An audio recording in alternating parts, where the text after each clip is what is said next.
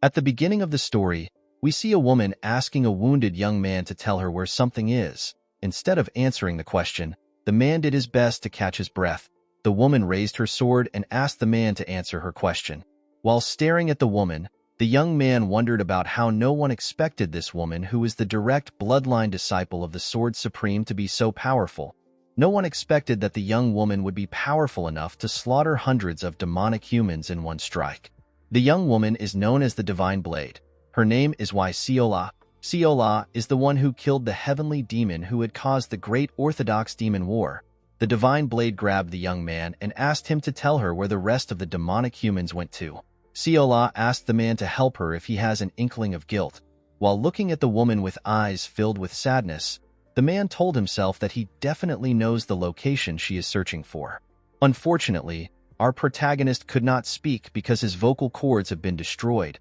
Of course, the real reason he could not speak was because there was a spell on his heart that binds him from saying anything. As tears flowed from her eyes, Siola told the man that this is his last chance.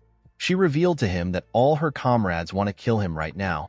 She assured him that she will do everything she can to save him if he gives her an answer. While crying heavily, the Divine Blade begged the young man to give her an answer. Our protagonist could not understand why the Divine Blade was so passionate about finding the other demonic humans. He wondered if she is sad because of the hatred she has for the demonic humans she could not capture. The man quickly removed this idea from his head. He realized that Siola was sad because of Jang Seon-yun, who is also known as the Meteor Blade. Song-yun is the fiancé of Siola. He was kidnapped by demonic humans. The young man smiled when he gained this realization. He found it funny that the strongest person in the world is anxious about a single man. Siola was annoyed to see our boy smiling. She threw him to the ground out of anger. She told him that she would have killed him the first time they met if she knew that he will be so vile. The Divine Blade told our boy that she regrets a lot of things. Our boy was surprised to hear this. He could not believe that Siola would say such a thing to him. He remembered the first time he and Siola met. The girl offered him something at this time. Around this time, our protagonist was a grumpy young boy and Siola was an innocent young girl. Our boy began to wonder when things started going wrong for him. He was a traitor who stabbed countless people in the back and sided with the demonic humans. Our protagonist realized that karma is finally catching up to him. Before she could walk out of the cell, Siola saw our boy doing something. The woman quickly turned around. She called out to our boy, whose name is Gu Yang-chun. She asked him to tell her what he is doing. As he slowly used his blood to write something, Yang-chun felt a muscle get destroyed in his chest. Our boy spat out a large amount of blood. The Divine Blade was shocked to see this. Yang-chun used the blood he spat out to continue writing. While struggling to move his hand, Yang-chun remembered that someone told him that his heart will explode if he goes against any condition. The moment he remembered this, another muscle got destroyed. This made our boy cough out more blood. Yang-chun remembered that this curse is the heavenly demon's demonic art, which is used on members of the cult so that they do not betray the cult. Siola quickly moved close to our boy. She asked him if he is all right. The woman realized that Yang-chun was dying because he was writing. She asked him to stop moving his hand. Unfortunately for her, Yang-chun could no longer hear her. While writing, our boy wondered if Siola would believe him if he told her that he was framed. Yang-chun knew that she would never believe him even if he had a ton of excuses. After saying this to himself, our boy finished writing the location. Siola was shocked to see what Yang-chun wrote with his blood. Although Yang-chun knew what to say, he also knew that it was already too late. He did not see what his words would change. The moment Yang-chun finished writing, he began to scream in pain as his heart slowly tore apart. After screaming for a while, our boy fell to the ground and looked up. He wondered about the kind of life he lived. He remembered when he stood next to a woman in her last moments. The woman raised her hand up and touched Yang-chun's face. With a bright smile on her face, the woman asked her brother to be happy. While remembering how he spent his life, Siola called out to our boy. She asked him if he is okay. While she was calling out to him, Yang-chun remembered how both his big and small regrets have made up his life. Our boy remembered standing next to a green-haired woman in her last moments. The woman who appeared to have been blinded apologized to Yang-chun when she realized that he was next to her. Our boy simply glared at the poor woman, while his life was flashing in his eyes. Siola called out to our boy with tears in her eyes. Yang-chun remembered how he held a woman with white hair in his hands on a rainy day. As the rain slowly fell on them, the woman asked our boy if he is crying. She raised her hand up. Yangchun assured her that he is not crying. He told her that it is just rainwater. The woman asked our boy if the moon has risen. Yangchun told her that it is still there.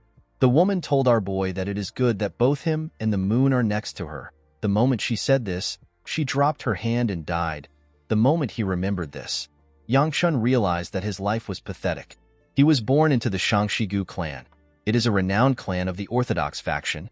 Yangchun lived as an Orthodox martial artist before betraying the Orthodox faction and turning to the demonic side. The demonic cult lost the Great Orthodox Demon War, and Yangchun was tortured as a prisoner of war before he died. After he saw how his life played out, our boy closed his eyes and died. In the next scene, we see a younger Seola offering Yangchun a potato with a smile on her face. Our boy was shocked to see this. He could not believe that he had returned back to the time when he first met Seola. Yangchun could not comprehend what was happening. He was certain that he died after his heart exploded because he violated the heavenly demon's rule. Our boy was certain that his life ended in Seola's hands. When Yangchun placed his hand on his chest, he noticed that his heart was beating normally as if nothing happened. Due to how small he was and the environment he was in, our boy was able to deduce that he was in his younger self. Yangchun wondered if he was dreaming. Although he felt like he was dreaming, our boy could not understand why he would dream about the day he first met Seola. While looking at the potato she was holding, our boy remembered that he said something to the girl when she offered it to him in his past life. In the past, Yangchun knocked the potato out of Seola's hand. The girl was shocked to see this. He used his leg to squash the potato. With a horrifying look on his face, our boy called the girl a peasant and asked her to know her place. Yangchun was annoyed to remember what his past self did. Thinking that he was in a dream, our boy believed that he remembered this memory because he has a lot of regrets. With a shaky tone in her voice, Seola asked Yangchun if he does not like potatoes. The moment she asked this question, our boy took the potato from her. With a bright smile on his face, Yangchun thanked the girl for the potato. He assured her that he will enjoy it. Immediately he said this, he took a bite of the potato. Our boy began to scream. He never expected the potato to be so hot. He did not understand why a potato would be so hot when he was not in reality. Seola began to laugh when she saw our boy stick out his tongue. She found it funny that his face turned red, while our boy was sticking out his tongue. A young man in the same clothes as him ran to him. The young man referred to Yangchun as young master. The man told our boy that he has been searching for him everywhere because he suddenly disappeared. Our boy remembered the man as his bodyguard. He remembered that his bodyguard's name is Mu Yun. Mu Yun was relieved to see that his young master was not hurt. He told Yangchun that he was worried that something will happen to him. The moment he said this, Mu Yun noticed that his young master's tongue was burnt.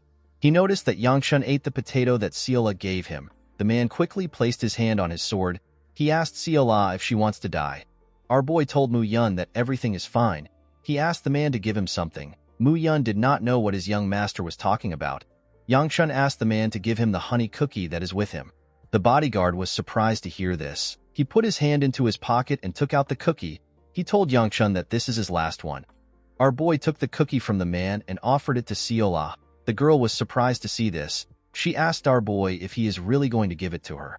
With a smile on his face, Yangchun told the girl that this is the only thing he can give her for her delicious potato. Seola began to drool when she heard this. She revealed to our boy that this is her first time getting something that shines so well and smells very nice. Before she could accept the snack, someone called out to her. Seola turned around to see an old man who she calls Grandpa. The old man ran to hug his granddaughter and told her that she is safe. Seola hugged her grandpa with a smile on her face. The old man reminded his granddaughter that he told her to never let go of his hand. Seola assured the man that everything turned out okay. She told him that she even got some potatoes. The man told the girl that potatoes are not the problem.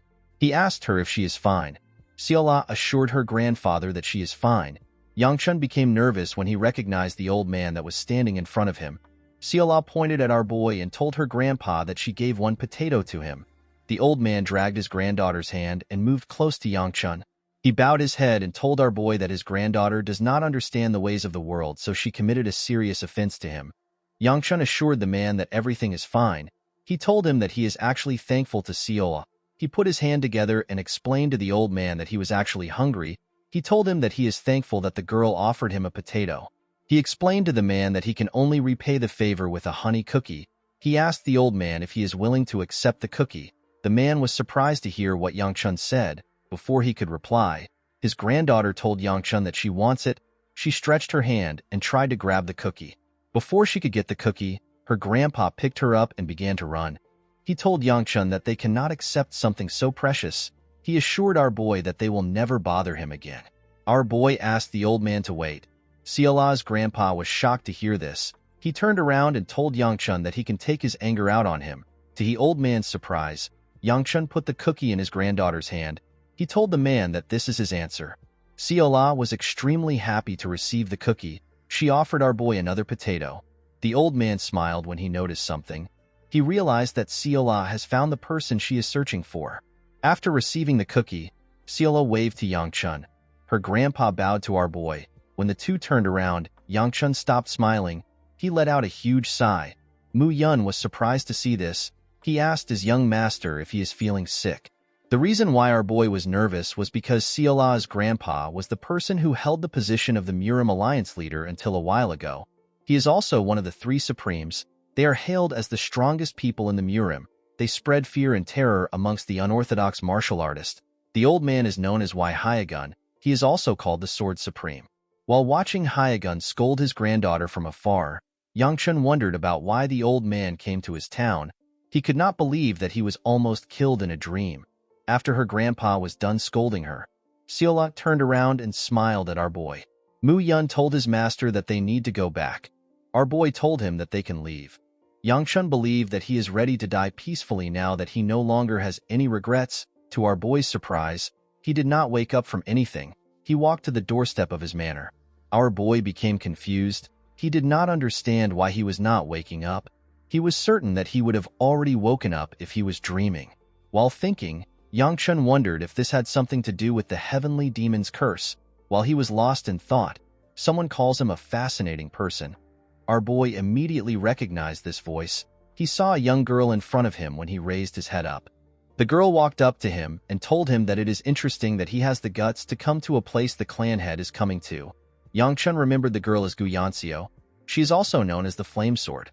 She is our boy's second older sister and the person who despises him the most. Yangchun was surprised to see that everyone was gathered outside because the clan head is coming. Yanxiu asked our boy to tell her what he is up to. The girl placed her hand on her brother's shoulder and asked him to screw off if he is planning something nonsensical. Yangchun hid his sister's hand away from his shoulder. Mu Yun was shocked to see this. Our boy told Yanxiu that he came because he has to be here. Yanxiu was annoyed to hear this. She told our boy that it does not make sense for someone who avoided the meeting for a long time to finally show his face today. Yangchun told his sister that it is his fault. He told her that he will apologize to the clan head later. Yanxiu became more enraged when she heard this. She called out to her brother and released her energy. She walked up to him and told him that it will be good for him if he stops any trick he is playing. The servants all became nervous when they heard this. With a look of anger on her face, Yanxiu asked her brother to not get her angry. Before she could say more, Yangchun asked his sister to stop talking. He told her that their father has arrived. The moment he said this, a man on a blood-red horse rode into the manor. The man wore a red garment and he had blood-red pupils. He also had a huge scar on his face, with a cold gaze in his eyes. The clan head asked his children to tell him what is causing the commotion. Everyone in the clan bowed their heads when they saw the clan head. The man stared at his son. He seemed to be a bit surprised to see Yangchun. Our boy raised his head when he noticed that his father was staring at him. The man stopped staring at his son and called a minister. He came down from his horse and asked the minister if he has prepared a sword unit. The minister informed the patriarch that the first sword unit has been resting after they returned. He told the clan head that the fourth sword unit is currently waiting. As he walked forward with the servants, the patriarch ordered the minister to inform the fourth sword unit to finish their preparations. He told the man to tell them to meet him once they are done. Yangchun was nervous when he saw his father's gaze. Although he did not know if he was in a dream, our boy still did not like his father's gaze at all. Before he walked away, the patriarch turned around and asked Yangchun to come to his room once they are done with their meal. Yangchun and his sister were shocked to hear this. Our boy did not understand what was happening. In the next scene, we see Yangchun and his sister eating with their father in a huge dining hall. Our boy was surprised to see that his family still had the same awkward atmosphere in the dining hall. The atmosphere was awkward to the point where Yang Chun could not tell if he is eating through his lips or his nose. Our boy began to hope that someone would talk in order to do something about the vibe. The patriarch referred to Yanxio as second child and told her that he heard she made an accomplishment in martial arts. With a bright smile on her face, Yanxio explained to her father that she has gotten a small enlightenment. She revealed to him that she reached 3-star a few days ago. The patriarch commended his child on her achievement. He told her that she has advanced beyond her age. He asked her to continue to devote herself. The girl thanked her father for his praise. Yangchun found it to be impressive that his sister reached 3-star at such a young age. Of course, our boy was not completely surprised. He knew that such a thing is possible for someone like his sister who has talent and is quite hardworking. Yangchun told himself that his sister looks good when she smiles. The moment he said this, Yanxio frowned her face when she saw him looking at her. Before our boy could take another bite of his food, his father called out to him. He asked him if he went to the streets today. Yangchun explained to his father that he had something to do. The moment he heard the answer to his question, the patriarch stood up. He asked his children to enjoy their meals. Yangchun found this to be odd. He felt like his father was going to say something to him. Our boy believed that his father will tell him what he wants to tell him once he sees him later. The moment he thought of this, a maid moved close to him. She moved close to our boy's ear and told him that his father asked him to rest for today. She revealed to Yangchun that his father asked him to come to his room tomorrow. Our boy was surprised to hear this. He did not understand why his father suddenly changed his mind. Later in the night, we see Yangchun next to a window in his room, while staring at the moon. Our boy realized that he has regressed back to the past. Yangchun clenched his fist out of anger. He realized that he finally had an opportunity to kill the heavenly demon. Our boy quickly removed this idea from his head. He knew that he was hoping for the impossible. He did not know how he was supposed to kill the person that killed the 3 supremes who were said to be above the heavens. When he thought about his life as a demonic human that served the heavenly demon just so he could survive, our boy was annoyed. He lived his life with so many regrets. Although he did not like his regret-filled past life, our boy was still able to learn many things. Yangchun decided to live a new life now that he has been reborn. He did not see a reason to stress himself since the heavenly demon will later be killed by Siola and the demonic cult will eventually disappear as well. Our boy decided to live a quiet life with his new chance. With a serious look on his face, Yangchun assured himself that he will not repeat the same mistakes he made in his past life. In order to get a smooth life, our boy realized that he had to increase his strength.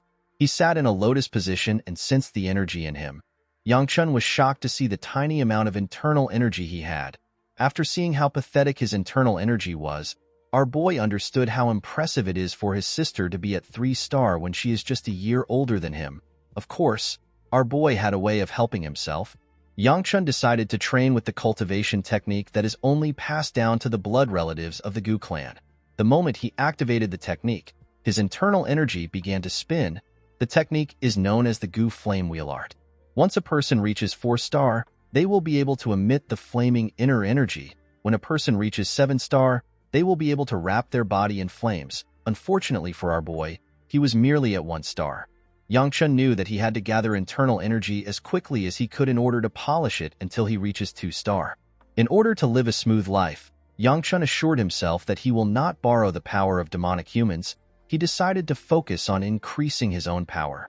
After circulating his internal energy for a while, our boy began to feel exhausted. He grit his teeth and let go of his energy.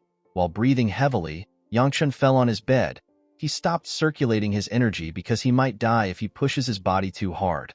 Our boy knew that his current body could not easily handle internal energy. He was certain that he will suffer from energy deviation if he continues to push himself. While breathing heavily, Yangchun began to laugh. Our boy was happy to see that he got some result from his energy circulation. His internal energy had now increased, and he had reached the early stage of 2-star. While looking at his hand, Yangchun assured himself that he will take things step by step. He wanted to improve in a way that isn't slow but still different from his past life. He assured himself that he will not make stupid mistakes that will negatively affect his upcoming future. The next day, Yangchun woke up tired. Our boy was surprised to see that his entire body was still in pain from the training he did yesterday. While wearing his clothes, Yangchun told himself that it is his fault that he did not train until now. Yangchun decided to go to his father's room later. He decided to use his time to train now. The moment our boy opened his door, he saw something shocking. Yangchun saw Seola at his doorstep. The girl greeted our boy with a smile on her face. In this world, a crack suddenly appeared in the sky. A man on the road was surprised to see the crack. The man's friend asked him to tell him why he is looking up. The man asked his friend if a star has always been in that part of the sky. While looking at the crack, the man saw a huge eye inside it. The man was horrified to see this. Unfortunately for the man, monsters tore through the empty space before he could react. The cracks are known as the gates of the demon realm. Each sect created a group that could fight against these monsters. These groups are known as sword units. Every sect has a sword unit. The Gu family had 5 sword units. Our boy's eldest sister, whose name is Gu Weibai, is the commander of the 5th sword unit. Yangchun spent half of his life under his harsh sister's command. It was during his time with his sister that he formally met Seola. Yangchun was certain that he was supposed to meet Seola half a year later after the potato incident. Our boy could not comprehend why the girl was currently at his doorstep. He decided to go back into his room. He believed that he was seeing things because he slept so late last night. Seola held his clothes before he could go back in. She asked him to wait. She greeted our boy and decided to formally introduce herself. Before she could speak, someone hits her hand. The person turns out to be Hyagun. The old man reminded his granddaughter that she cannot treat Yangchun like that. Our boy was shocked to hear what the Sword Supreme said. Hyagun asked Seola to apologize to our boy. The girl bowed her head and apologized to Yangchun. Our boy did not understand what was happening. Hyagun bowed his head to him and introduced himself as Waimun. He explained to Yangchun that he will be serving him starting from today thanks to his father. He assured our boy that he will move his weak body to serve him well. Yangchun was surprised to see that the Sword Supreme introduced himself as Waimun instead of Wai Hyagun. Seola introduced herself with her real name and told our boy that she will be serving him with her grandpa. Yangchun was horrified to hear that the strongest people in the world want to serve him. Our boy realized that his father must have allowed the Sword Supreme to do this for a reason. He realized that his new life is already screwed from the beginning. Yangchun greeted the Sword Supreme and asked him to call him by his name. Hyagun called our boy young master. This made Yangchun more uncomfortable. While sitting at his doorstep, our boy was shocked to see what was happening. He couldn't believe that the Sword Supreme was using a broom to sweep his house. The old man turned around and smiled at Yangchun when he saw him staring at him. Our boy felt nervous when he saw the old man smile at him. He did not know what to say. While her grandpa was sweeping, Seola received a large amount of clothes from the other maids. The maids told our girl that the clothes are too much. Seola assured them that she can carry the clothes. While she was shaking, one of the maids offered to assist her with the clothes. The girl assured them that she can carry the clothes. Unfortunately for the girl, she hit her leg on a rock and fell to the ground. The clothes scattered and poured all over the place. Seola hit her head on the ground and the bucket fell on her head. Yangchun and the others felt bad for the girl. The other maids quickly rushed to assist her. Yangchun was surprised to see that the girl was bad at chores. Our boy was certain that Seola was supposed to possess a martial arts talent within her. He did not understand why she was so clumsy. While thinking, Yangchun stood up. The moment he stood up, Seola stopped crying and walked up to him. Our boy asked the girl to finish the chore she is working on. Seola revealed to Yangchun that she was told to follow him around. With a confident look on her face, the girl revealed to our boy that her grandpa ordered her to follow him around. The moment she said this, Yangchun realized that the girl was his direct servant. Our boy quickly understood that Seola was dumped on him because nobody wanted to deal with him. Yangchun wondered if it is fair for his personal servant to be decided so haphazardly. Seola climbed on his stairs and moved close to him. The girl was helping our boy fix up his clothes. Yangchun could deal with Seola, but the pressure of the Sword Supreme was just too much for him to handle. After she was done tying his clothes, Seola asked our boy to take a look. Our boy's clothes was wrinkled. Yangchun turned around and fixed his clothes himself. Our boy wondered if his father hired the Sword Supreme and his granddaughter even after he knew their identity. He wondered if they hired Hyagun and Seola because too many servants have quit. Yangchun put on his shoes. He decided to confront his father on the issue when he gets to his room, before our boy could leave his house. Seola asked him to wait for her. Our boy told the girl that she is not going with him. He told her that she has to stay in order to get a hang of things. Seola became sad when she heard this. Our boy was surprised to see this. He walked to his gate and asked our girl to finish learning how to do her job before closing the gate. Yangchun asked Seola to do her best. He told her that he will bring her a treat. After saying this, our boy closed the gate. Seola became happy when she heard about the treat. Her grandpa was relieved to see that her mood had changed. The scene shifts and we see Yangchun at his father's doorstep. Before entering his room, Yangchun thinks about how scary the situation is. He was never close with his father, and he had never personally spoken to him. He wondered about what he should say to him. Our boy was certain that his father had something important to tell him since he was the one who called for him. Yangchun decided to ask his father about Hyegun and Seola after he hears what he has to say. While he was lost in thought, someone appeared behind him. The person asked him if he is not going to go in. Our boy screamed out and said crap when he heard the person's voice. When he turned around, he was shocked to see his father. The patriarch asked him to go in. While sitting in front of his father, Yangchun began to tremble. He could not believe that he said crap in front of the clan head. The patriarch asked his son if he has seen his new servants. Yangchun told his father that he has greeted the servants. The clan head asked Yangchun to tell him what he thinks of his new servants. Our boy thanked his father for assigning new servants to him for his convenience. He wanted to ask his father more questions, but he was cut off. The patriarch asked his son to not ask any more questions. He assured him that he will reveal the details to him in time.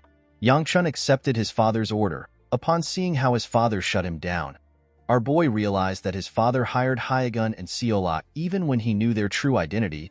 He wondered if the patriarch has a deal with the Sword Supreme. The clan head asked his son to not worry about minor problems. He ordered Yangchun to prepare to head out to the Unified Dragon Assembly tomorrow. Our boy accepted the order. The moment he accepted the order, Yangchun tried to remember what the Unified Dragon Assembly is. After thinking for some minutes, Yangchun remembered the kind of place he was being sent to. The scene shifts and we see Yangchun asking his bodyguard to slit his throat. Mu Yun was shocked to hear this. He asked his young master if he really doesn't want to go to the Unified Dragon Assembly. Our boy told his bodyguard that he really has no interest. The Unified Dragon Assembly is an important event where new members of the Sword Unit are chosen. It is held biannually for the sake of the Sword Unit who work in closing the gates of the Demon Realm. They risk their own lives for the sake of the Gu clan and the residents of Shangxi. It is expected that those of the Gu clan's direct bloodline would be required to attend such an event. Yangchun ordered Mu Yun to slit his throat. He assured his bodyguard that he will no longer have to go if he is dead. Mu Yun took out a scroll containing the clan head's signature. He told our boy that his father will kill him by himself if he does not go. He revealed to our boy that a man known as Elder Li will be there.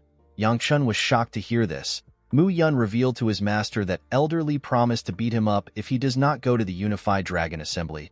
While the two were talking, some servants were loading up the carriage. Yangchun could not believe that Elder Li was also going to be there. Among the elders, our boy believes that Elder Li is quite nasty and harsh. The old man always believes that Yangchun was expected to act with decorum since he is the only son of their family. In other words, the elders saw him as someone who is responsible for the clan's honor and prestige. Although our boy did not like the fact that the man was hard on him, he still respected Elder Li. The elder is a very busy man. Even though he is busy, he would always meet Yangchun to teach him something when he has the time. Due to the elder's scolding and punishments, our boy always tries to avoid him as much as he could. Even his father never paid this much attention to him. Yangchun said that it is amazing how he still became a loser despite all the old man's teachings. Our boy asked Mu Yun about the time they are going to leave. Mu Yun explained to his master that they will leave as soon as everyone is ready. While they were talking, we see some maids complimenting Seola. They told her that she is so beautiful. While they were talking, our boy called out to a maid known as Honghua. He asked the maid if she is not yet ready. Honghua apologized to her master. She told him that she is trying to prepare Seola. Yangchun asked the maid if our girl caused trouble again. Before she could explain herself, Seola stepped out and showed our boy her new clothes. Yangchun was shocked to see how beautiful the girl was. His face began to slowly turn red. Seola moved close to our boy, with a bright smile on her face. The girl informed Yangchun that everyone told her that she looks beautiful. Our boy faced the other side and asked the girl to tell him what this has to do with him. Even though he said this, Yangchun was also thinking about how beautiful Seola was. With a cute look on her face, Seola asked her young master if he also sees her as a beautiful person. Our boy lost control and his face turned completely red. He turned to Mu Yun and told him that they need to start going. The scene shifts and we see Seola stick out her head while the carriage was moving. Our girl was happy to be inside a moving carriage. She never expected it to be so fast. Manhwa asked Seola if this is her first time on a carriage. Our girl told her that it is. She explained to the lady that she always thought that horses are for eating. She never expected a horse to be able to run so fast. While they were talking, Yangchun stuck out his head and asked Mu Yun about the place where the Unified Dragon Assembly is taking place. Mu Yun revealed to his young master that the event is taking place at the Heavenly Exchange. Yangchun remembered that this is the most famous shopping district in Shaanxi. He was surprised to see that Elder Li put in so much effort into the event. Mu Yun advised his young master to take a nap since it is a 4-hour trip. Our boy told his bodyguard that his advice is good. He explained to Mu Yun that he could not sleep because he was training last night. While he was talking, Yangchun hears Seola explain how delicious horse meat is to Manhwa. Our boy was annoyed to see that the girl was so loud. He put something in her mouth and asked her to shut up. When she checked what our boy put in her mouth, Seola was surprised to see a sweet. She sat down and began to lick the sweet.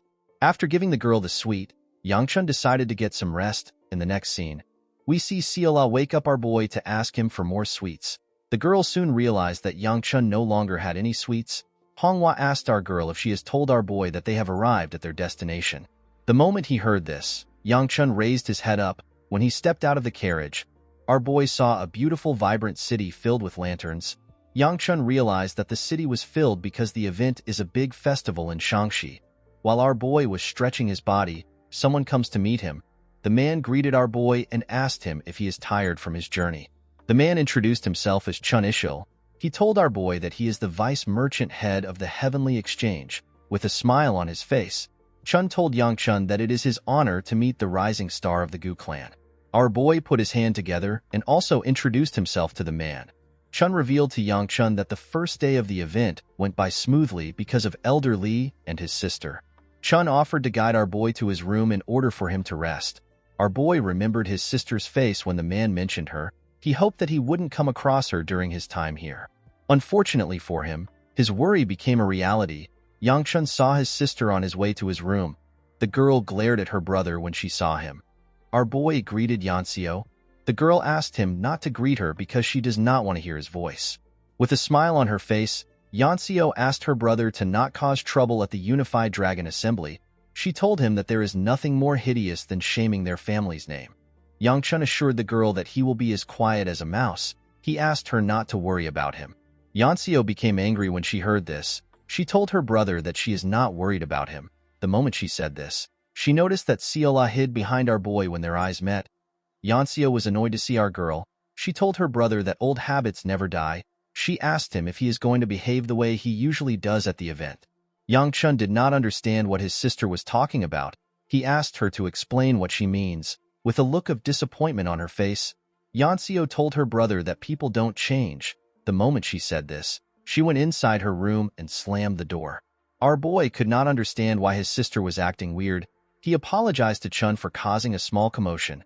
The man assured Yangchun that it is fine. He told our boy that it is normal for siblings to fight. Our boy told the man that he wants to stop somewhere before he goes into his room. The scene shifts and we are taken to a large arena. Seola was shocked to see how large the arena was. She told our boy that she has never seen such a large building. Yangchun had heard that merchants measure each other's financial power through how much money they put into festivals. Our boy never expected the Heavenly Exchange to spend so much money on one festival.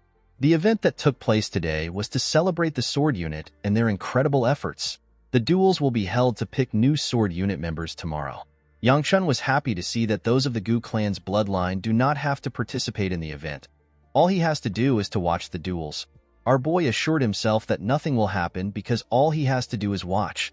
The moment he said this, we see a huge man standing behind him. The man was also wearing the same red clothes as Yangchun. The huge man told our boy that he is surprised to see that he did not run away. Yangchun was shocked to hear the man's voice. He quickly turned around. The man stretched out his hand. Yangchun was terrified to see the man's hand coming towards him. He realized that he needed to block the attack. To Yangchun's surprise, the huge man simply pat him on the head. With a smile on his face, the huge man asked our boy to tell him why he is scared. He pat Yangchun's head and asked him to tell him why he did not run away when he saw him. Yangchun reminded the man that he promised to fold him in half if he did not come to Shaanxi. The old man was surprised to hear this. He asked our boy to tell him who said such a thing. Yangchun told him that it was the second elder. The second elder laughed when he heard this. He was surprised to see our boy talking back. Yangchun noticed that the second elder always had a strange fixation on him. He believed that this was because he is the only son of the clan head. Sola was surprised to see the huge man. She called the second elder a bear. The girl said that bears are as delicious as horses. With a scary look on his face, the second elder glared at Siola. Our girl became nervous when she saw the look in the man's eyes. She wanted to continue yapping, but she immediately became quiet when she saw the look in the man's eyes. Siola became terrified. She quickly hid behind Yangchun. Our boy told the second elder that he will scare people away if he continues to look at them with such a terrifying gaze. The huge man laughed and asked Yangchun if Siola is his concubine. Our boy was surprised to hear the question. He asked the man to take a look at Siola's clothes. He told him that our girl is a servant. The second elder was disappointed with Yangchun's answer. He told our boy that he will accept his answer. The second elder reminded our boy that tomorrow is the Unified Dragon Assembly.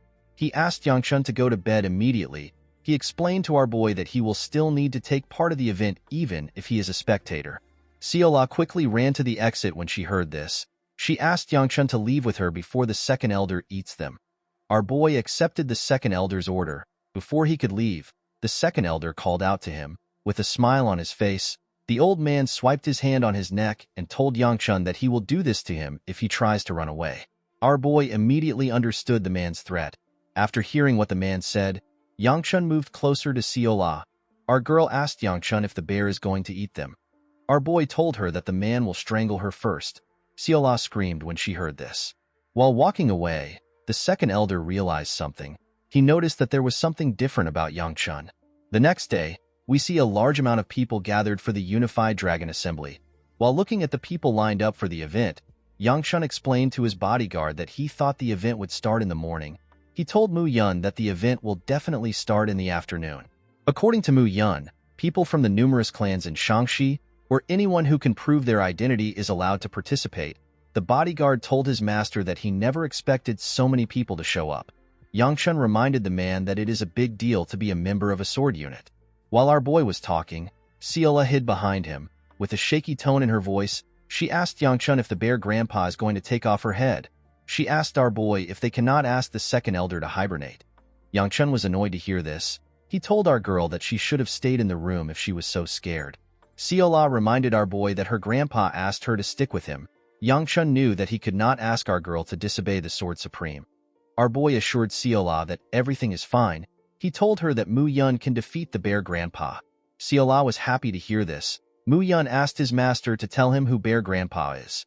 Our boy revealed to the man that Siola is talking about the second elder. Mu Yun told our boy that it is impossible for him to lay a finger on the second elder. He asked his master to address the second elder more respectfully. Our boy decided to tease Siola. He told her that Mu Yun can't defeat the bear, so they need to give him her head. Siola was shocked to hear this. With a shaky tone in her voice, she told our boy that she is all right if everyone will be happy with her head. Yangchun told Siola that he is simply joking. While drooling heavily, our girl pointed at a food cart. She told our boy that her grandpa said that ghosts who die with a full stomach look prettier. Siola assured Yangchun that ghosts who die eating dumplings look quite beautiful. Yangchun realized that our girl wanted him to get her some dumplings. While our girl was ordering for dumplings, Mu Yun told him that he treats Siola well. With a nervous look on his face, Yangchun asked his bodyguard if he did not see our girl begging him to buy her some dumplings. Truthfully, Yangchun did not know how to treat Siola. This is because he had met her several times in his past life. Our boy told his bodyguard that Siola does not fully understand what it takes to be a servant. With a smile on his face, Mu Yun told his master that he still bought our girl the dumplings despite her being his servant. Yangchun did not know how to explain this. Mu Yun was proud of his young master. He told our boy that he is different from the rumors. The man explained to Yangchun that he made a stupid mistake by believing in rumors. He told our boy that he has many lessons to learn. Yangchun told the man that he is reading too much into mere dumplings. The moment he said this, our boy realized that Mu Yun mentioned something about rumors. He asked his bodyguard to tell him when he started working with him. Mu Yun revealed to Yangchun that he started working 2 weeks ago. Our boy realized that Mu Yun was assigned to him right before he regressed. This is why he is able to hear about some rumors. While Yangchun was thinking, someone shouts at her mistress. Our boy was shocked to hear the loud sound. The person told her mistress that she shouldn't wander around in such a dangerous place. The girl told the woman that she worries excessively. The girl told her bodyguard that nothing can happen in a place where the Unified Dragon Assembly is taking place. This is because there are so many members of the Gu clan in the city. While looking at her from behind, Yangchun recognized the girl's voice. He hoped that it wasn't the person he was thinking about. The bodyguard informed her master that she is worried that she might run into the heir of the Gu clan. Our boy was shocked to hear the bodyguard talk about him. He told himself that the woman is talking about someone else. He told himself that there are several men in the Gu clan. The girl told her bodyguard that this will not happen. She explained to the bodyguard that she cannot meet the heir because there are so many people around. Yangchun was shocked to hear what the girl said. The sentence felt ominous to him. The moment our boy thought of this, the girl in black clothes turned around and saw him. The girl was shocked to see Yangchun. Our boy and Mu Yun also felt nervous when they saw the girl. The girl did not know what to say. The bodyguard moved close to his master and whispered to him. He told Yangchun that the expression of the girl and her guard looks as if they have just seen something horrendous. He asked our boy if he knows the girl. Yangchun could never forget the young lady in front of him. He remembered her hair which falls to her shoulder and her black beady eyes. Our boy remembered the ring on her hand. The ring contains a symbol that appears when examined up close. Yangchun already knew the significance of the ring. It is something that comes from the Hebei Peng clan. Our boy remembered the young lady as his former fiancée. Yangchun's marriage was arranged with the Hebei clan. It is one of the 4 largest clans. The marriage was arranged for a simple reason. The Gu clan is as prestigious as any of the 4 clans, and they have a child around the same age as the daughter of the Hebei Peng clan. Yangchun was bound to be the heir if nothing happened. The Peng clan believed that an arranged marriage with the Gu clan will be beneficial. The issue of the marriage lies in the trouble which our boy caused when he was younger. There were so many bad rumors about him. He was a person who used to ditch training to cause trouble. The rumors did not sound favorable to the Peng clan. Of course, what really shattered the marriage were the things Yangchun said to the girl. The girl asked our boy to tell her why he is there. Yangchun reminded her that his family is hosting the event. He asked her to tell him why she came. The girl told our boy that she has some business to attend to. She told Yangchun that his family doesn't own the entirety of Shangxi. She told him that she does not need to report her movements to him. Yangchun told her that he does not care. The girl was annoyed to hear this. She reminded our boy that she is still a year older than him. Yangchun apologized to her. He told her that he forgot. While they were talking, our boy saw Ciola walking away. He asked her to follow him if she has bought the dumplings. While holding a large amount of dumplings, Ciola carefully moved behind Yangchun. Our boy asked the girl to have a good stay. He and his bodyguard walked past the girl. Our boy told her that he is quite busy. He told her that he will see her later. The girl was surprised to hear this. She quickly turned around. She wanted to say something to Yangchun, but she decided not to talk. She reminded herself that she is quite busy dealing with her brother. The girl noticed that Ciola was walking next to our boy. She was certain that she had never met our girl before. The girl was surprised to see such a cute servant next to Yangchun. She wondered if our boy had changed. The moment she thought of this, the girl remembered her first encounter with Yangchun. Our boy asked the girl to tell him who she is. He told her that she is just the daughter of a concubine. Of course, the girl became enraged when she heard this. She got on the table and grabbed Yangchun's clothes. With a terrifying look on her face, the girl asked our boy to repeat what he said. With an arrogant look on his face, Yangchun asked the girl if he is wrong. The moment she heard this, the daughter of the clan head punched Yangchun in the face. The girl told her bodyguard that she was prepared to endure everything even if it is for an arranged marriage. She told Yangchun that she was willing to marry him despite all the terrible rumors around him. She told him that she was willing to do anything for her clan. The bodyguard quickly moved close to her mistress. She begged her to calm down. The girl moved her bodyguard out of the way. She moved close to our boy and raised a chair up. She told Yangchun that he is dead. After remembering what our boy said to her, the girl assured herself that nothing has changed about Yangchun. While she was thinking, our boy took some plates of dumplings from Ciola. The girl assured her master that she can carry the plates. Our boy told her that she does not look fine. He told her that he can help her. Mu Yun also offered to help Yangchun. Our boy asked his guard to focus on his duty. He told him that they need to take some dumplings to Hongwa if there is any left. The girl was surprised to see what our boy did. She felt like something was different about our boy. She quickly removed this idea from her head. She told herself that Yangchun must simply be in a good mood today. She assured herself that it is impossible for the crazy bastard to grow up. While looking at our boy, the girl told herself that there might be a small chance that our boy can change. Before Yangchun and his bodyguard could enter the building, they hear someone yell at another person. Our boy and his group quickly turn to the side. Yangchun was annoyed to see that several people are scaring him today. Mu Yun asked his young master if he is alright. Our boy assured his bodyguard that he is fine. Siola asked her master if the dumplings are safe. Our boy asked her to shut up. The person who was yelled at told the man in front of him that his problem won't be resolved by shouting. He asked the man to calm down. The man slammed his hand on the table and explained to the man that he does not have a lot of time. He asked the attendant if he will be responsible if he gets caught. With a serious look on his face, the attendant asked the man to explain what he means by getting caught. The young man became nervous when he heard this. He realized that he messed up. He told the man that he never said such a thing. The attendant asked the man if he is joking with him. Mu Yun asked his master if they should help. Our boy reminded his bodyguard that anyone can participate in the Unified Dragon Assembly as long as they can prove their identity. Mu Yun explained to our boy that he was asking if they should allow the man to keep causing a scene.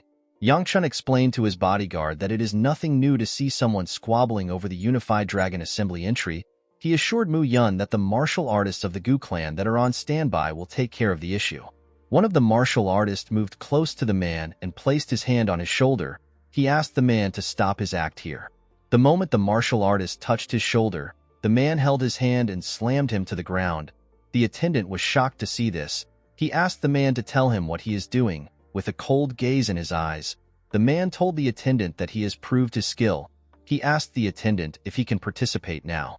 The attendant asked the man if he is crazy. He told him that he cannot participate after knocking their martial artist down. The man explained to the attendant that he was simply showing his skills. While watching the man and the attendant argue, Mu Yun asked his master if they should interfere now. The moment the bodyguard said this, Sola explained what she saw in a stupid manner. She told our boy that the man slammed the martial artist like wham. Yangchun walked forward and asked Mu Yun to follow him. The bodyguard was surprised to hear this. He asked our boy if it is right to leave the man there. With a nervous look on his face, Yangchun explained to Mu Yun that he does not want to get caught up in the issue. He asked his bodyguard to head in with him. Mu Yun wanted to argue with his master. Yangchun assured him that the others will take care of it. The moment he said this, the attendant told the man that he cannot just have things the way he wants. He explained to the man that they have their own rules. He told him that he cannot enter if he cannot be properly identified. The man asked the attendant if his skills are not enough. The attendant told the man that he does not have any issues with his skills. The man became annoyed when he heard this. He asked the attendant if he is disrespecting the young clan head of the Peng clan. Our boy and the daughter of the Peng clan turned around when they heard this. They were shocked to hear the young man refer to himself as the young clan head of the Peng clan. In the next scene, we are taken to the past. We see snow falling in a huge manner. Aoi asked her elder brother to tell her what he is doing. With a bright smile on his face, the young man greeted his sister. He told her that he is warming himself up by the fire because everywhere is cold. He explained to her that he decided to roast a sweet potato since he is close to a fire. Aoi told her brother that she has no interest in knowing why he started a fire next to her room. She asked her brother to simply tell her what he plans to use the plaque in his hand for. With a smile on his face, the young man explained to his sister that the sweet potato was taking too long to cook. He told her that he wanted to use the plaque to make the fire stronger. Aoi threw something at her brother's head the moment he said this. The man was shocked to see this. He reminded her that she is hitting her elder brother. Aoi told him that he deserved to be hit. She asked him if he doesn't know what he is currently holding in his hand. The man told his sister that he is holding a firewood. Aoi reminded her brother that the plaque of the Peng clan was given to him by the clan head himself. It was given to the man as a reward for graduating as the top student from the Divine Dragon Academy and for becoming the youngest successor in history. Aoi told her brother that he knows what he can do with the plaque. The man revealed to his sister that he wants to use it to make the fire stronger. Aoi grabbed the potato from her brother and tried to hit him with it. The man quickly covered his head. The girl decided to not do anything. She told her brother that he needs to act more like a successor. The man laughed when he heard the word successor. Aoi was surprised to see the look on her brother's face. She revealed to her brother that she cannot tell what he is thinking sometimes. She reminded her brother that he has all the skills and talent despite being young, and he has been chosen to be the successor. Aoi told her brother that he looks so dissatisfied even after having several accomplishments. With a bright smile on his face, The man told his sister that he is not dissatisfied. He looked up and revealed to his sister that he simply wants to leave the manor. While blowing on a potato, Aoi informed her brother that he can simply leave and come back later. The man was surprised to hear this idea. In the next scene, we see Aoi reading a letter from her brother. The idiot told her that he is going to go out for a bit. Aoi squeezed the paper out of anger. She could not believe her piece of shit brother called 4 month a little time. While she was holding the paper, her bodyguard informed her that the beggar sect has found her brother. The bodyguard revealed to Aoi that her brother is in Shaanxi. The girl was surprised to hear that her brother went so far away. The scene shifts and we are taken back to the present. We see the young master arguing with the attendant. He told the attendant that he has shown him everything that he can. The attendant asked the young master to tell him what this will do for him. With a look of anger on his face, the man begged the attendant to allow him participate in the event. The attendant asked the young master to calm down. He wanted to explain himself more, but the man interrupts him. He told the attendant that he does not have a lot of time. He asked the attendant if he has to show him the Dark Knight blade before he can believe him. Mu Yun told his master that the man just mentioned the Dark Knight blade. Yangchun told his bodyguard that the technique is exclusive to the direct bloodline of the Peng clan. Our boy wondered if he was actually looking at the young clan head of the Peng clan.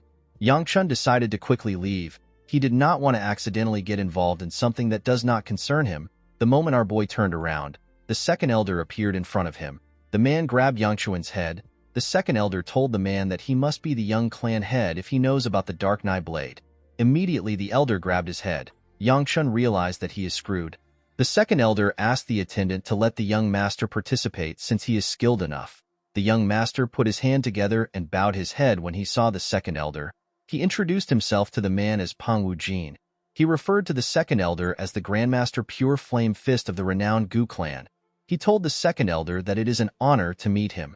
The second elder began to laugh when he heard how Wu Jin greeted him. He told the young man that he has not heard the title in a long time. He assured Wu Jin that he can participate in the event. The attendant informed the elder that they haven't confirmed if Wu Jin is really the young master of the Peng clan.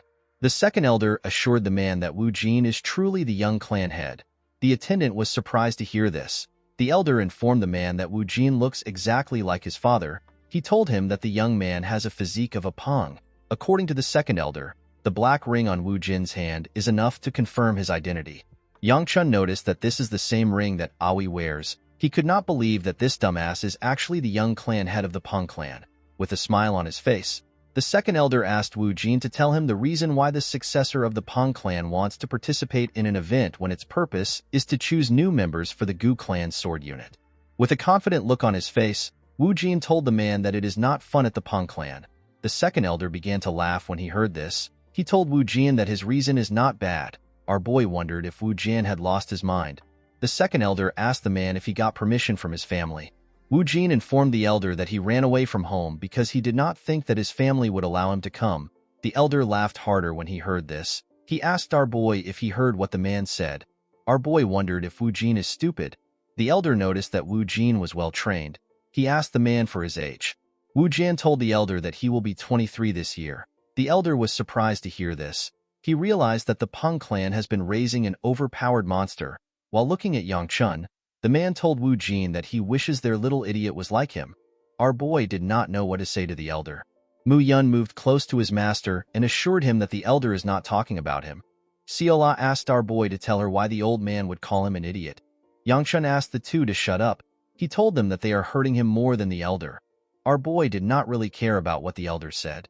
While looking at Wu Jin, our boy realized that the elder was right to call him a monster. Yangchun remembered that Wu Jin will soon receive the title of Blade Emperor. Our boy became certain that Wu Jin is from the Peng clan. He remembered that another person from the Peng clan is also in the area. The moment he thought of this, Aoi called out to her brother. Wu Jin was happy to see his sister.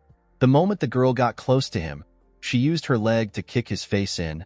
The attack sent the idiot flying. With a terrifying aura around her, Aoi called her brother a worthless bastard. She could not believe that he claimed to be the successor when he ran away from home after leaving a note behind. Wu Jin asked his sister to calm down and listen to him. With a horrifying look on her face, Aoi asked the man to tell her what he wants to say. Wu Jin was surprised to see that his sister actually gave him a chance. He begged her to spare him. The moment she heard this, Aoi began to beat the shit out of her brother. She asked her brother to tell her why he would run away from home and try to join another clan's sword unit. She asked him if he has lost his mind. Wu Jin begged his sister to spare him. Yang Chun was surprised to see this. He told the elder that it is better they stop Aoi because she might kill her brother. The second elder assured our boy that things are fine. He told him that men from the Peng clan are quite sturdy and can even endure getting hit by a metal rod. Wu Jin called out to the Grandmaster and begged him to save him. Yang Chun asked the elder if he is sure about what he said. The second elder asked Aoi to stop beating her brother. He told her that she might kill him. Aoi was annoyed to hear someone talking to her. She wanted to curse the person who intervened, but she quickly kept her mouth closed when she realized that it was the Grandmaster. Aoi turned around and greeted the second elder. She apologized to the man for seeing her and her brother fight over trivial family issues. The elder assured her that it is fine. He told her that he enjoyed meeting someone as funny as Wu Jin. Aoi assured the elder that she will definitely compensate him for the incident. She told the man that she and her brother will be leaving. Wu Jin told his sister that he will stay. Aoi was annoyed to hear this. She asked her brother if he was not beaten enough. With a cold gaze in his eyes, Wu Jin asked his sister if he looks like someone who is joking. The girl became nervous when she saw the look in her brother's eyes. She asked him to tell her his reason. Wu Jin revealed to his sister that their clan is boring. Aoi asked her brother if the Gu clan and other clans are more interesting. The man told his sister that these clans are probably more interesting than their own. Aoi placed her hand on Wu Jin's shoulder and begged him to grow up. She reminded him that he is the clan successor. Wu Jin explained to his sister that he wants to enjoy life before he becomes the clan head. He reminded her that the only way to not become clan head is to be crippled or to die. However, both options were not good to the man. Wu Jin revealed to his sister that he does not want to become clan head. He told her that everyone in the clan apart from them is simply a beast wearing a name tag. The man told his sister that he will become the clan head so that she doesn't have to. Yang Chun asked the second elder if he is really going to let Wu Jin participate in the competition. He asked him if he wants to get involved in the matters of the Peng clan. The Grandmaster told our boy that he wants Wu Jin to participate, but he does not want to get involved in the Peng clan's problem. While looking at the two siblings, the second elder thought of a solution. With a smile on his face, the elder told Wu Jin that he can participate if he wins against him. Everyone was shocked to hear this. Aoi told the elder that this doesn't make any sense. Yang Chun asked the second elder if he has finally lost his mind. With a smile on his face, the elder informed Wu Jin that the winner will be decided in 10 moves. With a serious look on his face, Wu Jin asked the man if that is all. The second elder told the man that he does not lie. The moment he said this, Aoi asked her bodyguard whose name is Yobi to get her brother. The second elder decided to create some rules. He told Wu Jin that he will win if he manages to touch him within 10 turns. The moment he said this, Wu Jin appeared behind him.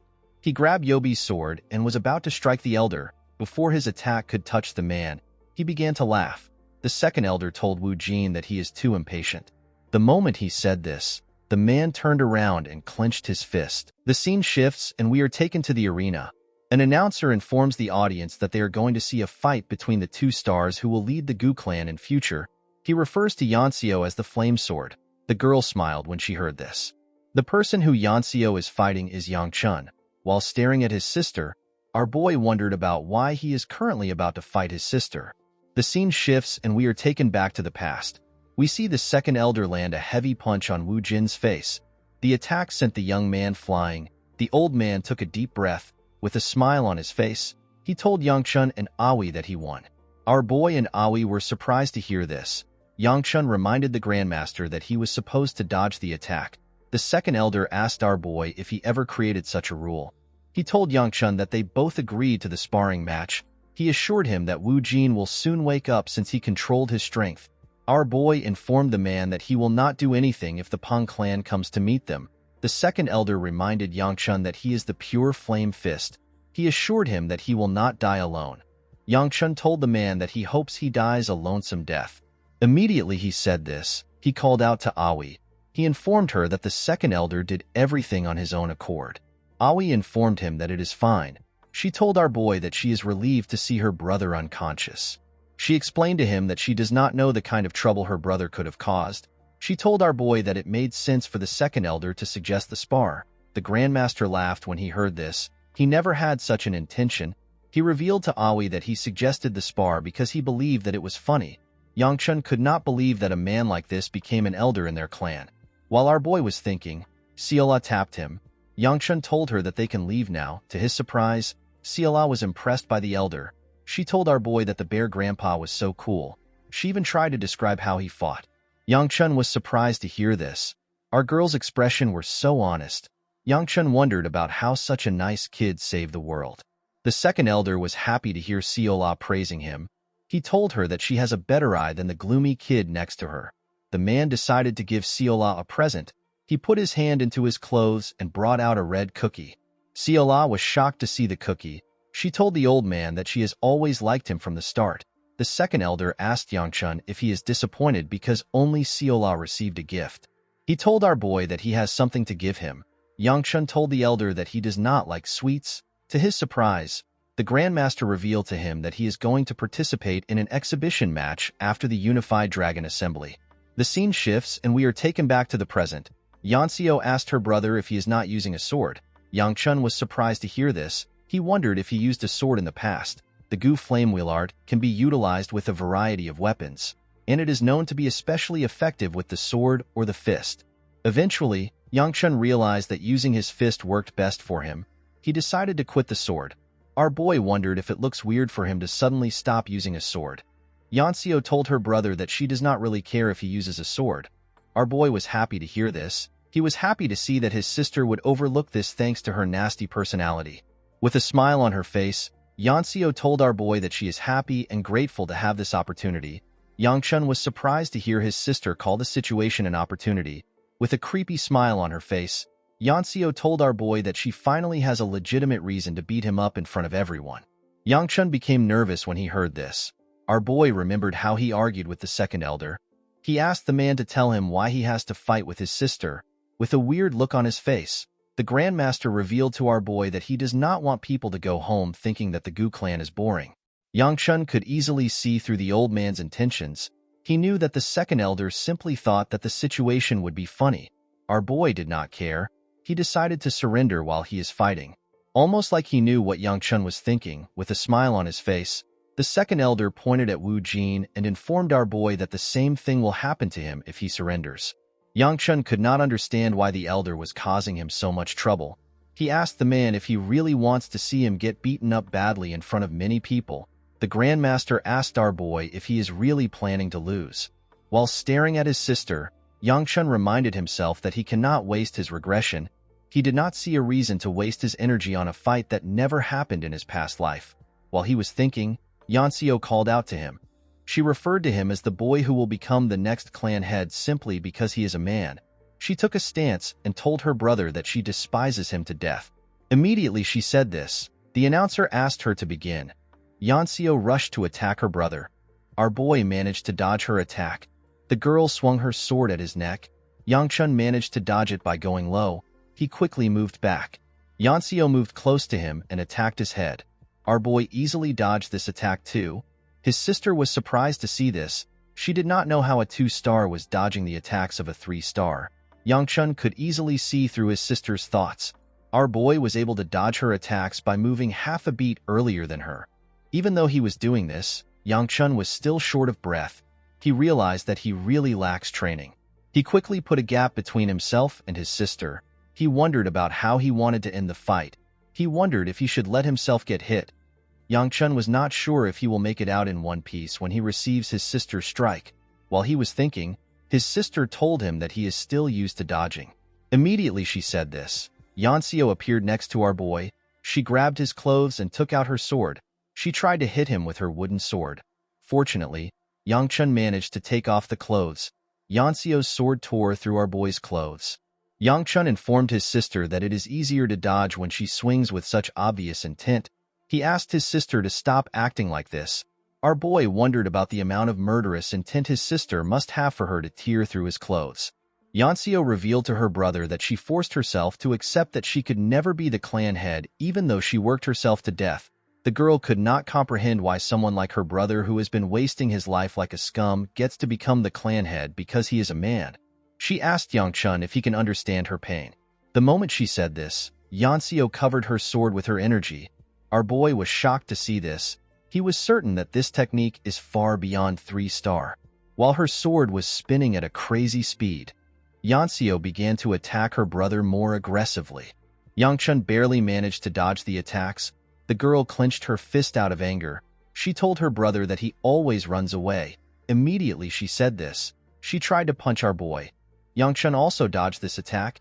Yanxiu quickly turned around and kicked her brother. She told him that he is talentless and he does not work hard.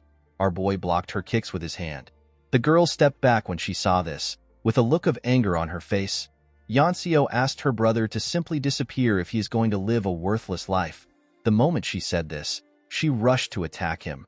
When his sister got close to him, Yangchun could see the tears in her eyes. Before her sword could reach our boy, Yanxiu asked her brother to disappear just like his mother.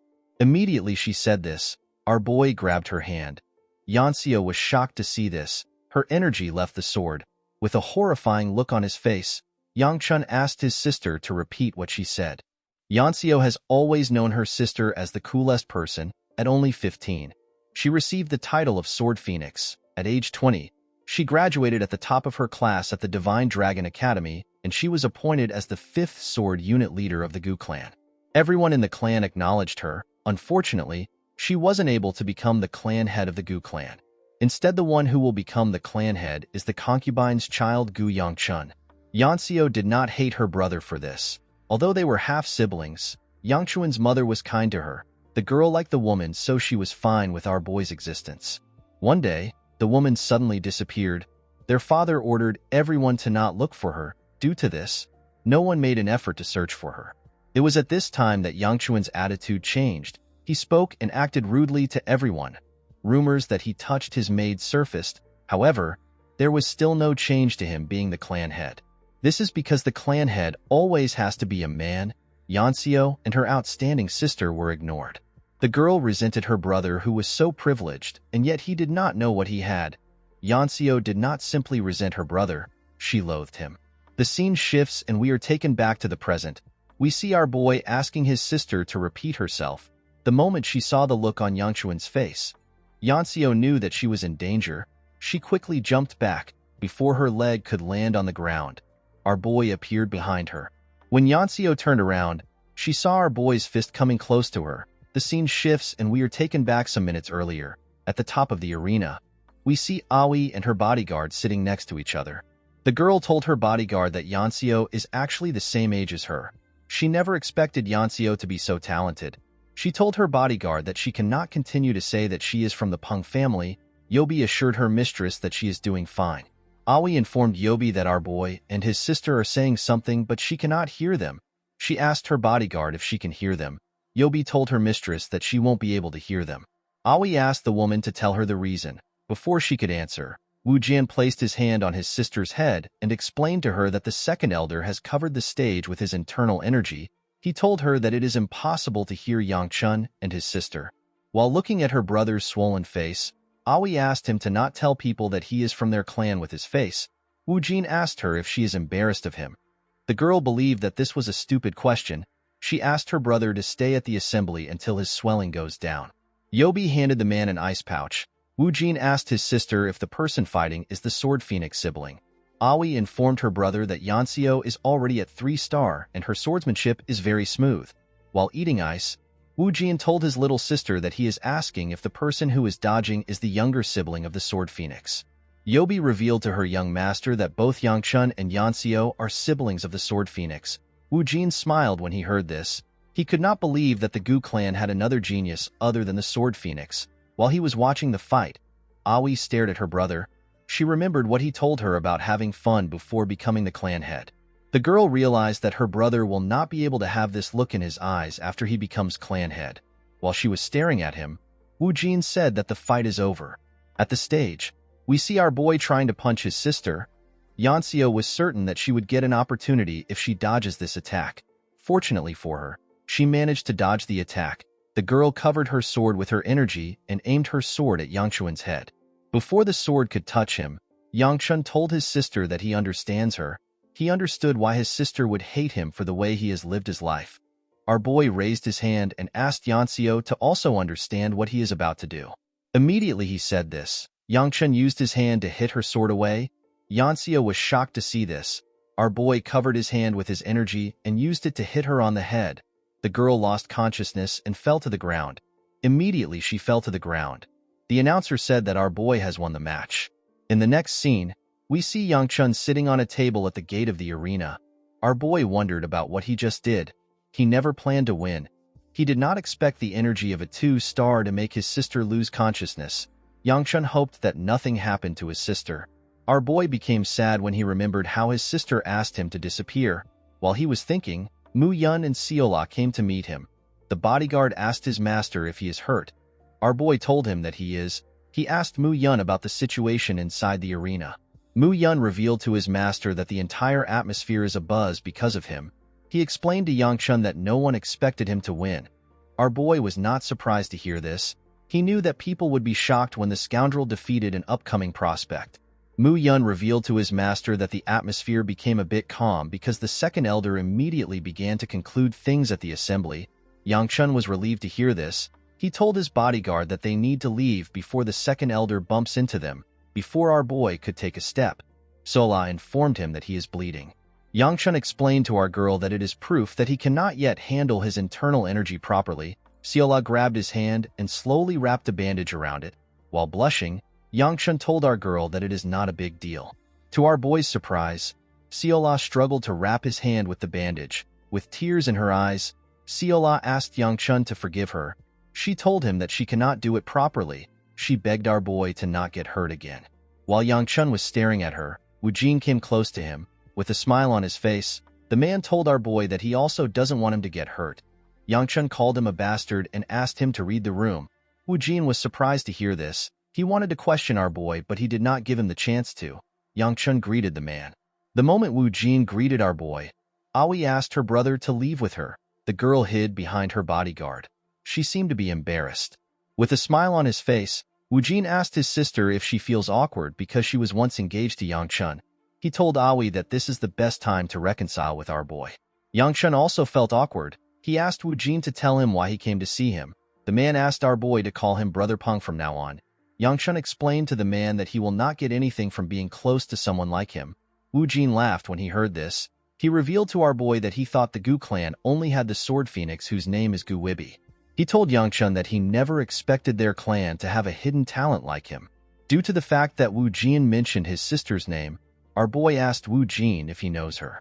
With a smile on his face, Woo-jin told Yang-chun that he is close to his sister. However, he is not certain about what his sister thinks of them. Our boy immediately realized that the man is not close to Wibi. After introducing himself, Woo-jin decided to leave. As the man and the bodyguard walked forward, Yang-chun noticed that Aoi was in front of him. He asked the girl if she also has something to say. With a nervous look on her face, Aoi reminded our boy about the day their engagement was broken off. Before she could say more, Yang-chun said sorry to her. Aoi was surprised to hear this. Our boy apologized to her for calling her names and speaking rudely. He explained to the girl that although he is still immature, he was more immature at that time. Yang-chun told Aoi that she does not need to apologize since he deserved what he got. The girl smiled brightly when she heard this. She turned around and asked our boy to not lose what her brother gave him. Yang-chun was surprised to hear this. When he looked at his hand, he saw the Peng clan's plaque in his hand. Our boy wondered about what he was holding. While watching Aoi and her brother walk away, Yang-chun realized that there are still so many things that he needs to fix. In the next scene, we see Yang-chun returning home in his carriage. Seola had already fallen asleep, and she was resting on Manhwa. The woman was uncomfortable, but she did not want to disturb our girl. While looking at the sky, Yang-chun thinks about the fact that he had a spar with his sister. Our boy was certain that this never happened in his past life. It would have been impossible for him to win Yanseo. Yang-chun thinks about the fact that Seola is his servant. He realized that too many things are starting to diverge from the past that he knew. He wondered if the small act of kindness that he showed our girl changed something. Our boy realized that he needs to carry out his plans faster when he returns home. While thinking, Yang-chun sensed something. He quickly asked Mu-yun to check the demon's sensing charm. The man was surprised to hear this. He put his hand into his clothes and brought out the charm. With a smile on his face, Mu-yun raised the charm. He told his master that there are no changes to the charm. He explained to him that the charm should automatically glow if a demon realm gate opens nearby. He assured Yang-chun that nothing is wrong. The moment he said this, he noticed that the charm was glowing. He quickly raised the charm and ordered everyone to stop. As the charm slowly burned away, Mu Yun explained to everyone that a gate of the demon realm is nearby. He asked them to assume their combat positions. He reminded everyone that the safety of their master is the most important thing. Immediately he said this, Mu Yun saw Yang Chun next to his horse. He came down and told his master that it is dangerous here. He asked him to step into his carriage. Yang Chun assured him that he will listen to his complaints later. He asked him to look in front of him for now. The moment he raised his head up, Mu Yun saw a portal in front of him. The portal was green. The portal widened and monsters jumped out of it. The monsters were wolves with horns. A green portal represents the lowest levels of danger. Yang Chun covered his hand with his energy. Although the situation was a bit tricky, Yang Chun was certain that he could manage. He used his hand to hit a monster that came close to him on its head. Immediately he did this. He put his hand into the monster and pulled out a stone. These stones are the universally known weaknesses of the monsters. They are like hearts for monsters. Once they are extracted, the monsters will instantly die. While Yang Chun was staring at a demonic stone, another monster tried to attack him from behind. Our boy bent his head and gave the monster a heavy blow while he was under it. He took out its demonic stone. Immediately he did this, he began to breathe heavily. His internal energy had already dissipated.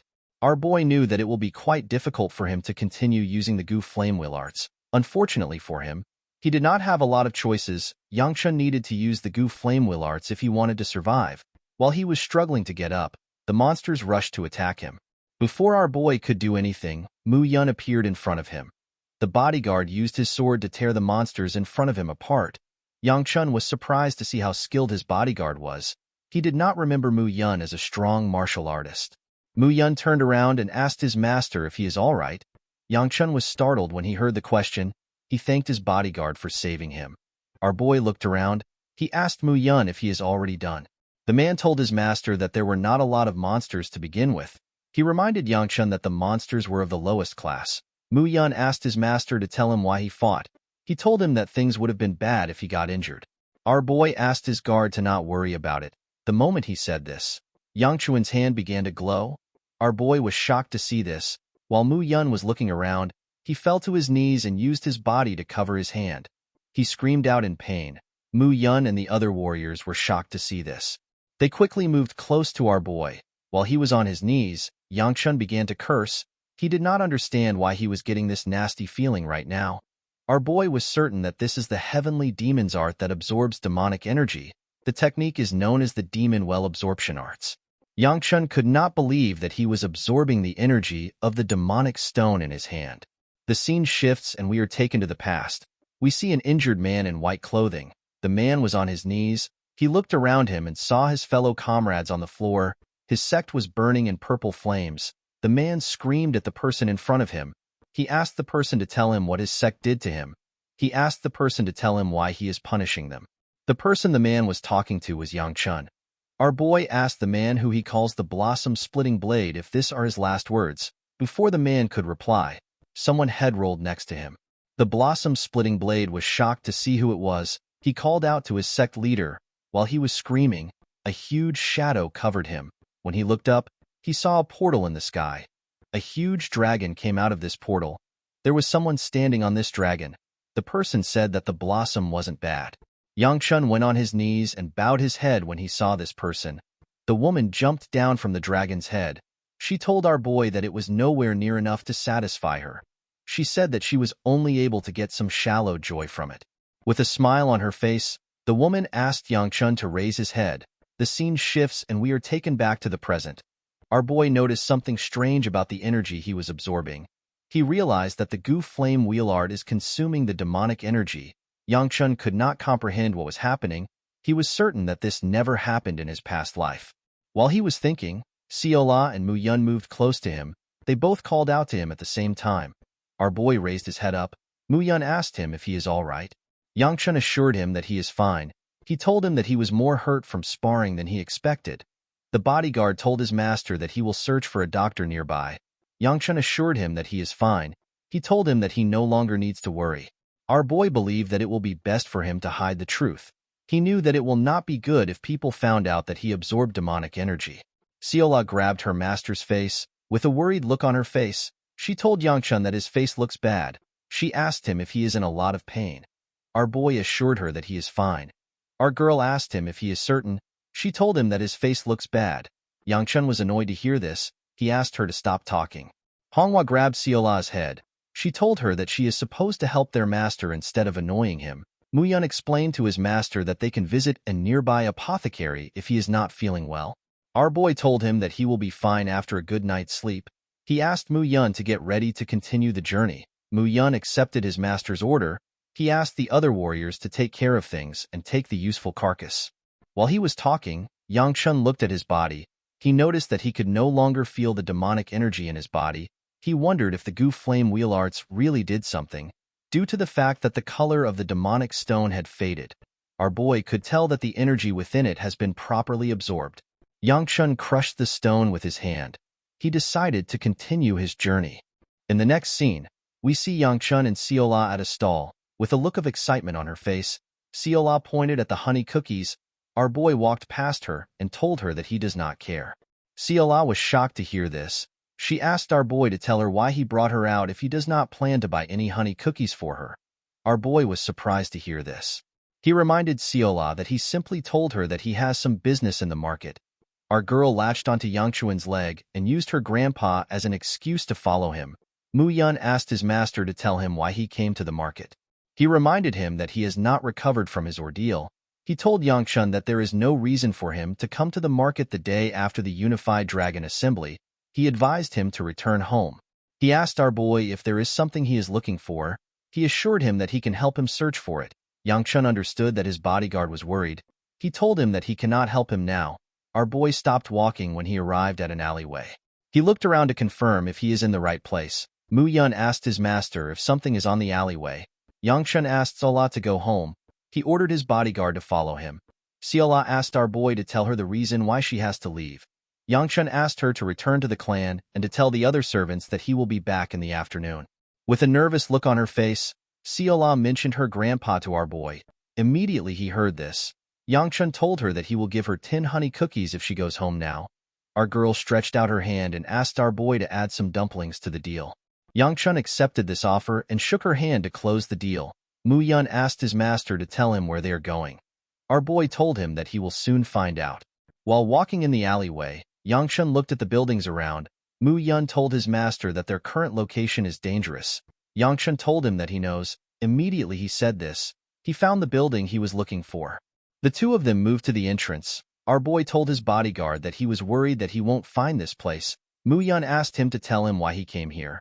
Yangchun asked the man if something feels off. Muyun told his master that he is actually getting a bad feeling from the building itself. With a smile on his face, Yangchun commended his bodyguard for having keen senses. The moment he said this, our boy opened the door. When they stepped into the building, they saw some huge men. The men were surprised to see Yangchun and his bodyguard. They said that our boy might have taken a wrong turn. They asked themselves if they should kill the people in front of them. Muyun quickly placed his hand on the sword when he saw the mood in the air. While the huge men were talking, someone turned on a lamp. With a smile on his face, the man told Yangchun that he is in the wrong part of town. He asked him to tell him why he came here. Our boy told the man that he is a customer. The man laughed when he heard this. He told Yangchun that he will fix his attitude by chopping off his tongue. Muyun was annoyed to hear this. Our boy asked him to back down a bit. He turned to the man and told him that he already knew who he was from the moment he stepped in. He asked the man if he is worried that his clan will wipe the area clean. He assured the man that his clan has no reason to do this because it will be a loss for them. With a smile on his face, Yangchun asked the man to bring the regional manager before things turn into the situation that he fears. The man laughed when he heard this. He told our boy that he does not know where he heard his crap from. He told Yangchun that he actually lacks a lot of respect for his elders. The moment he said this, the huge men surrounded our boy and Muyun. With a smile on his face, Yangchun told the man that he also doesn't look like a polite person. The man laughed when he heard this. With a serious look on his face, he asked his men to attack. The men immediately charged at our boy. Before they could even touch Yangchun, Muyun took out his sword. He asked the men to not lay a finger on his master. He used his sword to knock the men out. The leader and the other men were shocked to see this. The man realized that he messed up. He remembered that Yangchun is the heir of his clan. He realized that he should have expected our boy to have a skilled guard with him. The man did not know what to do. He knew that he could not bring Yang-chun to his regional manager. While he was thinking, someone comes out of the back room. The person referred to the man as captain. He told him that the regional manager has something to say. The captain was annoyed to hear this. He could not believe that the manager already heard what happened. The captain asked the man to tell him what the manager said. When Yang-chun saw the men talking, he believed that they were plotting something. He turned to Mu-yun and asked him to deal with the men. Before Mu-yun could do anything, the captain asked our boy to put away his sword. He opened the door and told him that the regional manager wants to meet him. Yang-chun told the men that they should have done this earlier. He ordered Mu-yun to put away his sword. He asked him to follow him. Mu-yun quickly moved close to his master. He told him that he doesn't understand what is happening. Our boy assured him that it is not a big deal. He revealed to him that he wanted to go to the beggars' sect, but there were a few problems. The beggars' sect were able to secure a spot amongst the 10 largest sects with the information they possessed. However, since they are still a part of the orthodox sects, they do not take jobs that would cause trouble. Due to the fact that the request Yang-chun wants to make is a bit problematic, he needed to go somewhere else. The place our boy is currently at is just like the beggars' sect, except it is only used by the unorthodox sects. This place belongs to the house sect. In the next scene, we see Yang-chun and Mu-yun arrive at the basement of the building. A young man with blue hair greeted them. He introduced himself as the Shangxi branch manager. He told them that his name is Du Wenshu. Wenshu told our boy that they weren't expecting him to visit. He apologized for their aggressive greeting. Yang-chun told him that he does not need to apologize. He asked Wenshu if he will accept the commission. Wenshu told our boy that he is curious about something. He asked Yang-chun to tell him why he came to a small unorthodox sect instead of the beggars' sect of his prestigious clan. Our boy explained to him that he came to them because this is a commission that the beggars' sect can't handle. He told him that only the house sect can handle it. He asked Wenshu to tell him why he keeps trying to poke around. The manager apologized for his behavior. He explained to our boy that they have to be extra careful because of the clan that he comes from. He begged Yang-chun to be understanding. Our boy asked the manager if he will accept the commission or not. The man revealed to Yang-chun that their sect does not refuse commissions. He told him that everything is fine as long as he can pay for it. Our boy placed a paper on the table. He told Wenshu that he is looking for someone. He explained to him that he is looking for a boy that is just a bit older than 10. Wenshu took a careful look at the paper. He apologized to Yang-chun and told him that he takes back what he said. He told him that he cannot accept this commission. He revealed to our boy that the commissioner before him is not looking for this child. Instead, the commissioner is searching for the whereabouts of the person who is protecting this child. Our boy asked the manager if he is certain. With a smile on his face, Yang-chun told the man that the commission fee is about the house sect leader. Everyone in the room turned their eyes to our boy. They had scary looks on their faces. The men quickly drew out their swords. They rushed to attack Yang-chun. Our boy sat calmly without reacting. Mu-yun took out his sword and blocked their attacks. Yang-chun reminded the manager that he said that he won't act aggressive. With a serious look on his face, Wenshu asked our boy to tell him how he knew. Yang-chun told the manager that he does not want to talk in riddles. He told him that the important thing is that they both have information that they need. Wenshu asked him if he can verify his information. Yang-chun pointed at his paper and told him that he can verify the information himself. He explained to him that it will be smart for him to carefully consider things since he is in a desperate situation. He told Wenshu that he can forget about it if he does not need the information. He revealed to him that he will go to the beggars' sect, and he might even slip something about the house sect leader to them. Wenshu was annoyed to hear this, however. He could not do anything to Yang-chun. He accepted our boy's commission. Yang-chun asked him to tell him the time it will take them. Wenshu told our boy that it will take 3 months. After hearing this, Yang-chun stood up. He moved to the exit and told the manager that they will exchange information once he finds the boy. The moment he said this, our boy noticed something. He noticed that the manager was actually quite worried about the sect leader. He told him that he should check the Sharp Mountain range. He said that this is his advance. Wenshu was surprised to hear this. After our boy said this, he left. A while later, the captain asked the branch leader if he trusts Yang-chun's words, due to the fact that our boy knew the top secret information that the sect leader is missing. The manager told the captain that he has no choice but to believe our boy. Wenshu did not understand what Yang-chun was thinking. He was certain that our boy asked Mu-yun to follow him because he knew that they would come out aggressively. The manager believed that it is impossible for only Yang-chun to know this information. He was certain that the Gu clan head is also involved. While thinking, the manager began to peel off his skin. The captain asked him if it is okay for him to take off the skin. Wonshu told the man that it feels stuffy. He reminded him that no one is watching. After taking off the skin, he took off some clothes tied to his chest. Wonshu turns out to be a woman. The captain turned his head while Wonshu was removing the clothes. The house sect typically doesn't respect or follow the sect leader. This is why the sect leader went into hiding in order to avoid those who were after him. Wonshu felt bad for the sect leader. She wondered about what had happened to her father. After Yangchun stepped out of the building, he let out a sigh. He was relieved to see that he got what he wanted. He was already planning to fight Wonshu if the situation went out of control. He was happy to see that the little information he knew helped him. In his past life, Yangchun found out that the house sect leader was captured by the Dark Knight Palace for more than 5 years. Due to this, the house sect and the Dark Knight Palace went into battle. The Murim Alliance made a surprise attack which caused the Dark Knight Palace to collapse and the battle to come to an end. However, during the battle, the house sect leader dies. This resulted in the extinction of the house sect. Unfortunately, our boy does not know the exact location of the Dark Knight Palace. Yangchun knew that the only reason his information worked is because he had a meeting with the manager. Although he found this annoying, our boy had no choice but to meet the house sect in order to find someone. He wanted to find the boy who reached the position of top management for the demonic cult at a young age. He is a tactician known as the brain of the demonic cult. His name is Heavenly Fong Zhuge Hyuk. Yangchun plans to find and kill this boy. Even Seola struggled because of his tactics. Our boy was certain that Hyuk will help in the advancement of the demonic cult if he does not deal with him now. While he was thinking, Mu Yun told him that he does not know who he is looking for. He explained to him that he will hear from the house sect in summer since it will take them 3 months. He told his master that the people of the house sect are not as informed as the rumors say they are. Our boy realized that he was actually going to get the information he wanted in summer. The moment he thought of this, he realized something. He could not believe that he never thought of this. He remembered that it was around this time that the Jinchuan Yun clan's secret chamber, which is operated by the First Merchant Association, is discovered. The countless treasures within this chamber do not really matter. The important things are the priceless spiritual pills.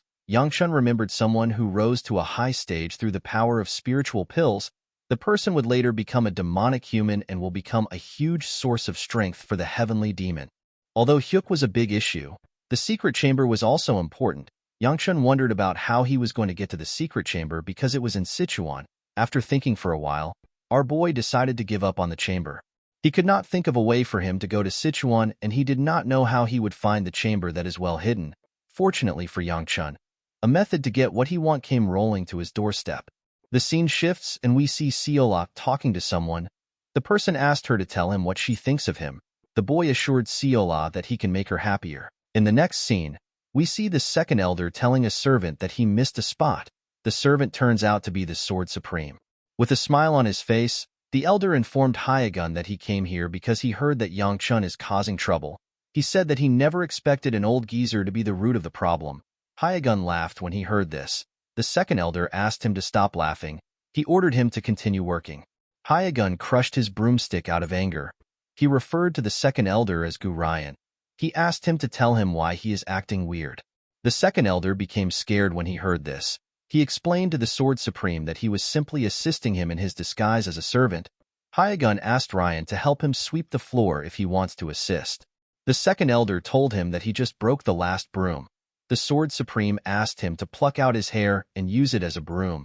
The scene shifts and we see Ryan picking the pieces of wood which Hyagun dropped when he broke the broom.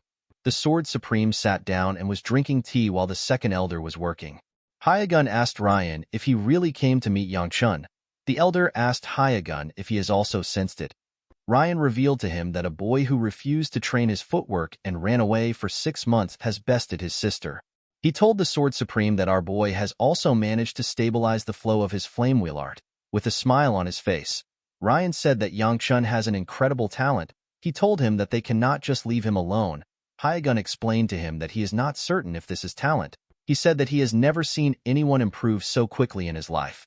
The old man took a sip of his tea and said that there is something strange about Yangchun. He reminded him that the first elder will not stay put after he hears about Yangchun's feat. He told Ryan that the elder might have already made a move. The second elder knew that the Sword Supreme was right. He asked him to tell him where our boy is. The scene shifts and we are taken back to Seola. we see a young boy tell her that he can make her more happy than Yangchun ever will. The scene changes again and we hear the story from our girl's perspective. Seola had a bad dream last night. In her dream, our girl hurt a lot of people. Even though her grandpa knew how much she hates holding a sword, he still made her hurt many people in the dream. Our girl wanted to stop, but she still entered a house to hurt more people. Inside the house, Seola saw a man, with a smile on his face. The man said that if he just had more time. The older Seola seemed to be shocked by what the man said.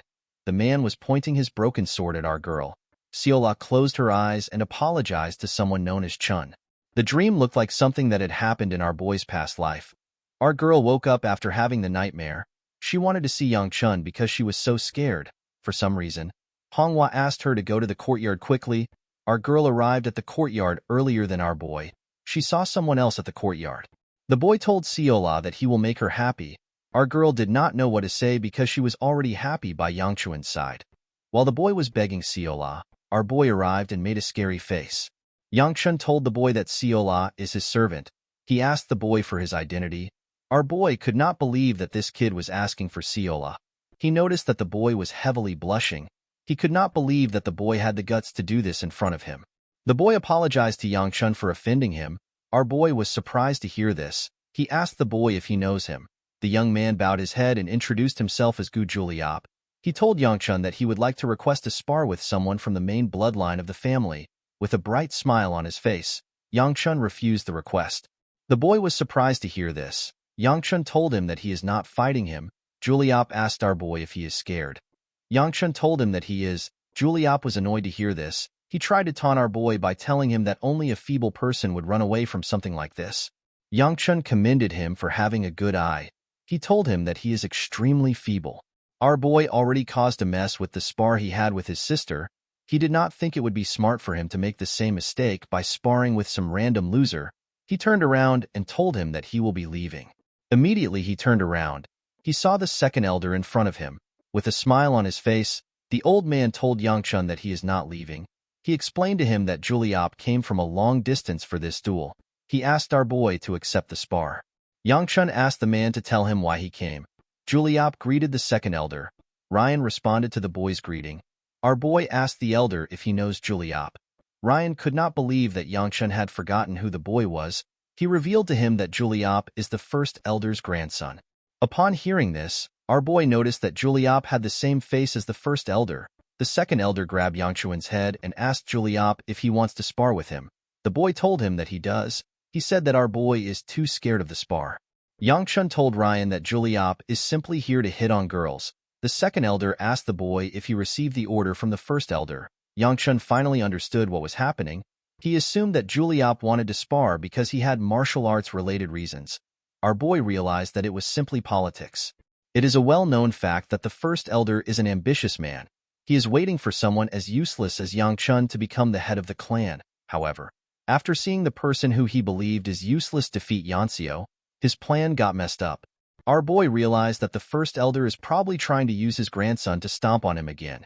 Yang Chun told the second elder that he still has no interest in fighting the boy. Ryan told our boy that Juliap came from a far place. He asked him to have one match with him.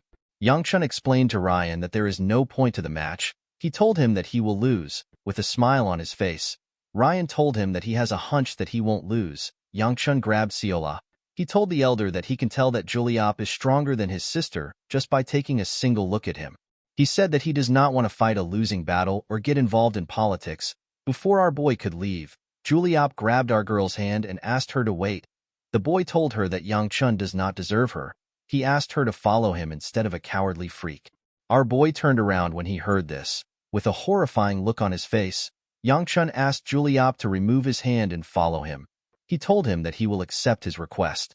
The scene shifts and we see Yang Chun and Juliap on a stage. Our boy began to regret his irrational decision. The second elder asked our boy to stop worrying. He told him that a fight with a new martial artist will help him improve. Yang Chun told Ryan that he needs to do him a favor whether he wins or loses because he wanted things to turn out this way. The second elder told our boy that he has no reason to do him a favor. He explained to him that he will bear the loss alone if he loses. He reminded him that he is the future clan head.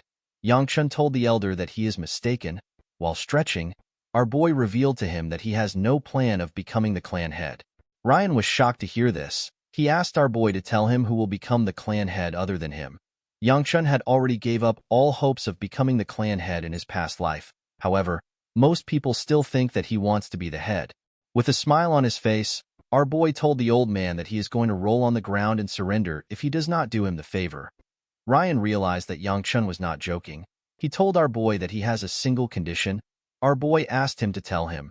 The second elder assured him that he will give him what he wants if he wins. When Yangchun stepped on the stage, Juliop asked him if he is warmed up.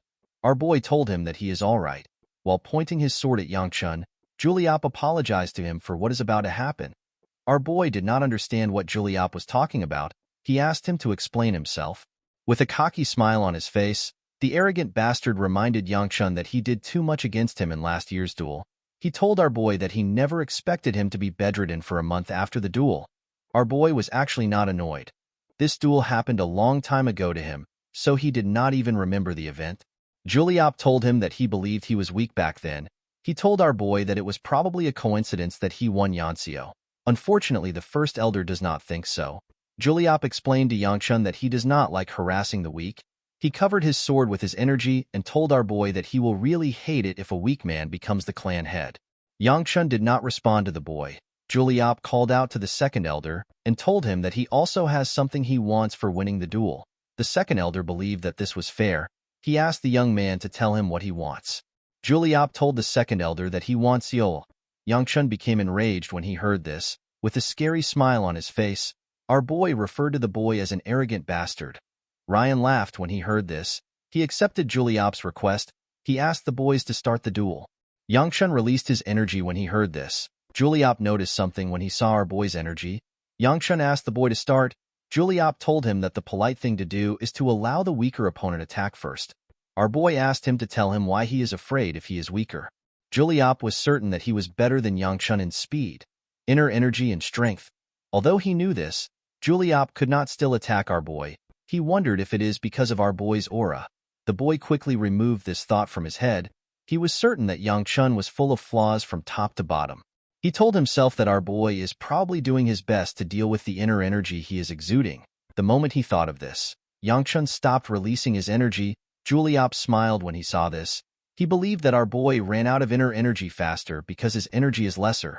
He was certain that Yangchun was now out of inner energy. Our boy took a stance. He reminded Juliop that he said that he can attack first. The boy told him that he can. Immediately he said this, Yangchun appeared next to him with his leg in the air.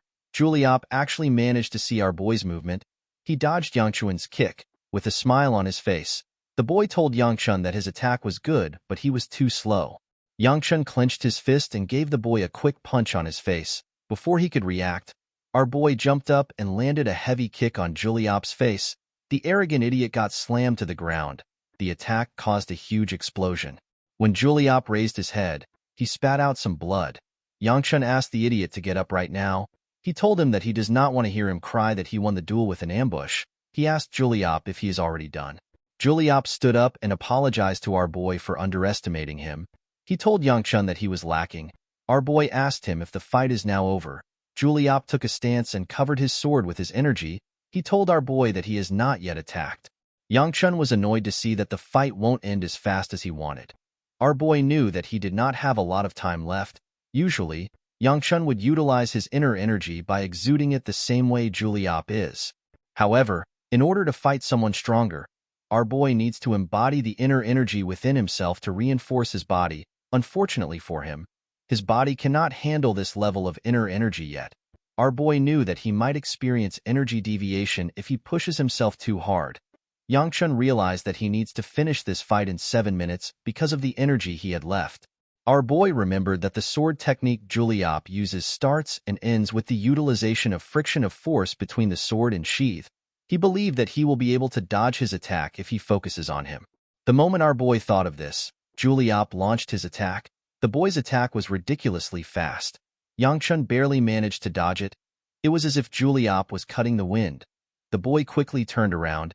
He began to attack Yangchun more aggressively. Our boy could not do anything but focus on dodging. Yangchun noticed that the moves in Juliop's technique are well connected and natural. He could tell that Juliop trained quite hard to get to this stage. Our boy went down to dodge his attack. He turned his back to Juliop. Because of how well trained he is, our boy realized that Juliop won't be able to do anything once he cuts his technique off. Yangchun gathered his energy in his chest as he did this. Juliop prepared to land the final attack. Before his attack could land on our boy, he released his energy from his back. Juliop had to use his hand to block his face. He could not believe that Yangchun managed to exude this kind of energy. The split moment when he exuded all of his heat energy was enough for our boy to end the fight. Yangchun moved close to the idiot and landed a heavy punch on his stomach. Yangchun sent him flying with the punch. The idiot crashed into a wall. Our boy asked him if he knows what he hates most. He told him that he has no issues with people who insult him or try to take the position of clan head. Juliop spat out some blood. He noticed that he couldn't move. With a menacing look in his eyes, Yangchun revealed to him that he tried to take something that he shouldn't have dared to covet. He told the boy that he really hates this. Our boy did not like the fact that Juliop tried to take something that he did not deserve so easily. He wondered if he should break his arm so that he does not dream of trying something like this again. Yangchun decided to break his right arm. Before our boy could do anything, the second elder placed his hand on his shoulder and commended him on his win. He told him that he has done enough. In the next scene, we see Ryan scolding Yangchun. He told him that he was too harsh. Our boy told the elder that he expected Juliop to have prepared since he suggested the duel. He reminded him that the idiot got up on his own and went home by himself. He assured the elder that Juliop is fine. Ryan asked Yangchun if he is not worried about what the first elder will do. Our boy told him that he does not care. He reminded him that he is not going to become the clan head. The second elder ordered Yangchun to stop spouting nonsense. He told him that nobody can become the clan head other than a direct bloodline. Our boy told the man that Seola can do it. The girl asked him if she will get any food. Yangchun told her that she will be able to get as much as she wants. Our girl said that her dream is to now become captain of the clan. The second elder told our boy that this is not something to joke about. Yangchun told him that Seola can probably do it. The moment he said this, he realized something. He wondered about when Seola was going to learn how to wield a sword. Due to the fact that she was called the direct disciple of the Sword Supreme, our boy was certain that she was taught by him. However, Yangchun has never seen Seola hold a sword. She has only been learning chores. Our boy was certain that Seola was not always this stupid. He wondered about what our girl was like when he met her during winter. While thinking, Yangchun noticed that he had forgotten. He found this to be weird. This was not something that he should have forgotten easily. Upon seeing that her master was thinking, Seola asked him if he is all right. She believed that our boy hurt his head in the duel. She asked him to make her captain before he goes to heaven. Ryan stood up and told our boy that he will talk to him later. He asked him to rest. Yangchun asked him to tell him where he is going. The second elder realized that our boy had caught on. With a smile on his face, our boy reminded the man that he needs to keep his promise. The elder was annoyed to see that Yangchun remembered. He asked him to tell him what he wants. He asked him if he wants money or food. Yangchun laughed when he heard this. He told the old man that he does not need something so trivial. He told the elder that he needs someone as powerful as him to help him with a difficult situation. Ryan asked him to tell him what he wants. Our boy pointed outside and asked the elder to send him to Sichuan. The man was surprised to hear this. Yangchun told him that he should be able to do this as an elder. Ryan did not understand what our boy was saying. He asked him to tell him why he does not simply go if he wants to. Yangchun was surprised to hear this. Ryan was worried about the favor our boy wanted to ask him. He never expected him to ask for something so simple. Our boy reminded the elder that he is talking about Sichuan and not a marketplace. He reminded him that the only son of the clan cannot just move around as he wishes. He explained to Ryan that he needs to have an important reason to go somewhere so far. Ryan revealed to Yangchun that he can simply attend the Tang Weapon Exhibition. Our boy was shocked to hear this. The Tang Weapon Exhibition is an event that is held every year. The Tang clan invites other households to exhibit weapons made by artisans. The elder told Yangchun that he does not need to attend the event, but he could use it as an excuse to go to Sichuan. Ryan could not believe that Yangchun actually fought in a duel for this request. Our boy quickly changed his words. He told the elder that he was joking. He asked the elder to give him money. The man told Yangchun that he must really want to go to Sichuan. He said that he did not realize this. He told our boy that it is scary to grow old. Our boy begged the man to give him a spiritual pill if he cannot give him money. Ryan stood up and told our boy that he will send him to Sichuan as early as he can. He assured him that he will show him the power of an elder. Yangchun told the man that he has changed his mind. He begged him to give him something else. While screaming at the top of his voice, Ryan told our boy that he will send him to Sichuan right now. Yangchun was surprised to hear this. He told Ryan that it is impossible to do this. He reminded him that they need to first report about it, and he needs to also get ready. Immediately our boy said this. He found himself near some workers. They said that they received an urgent order from the second elder. They were told to send Yangchun to Sichuan right now. The Sword Supreme asked Siola to stay and work with him. Our boy could not comprehend what was happening. While he was looking around, he found himself in the carriage. He did not know when the carriage started moving. Yangchun never expected everything to happen so quickly. With a smile on his face, Ryan waved to our boy's carriage. He asked him to have fun. Hyagun turned around and told Ryan that they need to get to work. The elder asked the old man if he is talking to him. The Sword Supreme asked the second elder if he will let an old man like him do all the work. While sweeping, the elder told Hyagun that he is bored. He asked him to listen to his worries. The Sword Supreme asked the elder if he sent Yangchun off so quickly because he wanted to share his worries. Ryan revealed to the old man that the clan head asked him about the immortal physician a few days ago. He told him that the clan head was asking because someone told him to. The elder asked Hyagun to tell him why he is looking for the immortal physician. The old man walked forward and ignored him. The elder decided to change the topic. He decided to ask about Siola. He told the Sword Supreme that his granddaughter did not seem human. He asked him to tell him what our girl is. Hyagun told Ryan that he is crossing the line. The elder became nervous when he heard this. The Sword Supreme took out some swords that he created with his energy. He asked Ryan to watch his mouth. The elder explained to him that he would have sensed a presence similar to his if she was human. He told him that the vividness of the presence only differs from person to person. Ryan revealed to Hyagun that Siola had no presence when he met her at the Unified Dragon Assembly. The elder asked the Sword Supreme to give up if he believes that the immortal physician will come down and fix her with divine skills. He told him that he already knows that this is not a disease.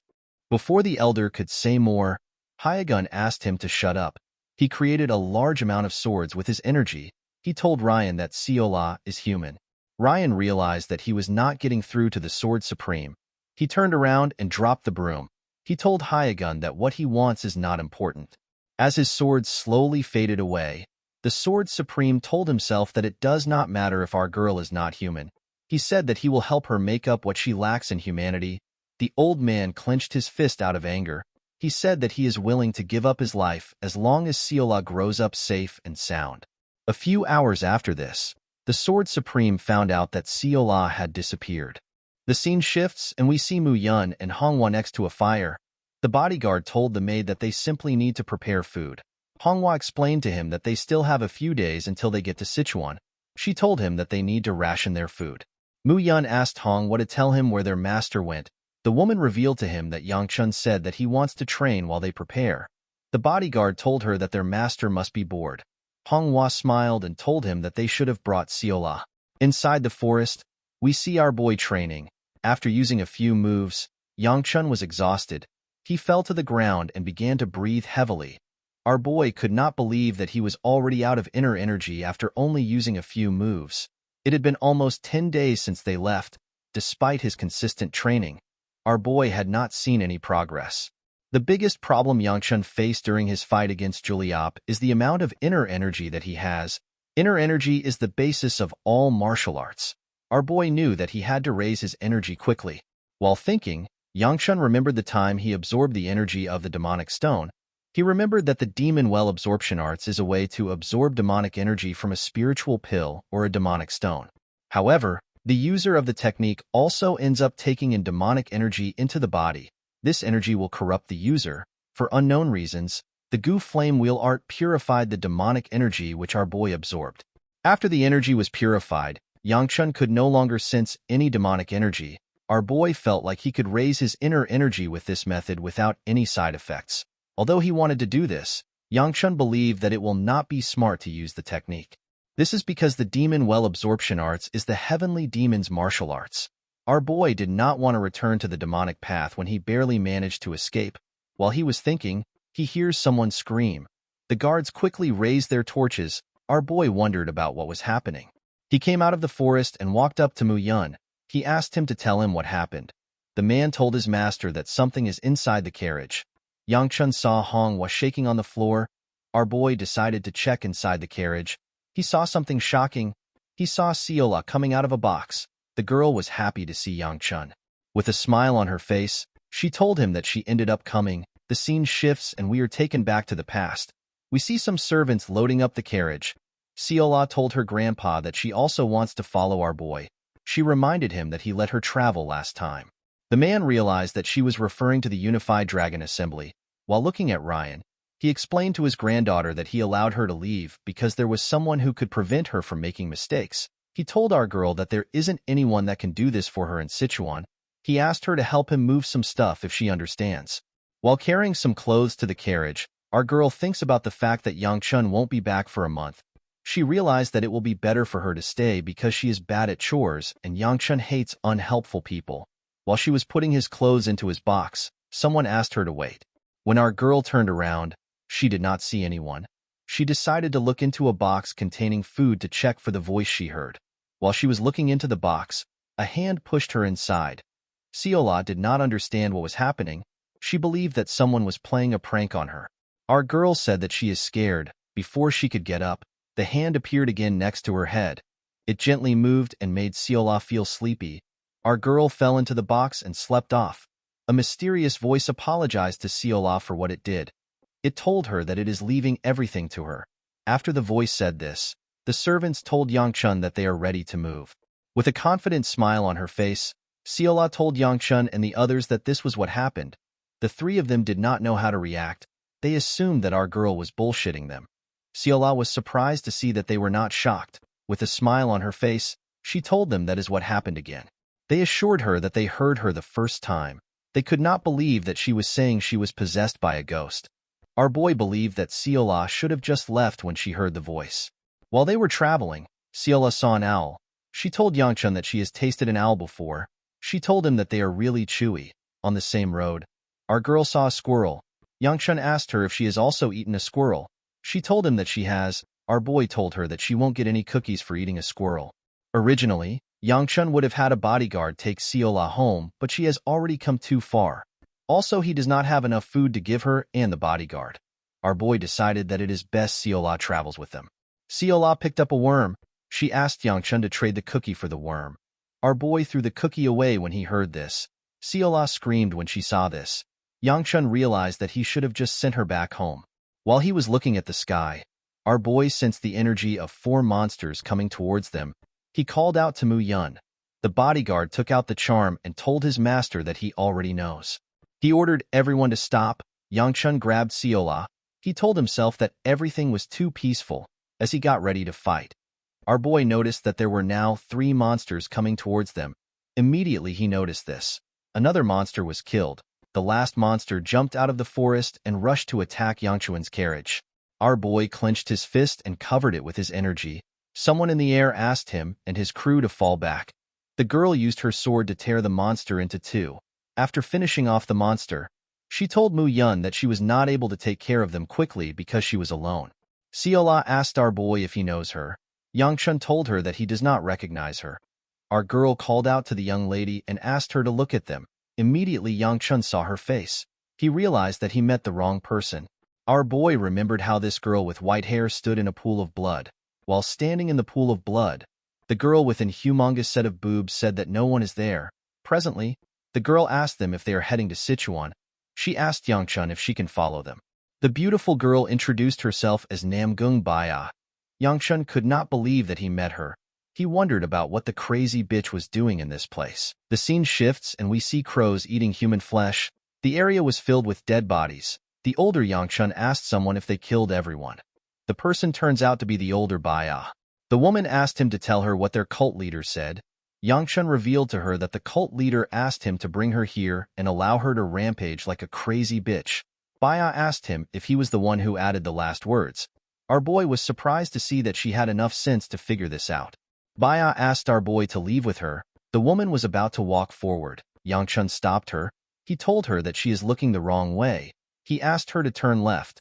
The woman seemed to be confused because she did not know which side was left. Yangchun was annoyed to see this. He walked past her and asked her to follow him. He was already tired of Baya's stupid nature. While walking, Baya asked our boy if the Sword Supreme is strong.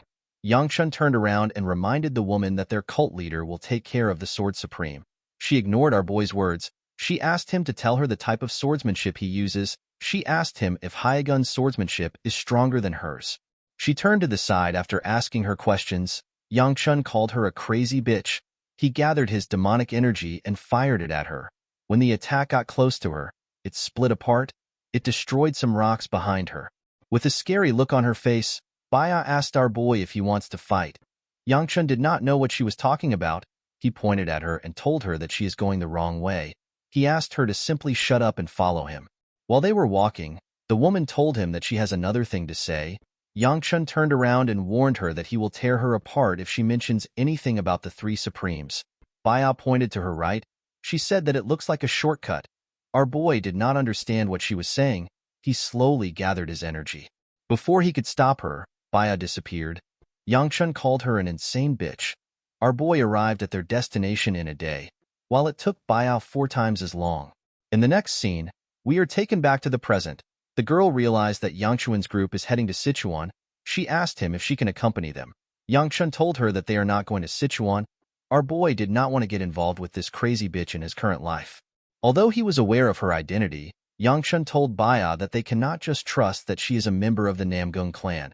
Upon hearing this, Baya closed her eyes and released a large amount of her energy. Her energy was quite huge and bright. Mu Yun quickly placed his hand on his sword. Yangchun could not believe that she was actually using the ruler's sword form here. He knew how dangerous the technique was. When Baya opened her eyes, an explosion occurred in the area. When the dust cleared up, we see a sword at her neck. The girl explained that this is all she can demonstrate. She told them that she is not yet adept at it. She asked Yangchun if the evidence is sufficient. Our boy said that he is now aware of her identity. With a smile on his face, he told Baya that he does not think they should accompany someone with such a fearsome martial arts. The scene shifts and we see Baya roasting a frog on a stick. The girl was not far away from Yangchun's group. Siola told her master that Baya will probably be sleeping next to the fire. Our boy already knew this. While he was happy that Baya did not say anything when he rejected her, he never expected that she would follow their carriage. Yangchun did not know why she was following them when he said that he was not going to Sichuan. He decided that the best thing to do would be to ignore the girl.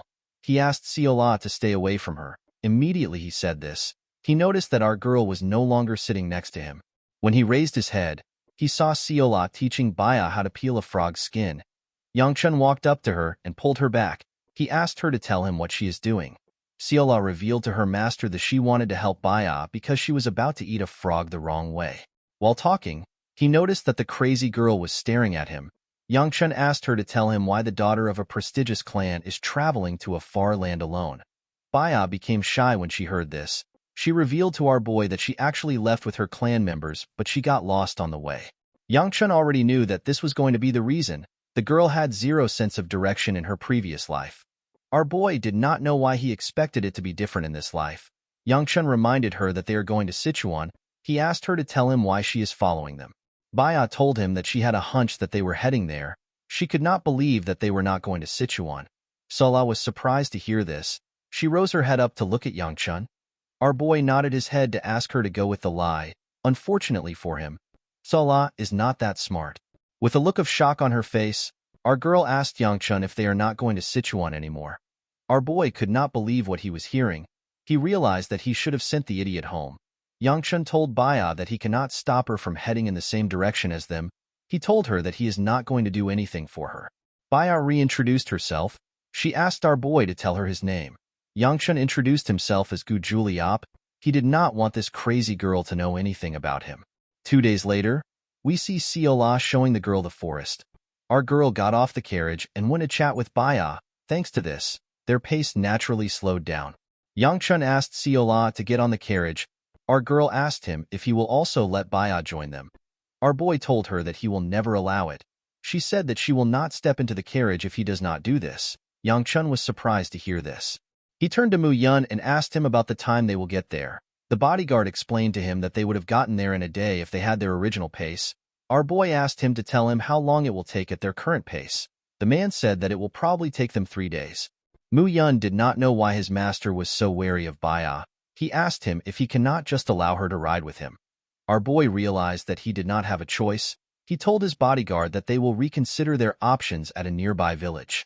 In the next scene, we see the group arrive in a town. While stretching his body, Yangchun said that they only have a day left to get to Sichuan. Mu Yun told his master that he is relieved that they do not have to camp out in the wilderness tonight. While on Baya's back, Siola told her that they can sleep together tonight. Baya asked her if this is allowed. Yangchun asked Siola to get down from her back. He asked Baya to tell him why she is carrying a maid on her back. Baya revealed to him that Siola said that her legs hurt. Our boy told Siola that she should have got into the carriage if her legs hurt. Our girl reminded him that he said that Baya cannot join them. While they were talking, Mu Yun said that he will look for a place where they can spend the night. Yangchun asked Siola to get down since they have arrived in a town. Baya asked her if she will come down now. Before she could move, Siola saw something in front of her. She told Baya that some people wearing the same clothes as her are coming towards them. A young boy with white hair ran to Baya. He referred to her as sister. He placed his hand on her shoulder and asked her to tell him where she went. He told her that they have been searching for her for a while. Baya revealed to her brother that she got lost. The boy reminded her that he suggested they tie ropes to each other. The girl told her brother that it would have been embarrassing to do this. Her brother reminded her that she disappeared immediately they began their journey. Before he could say more, he noticed that someone was on his sister's back. He asked Siola for her identity. Our girl introduced herself. She tapped Yangchun and told the boy that he is her master. Yangchun ordered her to get down immediately. Since this boy was Baya's younger brother, our boy realized that he is the future Lightning Blade, one of the 5 great swordsmen in the Murim. With a smile on his face, the boy introduced himself as Namgung Chunjin. Chunjin is currently known as the Lightning Dragon.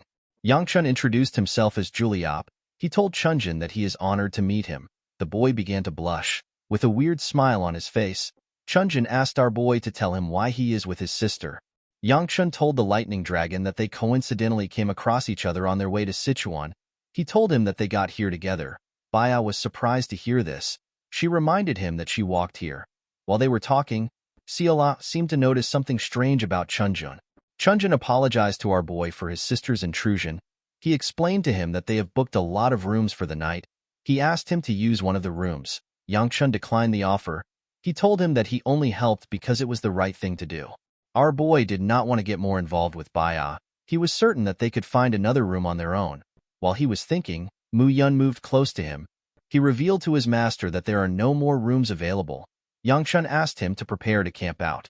With a worried look on his face, Mu Yun reminded his master that they have been camping in the outdoors for days. He asked him if he intends to make them sleep outside again. Upon seeing how concerned his bodyguard was, Yangchun accepted Chunjin's offer. The first thing Baya did as a demonic martial artist was to neutralize her clan. She killed the clan head, her brother, and all the disciples of their clan.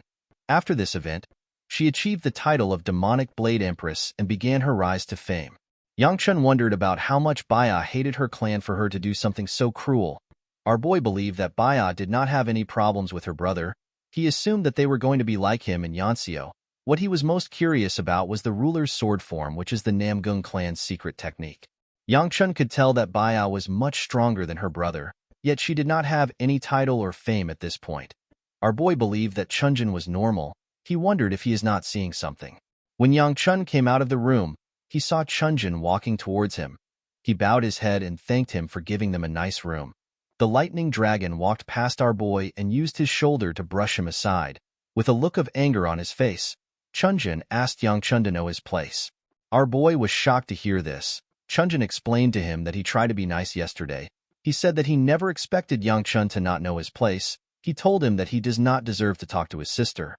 With a scary look on his face, the boy told him that he does not know how he managed to seduce his innocent sister. He assured Yangchun that he will cut him in half if it happens again. Before he could continue talking, Baya came out of her room. Chunjin quickly changed his expression. With a smile on his face, he said that he is grateful to be able to help someone from the Gu clan. He pushed his sister forward and told her that they need to go for breakfast. Yangchun did not know what he just witnessed.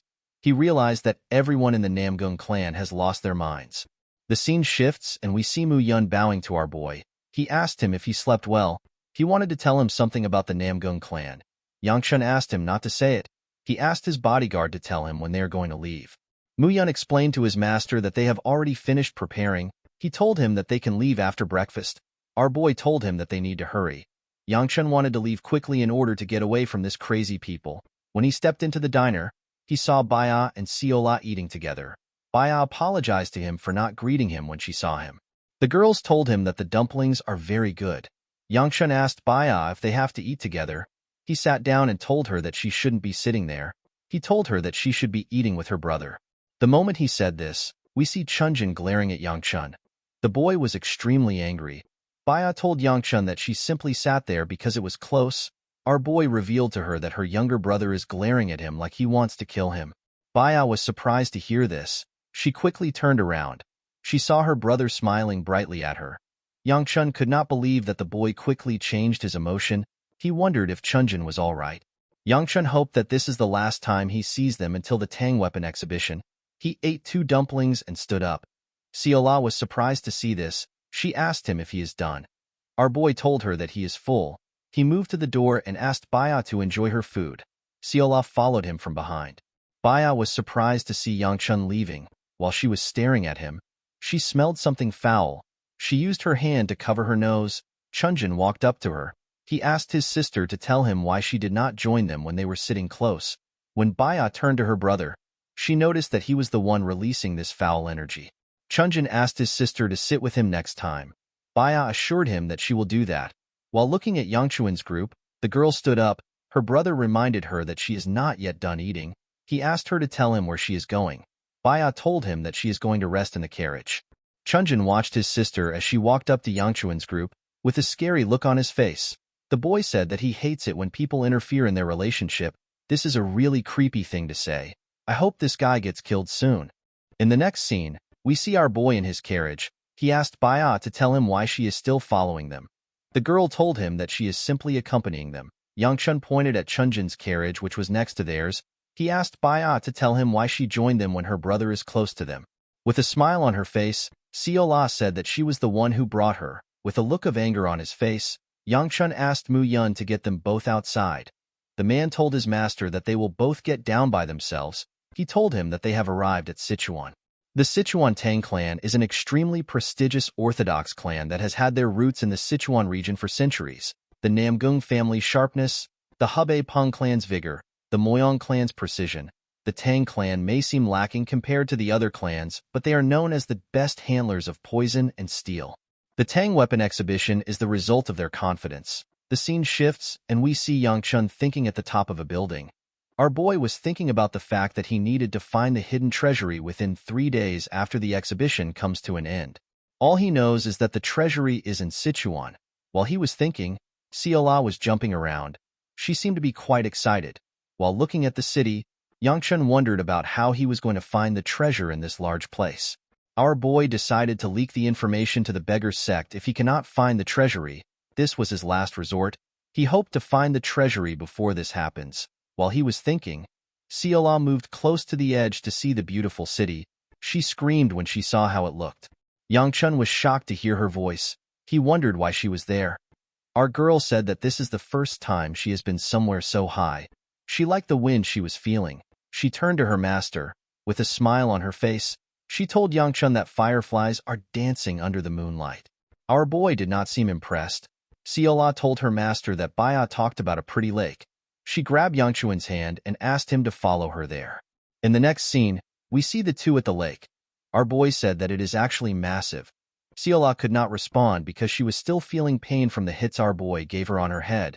Yangchun wondered about how large the clan was. He could not believe that there was an actual forest next to the lake. Siola took 2 flowers and asked her master to look for her. Our boy told her that he is not interested in the game. Our girl explained to him that she is simply trying to cheer him up. Yangchun told her that it is not something she can help with. He asked her to stop worrying about it. Our girl told him that she might be able to help if he shares the issue with her. Yangchun asked her to tell him where someone would hide some valuables in this vast land. Siola said that the people who hid it are wicked. Our boy told her that he is not asking for emotional support. While they were talking, someone asked them for their identities. The person explained to them that outsiders are not allowed to transverse here. Yangchun immediately recognized the girl who was speaking to him. He remembered the woman who single-handedly stopped the swarm of several thousand demonic humans that attacked Sichuan. The girl in front of him is Tang Soyol. She will be known as the Poison Queen. She is actually someone who Yang Chun killed in his past life. The scene shifts and we are taken to the past. We see an older Soyol lying in rubbles. Yang Chun walked up to her. He asked her if she is all done. The woman's eyes appeared to have been injured. She asked our boy if he is a particular person. Yang Chun revealed to her that her kin has already deserted long ago. He asked her to tell him what she thought would change if she guarded this place by herself. Soyol told him that she never expected any change. Our boy did not understand this. He asked her to tell him why she guarded the place then. With a smile on her face, the woman asked him to tell her why he came here. Yang Chun grabbed her neck and told her that he came to end her life. Soyol did not seem to be worried. She apologized to our boy. Yang Chun could not believe that she was apologizing to a demonic human. He asked her if she has lost her mind. The woman said that she has actually lost her sanity. She told him that there are too many things she can now see after losing her eyes. She said that she should have let go earlier. Yang Chun could not comprehend what she was saying. He asked her if she is done. She revealed to him that she has a selfish request. She asked Yang Chun to do something if there is still time left in the world. After hearing what she said, our boy snapped her neck. When he stood up, he took a look at the blood on his hand. He was repulsed by it. The scene shifts and we are taken back to the present. Soyol moved close to our boy and asked him to tell her why he is not answering her. Yang Chun realized that the girl was still known as the Poison Peak at this point. Soyol told him that she will call the guards. Before she could do anything, Baya arrived. She shared our boy's identity with her. The girl could not believe that Baya was just telling her now. Baya told her that she never asked. Soyol bowed her head and introduced herself. She apologized for yelling at him. Yang Chun introduced himself as Juliop and apologized for not responding to her. With a serious look on her face, Soyol asked our boy to tell her why he came to the lake. She explained to him that those who are not part of their family have no business there. Our boy reminded her that Baya is also an outsider. The girl revealed to him that her kin has allowed her into the lake. Yang Chun realized that the girl was telling him to leave because she did not invite him there. He did not have any problem with this because he was already leaving.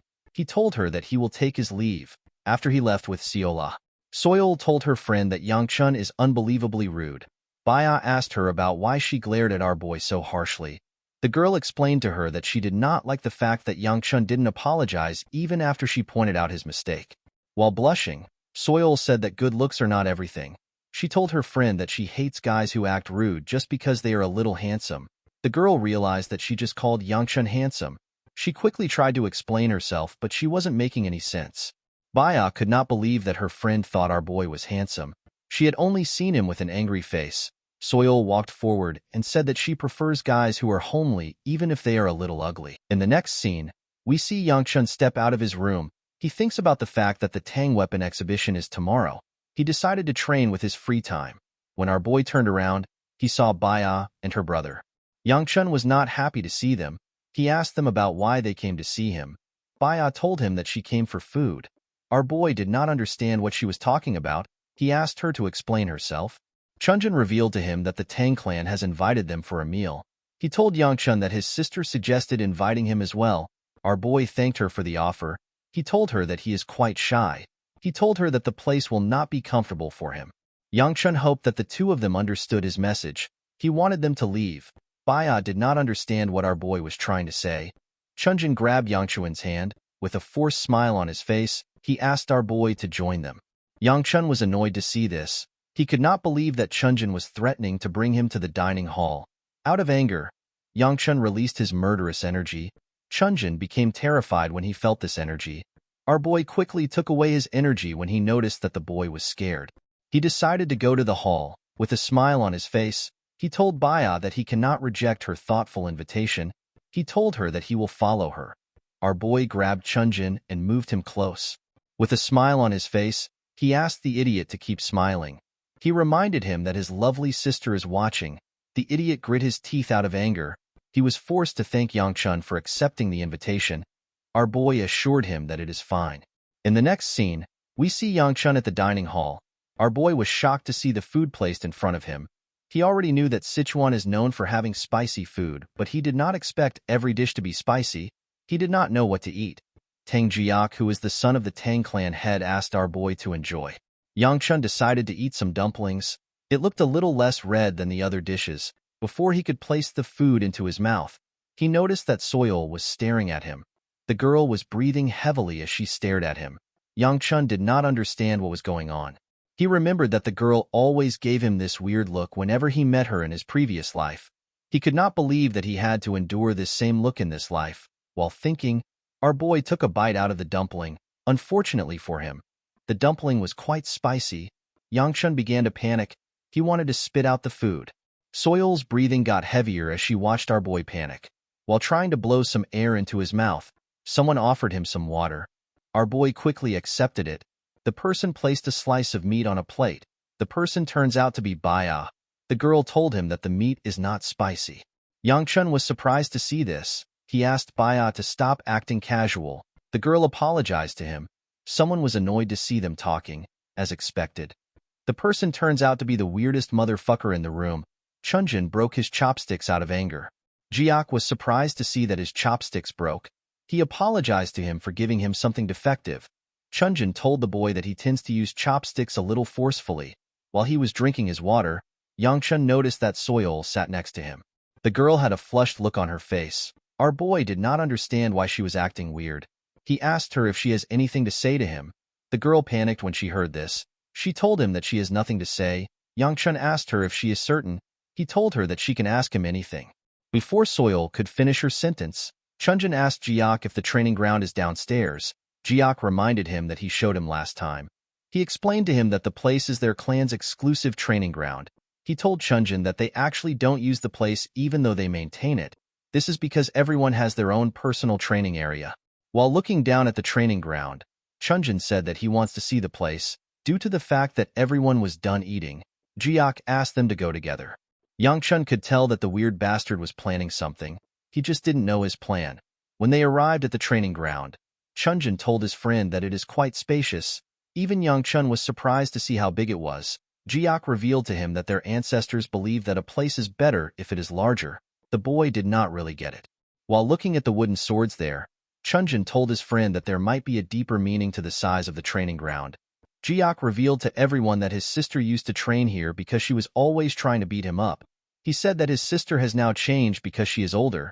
He was sad to see that she did not want to fight him anymore. Soil was embarrassed to hear this. She felt embarrassed that Yang Chun heard this. She did not know what to say. Our boy was actually just relieved that he did not have a sister like her. Chunjin told everyone that they need to move around a bit to let their food digest. Yang Chun could not relate to what the boy said. He barely ate anything. Chunjin took out a sword and asked our boy if he wants to have a sparring match with him. Yang Chun was not surprised to hear this. He could tell that Chunjin plans to beat him up. His face already gave away his intent. Our boy was not interested in falling for a stupid trap. With a smile on his face, Yang Chun told him that it is not smart for a third-rate martial artist to fight the lightning dragon. Before he could say more, someone told Chunjin that the fight is unacceptable. The person turns out to be Soil. The girl reminded the boy that there is a massive difference between them in age and skills. She asked him to tell her what he will do if he hurts Yang Chun's face. Our boy was actually annoyed to hear what she said. Chunjin assured Soil that they will not use internal energy in the match. He told her that it will simply be a mentoring match. With a cocky look on his face, Chunjin asked Yang Chun if he is okay with this terms. Our boy smiled when he heard this. He could not believe that this bastard wanted to fight him without using internal energy. He was more provoked by the fact that the bastard said that he would mentor him. Yang Chun asked him if he can handle it. Chunjin did not understand what he was saying. Our boy asked him if he is skilled enough to mentor him. Jiak was surprised to hear this. He told our boy that he phrased his words too rudely. He reminded him that Chunjin is his senior. Chunjin laughed when he heard what Yang Chun said. With a creepy smile on his face, he asked our boy to show him what he can do. The two of them stepped on the training ground. Chunjin asked Yang Chun to go first. Our boy asked him to do the same thing. Chunjin was annoyed to hear this. He could not believe that Yang Chun was asking him to start first. With a forced smile on his face, he accepted our boy's offer. He quickly rushed to attack him. He swung his sword at him when he got close to him. Yang Chun managed to dodge the attack by moving to the side. Chunjin turned around and attacked him again. Our boy easily dodged the attack. He could tell that this first two attacks were just for show. The real fight was just about to start. Chunjin began to attack him aggressively. Soil watched this fight with a worried look on her face. Soil has always been different, even as a child. While children her age chased after dogs or cats, she frolicked with beasts such as tigers and wolves. She liked the slanted, ferocious eyes and the growling, revealing sharp fangs. As beasts that were apex predators, they gave off an unapproachable aura. The power which differentiated them from feeble animals was what entranced the girl the most. While lying on her wolf, which is known as Danglang, Soil asked it if there is a guy like him in Sichuan. She hoped that she would meet someone at the weapon exhibition. The girl told her wolf that she does not understand why other girls love Chunjin's feminine-looking face. She asked her wolf if there is no one like him around. Fortunately for Soil, she met the love of her life who she never expected to meet. The girl did not know why her heart was beating on the first day she met Yangchun. The girl told herself that she must be confused. She was certain that this was a lapse caused by the cold morning air. She believed that our boy will look like another ugly clan heir when she wakes up tomorrow. The next day, the girl found herself more attracted to Yangchun. She found his eyes to be cool. She found it amazing that he cannot eat hot food. She even found it cute to watch him drink water. When our boy asked her if she had something to say, she began to panic. She did not know when she got there. She was just sitting next to her brother. Soil wondered if this is what love feels like. She wanted to speak to him, but she was interrupted by Chunjun. Soil's thought was cut off when she saw someone would fall in front of her. When the girl raised her head up, she saw something impressive. She saw Yangchun break Chunjun's sword with his hand. The boy was shocked to see this. Yangchun smiled when he saw the look on his face. Soil fell to her knees. She had completely fallen for our boy. Chunjun did not understand why his sword broke. He made sure that Yangchun could react to his first 2 attacks to play with him, but he went all out afterwards. Our boy told the idiot that geniuses like him have a habit of daydreaming while fighting. He told him that he would have died 3 times if this was a real battle. Yangchun clenched his fist. He asked him if he is aware of this fact. Chunjun immediately stepped back before Yangchun's punch landed on him. He could not believe that our boy was attacking without a sword. He called him a dirty bastard in his head. Yangchun asked the idiot to get another sword behind him. He reminded him that he said that this was a mentoring match. He asked him to teach him a lesson. Chunjun was quite angry to hear this. Our boy told the idiot that he might be the one teaching him. He said that education is not his strong suit. Immediately Chunjun took out a sword. Yangchun sensed something. He saw the bastard adding his energy to his sword. The moment he was done, he rushed to attack our boy. His attack was ridiculously fast, but Yangchun managed to dodge it. He could not believe that this bastard was using internal energy. He decided to fuck him up. Before Yangchun could attack him, Chunjun used his technique. To his surprise, our boy disappeared in front of him. His technique got destroyed. Chunjun was annoyed to see this. He could not accept the fact that someone like our boy was stronger than him. Yangchun destroyed his technique with his body. Our boy realized that he had given the idiot enough chances. He moved close to him and used his leg to hit his balls. Everyone was shocked to see this. The bastard could not even scream. When his little man broke apart, Chunjun fell to the ground and began to scream. While he was trembling on the ground, Yangchun moved close to him. With a smile on his face, our boy asked him if his little man has burst. Chunjun called Yangchun a bastard. Our boy believed that the idiot's balls did not burst because he was still talking back.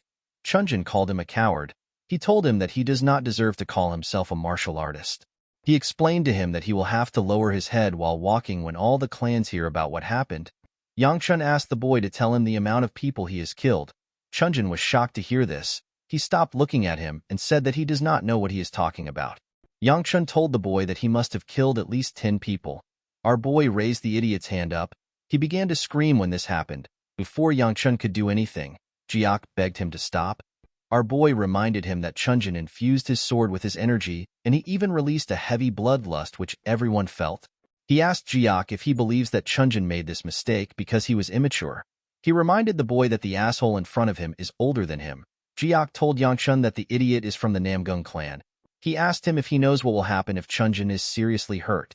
Yangchun explained to him that he is already holding himself back a lot because the idiot is from the Namgung clan. He asked Jiak to tell him what would happen if their position were reversed. Jiak asked him to tell him what he wants to do. Without saying anything, Yangchun broke the idiot's arm. Chunjun grit his teeth to withstand the pain. Jiak did not know what to say. While hearing Chunjin's screams, our boy walked forward. Before he could get far, Yangchun realized that he has gotten into trouble. He wondered about what the second elder would say if he told him that he beat up a member of the Namgung clan. Our boy quickly realized that the elder might let it go if he gives him a rough explanation. He might even praise him and say that he did a good job. Yangchun was certain that he can explain things since he had witnesses. Before he could walk far, someone grabs him. When he turned around, he saw Baya. The girl asked him to tell her his name. Our boy reminded her that he already introduced himself as Juliop. Baya told him that he is lying. Our boy was surprised to hear this. He did not know how she found out.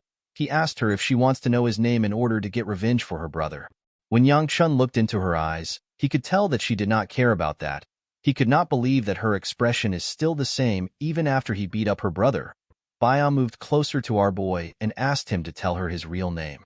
Yangchun was surprised to see this. He asked her to tell him why she is acting like they are friends. Baya apologized to him. He asked her if she will stop following him after hearing his name. Baya nodded at him.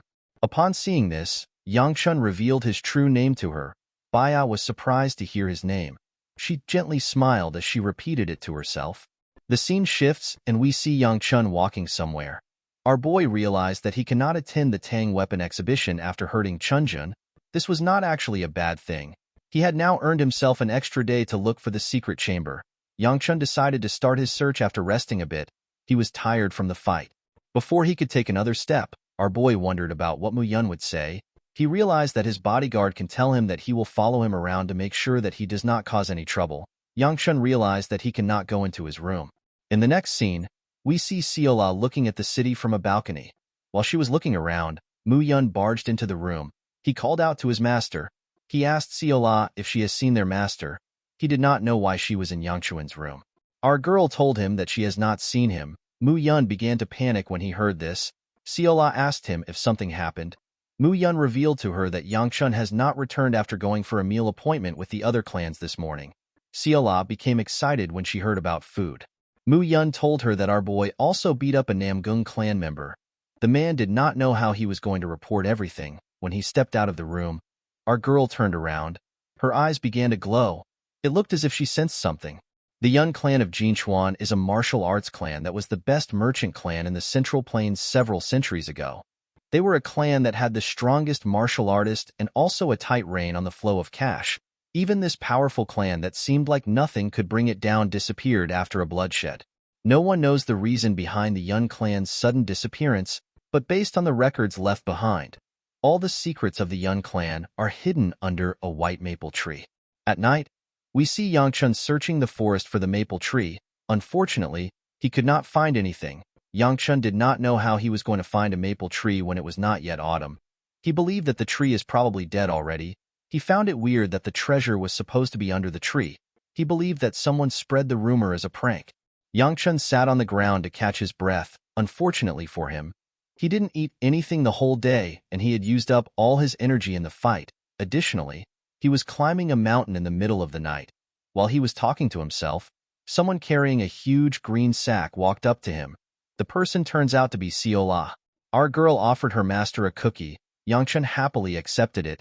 He said that it is a good thing that she is a greedy pig.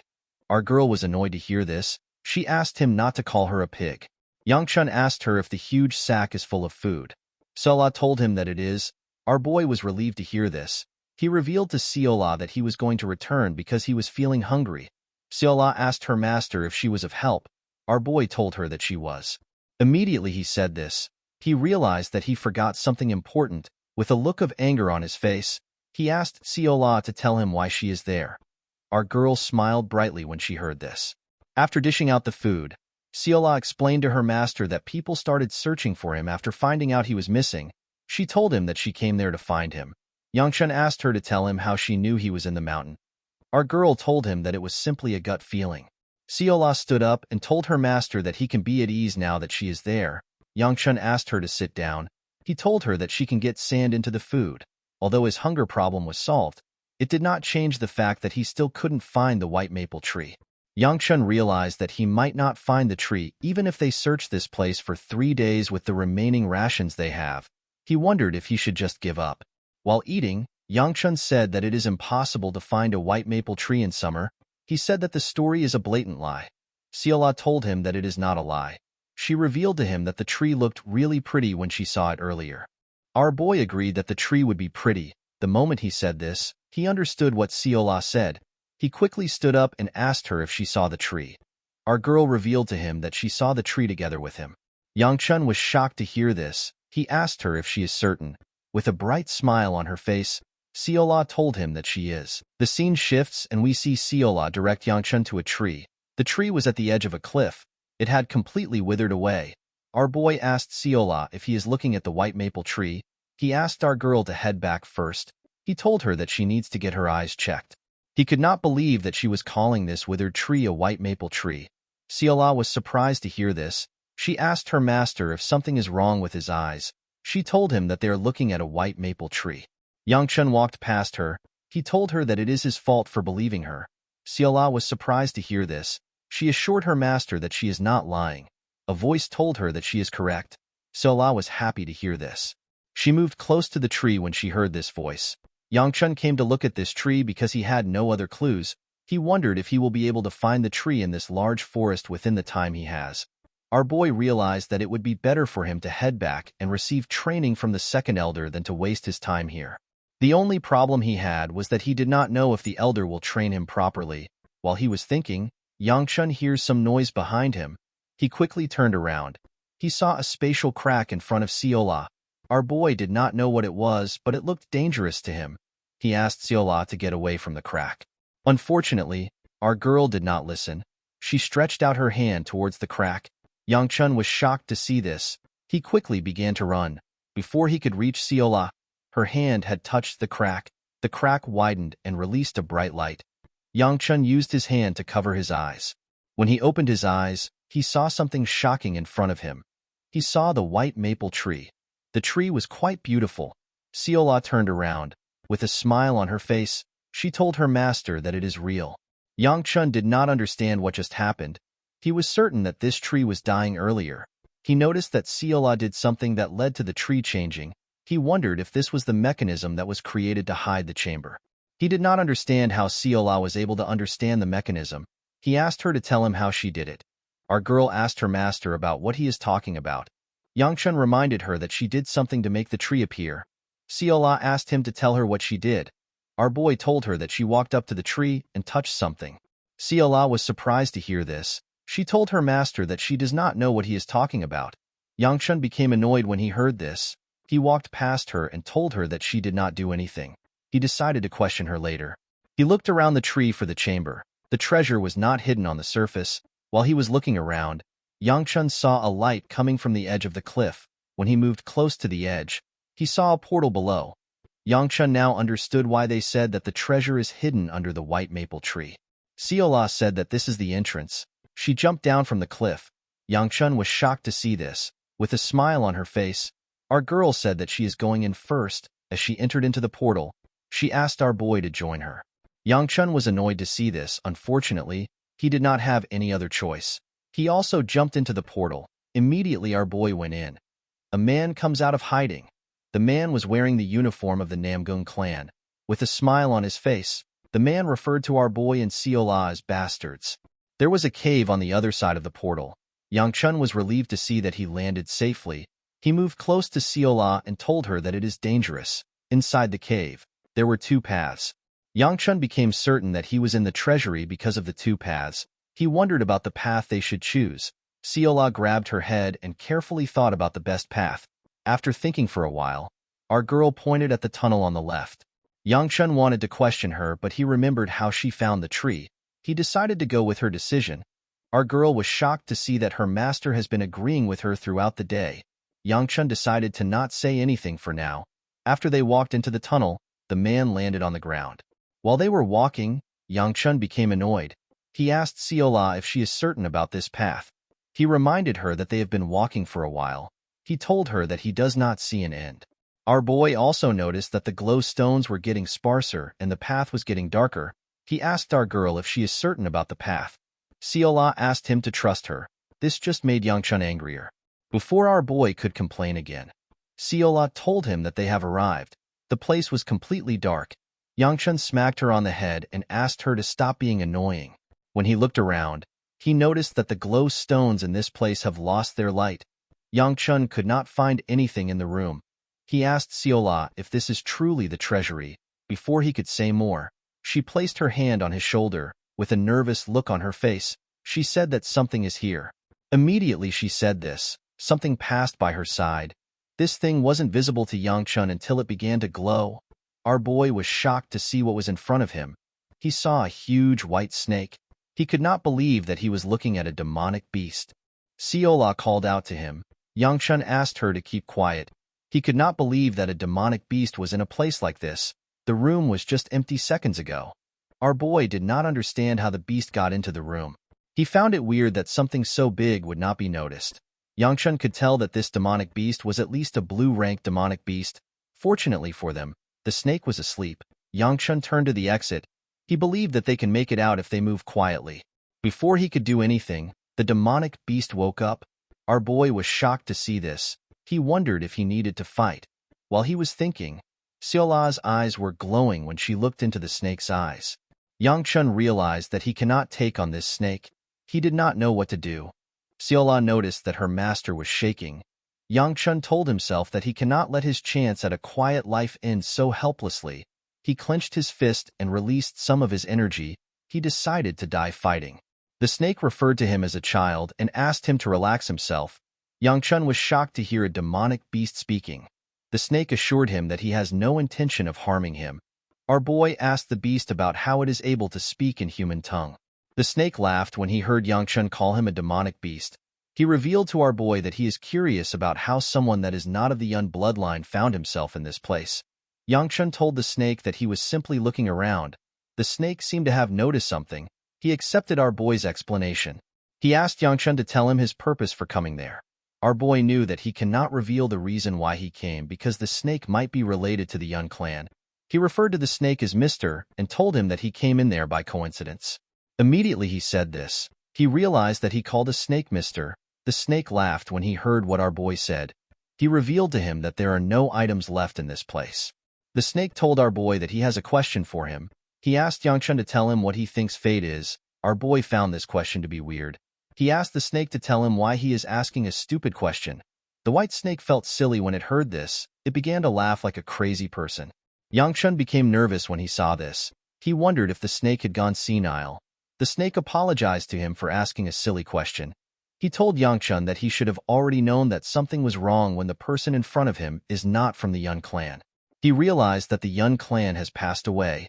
The snake wondered why he felt regret for things that would vanish. He wondered why he endured. Our boy was not interested in what the snake was saying. With a smile on his face, he told the snake that they will be leaving now. The moment he said this, the snake threw an orb at him. Yangchun asked him about what it is for. The snake asked him to accept it as payment for playing with an old man. He told our boy that it will be better for the orb to enter the hands of someone who he has met.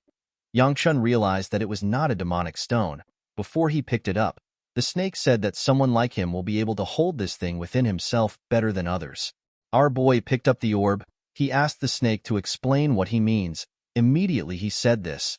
The orb began to glow. Yangchun was shocked to see this. He was certain that the orb was not a demonic stone. He did not know when he activated the demon well absorption art. Our boy noticed that he feels different from the time he absorbed a demonic stone. He tried to control the energy in his hand. While he was struggling, Xiola placed her hand on his back. Yangchun was surprised to see this. Before he could say anything, he lost his strength. He fell to the ground and lost consciousness. When Xiola stood up, the snake asked her if she is satisfied. Our girl was covered in a unique energy. Her aura felt different. She told the snake that it is not a matter of satisfaction. The snake advised her to put her aura away. He explained to her that such a strong aura will cause something much worse than fainting. Our girl told him that she already knows this. The snake referred to Xiola as someone who knows that she has already twisted too many things. He asked her if this is her choice. Our girl asked the snake if he cannot comprehend her decision. The snake revealed to her that he actually feels worse for her because he can understand. Xiola asked him to tell her why he handed over his important crystal to a human he just met.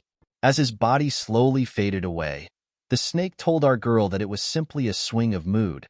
He explained to her that nothing is more lonelier than waiting for someone who won't come. He said that he has decided to let things go.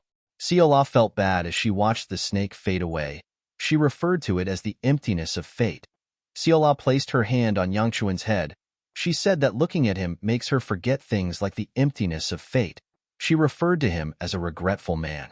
She noticed that Yang Chun was scared of losing the second life that he gained, and yet he still stood his ground to protect her. This action really touched our girl. Her eyes were filled with tears. While she was crying, someone asked her to give something back. Seola apologized to the person. She asked them to wait a little longer. She said that it is still dangerous. Immediately she said this, the man came out of hiding.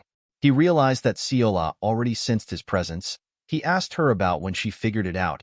Our girl revealed to him that it is not hard to pick out the presence of an imbecile that does the dirty work of the Namgung clan. The man was annoyed to hear this.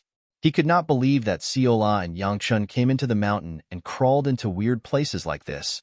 He was more surprised to see that his young master lost to someone like Yang Chun who got exhausted from making the journey here.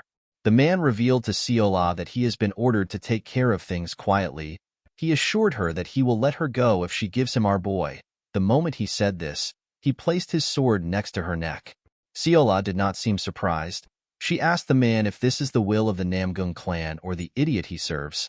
The man was annoyed to hear this. He referred to her as bitch and asked her to not insult his young master. Seola raised her hand and touched the tip of his blade. The man believed that our girl wanted to retaliate. Before he could do anything, he saw a bright golden light. When he looked down, he saw his hand on the floor. He quickly began to scream. Seola asked him to be quiet. She stood up and surrounded herself with swords she created with her energy. Her hair had also turned golden. She turned around and asked him not to wake Yang Chun up from his nap. The scene shifts and we are taken back some hours earlier. We see Chunjin on his bed. The bastard tied his broken hand with bandages. He slammed his hand on the bed out of anger. He told himself that Yang Chun won by using some cheap trick. He raised his hand up. He did not believe that it was possible for a nobody to defeat him. The moment he thought of this, he felt a large amount of pain in his arm. He quickly grabbed the arm. He called out to his bodyguard whose name is Machiel. The man was actually in the room with him. He was separated from Chunjin by a curtain. The man answered his master's call. Chunjin raised his head up and pushed his hair backwards. With a look of anger on his face, he asked the man to tell him what to do. Machiel revealed to his master that Mu Yun is more powerful than they expected. He told him that they would not be able to take care of him. However, Yang Chun is currently moving without his bodyguard. Machiel told his master that this is their best chance. Chunjin smiled when he heard this. He reminded the man that he has always trusted him. He asked him to bring him good news again. Machiel reminded his master that Yang Chun is still a member of the Gu clan. He asked him about how far he should go. With a creepy smile on his face, Chunjin asked Machiel to take Yang Chuan's life for his shoulder. He said that this is a fair trade. The man grabbed his sword and told his master that he understands. The scene shifts and we are taken back to the present. We see Machiel trembling in front of Seola. With a shaky tone in his voice, he asked her about her identity. After thinking about it, Seola told him that he does not need to know who she is. Machiel asked her about why she is working as a maid. The moment he asked this question, another light flashed past him. His other hand fell off when this happened. Machiel began to scream. Seola told him that she is not interested in taking questions. While looking at Yang Chun, our girl said that she does not have enough time left. Machiel realized that he needed to run while Seola was staring at Yang Chun. He slowly stood up. He quickly turned around and began to run. He knew that he only had one chance to get away. He believed that he needed to return to his clan to survive. The man had never heard of such a monstrous girl. He was certain that he needed to report this to his clan. Before he could get far, Machiel noticed that his face was getting closer to the floor. The man did not understand what was happening. When he looked up, he saw that his head has already been cut off from his body. The man did not know when he was torn apart. The being in Seola's body said that it wanted to leave the first life our girl took to her own jurisdiction. The person did not like the fact that an intruder like her was the one who had the first kill. The person apologized to Seola. Our girl asked the person to return her body to her. The person apologized to her. She reached out to Yang Chun and asked Seola if she can stay for some minutes, before the person could touch our boy. Seola reminded her that this is her body. The being told her that she is right. She said that even the present belongs to her. Immediately she said this, the swords began to slowly disappear. The snake, whom had not completely faded away, asked the being if she is leaving.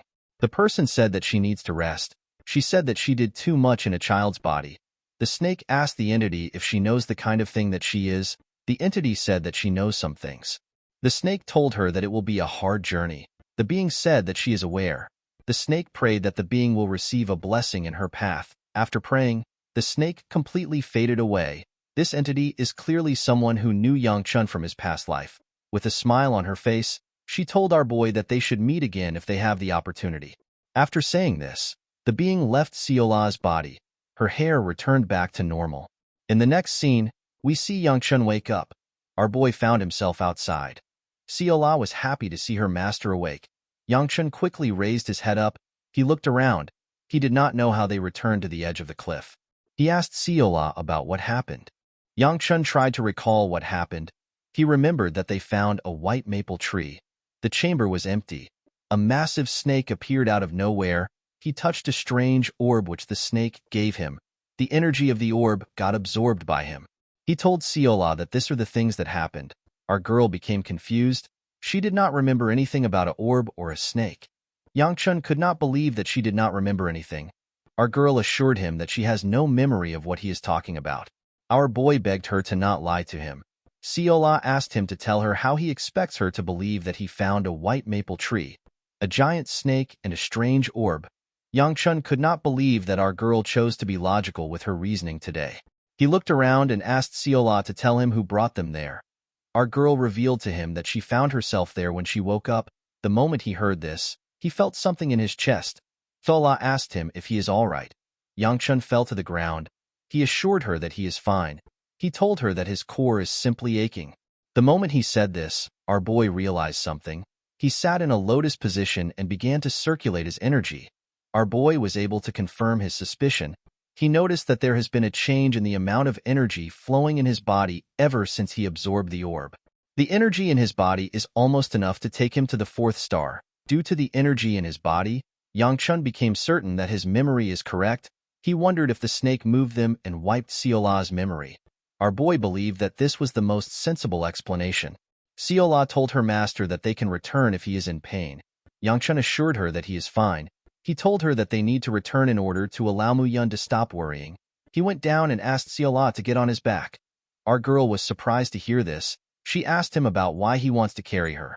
Yang Chun revealed to her that it will take them 2 hours to return if they walk. He told her that this method is faster. With a nervous look on her face, Seola told him that she ate a lot of food yesterday. Yang Chun did not understand why she mentioned this. He asked her to get on. Our girl realized that she had no other choice. When she got on him, she asked him if she is quite heavy. Yang Chun told her that she is not light. Our girl asked him to let her down. With his flame wheel arts at 3 stars and the overflowing energy in his body, our boy was feeling different. He jumped down from the cliff. He saw different peaks. While running, Yang Chun thinks about the fact that his body, which used to be heavy, was now as light as a feather. As they rushed through the mountains, they saw the sun as it was rising. They smiled when they saw how beautiful it was. The scene shifts and we are taken to the Tang family manor. We see Mu Yun panicking about the fact that his master has been gone for a whole day. He wondered if our boy was okay. He hoped that he was safe. While he was thinking, someone told him that they have arrived. When the bodyguard turned around, he saw his master with Seola. Yang Chun jumped into the building through the balcony. He asked Mu Yun about what he is doing there. Mu Yun was shocked to see Yang Chun. He asked him about where he went. He could not believe that our boy left without saying a word. Our boy apologized to him. He told him that it is better they focus on the fact that he returned safely. With a shaky tone in his voice, Mu Yun revealed to his master that he was quite scared that something happened to him. He asked Yang Chun about where he went. Seola told the man that their master mentioned a snake. Before she could say more, our boy used his hand to cover her mouth.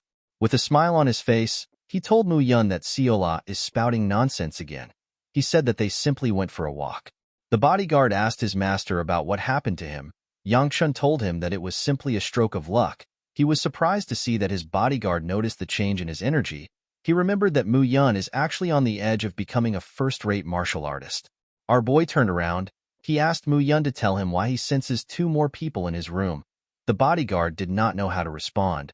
When Yang Chun looked into his room, he saw Soil and Baya eating. Soil became flustered when she saw him. Baya simply continued eating. Our boy asked Soil if she was waiting for him. He reminded Baya that she promised to not bother him again. With a nervous look on her face, Soil said that she was not waiting for him. While chewing her food, Baya told him that she was not actually bothering him. Yangchun did not like the fact that they were there. He asked them to tell him the reason why they came.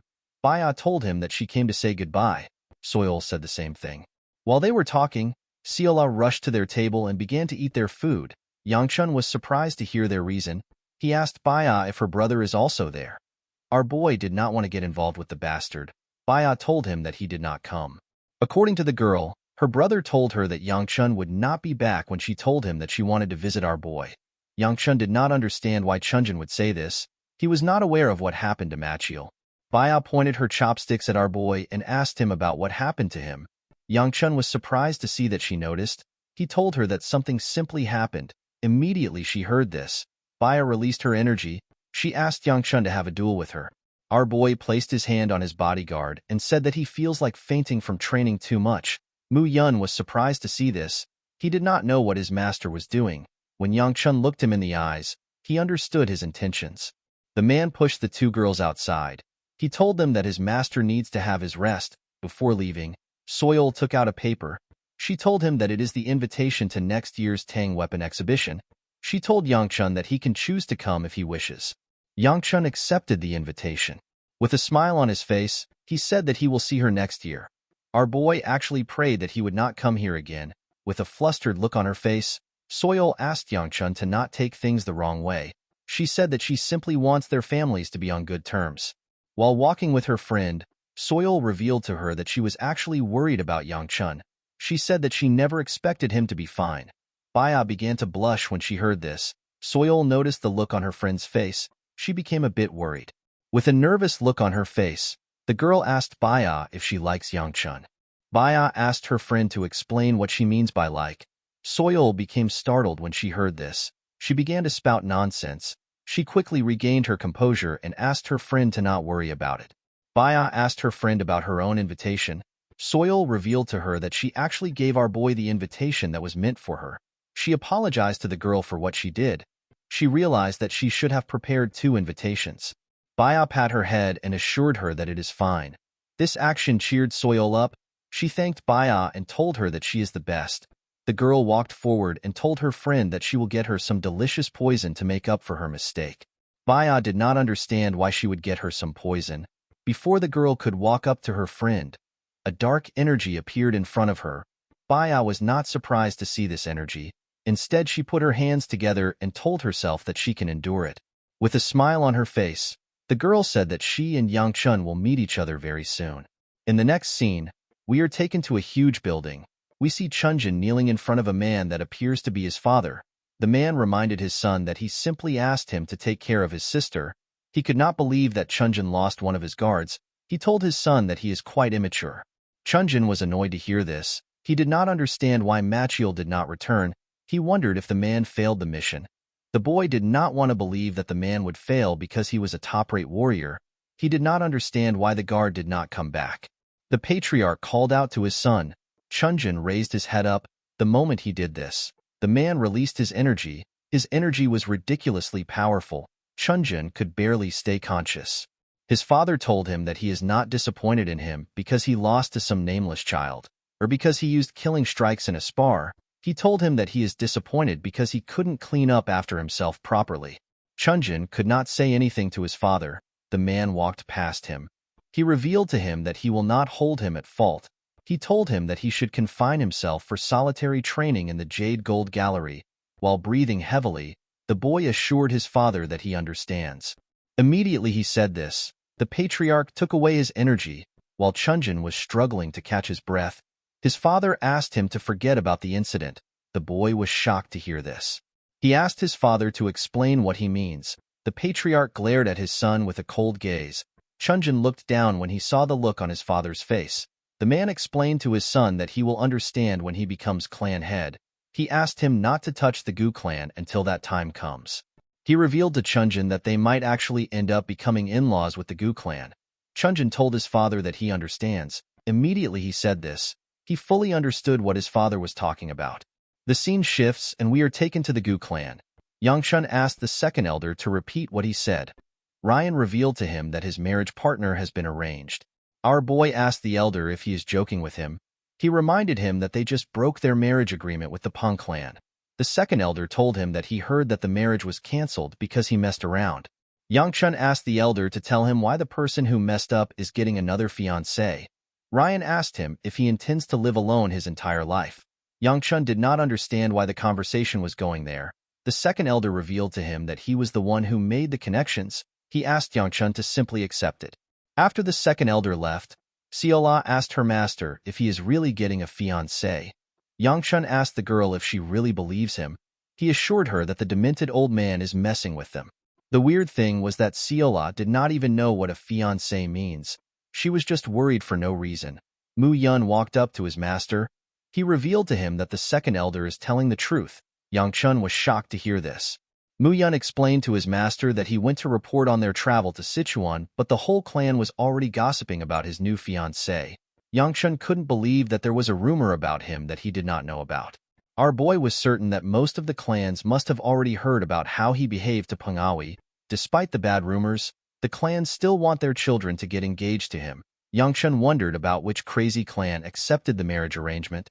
He went to meet the second elder. He asked him to tell him the clan he is getting engaged to and the person who will be getting engaged to him.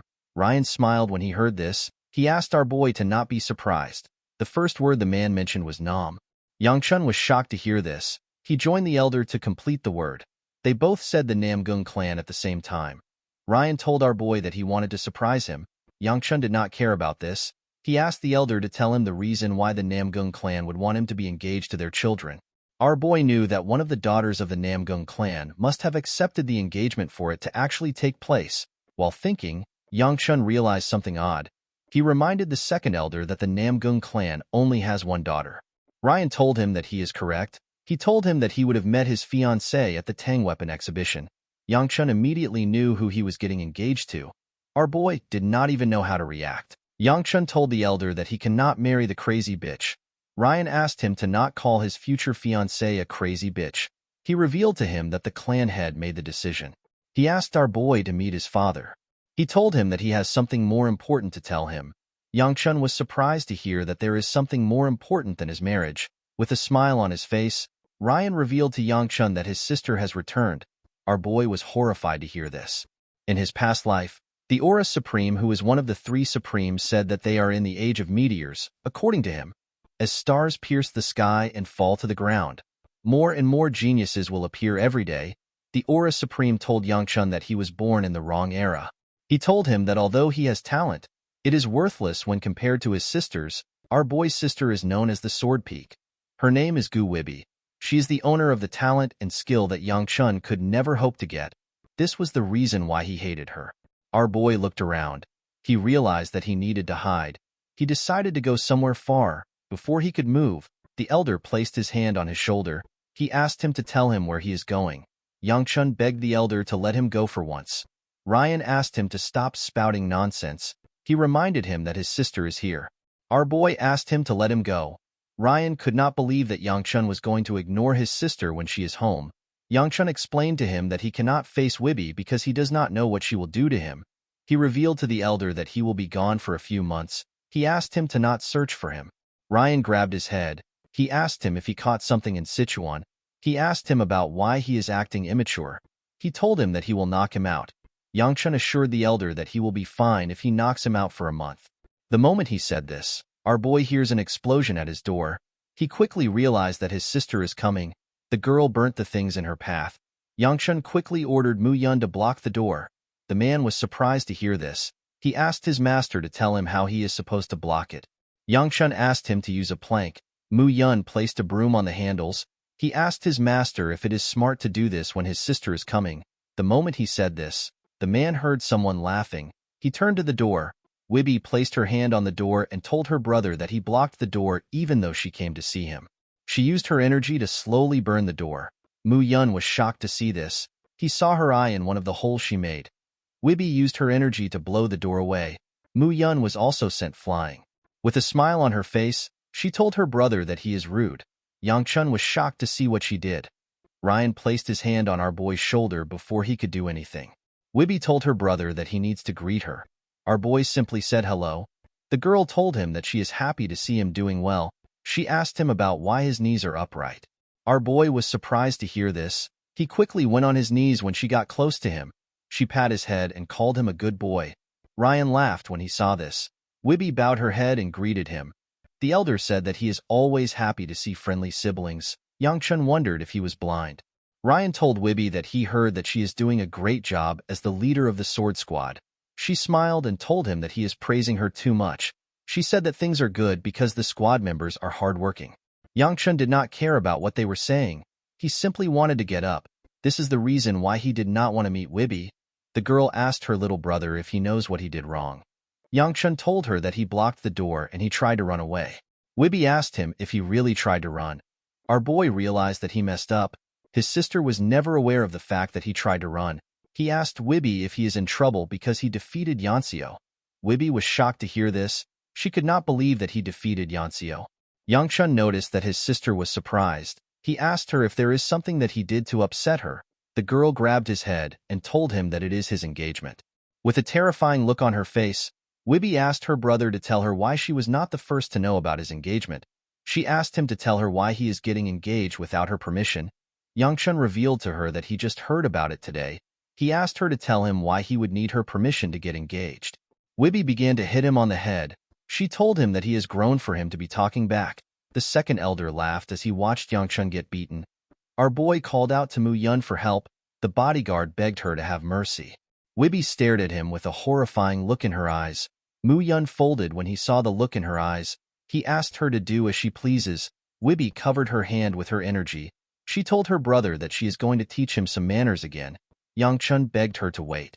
Seola grabbed her hand before she could punch him. The two of them were surprised to see this. Yangchun asked his sister to not do anything. He explained to her that our girl is a servant that just started working there. He told her that Seola doesn't know a lot. Our girl told Wibby that she cannot hit her master. Wibby let go of her brother. She covered her body with her energy. Her energy was quite much. Yangchun was surprised to see what she did. Wibby asked her brother to tell her who is holding her hand. Our boy explained to her that Seola is a new servant. He asked her to forgive Seola for her mistake. Wibby gathered more energy when she heard this. Yangchun was shocked to see this. He quickly stood up. He wanted to stop his crazy sister from doing something crazy. To Seola's surprise, the girl removed her energy and grabbed her cheeks. She carefully dragged them. Our boy was also surprised to see what she did. Wibby told her brother that Seola's cheeks are as soft as they look. She said that they lived up to her expectations. Yangchun could not believe that she released that amount of energy just to grab our girl's cheeks. Wibby told her brother that he never mentioned that he had a servant like Seola. She asked him to give her our girl. Yangchun told her that he cannot do it. Wibby found this to be interesting. She said that she did not expect her dear brother, who normally gives her everything, to refuse. She told him that she never asked him to get up. Our boy went back on his knees and apologized. While looking at the energy her brother was giving off, Wibby asked him if the elder was the one who helped him. Yangchun was not surprised to hear this. He knew that his sister would eventually notice his growth. The second elder assured her that he did not do anything. The girl was surprised to hear this. She could not believe that her brother changed so much in a few months. Wibby wanted to say something to her brother, but she kept it to herself. She let go of Seola and asked our boy to meet the clan head. Yangchun was surprised to hear this. He asked her if she is done. Wibby explained to him that she is not in the mood to teach him a lesson. Yangchun was relieved to hear this. He moved close to Mu Yun and told her that he will be leaving. Wibby asked him to wait. She threw something at him. When he opened his hand, our boy saw an orb. He took a careful look at it. He wondered if he was looking at a demonic stone. He noticed that he could not sense any energy from it. He asked his sister to tell him what it is. Wibby told him that it is a souvenir. She explained to him that she bought it from a peddler that said it is a good luck charm. She asked him to keep the charm by his side. Yangchun believed that his sister gave him some junk. Wibby moved close to her brother and placed her hand on his shoulder. With a creepy smile on her face, she explained to him that she will show him more love if he loses the charm. Our boy began to tremble when he heard this. The girl smiled when she saw the look on his face. With a bright smile on her face, she told him that she knew he was working hard. Immediately he heard this, Yangchun remembered what she said to him in his past life. Wibby asked him to stay happy. Our boy could not look his sister in the eye when he remembered this. After her brother left, Wibby asked the elder if he truly didn't do anything. Ryan assured her that he is innocent. The girl remembered that her brother was only at the proficiency of 1 star last winter. Compared to Yancio, he was not able to release heat, and he could not move properly. Wibby did not understand how he got stronger. She noticed that his energy art has stabilized and his chi has more than doubled. She found it weird when she heard that Yancio was undergoing solitary training after losing to Yangchun. Ryan explained to her that he is also surprised. He told her that he also had no idea that our boy possessed so much potential. Wibby asked him if he knows what happened to him. The elder found this question to be weird. He asked her to tell him why she did not ask Yangchun by herself. Wibby told him that she could tell that her brother won't explain it to her. Ryan told her that he might answer his sister. Wibby explained to him that she already knew her brother's response from his eyes.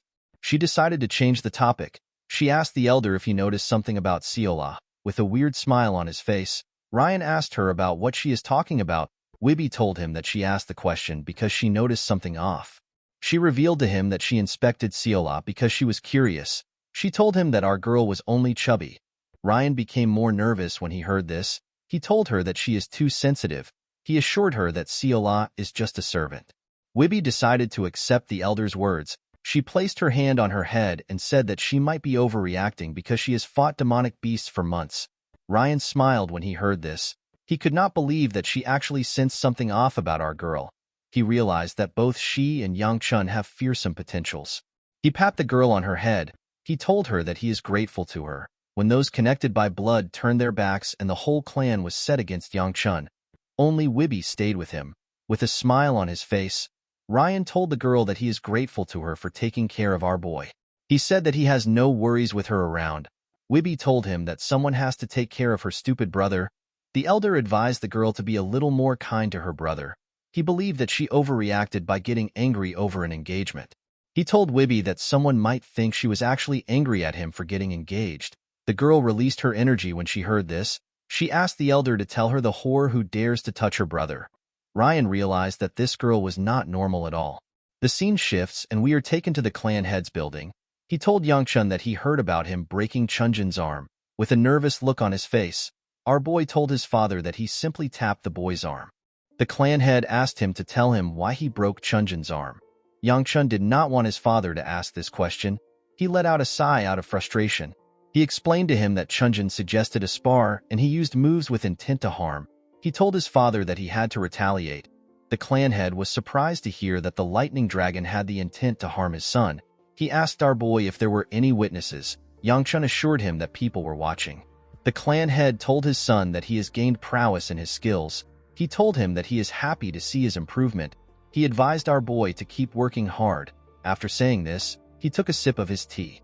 Despite the fact that he defeated the Lightning Dragon and achieved 3rd star, his father was still unfazed. Yangchun was not surprised to see this. This was just how his father always behaved. Due to the fact that he met the Namgung clan, the clan head asked him if he has met Baya. Our boy was startled when he heard this question. He was already waiting for his father to bring it up.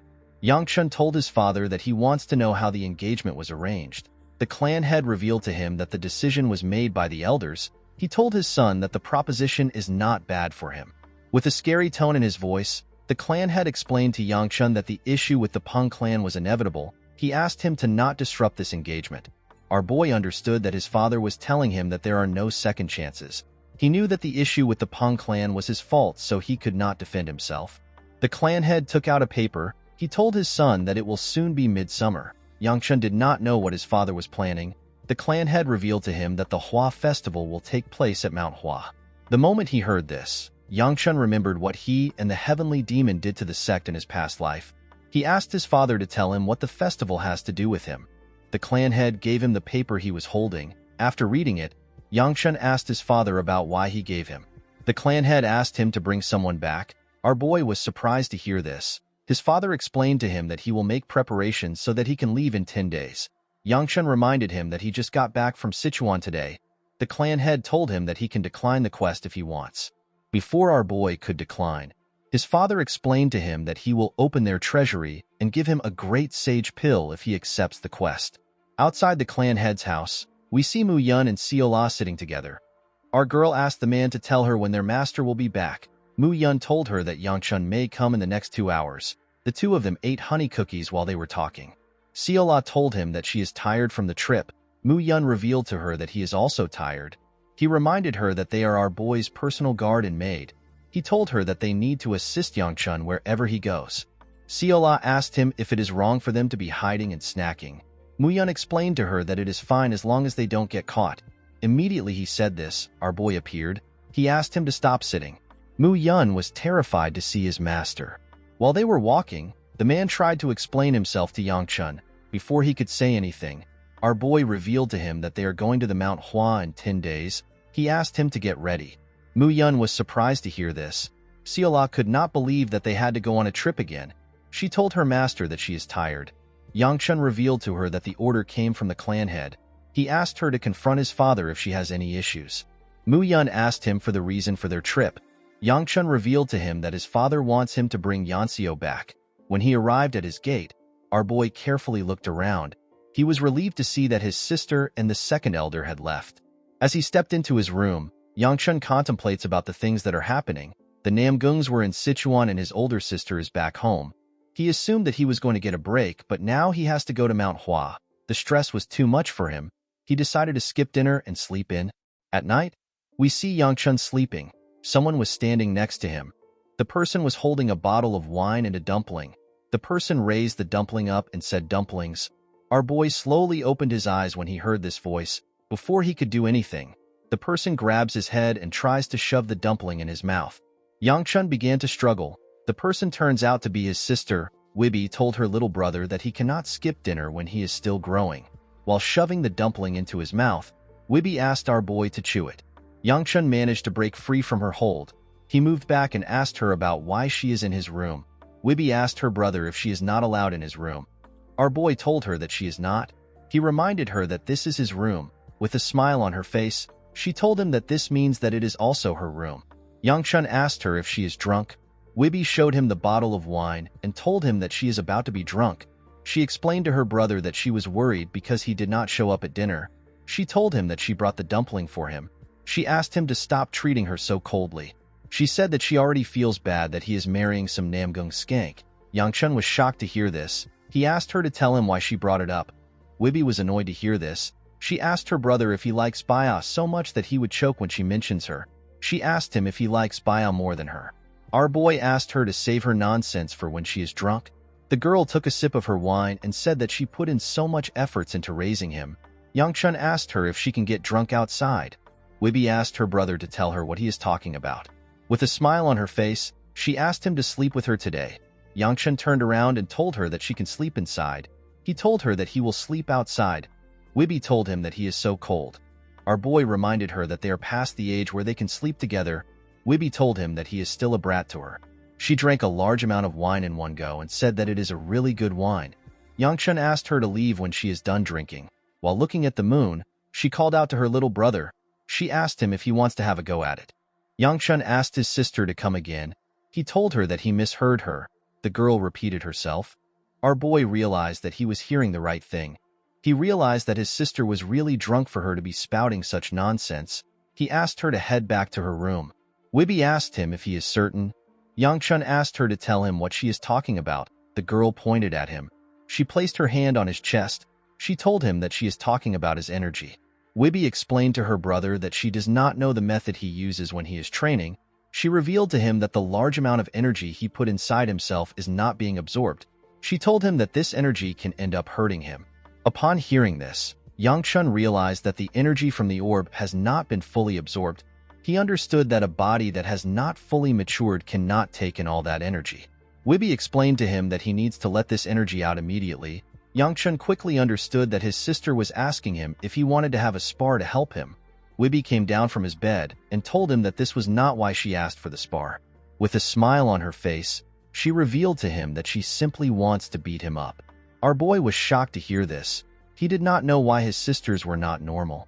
In the next scene, we see Wibby stretching her body while holding a wooden sword. She said that it has been a while since she fought with her brother. She noticed that her brother wasn't holding a weapon. She asked him if he isn't going to use a sword. Yangchun told her that he doesn't use it anymore. Wibby was surprised to hear this. Her brother had been using a sword until recently. She wondered if he got bored of the weapon. She believed that he was full of himself. She raised her sword and asked him if he isn't going to attack. Yangchun took a stance. He reminded his sister that the spar is to help him release his energy. With a smile on her face, Wibby told him that she will make sure he doesn't die. She asked him to not chicken out. Immediately she said this, Yangchun appeared next to her. The girl quickly sensed his presence. Our boy landed a punch on her stomach. The attack moved her back a bit. Before she could regain her balance, our boy appeared next to her. He covered his fist with a large amount of energy and used it to hit her. The attack sent her flying. Due to the dust that covered the training ground, our boy could not see her. He called out to her to check if she is all right. The moment she heard his voice, Wibby began to laugh. A large amount of fire burst out on the training ground. The flame was ridiculously large. Wibby stepped out of the large flame with her body covered in fire. With a creepy smile on her face, she told her brother that he is not bad. Yangchun could not believe that his sister was still in the 5th star.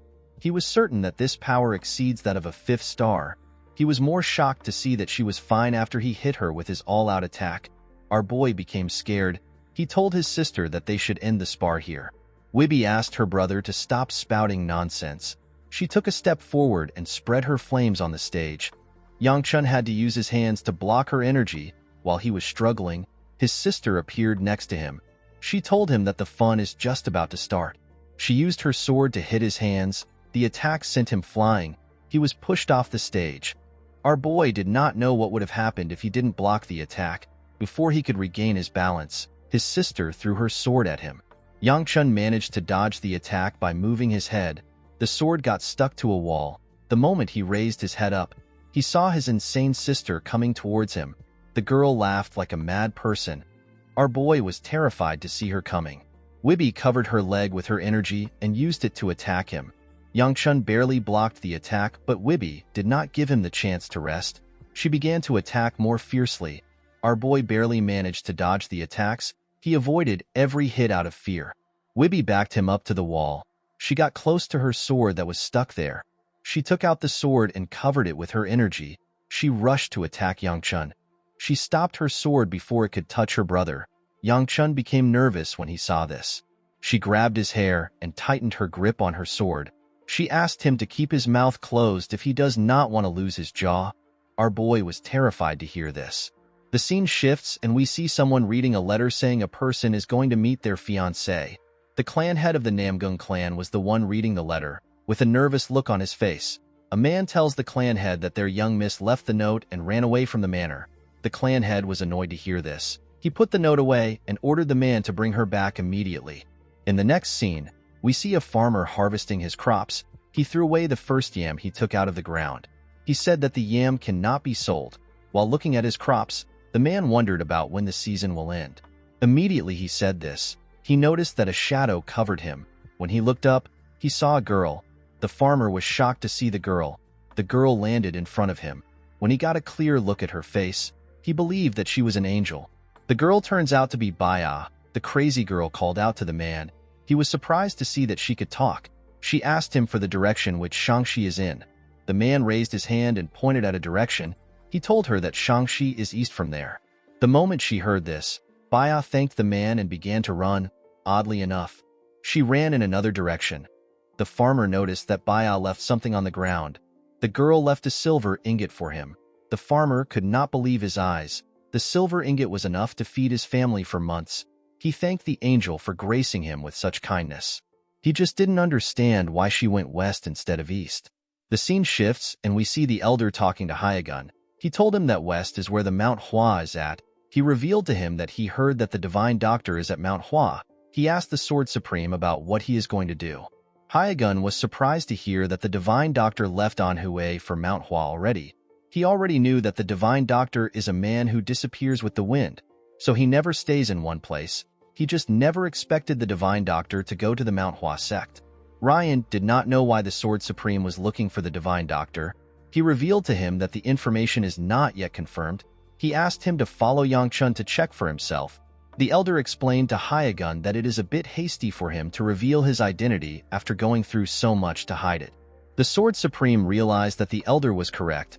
He knew that it would not be smart for him to reveal his identity now. The scene shifts and we see Hyagun on a carriage. He told our boy that he will be accompanying him. He asked him to leave things to him. Yangchun did not know how to react. For some reason, the second elder was also surprised.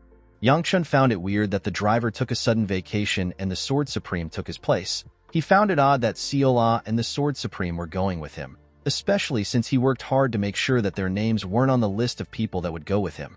Yangchun wondered about what happened overnight. He could smell something fishy.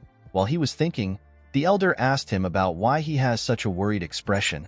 Our boy told him that nothing is wrong. Ryan told Yangchun that he should be worried about himself. He asked him to try not to beat up other kids. Our boy told the elder that he would not do something like that. Immediately he said this, he remembered how he beat up his own sister, Juliop and Chunjun. He assured the second elder that he will do his best. The elder took out something from his clothes and told Yangchun that he is giving him the item because he trusts him. Our boy asked him about what it is. The moment he said this, he perceived a nice fragrance. The smell came from the pouch. It was quite good. Yangchun felt like he was being invigorated as he touched it. He told the elder that the item looks precious. Ryan assured him that it is nothing important. He told him that it is just a rock. Yangchun asked him if he is certain. Ryan revealed to him that the rock is called the Blossom Stone. He explained to him that the rock used to be one of the 4 treasures of the Manhwa sect.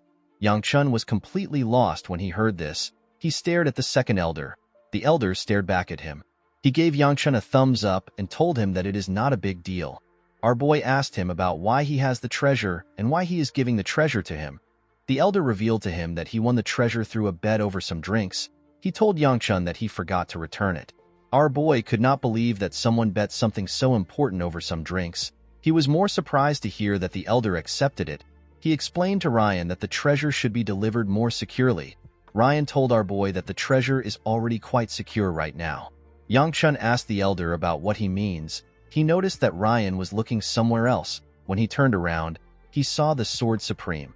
He quickly understood why Ryan said that the treasure is secure.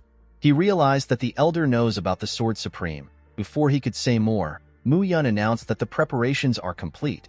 Yangchun realized that he does not have a good excuse to refuse the elder. He decided to go with it. When he stepped into the carriage, he told the elder that he will be back.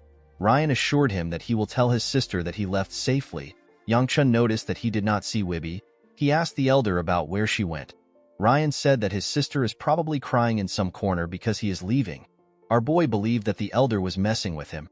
When the carriage began to move, Yangchun asked the elder to give his farewell to his sister for him. Ryan turned to a corner and asked Wibby about why she didn't greet her brother directly. The girl's face had swollen. She explained to the elder that she did not want her little brother to see her crying. Ryan reminded her that Yangchun is not 3 years old anymore. With a look of anger on her face, Wibby told him that her brother is so fragile. On their way to Manhwa, Yangchun called out to Mu Yun. He asked him about the amount of time it will take to get to the sect. The bodyguard reminded his master that he has asked this question over 30 times.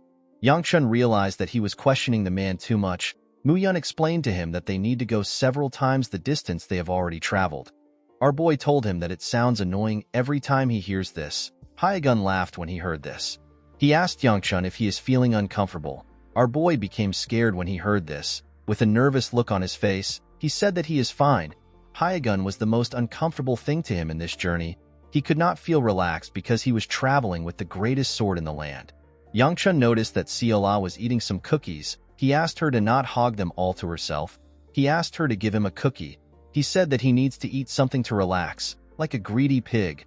Seola told her master that Hongwa gave her the cookies. She told him that he needs to ask Hongwa for her permission. With a smile on her face, Hongwa revealed to her master that the honey cookies actually belonged to him. Our girl was shocked to hear this.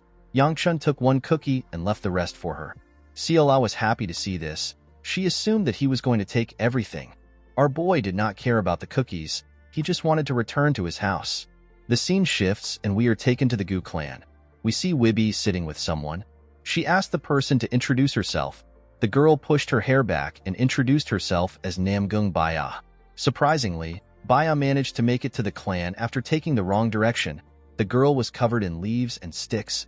Wibby was annoyed to hear the girl's name. She realized that this was her younger brother's fiancée. She took a careful look at Baya. She noticed her blue eyes and her pink lips. Wibby was surprised to see how beautiful she was. She asked Baya to tell her why she came there looking like a bum. The girl revealed to her that she took the wrong turn. Wibby did not understand how a person ends up looking like this from taking a wrong turn. She asked Baya to tell her why she went through so much stress to come there. The girl said that she came to meet her fiancé. Wibby was surprised to hear this. She told her that the engagement is not yet official. Baya did not know what to say. With a smile on her face, Wibby told the girl that her little brother is not in the clan right now. Baya was surprised to hear Wibby call Yangchun her little brother. With a confident smile on her face, Wibby introduced herself as Yangchun's elder sister. Baya quickly cleaned her hair and corrected her posture. Wibby was happy to see this. She believed that this was the right attitude a person is supposed to portray in front of their in-laws. Baya asked the girl about where her brother went. Wibby revealed to her that Yangchun went to the Manhwa sect. She told her that their fates don't cross paths because the place is too far. With a gentle smile on her face, Baya said Manhwa.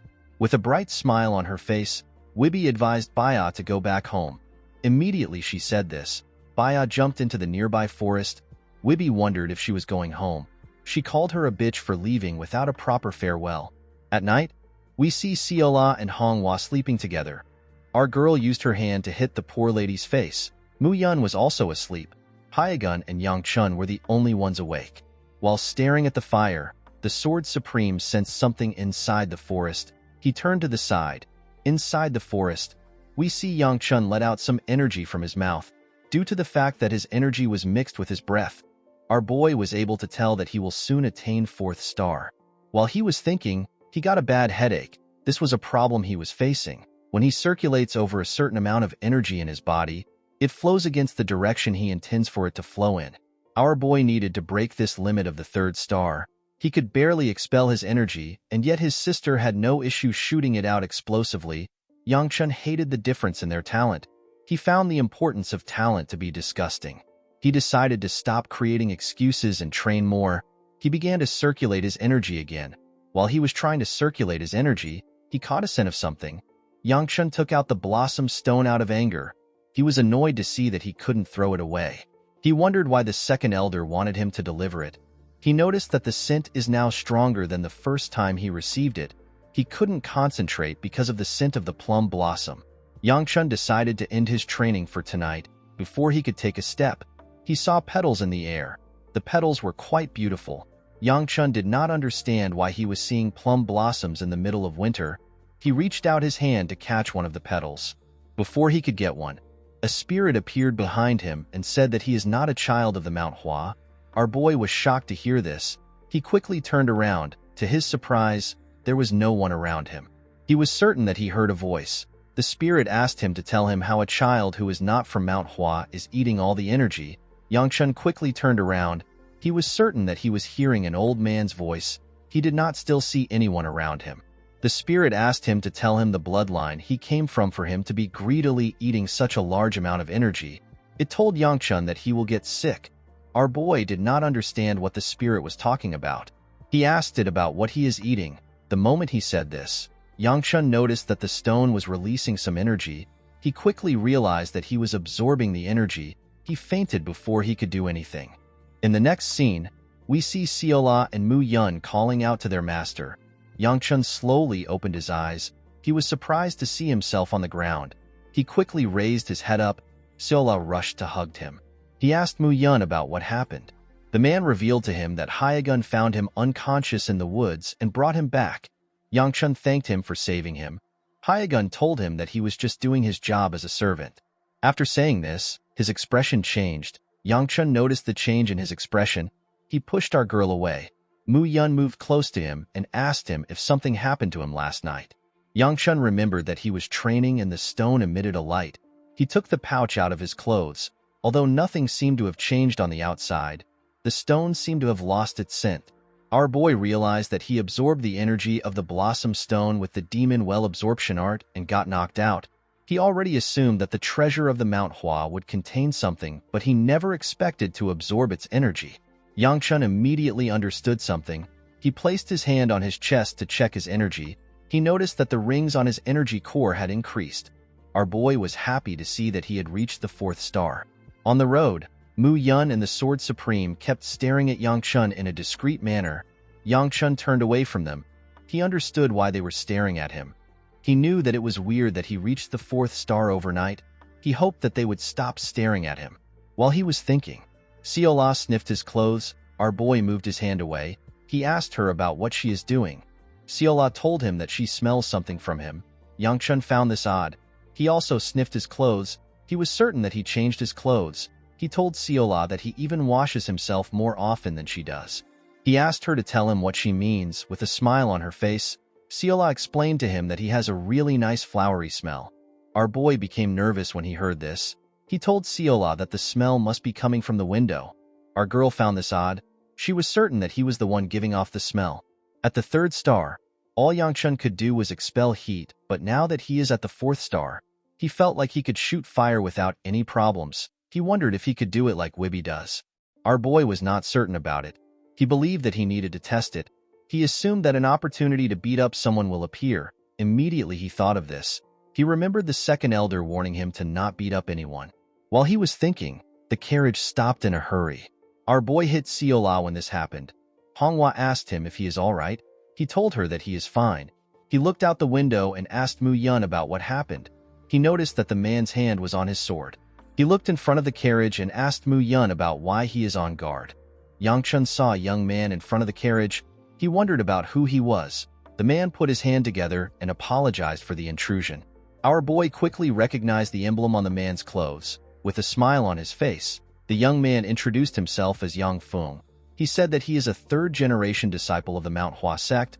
He explained to them that he stopped the carriage because he had something to ask. Yang Chun recognized the man's name. He remembered the older version of Feng asking him about what their sect did to him. Feng was the man who screamed when he saw his sect leader's head on the ground.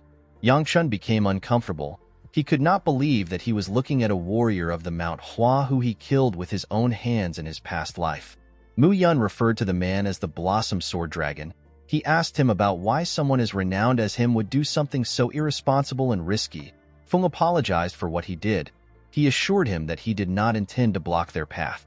He said that he stopped them because he had to verify something. Mu Yun asked him about what he needs to verify. Feng revealed to him that he wants to check if one of their disciples is in the carriage. Yang Chun was certain that the man was not referring to him. Feng slowly walked towards them. He explained to them that he felt a familiar aura from afar. He said that he is thankful that things are not bad. He told them that he has a question. Mu Yun asked him to not take another step before he could even draw his sword. He and Yang Chun saw some plum blossoms in front of them. They did not know when Feng got close to them. With a smile on his face, the Blossom Sword Dragon asked Yang Chun to tell him why he is emitting the aura of the Manhwa when he is not a disciple.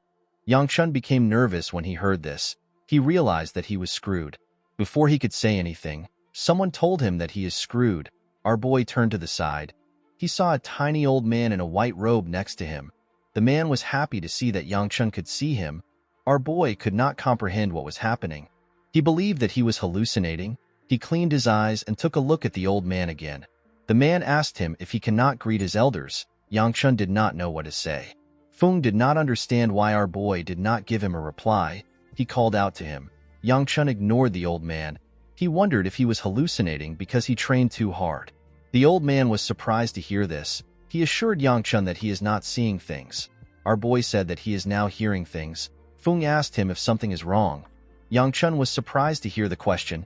He pointed at the old man and asked Feng if he cannot see the insect-sized old man.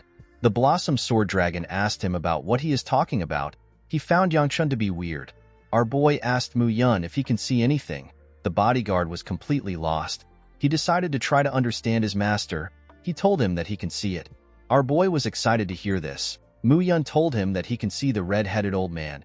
Yang Chun told him that the man is not red-headed. Mu Yun asked him if his hair color is blue. Yang Chun realized that his bodyguard cannot see anything. He asked him to stop playing games with him. Our boy could not accept the fact that he was the only one who could see the old man. He asked them to look closely. The old man called him a fool and asked him to shut up. Yang Chun wondered if it was a ghost. He could not believe that he got possessed. The old man assured him that he is not possessed. He asked him if he forgot what he ate. Yangshun asked the man to tell him what he is talking about. The moment he said this, he remembered that he absorbed the energy of the Blossom Stone. The old man asked him if he remembers now. He asked him if he can remember the fact that he ate a treasure of the Manhwa sect even though he is not one of them. The old man explained to Yangshun that he helped him out by preventing him from entering a stage of chi blockage after he ate so much energy. He was annoyed to see that our boy called him an insect-sized old man and a ghost. Yangshun asked the old man for his identity. The old man was surprised to hear this. He asked him if he does not recognize him. He told our boy that he does not know anything about the world. Yangshun told him that he must not be famous if he cannot recognize him. Mu Yun and Feng were shocked to see our boy talking to himself. The old man cleared his throat and told Yangshun that he is only going to introduce himself once. He asked him to listen carefully. The old man introduced himself as the Great Mount Hua sect's 8th leader. He said that his name is Shin Chiol. He is also known as the Mount Hua Immortal Sword. The greatest war that occurred before the appearance of the heavenly demon is the Great Blood Demon War. 5 expert martial artists fended off this bloodbath. Even after a century, their names are still mentioned in the history of the Zhongyuan Murim. The person most revered by the Mount Hua sect is the tiny bug-like man in front of Yangshun. Our boy could not believe what was happening. Chiol asked him if he is going to continue comparing him to a bug. Our boy was surprised to hear this. He was certain that he called the man a bug in his mind. Chiol told him that he can hear his thoughts. He asked Yangshun to mind his manners now that he knows who he is. Our boy did not want to accept that Chiol is telling the truth. Mu Yun and Feng were still completely lost. Yangshun took out the pouch and asked him about why he was inside the stone. Chiol revealed to him that he does not know why he was inside the stone. Our boy said that he is useless in his mind. Chiol reminded him that he can hear his thoughts. He told Yangshun that he believed he would know more than him. Our boy told him that he does not know anything. Chiol asked him to tell him how someone like him who is not from the Mount Hua sect was able to absorb the energy of the Blossom Stone. Yangshun did not know what to say. Chiol could tell that our boy knew something. Yangshun avoided looking the man in the eye. He did not know what to tell him. Chiol decided to stop prying. He understood that young people like our boy always have things they want to hide. Our boy thanked the man for not asking more questions. Chiol told him that it is fine. He revealed to him that something is coming. He asked Yangshun to focus on this thing instead. Yangshun did not know what the man was talking about. Immediately Chiol said this. We see some people jump out of the woods. The young men that landed in front of them were wearing the clothes of the Mount Hua sect. Yangshun was surprised to see them. Feng asked him to not mind them. He said that they are not a threat. The moment he said this, Mu Yun hit his knee and got him down. He moved his sword close to Feng's neck. He asked Yangshun to watch out. While looking at the men who pointed their swords at them, Mu Yun told his master that this might be an ambush. Yangshun told his bodyguard that things are not yet so serious. Mu Yun explained to him that he could sense some hostile energy from the moment they appeared. Feng begged Mu Yun to give him a chance to explain. He told Yangshun that he does not know why his sect members are so angered. He assured him that he will be able to resolve things if he talks to them. Mu Yun asked him if they are really from his sect. Feng asked him to look at the emblem on their clothes. He assured him that they are warriors of the Mount Hua sect. He turned to Yangshun and asked him if he will give him the chance to speak with them. Our boy asked his bodyguard to let him go. Mu Yun obeyed his order. With a smile on his face, Feng assured them that he will sort things out. He turned around and waved at the men. He moved close to them and spoke to them. For some reason, the man with a headband punched him in his face. Our boy and Mu Yun became worried when they saw this. The warriors moved close to Yangshun. They put their hands together and bowed their heads. The man with the headband apologized to him because Feng unintentionally put him in a position where he felt threatened. Our boy assured the man that it is fine. He apologized to him that his bodyguard took out his sword before they could understand the situation. Yangshun asked them about why they came so far out. He asked them if something happened. The leader told him that they cannot reveal the information to him because he is an outsider. Feng revealed to our boy that members of their sect have recently been going missing. The leader was surprised to hear this. He reminded him that he was not supposed to give out this information. Yangshun was surprised to hear what Feng said. He knew that the Blossom Sword Squad of Mount Hua is not so weak that they would go missing. He found this to be weird. The leader grabbed Feng's ear and explained to our boy that Feng ran ahead of them while they were searching the forest. He told them that he sensed the energy of a member. Yangshun turned to Chiol. He explained to him that Feng is referring to the energy coming from his body. He asked Chiol to tell him what to do. The immortal sword assured him that it is fine. He explained to him that he has blocked the energy coming from his body. Feng asked the leader if he cannot feel the energy of their sect coming from Yangchun. The man told him that he can sense it. Our boy was surprised to hear this. He asked Chiol if he is certain about what he did. He told him that they can still sense the energy. Chiol asked him to show them the blossom stone. Our boy placed his hand into his shirt. The men were surprised to see this. He took the stone out of his shirt and showed it to them. The men were shocked to see it. They could not believe that they were looking at the treasure their sect leader lost in a bet over drinks. Yangchun could not believe that the sect leader really lost their sect's treasure in a bet. Chiol laughed when he heard what they said. He said that the future of his sect is grim. Feng believed that they sensed the energy of Mount Hua from our boy because he had their treasure on him. The leader asked Yangchun to tell him why he has the treasure. Our boy jumped out of the carriage through the window. He apologized to them for not introducing himself sooner. He bowed his head and told them his name. He told them that he was on his way to return the treasure of Mount Hua that was borrowed by the Gu clan. The warriors were shocked to hear this. They seemed to recognize the Gu clan. Yangchun and Mu Yun did not understand why they were whispering about their clan. The leader was surprised to see that our boy came from a prestigious clan. He apologized again for showing hostility towards him. Yangchun assured him that it is fine. He asked him if there is something wrong with being from the Gu clan. Feng realized something. He turned to Yangchun and mentioned his sister. Before he could complete his sentence, his teammates covered his mouth and hit him. They pushed him down and began to beat him up. The leader told our boy that he does not need to worry about Feng. Yangchun told him that he does not look fine. The man asked him to not worry about it. Our boy asked the man if his sister caused problems for them. With a weird smile on his face, the man said that she did not. Yangchun could tell that he was lying. He apologized to the man for the trouble she caused him. He revealed to him that he will take her back home as soon as they arrive in the sect. The man was shocked to hear that he was taking Yanxiu back home. The members of his squad seemed to be happy to hear this news. Yangchun asked them if there is a problem. The members of the squad cleared a path for our boy. The leader placed his hand on his shoulder and asked him to follow them. Yangchun and Mu Yun were surprised to hear this. They wondered about the amount of trouble Yanxiu was causing this men. The scene shifts and we are taken to the Mount Hua sect. We see Yanxiu knock on someone's door. The person asked her to come in. The girl went in and called out to her master. Her master was an old woman in white. The woman commended her for visiting her every day, even though she is scared of walking alone at night. Yanxiu ran to hug her master. She asked her if her body is all right. The woman told her that she feels better today because she can see the beautiful moon outside. With a smile on her face, Yanxiu told her that she is relieved to hear this. Her master reminded her that her visits will soon come to an end. Yanxiu assured her that she will stay by her side until the end. The woman reminded her that she is returning to Shangxi soon. Yanxiu did not say anything to the woman. With a smile on her face, her master asked her if she dislikes going back to her family so much. With a sad look on her face, Yanxiu said that the people in Shangxi are not her family.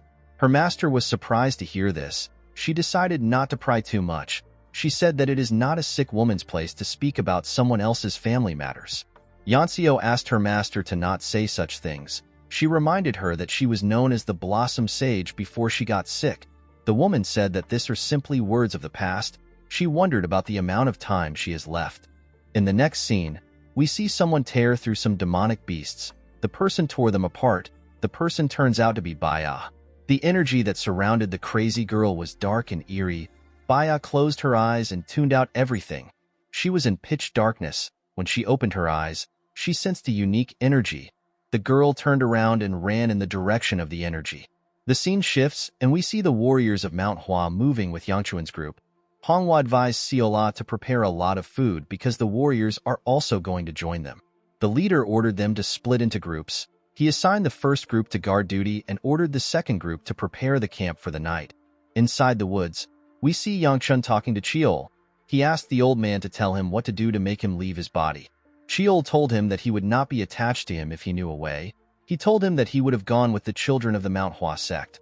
Our boy called Chiol an old man and told him that he has a question. Chiol asked him to not call him an old man. He told Yangchun his name and reminded him that he is the immortal sword of Mount Hua. Our boy glared at him. Chiol asked him to not give him a distrusting look.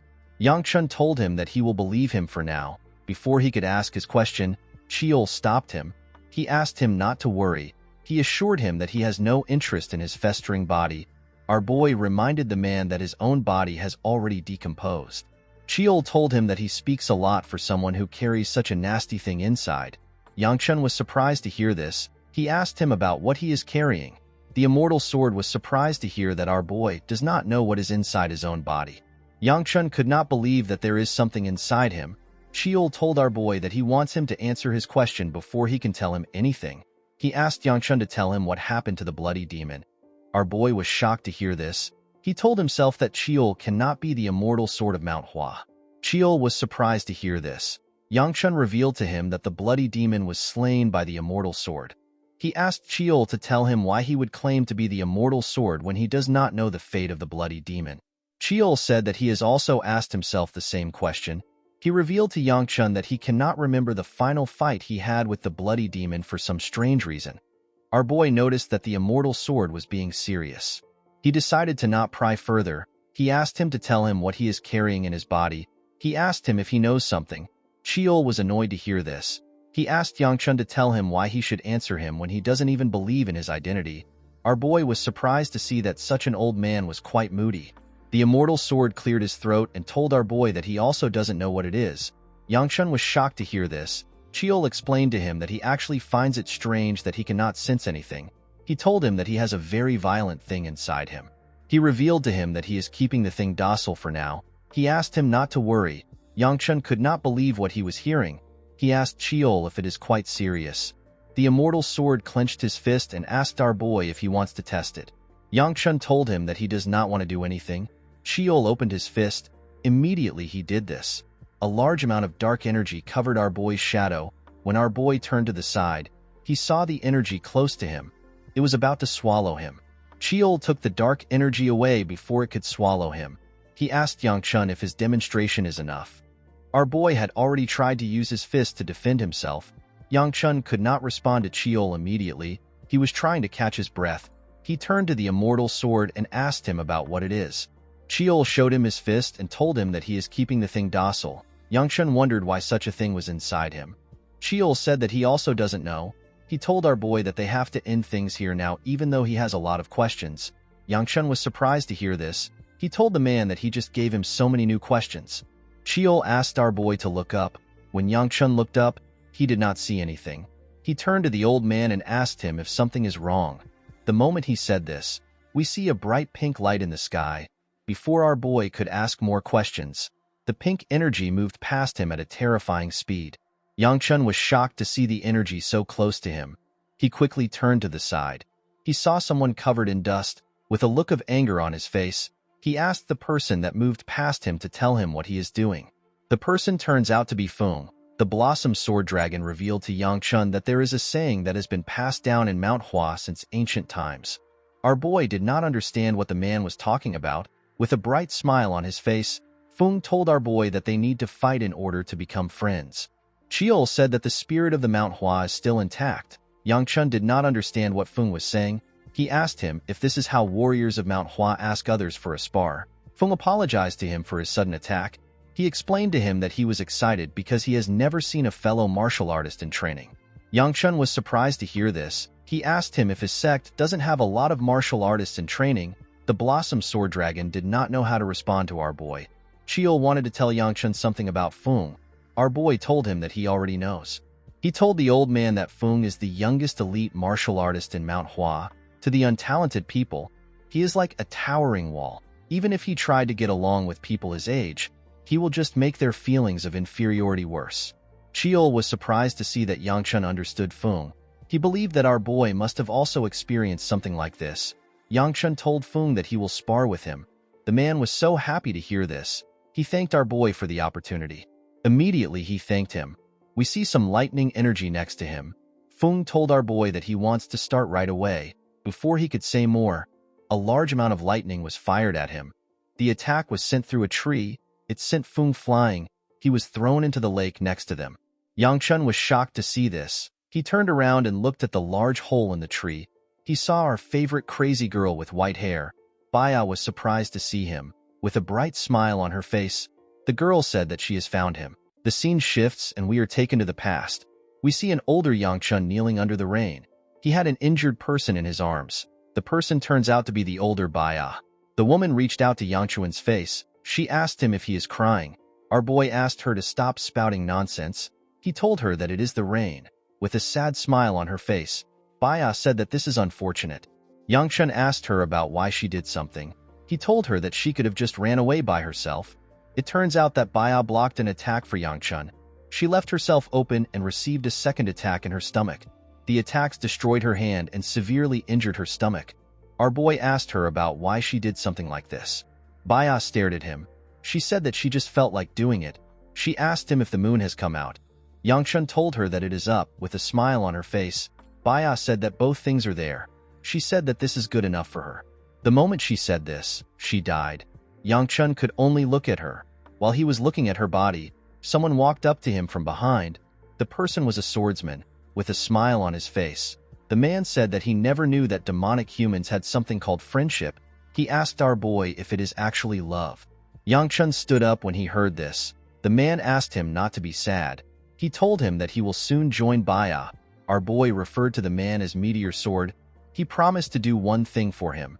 Yangchun released a large amount of purple energy. He promised the man that he will not die an easy death. The scene shifts and we are taken back to the present. With a look of shock on his face, Yangchun asked Baya about why she came there. Baya wanted to respond, but she saw someone strange next to our boy. The leader of the group asked Yangchun if he knows Baya. He raised his sword and asked him if he has permission to cut her down. Yangchun was surprised to hear this. When he looked behind him, he saw the rest of the group holding their swords. He did not know what to tell the leader. It is already a big problem that this dumb girl hurt a warrior of Manhwa. Our boy did not think that it would be smart for him to cover for her by saying that he is acquainted with her. He did not want to say that he was engaged to her since it is not official. While he was thinking of what to say, Baya revealed to the men that Yangchun is her fiancé. The men were shocked to hear this. Even Chiol was shocked to hear it. Our boy realized that he could not deny it. He decided to accept what she said. Everyone, including Chiol, turned to him. They did not understand why a beautiful lady would be engaged to a guy like this. Yangchun knew what they were thinking. He hoped that they would not be mad at him for not telling them. He asked Baya about why she is there. The girl told him that she came to meet him. Yangchun noticed that the men were still staring at him. He reminded them that they were ready to draw their swords at Baya earlier. He asked them about why they are looking at him. He turned to the girl and asked her about why she attacked if she wanted to meet him. Chiol asked him to take a look at the girl. He explained to him that Baya's body is barely moving and she has exhausted her inner energy without sleeping to run to him. The man asked Yangchun if he believes that Baya will be able to tell the difference between a human and a demonic beast. Our boy told him that exhausting oneself to the point where you can't distinguish between a human and a demonic beast is not something to be praised for. Chiol told him that Baya did this because she cares so much about him. Yangchun told her that the Mount Hua will not let things go easily because of the state she put its members in. The moment he said this, we see Feng next to him. The man was kneeling next to our boy. Yangchun was surprised to see him by his side. Feng seemed to be smitten by Baya's beautiful face. Our boy was able to tell that the idiot had fallen for her. He called him a dumb fucker in his head. With a fake smile on his face, he asked the man if he is alright. Feng tapped his chest and asked our boy to fight him now. Yangchun never expected it. He told him that his body must be fine. At night, we see everyone gathered next to the lake. Yangchun and Feng were standing in front of them to duel. Even though our boy was standing in front of him, Feng was looking somewhere else. He was staring at Baya. The girl sat with Siola and the rest of Yangchun's group. She was eating some cookies. Yangchun was annoyed to see how infatuated the young man was. Chiol asked him if he is jealous. Our boy asked him to stop spouting nonsense. He explained to him that he accepted the duel out of the goodness of his heart. He said that he simply hates how Feng is using it for his own dirty purposes. Chiol asked him to also use the duel for himself. Yangchun asked the man to tell him what he can gain from winning this fight. Chiol called him an idiot. He asked him if he is not curious about how strong he has become. While resting on Baya, Siola asked her about why she is here. She asked her if she came to see her. The Sword Supreme asked his granddaughter to stop clinging to Baya. The girl said that it is fine. She said that our girl is always like this. Hyegun was surprised to hear that his granddaughter is always so disrespectful. Mu Yun put his hand together and prayed that his master won't get hurt. Honghua assured him that things will be fine. One of the Mount Hua members asked his leader about who he thinks will win the fight. The man believed that the answer was obvious. He said that Fung is a real monster. He reminded them that they have all seen his talent. He told them that Fung can be playful from time to time, but he is different when he gets serious.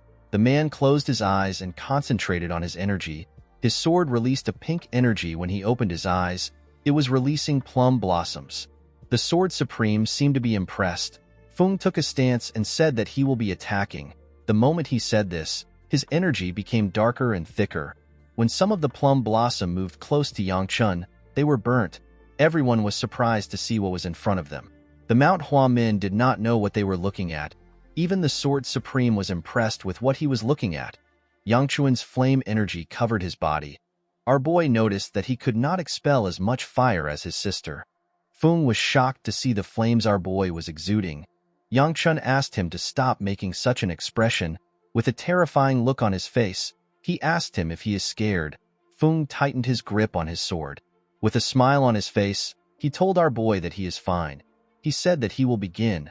The moment he said this, he charged at Yangchun. He rushed to attack him at a crazy speed.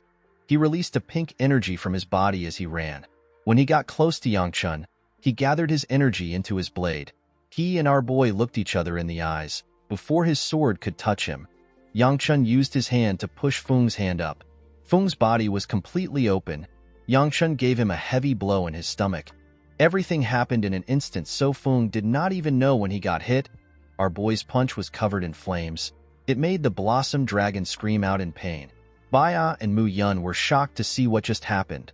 The leader's mouth opened when he saw how Yangchun destroyed the Blossom Dragon. Even the Sword Supreme was shocked to see what our boy did.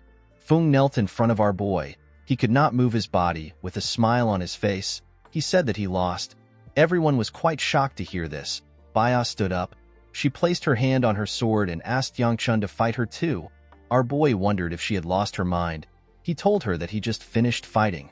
Baya glared at him when she heard this. Yangchun did not understand why she was glaring at him. He asked Chiol if Baya is angry because he did not accept her request. The old man said that she actually looks upset. Our boy knew that things will become troublesome if he allows her to be upset. He told her that it is already late. He asked her to fight him another time. The crazy girl put her sword away. She grabbed his hand. With a smile on her face, she asked him not to forget his promise. The next morning, we see Yangchun circulating the energy in his body. He was floating in the air and his body was covered with fire. Chiol watched him as he circulated his energy. He called him a monstrous lad. He could not believe that Yangchun has already began to utilize his central core. He asked our boy to tell him what he is. Yangchun told him that he just began to test it. He asked him to not make a fuss out of it. Chiol told our boy that he has an amazing talent for him to be able to use his central core at such a young age. He advised him to not attempt anything beyond what he is doing. He revealed to Yangchun that the thing inside him will run wild if he opens up his central core. Our boy asked Chiol if the thing is responding to his energy. The immortal sword explained to him that the more chi he uses, the more the thing runs wild. He told him that anything beyond expelling flames from his body and wrapping his arms in fire will cause the thing to go out of control. Yangchun became worried when he heard this. He stood up and said that it is not yet enough. The moment he said this, Fung appeared. He asked our boy if he is still unsatisfied with himself despite winning the fight. Yangchun asked him about what he wants. Fung bowed his head and thanked our boy. Yangchun was surprised to see this. He asked him about why he is thanking him.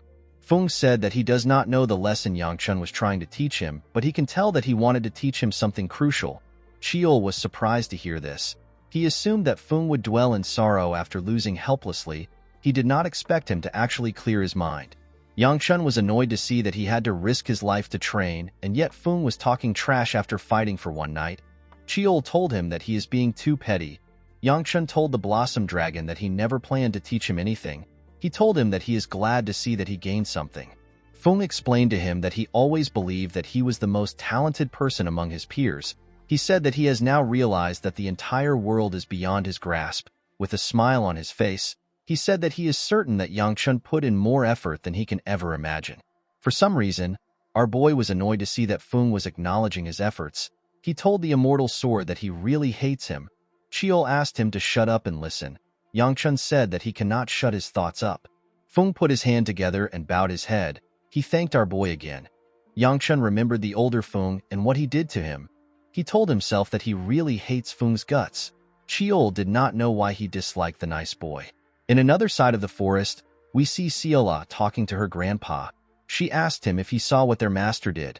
She said that Yangchun simply went blam blam and the flower guy lost. The members of the Mount Hua passed by her side when she said this. They were sad to be reminded that their prodigy lost. Hyagun asked his granddaughter to keep her voice down. Seola told him that they are actually in big trouble. Hyagun asked her to tell him what happened. Our girl revealed to him that their master is getting engaged. The Sword Supreme told her that this is a joyous occasion. While screaming at the top of her voice, Seola said that it is not. Hyagun was shocked to see this. He did not understand why she was overreacting. Seola revealed to him that she does not understand what it means to get engaged. She said that only she is allowed to do stuff with their master. She asked her grandpa to tell Yangchun to ask for her permission. Hyagun realized that his granddaughter did not know what it means to get engaged. He decided to explain things to her. Seola seemed to be shocked to find out what it meant. The scene shifts and we see the group eating. A few things became uncomfortable for Yangchun after the fight he had with Fung. The biggest thing that made our boy uncomfortable was Seola.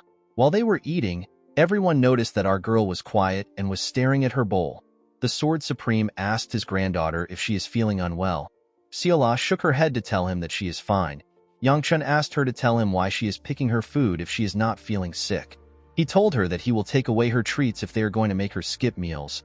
While our boy was talking, Baya put her chopsticks into the large pot in their middle. She wanted to take out some food. Before she could grab the meat in front of her, someone took it out. The person turns out to be Seola.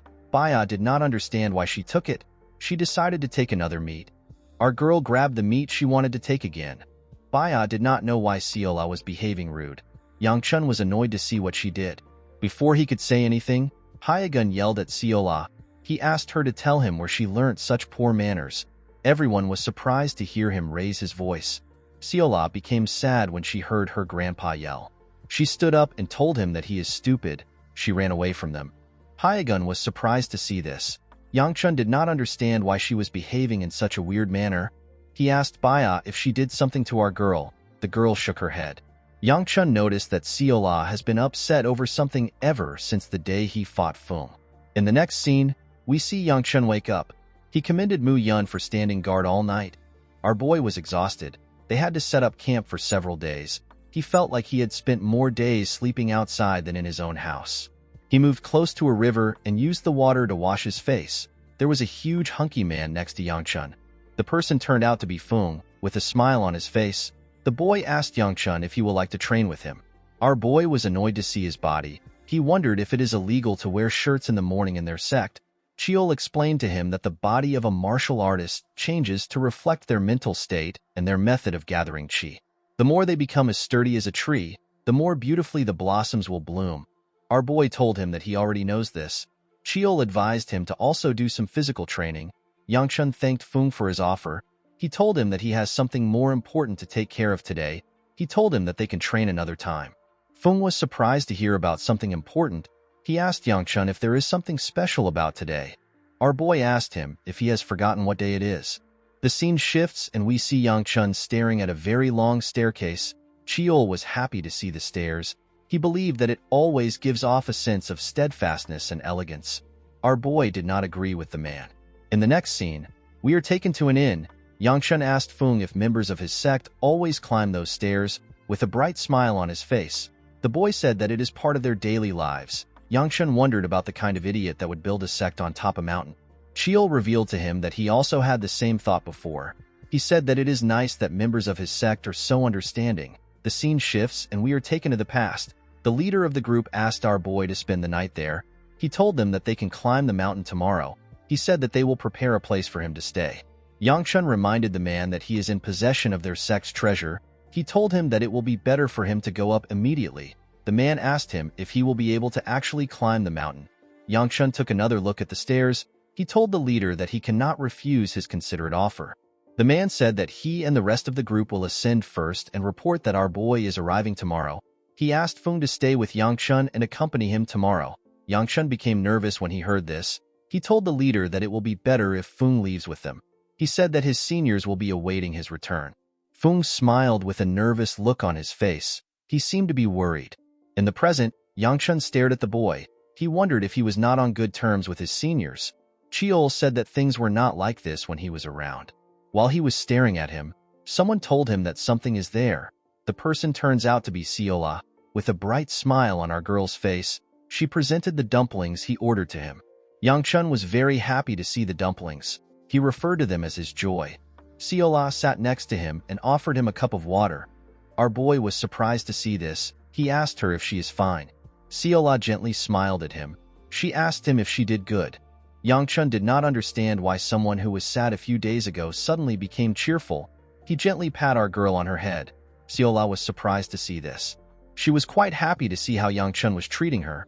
Our boy said that things will be nice if she keeps acting good. Seola told him that she never does bad things. The moment she said this, someone sat next to them. The person took out a dumpling and offered it to our boy. The person turns out to be Baya. The girl asked him to open his mouth. Yangchun wondered if he should eat it or not. Seola glared at the dumpling. She quickly ate it. She glared at Baya. Baya was surprised to see that Seola ate the dumpling. She simply smiled at our girl. Seola did not know why the girl was smiling. Yangchun was frustrated by what was happening. He simply wanted to eat his food in peace. In the next scene, we see a man slam his sword on the ground. The masked man in front of him was terrified to hear the sound of the man's sword. The man sitting on the throne asked the masked man if someone caught him. With a shaky tone in his voice, the man said that the Manhwa has noticed his presence. The huge man was annoyed to hear this. He realized that they couldn't get more of something from the sect anymore. The masked man said that he will send a report to the main palace. The leader advised him not to be late. He said that he has seen men lose their arms over tardiness. He believed that his subordinate was already aware of the consequences of being late. The masked man revealed to him that the main palace has given them an order. He said that the divine physician has appeared in Shangxi. The man stopped hitting his sword on the ground when he heard this. The masked man began to tremble when he saw this. He revealed to the leader that the physician was actually staying in Anhui, but now he is in Shangxi. He said that he has sent their men to obtain the physician's exact location. The leader referred to the man as Beichong. He stood up when he called his name. He stood in front of Beichong and pointed his sword at him. He told him that he never asked him to use their men. With a shaky tone in his voice, Beichong revealed to his leader that it was an order from the palace master. The leader moved his sword close to the man's head. He asked him if they are going to kill the physician or capture him. Beichong told him that they had been ordered to imprison the physician in their underground prison. The leader placed his sword on his shoulder. He said that it is no fun to imprison the physician. He asked his subordinate if he is allowed to kill anyone who stands in their way. Beichong told him that he is free to do as he wishes. He said that their only order is to capture the divine physician. The man began to smile like a crazy person. He said that things are going to be fun. The scene shifts and we see someone place their hand on the ground. The person turns out to be Yangchun. Our boy climbed the Mount Hua mountain. He was breathing heavily when he arrived at the top. He wondered about who built the sect in this place. Chiol reminded him that he climbed this mountain throughout his life.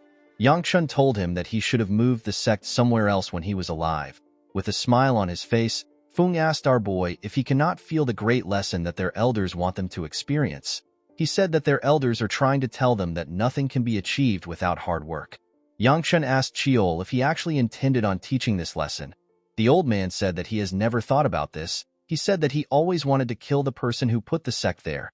Seola also arrived at the top. When she saw our boy panting, she reminded him that she told him that she can carry him. Yangchun said that he wanted to keep his last bit of dignity. He asked her about why she doesn't look tired. Our girl said that she is simply not tired. The moment she said this, someone stretched out a hand to our boy. When Yangchun raised his head, he saw Baya. Our boy grabbed her hand and asked her if she is not tired. The girl said that she is not very tired. Thola was annoyed to see Yangchun hold Baya's hand. Baya bent her head after raising our boy up. Chiol did not expect her to go for it in such a bold manner. Yangchun asked her about why she is bowing her head. Chiol could not believe that our boy was so oblivious. He called him an idiot. Baya blushed when she heard this. Seola glared at her. Our boy asked Chiol if Baya wants him to pat her head. The old man asked him to do it now that he knows. Our boy raised his hand. Before he could do anything, Seola pat the girl on her head. She told Yangchun that she did it for him. Baya also pat her on the head. She turned to our boy. With a gentle smile on her face, she told him that he can do it next time. Yangchun did not know how to respond to this. He quickly turned around and asked about where the others are. Mu Yun and the Sword Supreme were already at the top, but there was still someone far behind. Hongwa was still far behind everyone. The girl was barely holding on. While breathing heavily, she asked Yangchun to leave her. Our boy asked someone to get the girl. The moment he said this, he heard a loud sound. When he turned around, he saw the gates of the sect open. Someone stepped out of the gates and said that he has been waiting for them. Feng bowed his head when he saw the person. An old man in the Manhwa attire was the one who stepped out. The man was with the leader of Feng's squad. Chiol immediately knew that he was looking at the current sect leader of Manhwa. Our boy was surprised to hear this. He did not expect the old man to be the sect leader. The sect leader placed his hand on Yangchuan's shoulders. He told him that he has been waiting for him for a while. He said that the elders of the sect will finally stop yelling at him. He revealed to our boy that the elders were quite angry when he lost their sacred stone over a bet while he was drunk. The man shook Yangchun as he spoke. Our boy struggled to introduce himself. He wanted to tell the sect leader the reason why he came. The man smiled and stopped him. He referred to the second elder as an animal and told our boy that the second elder sent a letter before he arrived. He said that he already knows that he came to take his sister back and return the Blossom Stone. Yangchun was relieved to see that the second elder's letter will speed things up for him. He told the sect leader that he is correct. The sect leader told him that Ryan did not say everything in his letter. Yangchun asked the man about what he is talking about. The sect leader told our boy that he is referring to the energy in his body. Yangchun was shocked to hear this. The old man turned to the Sword Supreme and stared at him. Hyagun became nervous. He had to look away. The sect leader tapped our boy's shoulders. He asked him if he is tired after climbing the mountain. He asked the leader, whose name is Shin Hyun, to prepare a place and a meal for their guests. Hyun accepted the sect leader's orders. The old man told Yangchun that they can talk inside. Our boy turned to Chiol. He asked him about what he should do. With a smile on his face, Chiol asked him if he believes that he will be fine after absorbing the treasure of Mount Hua. He told Yangchun that the worst thing that can happen to him is death. Our boy did not know why Chiol was smiling about something like this. In the next scene, we are taken to a room. We see the sect leader holding the Blossom Stone. He apologized to Yangchun for bringing him into the room without letting him rest. He said that he cannot let someone who absorbed the energy of the Mount Hua walk around freely. Yangchun told him that he understands. He told the sect leader that he was merely holding onto their treasure when it suddenly got absorbed into him. After hearing what he said, Yangchun felt stupid. He told Chiol that he told the sect leader the truth, but he left him out of it. He said that what he did is for the best. Chiol told him that he is not lying since he woke up with the energy already absorbed by him. The sect leader said that he finds Yangchuan's story hard to believe. He could not believe that someone was holding two energies of such different auras in his body. The sect leader reminded our boy that he is there to take his sister. He asked him to follow him. Yangchun asked him about where they are going. With an evil smile on his face, the old man placed his hand on Yangchuan's shoulder. He asked him if he believes that he will be left untouched after absorbing the treasure of the Mount Hua. Our boy became nervous. He told the old man that he will follow him. The sect leader was surprised to hear this. He asked him about why his reaction is so lukewarm. Yangchun explained to him that he has the same expression as the second elder when he is trying to mess with him. The sect leader was annoyed to hear this. He could not believe that Yangchun was saying that he and the second elder behave the same way. He told him that he is rude. Our boy now understood why they gamble over drinks. The two of them have the same behavior. The sect leader decided to stop joking. He asked Yangchun to follow him to meet his sister. In the next scene, we are taken to a building in the mountain. We see someone tell Yanxio's master that everything is broken. The person said that her blood flow and the flow of her energy is all twisted. The man asked her about how she is enduring the pain as her body rots away. The woman's body has already become very lean. She coughed and said that it is not very painful. The old man asked her not to lie to him. He asked her if she is acting strong because she is in front of her disciple. Yanxio and a young boy were in the room with them. The old man asked her about how long she has been sick for. The woman said that it has been 4 years. The man asked her about what happened at that time. When she opened her mouth, she didn't say anything. She became quiet. Yanxio was surprised to see this. She called out to her master. The Blossom Sword Queen spat out some blood. Everyone was shocked to see this. The boy next to the old man offered her a handkerchief. The woman accepted it and thanked him. The old man realized that the woman had a seal. He found this odd. He told her that he would have sensed the seal when he checked her flow. The Blossom Sword Queen referred to him as the divine physician. The old man asked her not to call him by this name. The woman apologized to him. She called him Elder Tae. She asked him about the amount of time she has left. Yanseo became sad when she heard this. Elder Tae told the Blossom Sword Queen that she has at least 2 months. He told her that she will last until winter if she is lucky. The woman gracefully accepted her fate. The divine physician noticed that her body was trembling. He could see that Yanseo was worried about her master. He remembered how lively the Blossom Sword Queen looked when she was younger. Now she had lost the beautiful spark that she had, and she was barely holding on. He said that he will do as much as he can. He asked the children to leave. Yanseo was surprised to hear this. She wanted to stay with her master. The Blossom Sword Queen gently called the girl's name and raised the bloody handkerchief. Yanseo realized that her master was barely holding on. The scene shifts and we see Yangchun arrive at the top of a mountain. Our boy was breathing heavily. He told the sect leader that this is torture. He could not believe that they had to climb more stairs after climbing the first stairs. The old man asked him if he does not feel the great teaching of their sect. He said that the sect is telling them that they cannot achieve anything without hard work. Yangchun asked Cheol about why he didn't move the sect when he was alive. Cheol said that it is because of people like the current sect leader that the Mount Hua could not move. He also hated the stupid teachings of the sect. While Yangchun was breathing heavily, someone opened the door of the building in front of him. The person turns out to be his sister. While she was cleaning her tears, Yanseo raised her head up. She saw her brother. She was surprised to see him. Yangchun was also surprised to see her. Before she could ask him any questions, the boy behind her bumped into her. He hit her head. Our boy was surprised to see that there was someone behind her. When he got a clear look at the boy's face, Yangchun grit his teeth. Yanseo asked the boy to watch where he is going. The moment she said this, she saw something shocking. Yangchun released his energy. He released a large amount of energy. He seemed to be enraged by something. The scene shifts and we are taken to the past. We see the older Yangchun barge into a ruined building. The ground was filled with blood. There was a man standing on the balcony of the building. The man was wearing black clothes and he had a hand fan. He was watching the other buildings in the area burn. He welcomed Yangchun. He told him that he is glad to see that he returned safely. The man looked like the older version of the boy who triggered Yangchun. He asked our boy about why he is angry. As Yangchun walked towards the man, he released a ridiculous amount of demonic energy. The man asked our boy about what filled him with so much rage. He asked him if he is angry that a certain woman died. Yangchun became more angry when he heard this. He released a large amount of energy. He pushed the corpses that were around him. With a smile on his face, the man said that everything is happening according to the heavenly demon's will. He told Yangchun that he does not seem to appreciate their cult leader's will. Our boy grit his teeth out of anger. The man glared at him. It was as if he knew that Yangchun wouldn't do anything after hearing the heavenly demon's name. To his surprise, Yangchun gathered his energy and clenched his fist. He charged at him. Before his hand could touch the man, he reminded him that only the heavenly demon is above him. Yangchun stopped moving when he heard this. He fired his energy to the other side. The man gently smiled at him. When our boy put his hand down, the man revealed to him that the Heavenly Supreme is dead.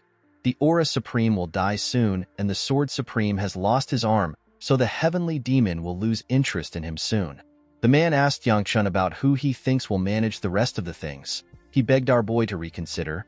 He told him that the Heavenly Demon will leave everything to him. Our boy turned around. He was quite annoyed to hear what the man said. The scene shifts and we are taken back to the present. We see Yangchun strangling the boy. The boy could barely resist Yangchun's strength. While he was struggling, our boy did not let him go. Something about him was different. It looked like something was controlling him from within his body. Yanseo became nervous. She wondered about what was wrong with her brother. He had a terrifying look on his face. While our boy was strangling the boy, someone put his hand on his face. The sect leader put his hand on his face and placed his other hand on his back. He told Yangchun that he will feel some pain. In the next scene, Elder Tae and the Blossom Sword Queen hear a knock on the door. The person turned out to be the sect leader. He was relieved to see the divine physician.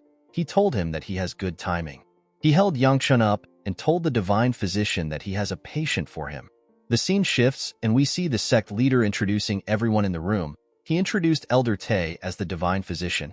He said that the divine physician is the greatest physician of their time, and he can cure any disease. Elder Tay seemed to be angry that the sect leader introduced him as the divine physician. The sect leader told our boy that the divine physician was the one who treated him. He introduced the Blossom Sword Queen as a renowned swordsman of the sect. He told Yangchun that Yanxiu is the disciple of the Sword Queen. He introduced the boy with white and black hair as the grandson and disciple of the divine physician. His name is Jigul Hyuk. According to the sect leader, the boy cannot talk. He told our boy that he can ask the divine physician any questions he has. The sect leader asked Yangchun to tell him the reason why he choked Hyuk. Our boy immediately knew that he was screwed. Oddly enough, ever since he saw Hyuk, his memory has been spotty. He could not put his memories together. Due to the mood in the air, Yangchun knew that no one would believe him if he uses this excuse in his past life. He did not hear anything about Hyuk being the grandson of the divine physician. He could not believe that he found the person he was looking for before the house sect. Yangchun did not like the fact that nothing was going as he planned. The worst part was that Cheol wasn't responding to him. Our boy wondered about what he was going to do. While he was thinking, the sect leader asked him if his memory is spotty. Yangchun was shocked to hear this. He asked him about how he knew. The sect leader remembered how Yangchun strangled the boy. He told him that he does not know why he knows this. He turned to the divine physician and asked him to inspect Yangchun's body. The divine physician asked him to get lost. He told him that he has no intention of helping him. The two old men began to argue. Our boy was surprised to see this. The Sword Queen asked our boy if his name is really Yangchun. Our boy did not expect this question. He asked her if she knows him. The Sword Queen told him that she does. She revealed to him that she was a close friend of his mother whose name is Chunhee. Yangchun was surprised to meet a friend of his mother. With a smile on her face, the Sword Queen told our boy that she is happy that she was able to meet him. Yanxiu glared at her brother from behind her master. The Sword Queen told Yangchun that he really looks like his mother. Our boy asked her if she is being serious. She told him that it is his aura that is unique. The two old men were still fighting. The sect leader reminded the divine physician that he is the sect leader of the Manhwa. He asked him to do it for him. The divine physician told him that he does not care about his status. The Sword Queen told our boy that she can sense that he has a quiet but warm heart. Yangchun thanked her for her compliment. The moment he did this, the divine physician stood up. He said that he is leaving. Before he could reach the door, the sect leader mentioned something called the leaf of the dragon herb. The divine physician stopped moving. The sect leader told him that he will give him a single leaf of the dragon herb if he takes a look at Yangchun. Elder Tay let out a sigh. He turned around and told the sect leader that this is the last time he will do something for him. The old man was happy to hear that he accepted his request.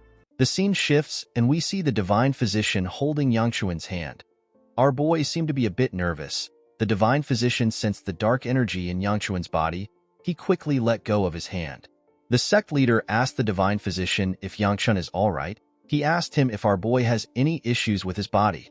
The divine physician said that Yangchun has more than a few issues.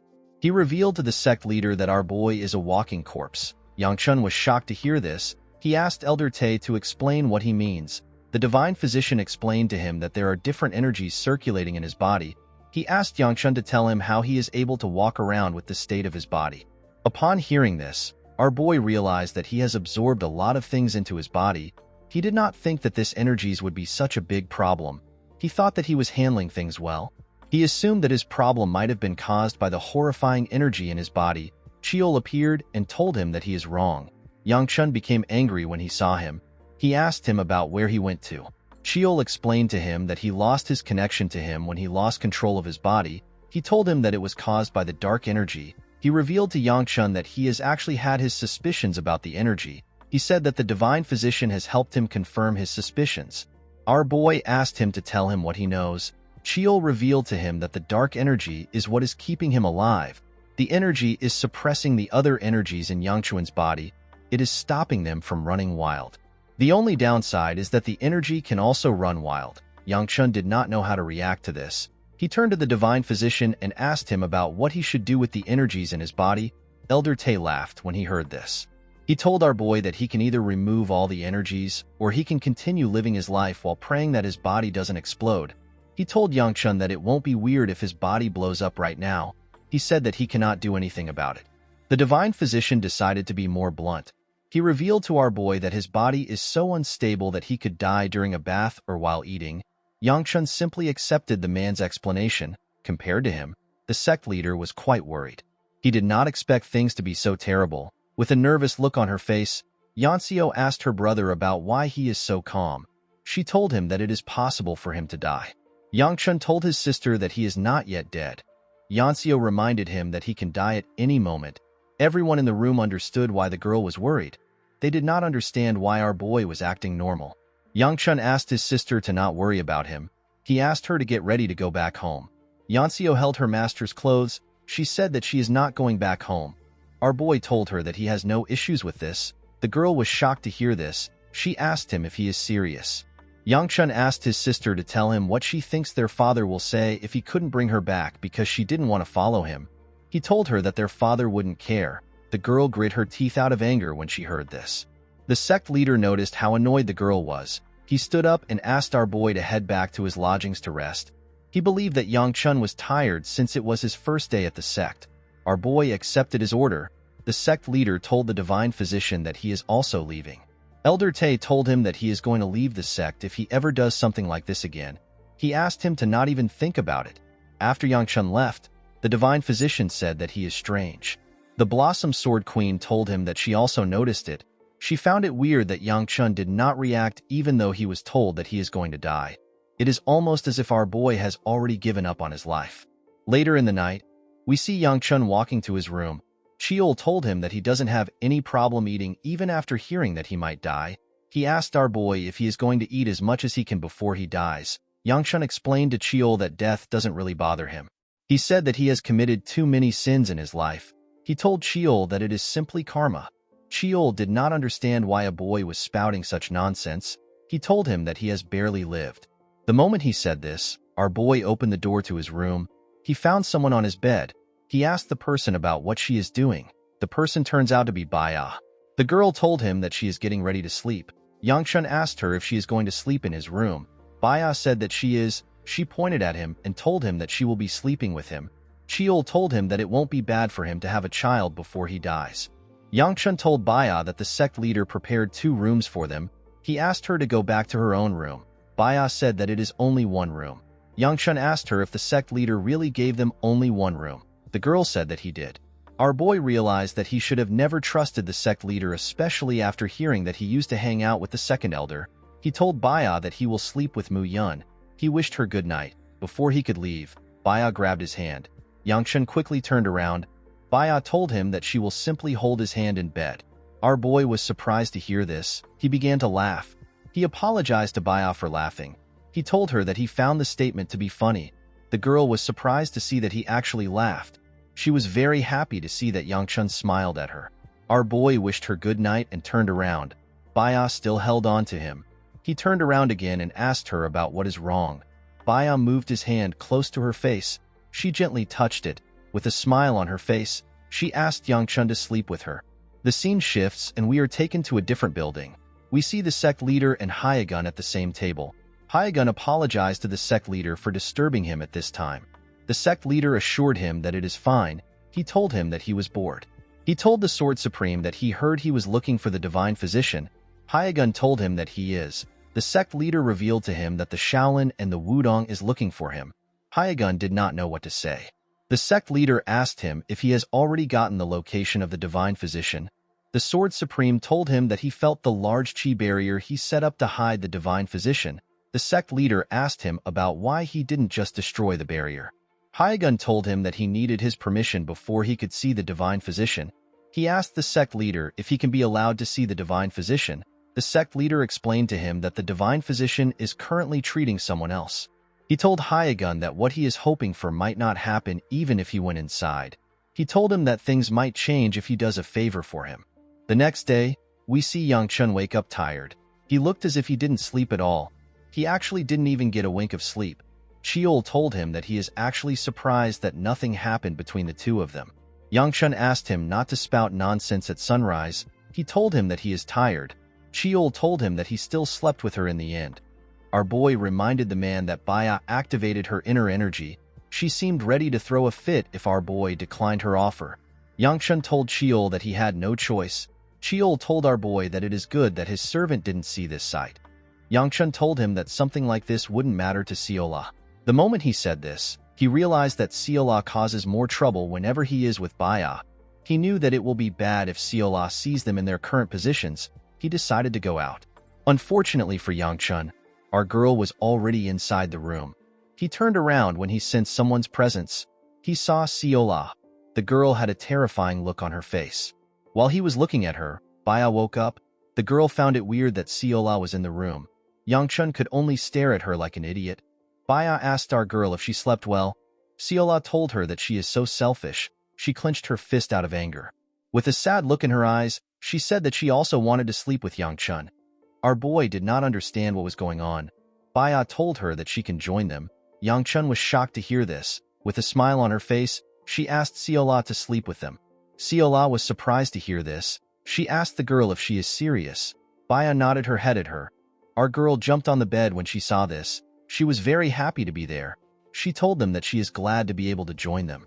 Yangchun was relieved to see that this is what she meant when she said that she wanted to sleep with them. He wanted to ask her a question. Before he could say anything, Fung opened his door and greeted him. The young man was shocked to see Yangchun with two girls. He didn't know how to react. He quickly closed the door. He informed our boy that the sect leader is looking for him. He told him that he will be leaving immediately. Cheol asked Yangchun not to worry. He said that rumors like this are not usually discussed in the sect. When our boy arrived at the sect leader's office, the old man told him that he heard that he was having fun with two girls at sunrise. He said that it is amazing to be young. Cheol was surprised to hear this. He said that the Manhwa has changed over the years. Yangchun felt embarrassed. He asked the sect leader if there is a reason why he called for him. The old man told him that he wanted to hear about the fun he had with the girls last night. Yangchun turned around. He told the sect leader that he is leaving. The old man quickly stopped him. He poured our boy some tea. He asked him if he remembers the small cottage he went to yesterday. Yangchun told him that he remembers the Sword Queen's cottage. The sect leader put his hand into his clothes and brought out a scroll. He asked Yangchun to deliver the scroll to the divine physician. Our boy was surprised to hear this. He accepted the scroll. He told the sect leader that it is not hard to deliver the scroll. He asked him to tell him why he chose him to deliver a scroll. The sect leader revealed to him that most of the sect members do not know about the Sword Queen's illness. He asked Yangchun if he understands. Our boy asked him if he doesn't want to spread word that the symbol of Mount Hua is ill. The sect leader told him that he saw right through his intentions. He explained to our boy that the divine physician will throw another fit about leaving if he runs into him. He told him that he cannot ask the other disciples of the sect because the secret needs to be kept. He told Yangchun that he knows a certain someone who is indebted to him, someone who he can ask to deliver this scroll. Yangchun quickly realized that the sect leader was talking about him. The sect leader asked him to be on his way. In the next scene, we see Yanseo step out of the cottage. The girl had a sad look on her face as she walked down the stairs. She went into the town to buy something. She walked into a pharmacy and walked out after getting what she wanted. She looked into her bag to confirm if she bought everything she was asked to buy.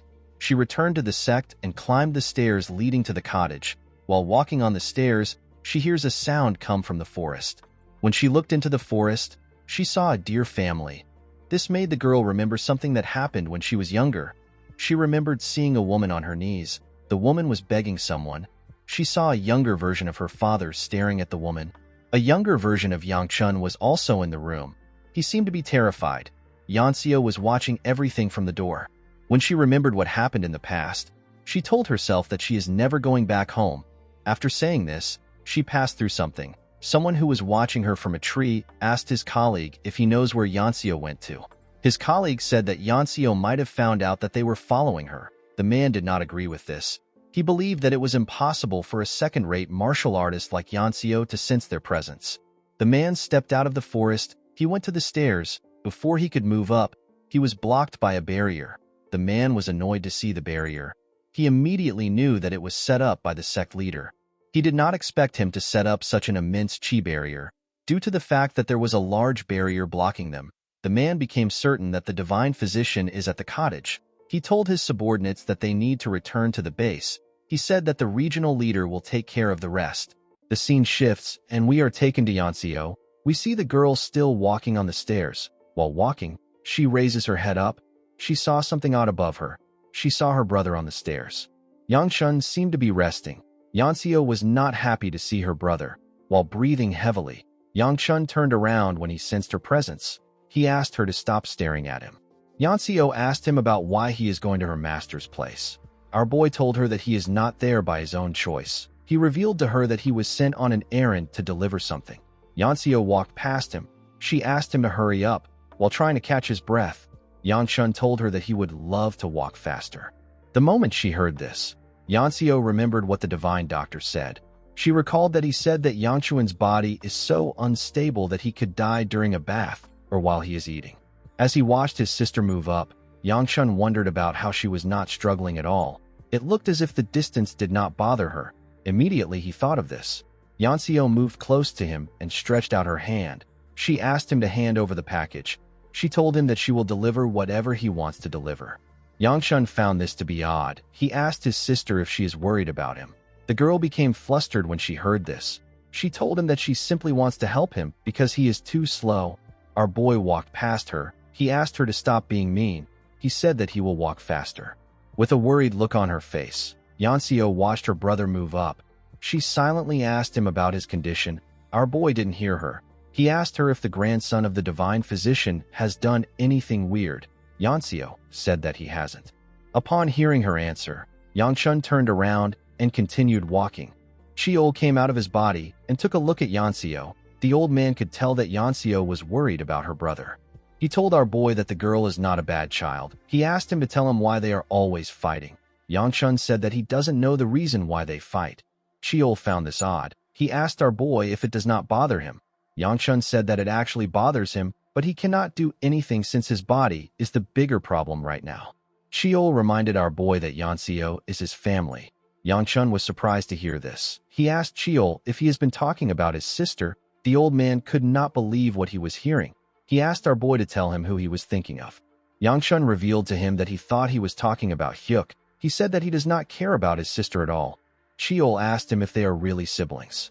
In the next scene, we see Elder Tae reading the letter written by the sect leader.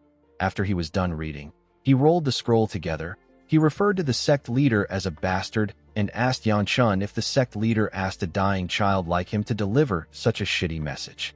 Our boy wondered about what the sect leader did to the divine physician. He believed that the sect leader must have really offended the divine physician. Elder Tae asked Yangshun if the stress is too much. Our boy told him that he cannot ignore the request of the sect leader. The divine physician asked him about how he is feeling. Yangshun told him that he is not having any problems at the moment. The divine physician put the scroll into his clothes. He asked our boy if he is not afraid of death. Yangshun did not reply. He simply looked down. Yanxiu was also eager to hear his answer. The divine physician quickly realized that he was not going to get an answer. He decided to give up. He told Yangshun that he is allowed to leave. Our boy stood up when he heard this. Yanxiu became more nervous when she saw this. When Yangshun got close to the door, she asked him if he is really all right. Our boy did not hear her question. He opened the door and turned to bow to the divine physician. He said that he is leaving now. After he left, Yanxiu became more worried. She clenched her fist and called her brother an idiot. The scene shifts and we see Yangshun with the sect leader. The old man asked our boy if he delivered the letter. Our boy assured him that he delivered it. He revealed to him that the divine physician cursed him after reading it. The sect leader laughed when he heard this. He was not surprised to hear what our boy said. He told Yangshun that it makes sense for the divine physician to do such a thing, especially after reading what was in the letter. The old man moved close to Yangshun and gently whispered to him. He asked him about how the Sword Queen is. Our boy revealed to him that the Sword Queen was sleeping. He told the sect leader that he couldn't tell if the Sword Queen was getting better or not. The sect leader seemed to be disappointed with Yangchuan's response. Yangshun reminded him that the divine physician is the one looking after her. He assured the old man that the Sword Queen will get better. The sect leader said that it would be nice if this can happen. He told our boy that it has been so long since the plum flowers blossomed. He said that all forms of misfortune is hitting them at once. Yangshun wondered about the other forms of misfortunes that were affecting the sect. Chiol reminded him that the disciples of the sect have gone missing recently. Our boy quickly remembered this. He said that the Sword Supreme and Hyuk being here is also a misfortune. Just one of these events is already a big problem, yet all of them were happening to the Mount Hua at the same time. In the next scene, we see someone slam his sword on the ground and destroy it. Beichong was kneeling in front of this person who turns out to be his master. With a look of excitement on his face, the huge man asked Beichong if he really found the divine physician. Beichong explained to his master that they haven't found the divine physician yet, but they know where he might be. The man was annoyed to hear that they haven't actually found the divine physician. Beichong told him that he is certain that the divine physician is there because of the enormous qi barrier that was placed there. This just made the man angrier. He could not believe that Beichong was guessing. He moved to the ground and asked Beichong to tell him what he is certain of. He slammed his sword on the ground. With a horrifying look on his face, he asked his subordinate to tell him what gave him the audacity to return to him when all he has is useless information. Beichong began to sweat when he heard this. The huge man asked him if he has lost his mind. Beichong said that he has. He quickly apologized to his master and said that it is all his fault. The man said that he knows. The moment he said this, he swung his sword and cut off Beichong's arm. Beichong screamed out in pain. While he was screaming, his master asked him if it is difficult to find a dying old man. Beichong used his hand to hold his shoulder. While shaking in pain, he apologized to his master. With a smile on his face, the man told Beichong that he was kind enough not to kill him. He told him that he is the smartest person in this branch. Beichong gathered his strength and thanked the man for his mercy. The man returned to his chair and let out a sigh. He believed that Beichong was not going to come back with useful information even if he goes out again. He remembered Beichong mentioning a qi barrier. He decided to take the risk. He recalled that he had to prepare some things. He told his subordinate that they will go to the Manhwa in 3 days to see if the divine physician is there. He said that they will bring the old man here if he is there. He told Beichong that everyone will die if they fail. The man was horrified to hear this. The leader asked his subordinate if the plan is perfect. Although he did not like it, Beichong was still scared for his life. He told the man that it is a perfect plan. The scene shifts, and we are taken to the Mount Hua. We see Yang Chun yawning as he walked to his room. Chiol told him that it is rare for someone to have something happening every day in their life. Yang Chun told him that he doesn't feel like he has done anything today. He said that he simply woke up, delivered a letter, and spoke to the sect leader, and the day is already over. Chiol advised him to return home. Yang Chun believed that this was a good advice. His sister already said that she is not coming home, and he has delivered what he wanted to deliver. He had no reason to stay in the sect. He decided to return as soon as he is ready. The moment he thought of this, someone called out to him. Our boy turned around to see the person who called him. The person turns out to be Siola. Our girl seemed to be quite happy to see him. She ran to hug him. Yang Chun easily avoided her. He asked her about what she is doing. He reminded her that this isn't the way to her room. Siola asked him if he doesn't remember. Our boy asked her about what she is talking about. With a bright smile on her face, she reminded Yang Chun that she is going to be sleeping with him tonight. Our boy told her that he does not remember making such arrangements. Siola asked him not to worry about it. She said that she remembers. Chiol also said that he remembers. Yang Chun asked her if her grandpa knows that she is like this. Siola said that it is all right. She revealed to him that Hyagun has gone somewhere. Our boy was surprised to hear this. He asked her about where Hyagun went. Siola told him that she doesn't know. She said that he simply left. Yang Chun asked her if she knows when he is going to return. Siola said that she doesn't. Our boy realized that he has to wait for the Sword Supreme to return before he can leave. Chiol asked our boy if it is normal for a servant to just disappear in this era. Yang Chun asked him not to worry about it. Chiol said that the world has changed. When our boy opened the door to his room, he found someone there. He saw Baya waiting for him inside. Our boy was not happy to see her. Siola quickly rushed to the bed. She called out to Yang Chun. She and Baya asked him to join them on the bed. They told him that they need to sleep. Our boy did not seem interested in going through this nonsense today. He turned around and began to walk. Baya quickly charged at him. She managed to bring him into the room. Unfortunately for Yang Chun, he had to give up. He was in the middle of the girls. While he was struggling to sleep, Siola hit his face with her hand. Our boy really hated his situation. Hi guys, before I continue with the story, I just wanted to let you know that the girl in the Mount Hua sect is actually known as Gu Ryonghua. She is Yang Chun's biological sister and his younger sibling. I sincerely apologize for the mistake on my side. Alright, let's get on with the story. Yang Chun woke up the next day in an uncomfortable position. The two girls were resting on his shoulders. He did not know what to do. He quickly called out to Cheol. The old man appeared above him. Yangchun begged him to save him. He told Cheol that he cannot move his arms. Cheol was annoyed to see the position our boy was in. He called him a fortunate bastard. He advised him to simply get up. Yangchun revealed to him that Seola is holding on to him too tightly. He said that he can't move. Cheol called him a very fortunate bastard. Yangchun asked him if he can't do something. He said that it will be bad for him if someone catches him in this position. The moment he said this, Ryongwa opened the door to his room. The girl was shocked to see what was in front of her. She did not expect to meet her brother in such an awkward position. She became angry. She slammed the door and told her brother that she will wait outside.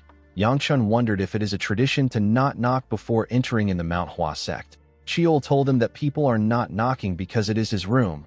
Our boy decided to wake the girls. He carefully shook his right arm to wake Seola.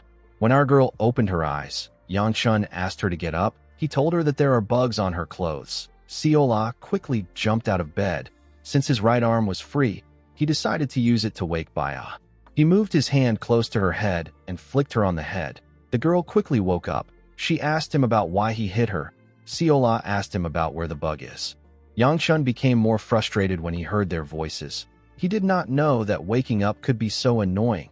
After getting dressed, our boy went outside to meet his sister. He asked Ryongwa about the reason she came to see him. The girl revealed to him that her master wants to see him. Yangchun was surprised to hear this. Ryongwa told him that her master must have been disappointed that she didn't get the chance to talk to him last time he was at her place. She turned around and told her brother that she would have come later if she knew that she was going to witness a scene like that. Our boy asked her if she came to his room just to tell him this. Ryongwa revealed to him that she is there for the Hua festival. Yangchun asked her if she is also attending the event.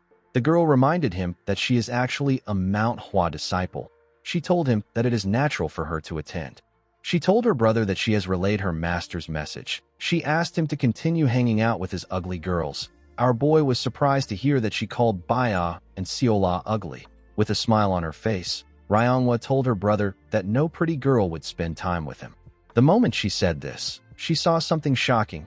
Our boy wondered about why she looked stunned. He quickly turned around. It turns out Ryongwa saw Baya and Seola's face as they stepped out of the room. She did not expect the girls to be so beautiful. Yangchun asked the girls about what they are doing. Baya and Seola asked our boy about who Ryongwa is. Yangchun told them that they don't need to know. Ryongwa grit her teeth out of anger. She turned around and left. Our boy was surprised to see this. He did not understand why she was angry. Baya stared at the girl as she left. In the next scene, we are taken to the past. We see a younger Ryongwa crying for her brother. She asked him to show himself. With tears in her eyes, she told her brother that she can't find him. She asked him to come out. The moment she said this, she noticed that the trees were moving. She quickly took a look at the trees. When she moved close to them, her brother jumped out in a terrifying manner in order to scare her. The girl was shocked to see him. She immediately began to cry. Yangchun had to beg her to stop crying. After she calmed down, our boy sat with her. He apologized to her for making her cry. He noticed that the girl was still feeling down. He asked her to tell him what he can do to earn her forgiveness. Ryongwa asked her older brother to scold Yanseo for him. She said that Yanseo is always saying that their mother is also her mother. She told Yangchun that the girl is always mean to her. Our boy was surprised to hear this. He asked her if she is certain. Ryongwa said that she is. Yangchun pat her on her head. He told her that Yanseo should be allowed to say such things since she is also part of their family. Ryongwa smiled when she heard this. The scene shifts, and we are taken back to the present. We see Ryongwa take out her sword from the ground. The girl seemed to have been training for a while. She was breathing heavily. She told herself that she should not be tired. She stood up and continued swinging her sword. After training for a while, her body gave out and she fell to the ground. Ryongwa grit her teeth out of anger. She threw her sword at a tree. She said that something is pissing her off. The moment she said this, someone picked up her sword from the ground. The person told her that she should never let go of her sword no matter how tired she is. Ryongwa was surprised to see the person in front of her. The person turned out to be Baya. Our gentle sword princess stretched out her hand to give the sword to the girl. Ryongwa remembered Baya as the girl that was with her bastard of a brother. She reached out her hand and was about to say thank you. Suddenly her mood changed. She grabbed the sword and told Baya that she doesn't need her help. She stood up and asked Baya about why she came there. The girl said that she noticed that she and Yanchun are close. Ryongwa was surprised to hear this. She could not believe that Baya followed her here simply because she thought that she was close to our boy. Baya asked her if she is not allowed to follow her for this reason. Ryongwa told her that she can do whatever she wants. With a bright smile on her face, Baya said that this is good. Ryongwa was blinded by Baya's bright smile. She believed that Baya was weird. She assumed that the girl was not special because she was hanging around her brother. While she was staring at Baya, she told her that she needs to relax a bit. Ryongwa was surprised to hear this. Baya explained to her that she is using too much force to hold her sword. She advised her to practice how to relax a bit more. Ryongwa seemed to be annoyed by Baya's advice. She turned around and told the girl that she looks like someone who has never even held a sword in her life. She asked Baya to stop trying to teach her when she does not know anything. Baya asked the girl if she wants to try fighting her. The two of them put some space between themselves. Ryongwa asked the girl about what she is doing. She asked Baya if she is not going to take out her sword. With an unbothered tone in her voice, Baya said that it is fine. This sentence pissed off Ryongwa. She asked the girl to do as she pleases. She asked her to not regret it later on. The moment she said this, she charged at Baya.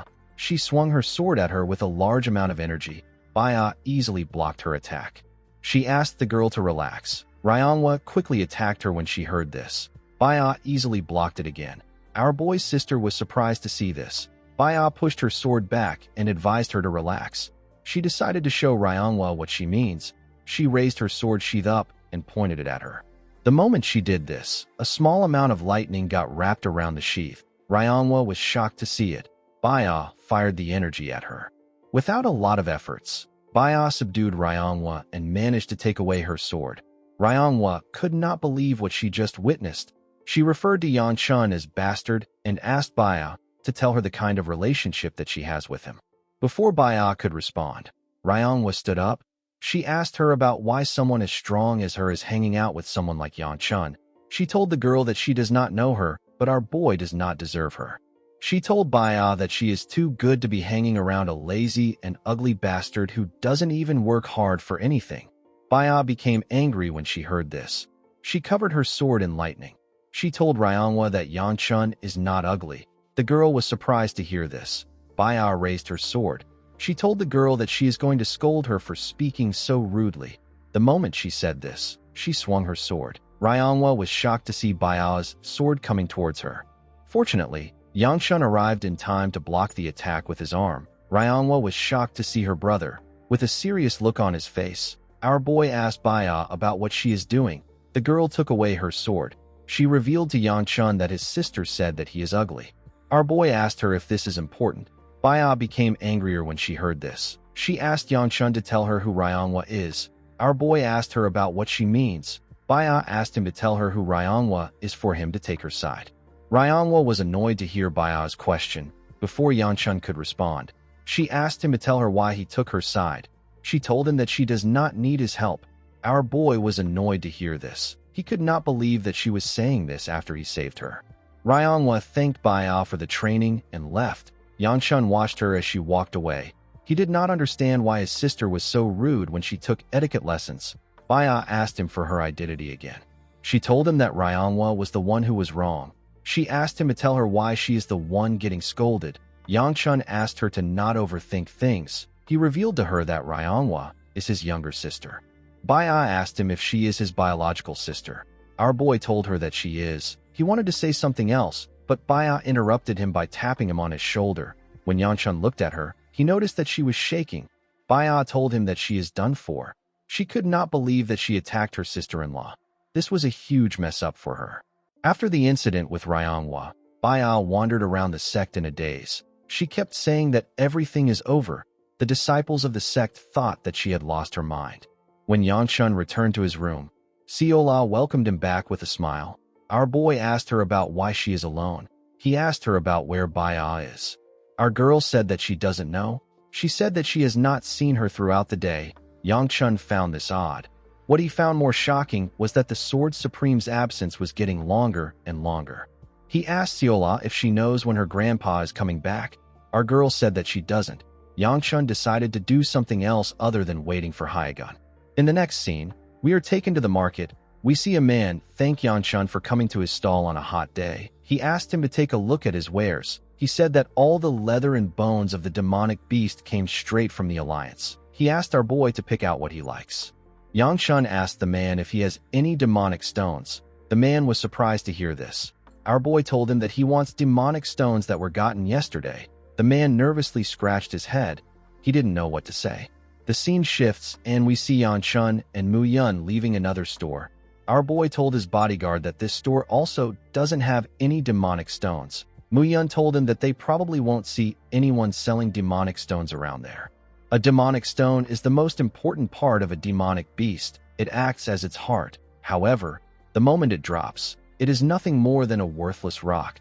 But with the demon well absorption art, the demonic stone is useful to Yangchun. Thanks to what Sheol and the divine physician said, our boy was able to deduce that he is still alive thanks to the demon well absorption art and something within him. Yangchun wanted to try absorbing a demonic stone to see what will happen. He wondered if he needed to hunt the nearby demonic beasts to get what he wants. Mu Yun told him that this will be difficult to do. He explained to him that the number of demonic beasts nearby has significantly decreased. Yangchun was surprised to hear this. He wondered about what was happening. He told Mu Yun that his information helped him. The bodyguard revealed to him that he collected the information from martial artists of the sect when he was alone. Our boy knew that it won't be good for him to reveal information on things related to the health of the Sword Queen and the divine physician to Mu Yun. This is why he didn't take the bodyguard with him. While he was thinking, his stomach began to growl. Yangchun told Mu Yun that he is hungry. He said that they need to head back. Mu Yun agreed with him. Yangchun wondered about what Manhwa will cook today. When Yangchun went to the dining room, he was served a burnt fish. Seola was the one who served him this delicacy. She told him that she was the one that made it. She asked him to eat it. Our boy did not even know if it was still a fish. With a bright smile on her face, Seola asked him to eat again. Yangchun asked her if he is really looking at a fish. With tears in her eyes, Seola begged him to eat it. After they left the dining room, Mu Yun informed him that Manhwa will make a new dish soon. He asked him to rest for a while. Yangchun asked the man to rest first. He told him that he has something to take care of. He said that he has to finish it first. Mu Yun told him that he can go with him if he needs to go somewhere. Our boy declined his offer. He said that it is better for him to go alone. In the next scene, we see someone training in the forest. It turns out that Baya was training Ryongwa. She told the girl that her legs are too far apart. She asked her to loosen up. Ryongwa accepted her order. While they were training, they heard a sound come from the woods. When they turned around, they saw Yangchun. Our boy was also surprised to see them. He asked his sister to tell him what she is doing. Ryongwa asked him if he can't see. She told him that she is receiving training from Baya. Our boy reminded her that they were fighting yesterday. The girl pointed her sword at him and told him that she wasn't mad at Baya. She told him that she was mad at him. Yangchun could not believe that she was blaming him. Ryongwa said that it was actually her fault, but Baya apologized first. She told her brother that she begged Baya to teach her. Yangchun glared at Baya. The girl quickly looked away. Our boy let out a sigh and turned around. He told Baya that the sun will soon set. He asked her to head down with him. He told her that dinner is getting cold. Baya turned to Ryongwa and told her that she is also going down with them. The girl became nervous. Baya was surprised to see this. Before she could say anything, Yangchun called out to her. He asked her about what she is waiting for. He said that Seola might die if they don't get there quickly. Baya was surprised to hear this. She told Ryongwa that she is leaving first. After Baya left, Ryongwa let go of her sword and took a look at her palm. She saw that her skin was peeling off. The girl was reminded of her past. She was reminded of the time she was chasing after her brother. Yangchun yelled at her and asked her not to keep her head up. He told her that just looking at her makes him angry. The little girl gently called out to her brother. Our boy asked her not to call him brother. He walked forward and asked his sister to shut up and live quietly. He asked her not to get in other people's sight. The moment she remembered this, Ryongwa picked up her sword and began to swing it again. While swinging it, she was reminded of her mother. She remembered her mother telling her that she wants to make a flower blossom. Ryongwa continued swinging her sword. In the next scene, we see the girl at the market. She was holding a meat skewer. Because the preparation for the Manhwa festival has been making things bustling, Ryongwa was able to get a meat skewer from the skewer stall. She was very hungry because she has been skipping meals to train for the past few days. As she walked forward, a little girl asked her for the skewer. Ryongwa apologized to the girl. She told her that it is her food. This was Ryongwa's first meal in days. She decided to buy some for her master if it tastes good. Before she could put it in her mouth, she remembered her master. She remembered taking some food to the Sword Queen. The Sword Queen asked her to put it next to her bed. She asked her disciple if she has eaten.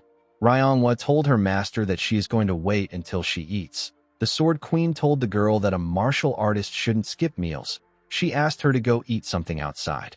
Ryongwa could not bite the skewer. She was too worried about her master. She gave the little girl the skewer. The girl's mother arrived after she did this.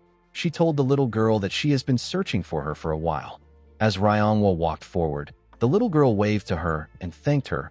Ryongwa began to run. She wanted to stay with her master. She ran towards the sect. She wanted to tell her master many things. As the girl got close to the stairs leading to the cabin, she thought of the things she wanted to say to the Sword Queen. She wanted to tell her about how she had a duel with Baya and how she got advice from someone else for the first time. She also wanted to say something about Yang. The moment the girl thought of this, someone dragged her down. The person was trying to save her from an attack. The sword slash cut down the trees around them. The person who saved Ryongwa was Baya. The person who attacked them turns out to be the crazy leader of the mysterious group. The man said that two pretty girls have dropped out of nowhere. He said that this is good. Ryongwa quickly stood up and asked the man for his identity. The man asked her if she will know him if he says his name. He introduced himself as Yahiljok. He referred to the girl's sword as a stick and advised her to keep it on the ground. He told Ryongwa that he likes a pretty girl to stay pretty. He told her that he doesn't want to ruin her face. Baya drew her sword and moved in front of the girl. She asked her to inform the rest of the sect. She advised her to get a grip. She told Ryongwa that she won't be of any help in this situation. With a creepy smile on Hiljok's face, he asked Ryongwa if she is really going to do it. He told her that he is too busy to go easy on both of them. He called the girl cutie and asked her to think wisely. Baya asked the girl to think of her priorities if she has something to protect. Ryongwa told Baya that she cannot handle this man alone. Baya released her energy and asked the girl to run. In the next scene, we see Seola talking to Yanchan. She asked him if he just woke up. Our boy told her that he woke up earlier. He told her that he wants to go for a walk. Seola asked him about where he is going. Yanchan told her that he has some business to attend to. Seola asked him if she can follow him. Our boy told her that he will go alone. He wanted to go to the divine physician's quarters. Our girl told him that her grandpa asked her to stick with him. Yangshan told her that he will bring back chicken skewer. Seola became excited when she heard this. She asked our boy to stop waiting around. Yangshan stood up and advised her not to get in trouble. Seola asked him not to worry about anything. She asked him to be careful. As he walked towards the Sword Queen's cabin, Yangshan told Cheol that training day and night has really made him tired. The man told him that he has never seen a kid as whiny as him. He told our boy that he looks like a damned mantis. He did not understand why girls were so interested in Yangshan. Our boy did not know why Cheol was insulting him. He told him that he does not look like a mantis. The old man assured him that his slanted eyes make him look like a mantis. Yangshan reminded the old man that he is dead. He told him that he is not in a position to talk about looks. Our boy wondered if Cheol thinks that he is super handsome. Cheol became angry. He said that he wasn't going to go this far before. He asked Yangshan if he thinks that his name is engraved in the sect just because of his feats. Our boy asked him if he is trying to say that even an ugly man can do great things. Cheol was annoyed to hear this. While they were arguing, Ryongwa called out to our boy. She called him brother. Yangshan was surprised to hear this. He knew that his sister never calls him brother. He asked her about what is wrong. While struggling to catch her breath, Ryongwa told him that they are in big trouble. Yangshan advised her to take a deep breath. With tears in her eyes, Ryongwa mentioned Baya's name. Our boy asked her if she is talking about the bitch. He asked her if something happened. Ryongwa revealed to her brother that Baya is in danger. Yangshan snapped when he heard this. The scene shifts and we see Baya dodge Hiljik's attack by jumping. She landed behind the man. Hiljik was annoyed to see this. He came to find the divine physician. He did not know why he was wasting time of Baya. He turned around and began to attack her more aggressively. He told the girl that he doesn't want to scar her pretty face. Bia struggled to block his attacks. The man made a huge swing, but the girl managed to dodge it. Hyljik did not stop. He continued attacking her with more strength. Bia did not slow down. She continued blocking his attacks. The man tried to press her with his sword, but Bia managed to dodge it by jumping. With a creepy look on his face, Hyljik wondered about how it will feel to breed with Bia. He became excited just from thinking about it. While she was in the air, Bia gathered her energy. She released lightning as she slowly descended to the ground. Her sword was covered with lightning. The insane man quickly recognized this technique. He knew that it was the ruler's sword form used by the Namgun clan. He said that this is the first time seeing it since the battlefield. He told Bia that it is still weak. He was able to dodge the attack by moving back a bit. He quickly realized that the attack was a feint. Bia raised her head up and swung her sword at him. The moment their swords touched, a large amount of lightning was released. The attack pushed Hyljik back. Unfortunately, he managed to block it. He referred to her as Cutie and asked her about what her relationship is with the Namgun clan. The man did not expect the Gu clan and the Namgun clan to be at the Manhwa sect. He wondered about what the occasion is. Bia struggled to catch her breath. The attack took a lot out of her. With a creepy look on his face, Hyljik told the girl that she put on a fun show. He raised his sword and told her that she is going to lose because she has not killed anyone before. As Bia slowly lost consciousness, he told her that she used up most of her energy. He wondered if all young martial artists were this talented. He asked her to stay still. He told her that he already restrained her by hitting her nerves. He told her that he has some business to handle. He said that he will shower her with a lot of love for some decades when they get back. After saying this, the man stood up. He said that he can sense Taoist energy. As her eyes slowly closed, Bia realized that she will be treated like a toy if she is taken by this man. Hyljik found the barrier. He could not believe that it was real. He could not believe that the sect leader did not allow anyone to guard the place. He decided to destroy it in order to find out what is inside. Bia could not believe that she won't be able to meet Yanchun anymore. She believed that she will be left in a world where she can only perceive a foul stench. She didn't want this. She wanted to move her body. As she was about to lose consciousness, someone asked her not to force things. When Bia opened her eyes, she saw her Prince Charming. Yanchun knew that the girl won't run away even if he asked her to. He asked her to just hide nearby. Our boy was relieved to see that she was alive. Bia was shocked to see the look on Yanchun's face. Our boy quickly ran after Hyljik. In his past life, Bia died trying to save him.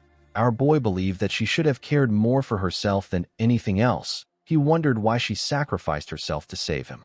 A thought crossed Yanchun's mind. He believed that in a life filled with so much regrets like the one he is living, there would be no one waiting for him on the other side.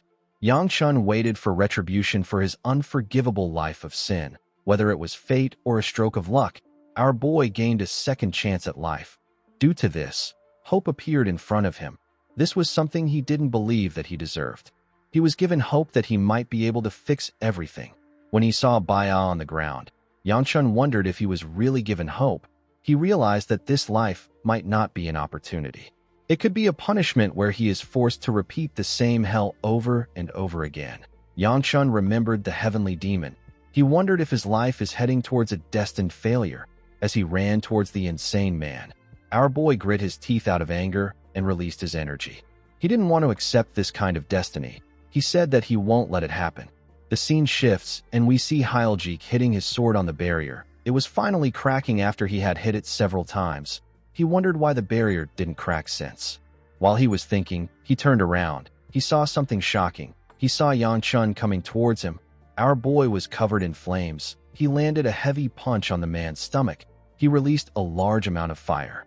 The attack caused a huge explosion. Hyljik grit his teeth to withstand the attack. He got pushed back. He immediately knew that Yanchun was from the Gu clan. He told our boy that he was planning to pay him a visit. He called him young master and told him that he didn't expect him to come. He spat out some blood after saying this. Hyljik took a look at Yanchun's eyes. He could tell that our boy is really trying to kill him. He was certain that Yanchun is the son of the flame demon. He believed that our boy was still a rookie for now. Our boy charged at him and attacked him with heavy hits. Hyljik had to take the attacks head on. He grabbed his sword and swung it at Yanchun. Our boy dodged the sword by jumping. Hyljik was surprised to see this. He told Yangchun that he is incredible. He continued attacking our boy while he was in the air, but he was able to dodge the attacks. Hyljik told him that he is having fun playing with him. The moment he said this, he gave our boy a kick that pushed him back. He asked Yangchun if he is scared. He told him that he has a long way to go before he catches up to his father. Our boy charged at him again. He made his attacks faster and gave him a kick. Hyljik managed to block the kick with his sword, but he was pushed back a bit. The man was happy to see what was happening. He said that this is a real fight. He charged at Yangchun and swung his sword at him. Our boy was able to dodge his attack by jumping. Chiol called out to our boy. He asked him to calm down. He asked him not to lose his temper. He told him that a bloodlust this ferocious only creates more openings. Yangchun jumped and charged at Hyljik. He wanted to punch him. While he was in the air, something snapped in his body. Our boy spat out some blood. He quickly realized that it was his energy core. He lost control of his body. He slowly descended in a defenseless manner. Hyljik held his sword tightly. He was prepared to end our boy. Before Yangchun could reach the man, something asked him to devour. The moment he heard this, our boy opened his eyes. He gently touched the surface of the man's sword and used it to push himself. He gathered his energy in his hand and charged at Hyljik. The man was shocked to see this. He could not believe that Yangchun was a rookie. He quickly used his sword to attack him while he was still in the air. He was not able to land his attack on our boy. When he looked down, he saw Yangchun below him. The man realized that nobody in the Dark Knight Palace can match our boy. Yangchun gathered his energy in his hand and gave the man a crushing blow in his stomach. He released a large amount of fire. The attack was ridiculously powerful. Hyljik spat out a large amount of blood. Yangchun grit his teeth as he watched him bleed. The scene shifts and we see Baya arrive at the battlefield. She saw everywhere covered with fire. The trees and everything around was burning. The girl saw Yangchun beating up an unconscious Hyljik. Our boy's hand was bruised and covered in blood. He continued pummeling the man's dead body. Baya called out to him. She begged him to stop. She told him that he has done enough. The moment she said this, she began to smell the disgusting stench which she usually gets from people. Yangchun was the one giving off this stench. Baya had never smelled something this bad. It was on another level. The girl was certain that the enemy was already dead. She wondered why she was smelling something so terrible. When our boy raised his head and turned to her, Baya realized that it was coming from him. She did not expect this. She did not expect Yangchun to also start giving off this stench like other people. The smell was quite heavy for her. She was having trouble breathing. She begged Yangchun to stop, but he did not listen. Our boy was not himself. Baya pushed past the smell and rushed to hold our boy. She begged him to stop. She told him that he can now stop since the enemy is dead. She told him that she cannot bear to lose him. Yangchun took a look at the man. He confirmed that he was dead. The mysterious energy that took control of his body let go of him. Our boy's eyes returned to normal, and he fell to the ground. He fell on Baya's laps. The scene shifts, and we are taken to Hyljik's hideout. We see his men waiting for him. Someone asked if they have not heard anything from their regional supervisor yet. Another person suggested that they go check on him. He said that Hyljik is taking too long. Beichong told the man that he understands. He said that they still need to move according to the plan. He said that they will wait a little longer in order to follow the supervisor's orders. He told the group that they will join Hyljik at dawn to attack the Manhwa sect as a group. The moment he said this, he noticed something odd. He saw an old man walking towards them. He pointed his sword at the old man and asked him about how he got in there. With a serious look on his face, Hyegun asked the men if they are the ones responsible for targeting the children of the Manhwa. Beichong was annoyed to hear this question. He said that he doesn't like what the old geezer is saying. He asked the Sword Supreme to answer if he doesn't want to lose his head. He asked Hyegun to tell him who he is and where he came from. The moment he said this, Beichong got torn apart. He didn't know how it happened and when it happened. Hyegun told him that he has some guts for a second-rate martial artist. His men were shocked to see what happened to him. They did not know how Beichong died. They didn't know what Hyegun used to kill him. Hyegun grabbed Beichong's sword with the tip of his finger. He held the blade itself. The men became terrified. The Sword Supreme said that a sword is most beautiful when it is in its sheath. He said that bad feelings should remain as feelings and not be brought into action. The scene shifts, and we are taken back some hours earlier. The sect leader informed Hyagun that they have found the people responsible for the disappearance of the Manhwa disciples. He said that their leader's name is Ya Hyljik, and he is an ambitious fellow from the Dark Knight Palace. The sect leader told Hyagun that he cannot leave right now. He begged the Sword Supreme to eliminate them for the sake of his disciples.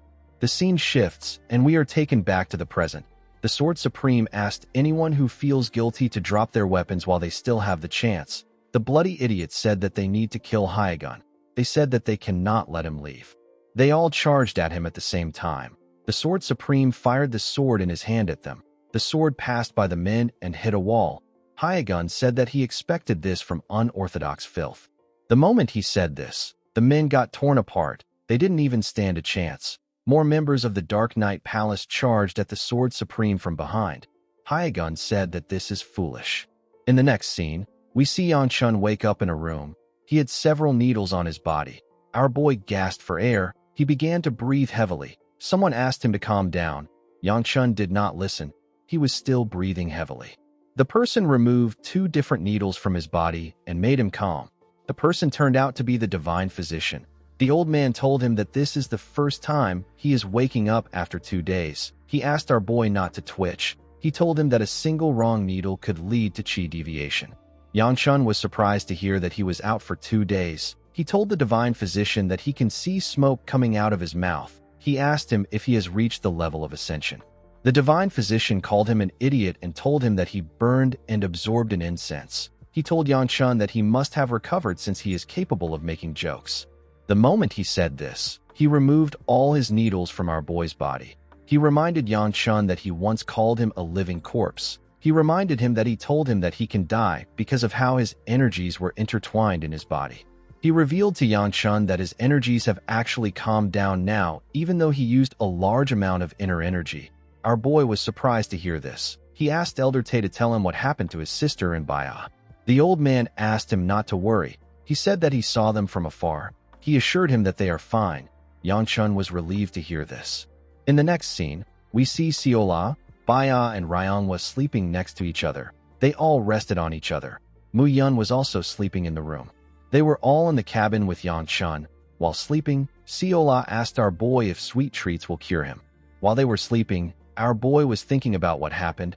He realized that this was the first life he took in his new life. He remembered hearing the word devour in his head. He wondered about what it was. He knew that there was still a lot of things for him to discover in this life. He began to meditate. He wanted to see how much his internal energy had calmed down. He noticed that his blood flow was still blocked.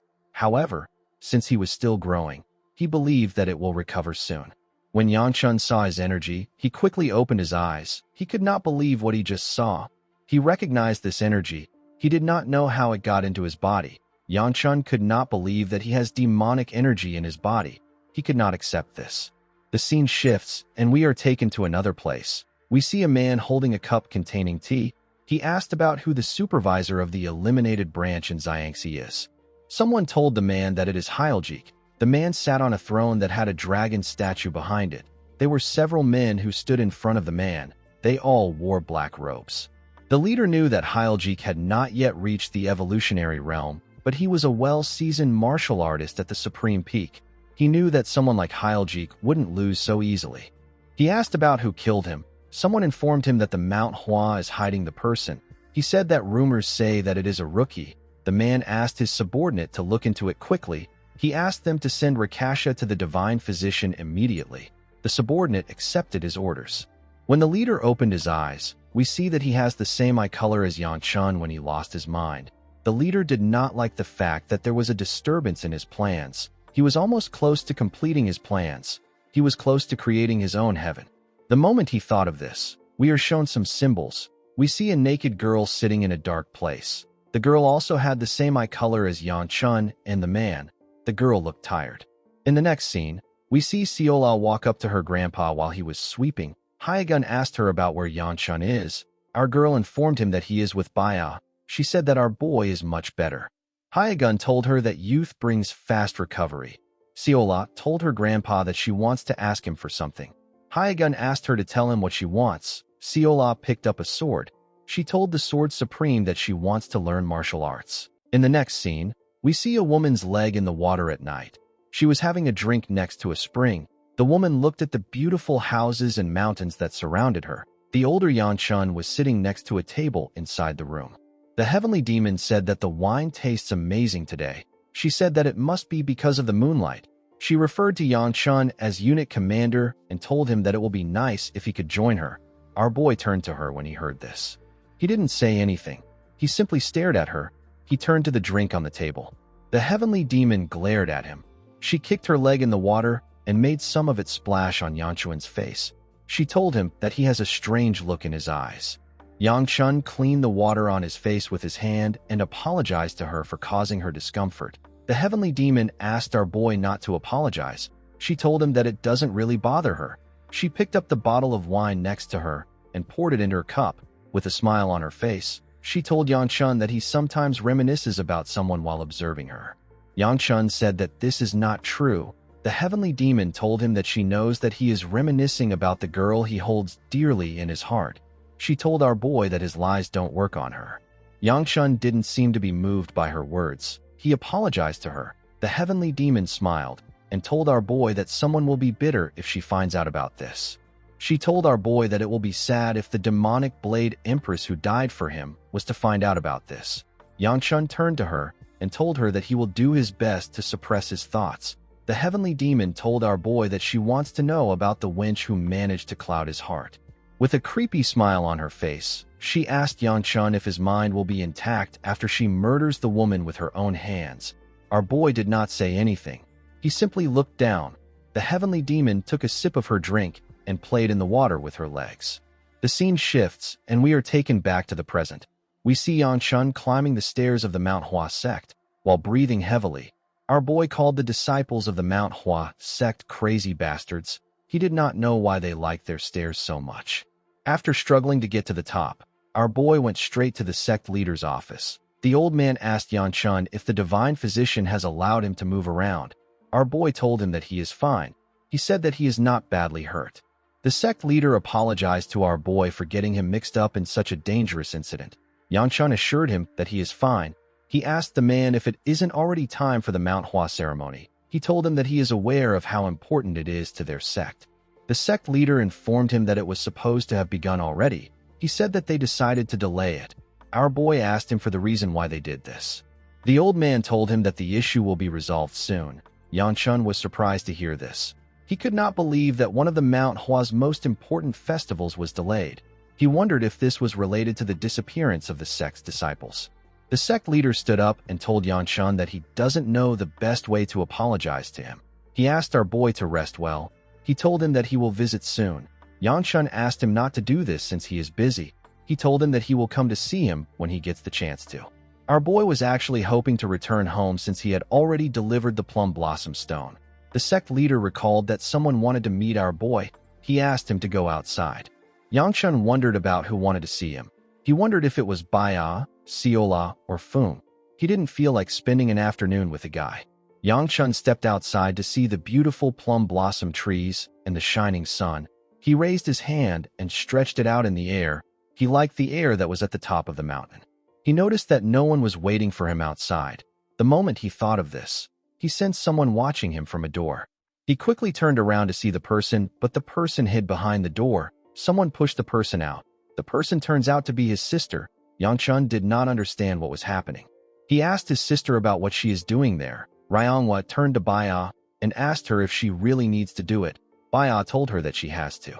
Yanchun asked his sister about why she is mumbling. The girl said that it is nothing. She walked up to her brother and asked him to listen well. She quietly asked him if he is all right. Yanchun could not hear what she said. He asked her to come again. Ryongwa asked her brother if his body is healed up. Yanchun asked his sister about why she is whispering. He told her that he is healed up and is walking around. Ryongwa said something to him again. Our boy could not hear anything. He moved his ear close to her and asked her about why she is mumbling again. He asked her to speak up. Ryongwa screamed at the top of her voice to thank her brother. After saying this, she ran.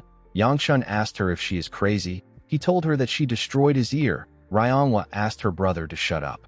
Baya came out of hiding and told our boy that his sister is embarrassed just to thank him.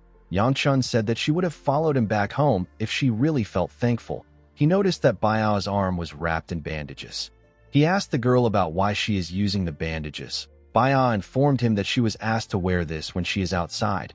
Our boy told her that he didn't know she was hurt. Baia assured him that she is fine. She said that she only has to wear it till tomorrow. She asked our boy if he is actually fine. Yangchun knew what she meant. He remembered how he lost his mind and how Baia stopped him from losing himself completely. He cleared his throat and told the girl that he is fine. He thanked her for what she did for him. Baia was surprised to hear this. Our boy asked her about why she is surprised. He told her that he simply wanted to thank her and speak casually to her. He told her that they can return to their normal relationship if she doesn't like it. Baia placed her hand on his arm and told him that she appreciates it. Our boy blushed when he saw this. He revealed to the girl that he can't exactly remember what happened. He said that the only thing he is certain of is that she was by his side. Baia blushed when she heard this. Yangchun thanked her for keeping his sister safe. Baia turned around and begun to run. She didn't want our boy to see her blushing. Yangchun asked her about where she is going. He didn't understand why everyone was running off. In the next scene, we see Yangchun lying on the ground. He was trying to catch his breath after climbing the stairs leading to the Sword Queen's house. He called out to Cheol and suggested that they beat up someone. The moment he said this, he realized that the old man hasn't responded to him since his fight. He remembered Cheol telling him that it is too dangerous for him to lose his temper. Yangchun wondered about where Cheol went. While he was breathing heavily, someone walked up to him. The person turned out to be Hyuk. Yangchun asked the boy about why he is there. The boy simply smiled at him. Yangchun stood up. He realized that Hyuk was there to check on the Sword Queen in place of the divine physician. Our boy felt like something was wrong with the boy. He did not understand how Hyuk was able to talk in his past life if he is a mute. He remembered a time when he and Baia stormed a sect with Hyuk. The man said that those who rebelled against their lord's will and those that dare to draw their swords against their lord have now become nothing more than a trail of blood. He said that the entire world now lays under his master's feet, and their unity grows stronger day by day. Upon remembering this, Yangchun was convinced that Hyuk was choosing not to talk. He didn't know what the boy was plotting, but he was certain that he couldn't let his guard down. When he stepped inside the house, the Sword Queen asked Hyuk to tell her who came to visit. Yangchun put his hands together and told her that he came to pay her a visit. The Sword Queen asked him to come in. Our boy walked past Hyuk and used his shoulder to hit the boy. The Sword Queen told Yangchun that she was worried when she heard that he was involved in an accident. She was relieved to see that he was fine. The Sword Queen apologized to Yangchun for greeting him while laying down. Our boy asked her not to worry about it. The moment he said this, Yangchun sensed something odd. The Sword Queen pushed herself up and told our boy that she heard about how he saved Ryangwa. She told him that he did something truly amazing. She smiled and said that Ryangwa has a great brother. Yangchun could not believe that he wasn't able to sense it before. This energy was something he was quite used to. Our boy was sensing demonic energy from the Sword Queen. He realized that this was pure demonic energy, which is similar to what the heavenly demon possesses. Yangchun wondered if this was the cause of the illness that was slowly killing the Sword Queen. He did not understand why she would have demonic energy. He wondered if she has already met the heavenly demon. Our boy knew that demonic energy isn't something that can be blocked just by enduring it. He could not believe that the Sword Queen was able to endure something that rampages within a person to this extent. The Sword Queen coughed and told our boy that it would have been nice if she met him a bit earlier. She said that she wanted to have a nice meal with him. Yangchun asked her not to worry about it. The Sword Queen touched his hand and told him that he is still her friend's son. She said that she wanted to be healthy for him to feel more comfortable. Yangchun felt bad for her. Before he could say anything, he felt demonic energy entering his body. He pushed the Sword Queen's hand away. The woman was surprised to see this. Our boy realized that this was the demon well absorption art. He did not expect that the technique could also absorb other people's demonic energy. While he was looking at his hand, he heard someone ask Hyuk to close the doors. He said that the wind is coming in. When Yangchun turned around, he saw the divine physician. The old man asked him about what he is doing there. The scene shifts and we see Ryangwa training. She carefully moved her sword and concentrated on each swing. While swinging her sword, she remembered Hyljik asking her about where a pretty girl like her came from. She remembered the creepy smile on his face when he asked her to drop her useless stick. Ryangwa told herself that her sword is useless. She asked herself about what she can do with it. She remembered thinking about how she wanted to return to her sect in order to inform everyone about Hyljik. She remembered Baya telling her that she is not helpful right now. Baya ran past her and asked her to run. Ryongwa could not believe that she escaped after abandoning a martial artist's pride, responsibility, and even benevolence. While breathing heavily, Ryongwa told herself that she is pathetic. She let go of her sword. She fell to her knees and said that she isn't the type of martial artist her master spoke about. Someone walked up to her and asked her if she was training. The person asked her if she isn't overdoing it. When Ryongwa raised her head up, she saw Fung. The boy offered her a bottle of water and asked her to drink it while training. He told her that she can have it all. Ryongwa recalled that Fung is the youngest Blossom Swords inspector. She believed that Fung won't have ran away the way she did if he was in the same situation as her. Fung did not know why the girl was staring at him. Ryongwa remembered when the divine physician was treating her brother. The elder informed her that the situation would have been terrible if her older brother didn't intervene. He advised her to thank Yanchun when he wakes up. The divine physician asked her if she doesn't find the situation to be incredible. Ryongwa asked him about what he means. Elder Tae told her that her older brother defeated a demonic human that Baya couldn't even handle. He asked her if she knows how Yanchun did it and the technique that he used to do it. The divine physician was aware that our boy had a complicated energy, but he did not expect him to use it like this. Ryongwa could not believe that her brother, who she thought was weak and selfish, was able to do this. Upon remembering this, Ryongwa realized that everyone is walking the path of a martial artist while she is still clinging onto her master like a spoiled child. The girl asked herself about the kind of plum blossom she will create if all she knows how to do is to run. She raised her hand and picked up her sword. Fung asked her if she is going to continue training. He told her that he will leave the bottle there. He asked her to give it to him later. Ryongwa asked him to forget about it. She walked past him and asked him to leave her alone. Fung did not expect this. He turned around to see the girl running. While running, the girl apologized to Fung for ignoring him. She remembered her master telling her not to rush. The Sword Queen told her that whichever martial path she walks is fine, whether it is filled with sadness, pain, envy, or jealousy. She told Ryongwa that they will smile together when she shows her a bud of flowers blooming at the end of the sword she has chosen. Later in the night, we see Ryongwa walking towards her master's door. She believed that the Sword Queen hasn't eaten even though it is already late. Before she could open the door, Ryongwa heard the divine physician ask Yanchun not to make him laugh. Our boy assured him that he is serious. Ryongwa quickly recognized her brother's voice. She remembered how she screamed at him. She wondered why she did something so stupid. She did not know what to do. The divine physician asked Yanchun to tell him what he knows about medicine for him to talk. Yanchun told him that this is not about medicine. The divine physician asked him to tell him how they cure an illness if they don't use medicine. He asked Yanchun if he understands what he is saying. Our boy told him that he does. He said that he can cure the Sword Queen with his technique. Ryongwa was shocked to hear this. She barged inside and asked her brother if he is serious. Yanchun was surprised to see her. The girl asked him if he can really cure her master. Our boy told her that it is not confirmed yet. Ryongwa asked her brother to tell her what he is going to do. She said that even the divine physician has given up. Yanchun revealed to his sister that he will try to treat the Sword Queen's illness if the divine physician gives him the permission. The Sword Queen moved to the edge of her bed and told our boy that she wants to know what he will be doing.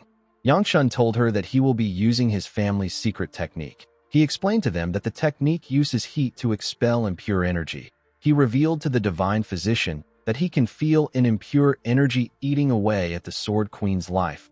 The old man was shocked to hear this.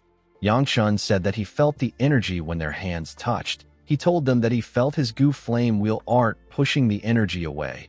The Sword Queen coughed and said that she does not remember the Gu family's secret art having such an effect. The Sword Queen was correct. This attribute had nothing to do with the Gu flame wheel art. It was actually something that could only be done with the demon well absorption art. However, our boy could not say this. He had to tell her that it is an attribute of the Gu flame wheel art in order to gain her trust. Yanchun knew that he had to do this because the Sword Queen will soon be unable to handle the demonic energy and she will die.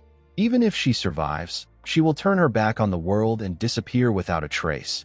This was what she did in our boy's previous life. Yanchun was not actually sure if he should be changing the future by saving her.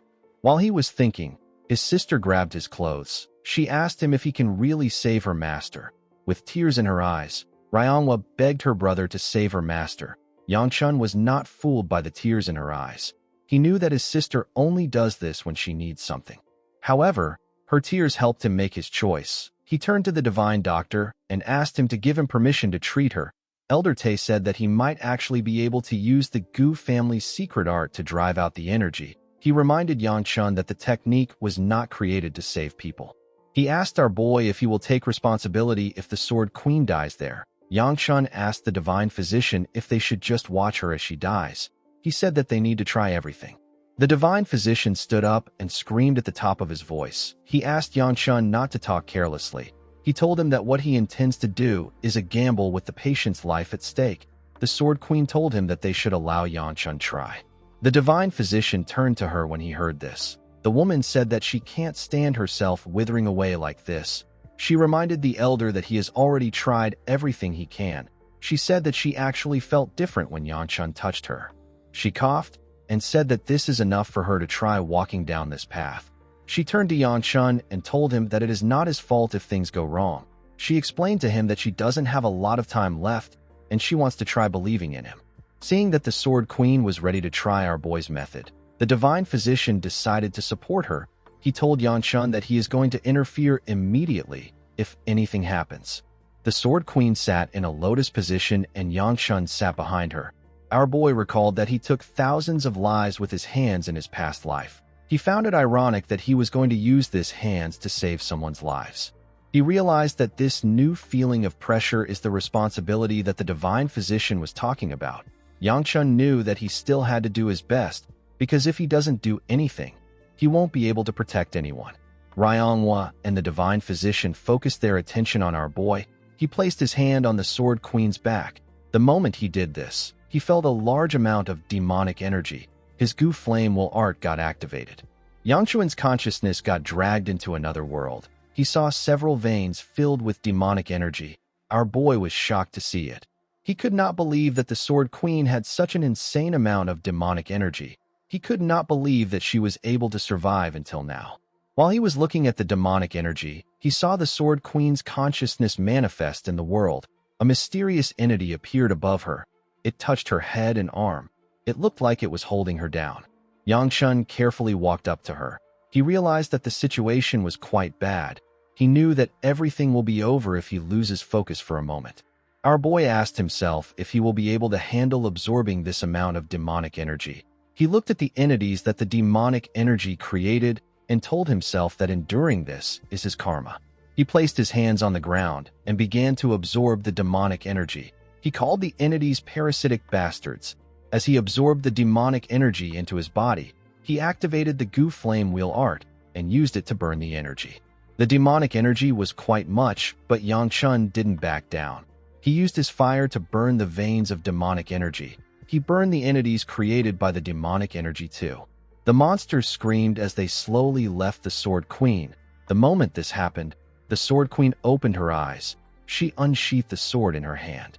Yangchun was sent back to the real world. His body was still covered in his energy. His body quickly returned to normal. Yangchun heard his sister call out to him as he slowly fell to the ground. Before closing his eyes, he saw a blurry image of a woman sitting in front of him. When Yangchun closed his eyes, a mysterious entity told him that it was a bit different this time. The being said that it was tasty. In the next scene, we see someone training at the edge of a cliff. Someone was asking the person to raise her sword higher. The person who was training was Seola.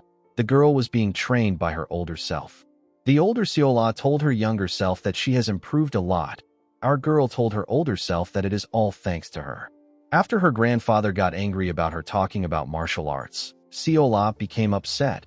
While she was crying, someone asked her to calm herself. Seola was surprised to hear the person's voice.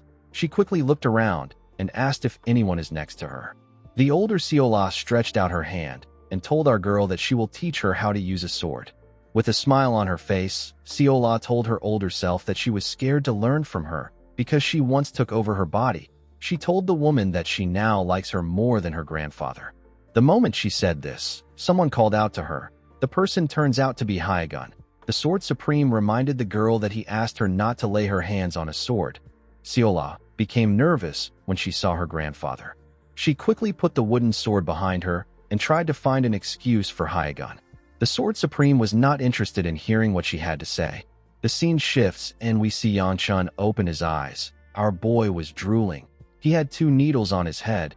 He looked like an insect with an antennae. Yanchun found himself in a room. Our boy quickly raised his head up. He called out to the Sword Queen and the Divine Physician. Before he could call out to anyone else, our boy felt a large amount of pain in his body. He grit his teeth when he felt this pain. He knew that only one thing could cause this revolting pain. Seeing that the demonic energy in his body is running wild, our boy became certain that he absorbed the Sword Queen's demonic energy. Yangshun stood up from the bed with the needles on his head. He wondered if the Sword Queen is doing better. He walked out of the room to check on the woman. The moment our boy got outside, he saw something odd. He saw his little sister staring at a plum blossom tree. Before Yangshun could call out to her, he saw the amazing thing his sister was looking at. Yangshun could not believe his eyes. He saw a woman swinging her sword in the air. The woman released plum blossoms from her sword as she swung it in the air. Ryanwa was extremely happy to see what her master was doing. She could not believe that her master was moving like this. The Sword Queen landed on a tree branch. She used the branch to push herself up to the sky at a crazy speed. Yangshun watched the Sword Queen as she flew. He wondered if this was skeletal overhaul. He quickly realized that the Sword Queen had merely returned to her original state. The Sword Queen raised her sword when she got close to the sky. She made 2 strikes in the air with her energy. Her attack tore the sky apart. It left 2 huge strikes that cut across each other in the sky. When the Sword Queen returned to the ground, she saw that Yanshun had woken up. She told him that there is something she wanted to say to him. Before her master could say anything, Ryanwa ran to her and gave her a hug. She hugged her master tightly. The Sword Queen pat her head and thanked Yanshun for saving her. She told him that she wouldn't have survived without his help. Our boy didn't know what to say. He wasn't very good with these kinds of situations. Before he could say anything, someone took out the needles on his head and told him that he did well. The person turned out to be the Divine Physician. The elder told Yanshun that he actually took out the energy that was clouding her system. The Divine Physician was intrigued. With a scary look on his face, he asked Yanshun to allow him test his cultivation method. Our boy was scared to see the look on his face. He didn't want the elder to know his secret. The Divine Physician ran after Yanshun. He asked him to let him test his cultivation method.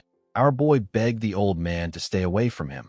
The Sword Queen smiled when she saw the elder chasing Yanshun. She seemed to be happy to be able to experience this moment.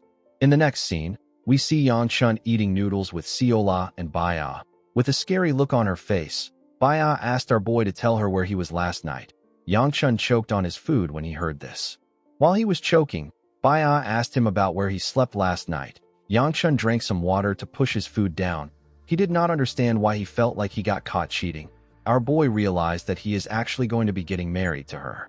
He told Baya that he was simply training all night. He said that he fell asleep on the spot because he was tired. Baya did not believe him. She asked him if he is telling the truth. Yanshun asked her if he has a reason to lie. Our boy wondered why he was being interrogated in the first place. Baya placed her chopsticks on the table and told Yanshun that he should have informed her that he wasn't going to come back last night. She told him that she was worried because he never returned. She stood up and asked him to let her know ahead of time in the future. Yanshun asked her about where she is going mid-meal. The girl said that she is going to train. Our boy watched her as she left the room. He did not expect things to be so intense. He noticed that Seola was quiet. He asked her about why she is quiet. Our girl began to cry. Her mouth was filled with food. Yanshun found this gross. He asked her about what she is doing. She said that it is her grandpa. While struggling to speak, small particles of food flew out of her mouth and got on Yanshun. Our boy was annoyed to see this. He used his hand to cover his face.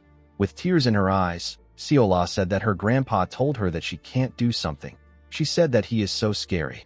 Yanshun closed her mouth out of anger and asked her to stop spouting nonsense. He asked her to swallow her food first. Seola did as he asked. Yanshun could not believe that he had to deal with this when his hands are full. He was bothered by the fact that he had demonic energy churning inside him. He also hasn't seen Sheol in a while. Yanshun wondered if the voice he heard had something to do with the old man's disappearance. The voice told him that the demonic energy he absorbed was delicious. Our boy recalled that Sheol once mentioned something about this. The old man said that he was subduing something within him. Yangchun wondered if Sheol has been devoured by that thing. While he was thinking, Manhwa knocked on the door and informed him that he has a guest. Our boy asked her to tell him who it is. Manhwa simply opened the door. The person turned out to be Ryangwa. The girl apologized to her brother for disturbing him while he is eating. Yangchun asked his sister to tell him why she keeps coming to see him when there is a large amount of stairs between them. Ryangwa asked him to shut up. She told him that she simply felt like seeing him. She revealed to Yangchun that her master's internal energy is returning to normal. With a flushed face, Ryangwa thanked her brother for healing her master. She told him that she keeps getting indebted to him. Yangchun ate a dumpling and asked his sister if she came all the way there to say this. He asked her if she has nothing better to do. Ryangwa was annoyed to hear this. She asked her master if she can see how mean her brother is. Yangchun was surprised to hear her call out to the Sword Queen. The Sword Queen asked Ryangwa to stop complaining. Seola was surprised to see the pretty woman. The Sword Queen told her disciple that a debt of life can't just be repaid with words. She told Yangchun that he seemed surprised to see her. With a nervous look on his face, Yangchun told her that he is happy to see her healthy and energetic. The Sword Queen said that she didn't expect to return to her original state so quickly. Yangchun asked her if she has completely recovered. The Sword Queen asked him if she looks completely healed. Yangchun told her that she looks much better than when he saw her earlier at her quarters. The Sword Queen drew a chair and revealed to Yangchun that she came to see him because she feels inclined to pay him back for what he did. With a smile on her face, she asked our boy to tell her if there is something he wants. She told him that she is willing to give up her life for him, since he was the one that saved it. Yangchun asked her about how she can put her life on the line when she just got it back. With a bright smile on her face, the Sword Queen told Yangchun that she would have died if it wasn't for him. She promised to grant any of his wishes. Yangchun asked the Sword Queen if she isn't worried about what he might request for. The Sword Queen grabbed his hand and told him that she is certain that what he will ask of her won't be something evil that would harm others. Yangchun glared at her hand. With a scary look on his face, our boy wondered about how the Sword Queen came to this conclusion by simply observing him. He recalled how he incinerated this sect and its disciples in his past life. He watched them beg for their lives and burnt them to ashes. Even though Yangchun knew that it wasn't the Mount Hua's fault that they couldn't protect Ryangwa, he still wanted to lash out his anger. While he was thinking, the Sword Queen told him that he can tell her his wish later. She told Yangchun that she actually has something to ask him. She apologized to Seola for interrupting her meal and asked her and her disciple to give she and our boy some time alone. Ryangwa asked her master if she also has to leave as well. The Sword Queen told her disciple that she wants to talk privately with our boy. She asked the girl to give them some space. Ryangwa reluctantly left the room. Yangchun asked Seola if she isn't going to leave. Our girl wanted to finish her food. She told Yangchun that she will use her finger to cover her ears. She asked him if she can just continue eating. Yangchun quickly kicked her out of the room. The Sword Queen took a deep breath and said that the atmosphere in his room is quite nice. She told our boy that it has been a while since she felt like this. Yangchun could not believe that she was being sentimental about something like this. The Sword Queen told him that this was how she felt when she was with his mother. She said that she and his mother would laugh and quarrel over the tiniest things. The Sword Queen put herself together and decided to go straight to the point. She asked Yangchun if he remembers the last moment he had with his mother. She said that Ryangwa was too young to remember anything and their clan is hiding the truth about the matter. The Sword Queen asked Yangchun to tell her anything he can remember before our boy could say anything. He remembered what happened. The scene shifts and we are taken to the past. We are taken to a place covered in snow. We see Yangchun and his father looking at a woman from behind. The woman in the beautiful silk clothes said that she is ready. Our boy grit his teeth out of anger. He asked his father to tell him why he is showing him this. He asked him to tell him what he hopes to gain by going this far. The clan head said that he wants nothing. He asked his son to simply stay alive. Yangchun's mother asked him to take care of his sister. Her hair slowly began to change. Her husband told her that he will open something now that she is ready. The moment he said this, a crack appeared in the air. The crack widened and revealed a huge portal. The woman's hair turned platinum blonde, and everywhere became red. As tears flowed down from our boy's eyes, his mother called out to him. With tears in her eyes, she told her son that she is sorry. This struck a nerve in Yangchun. He quickly ran towards his mother. He stretched out his hand and asked her not to go. His mother gently smiled at him. The crack closed, and the atmosphere returned to normal. Our boy's mother was no longer with him. Yangchun called out to her repeatedly. His father watched him as he cried. He told Yangchun that he needs to make sure that this is the last time he ever weeps in this life. He told him that he won't be able to cry from now on, even if he wants to. Yangchun asked his father to tell him something. With a terrifying look on his face, our boy asked his father to tell him where he sent his mother to. The clan head turned around and asked his son to follow him. He told him that he wants to show him something.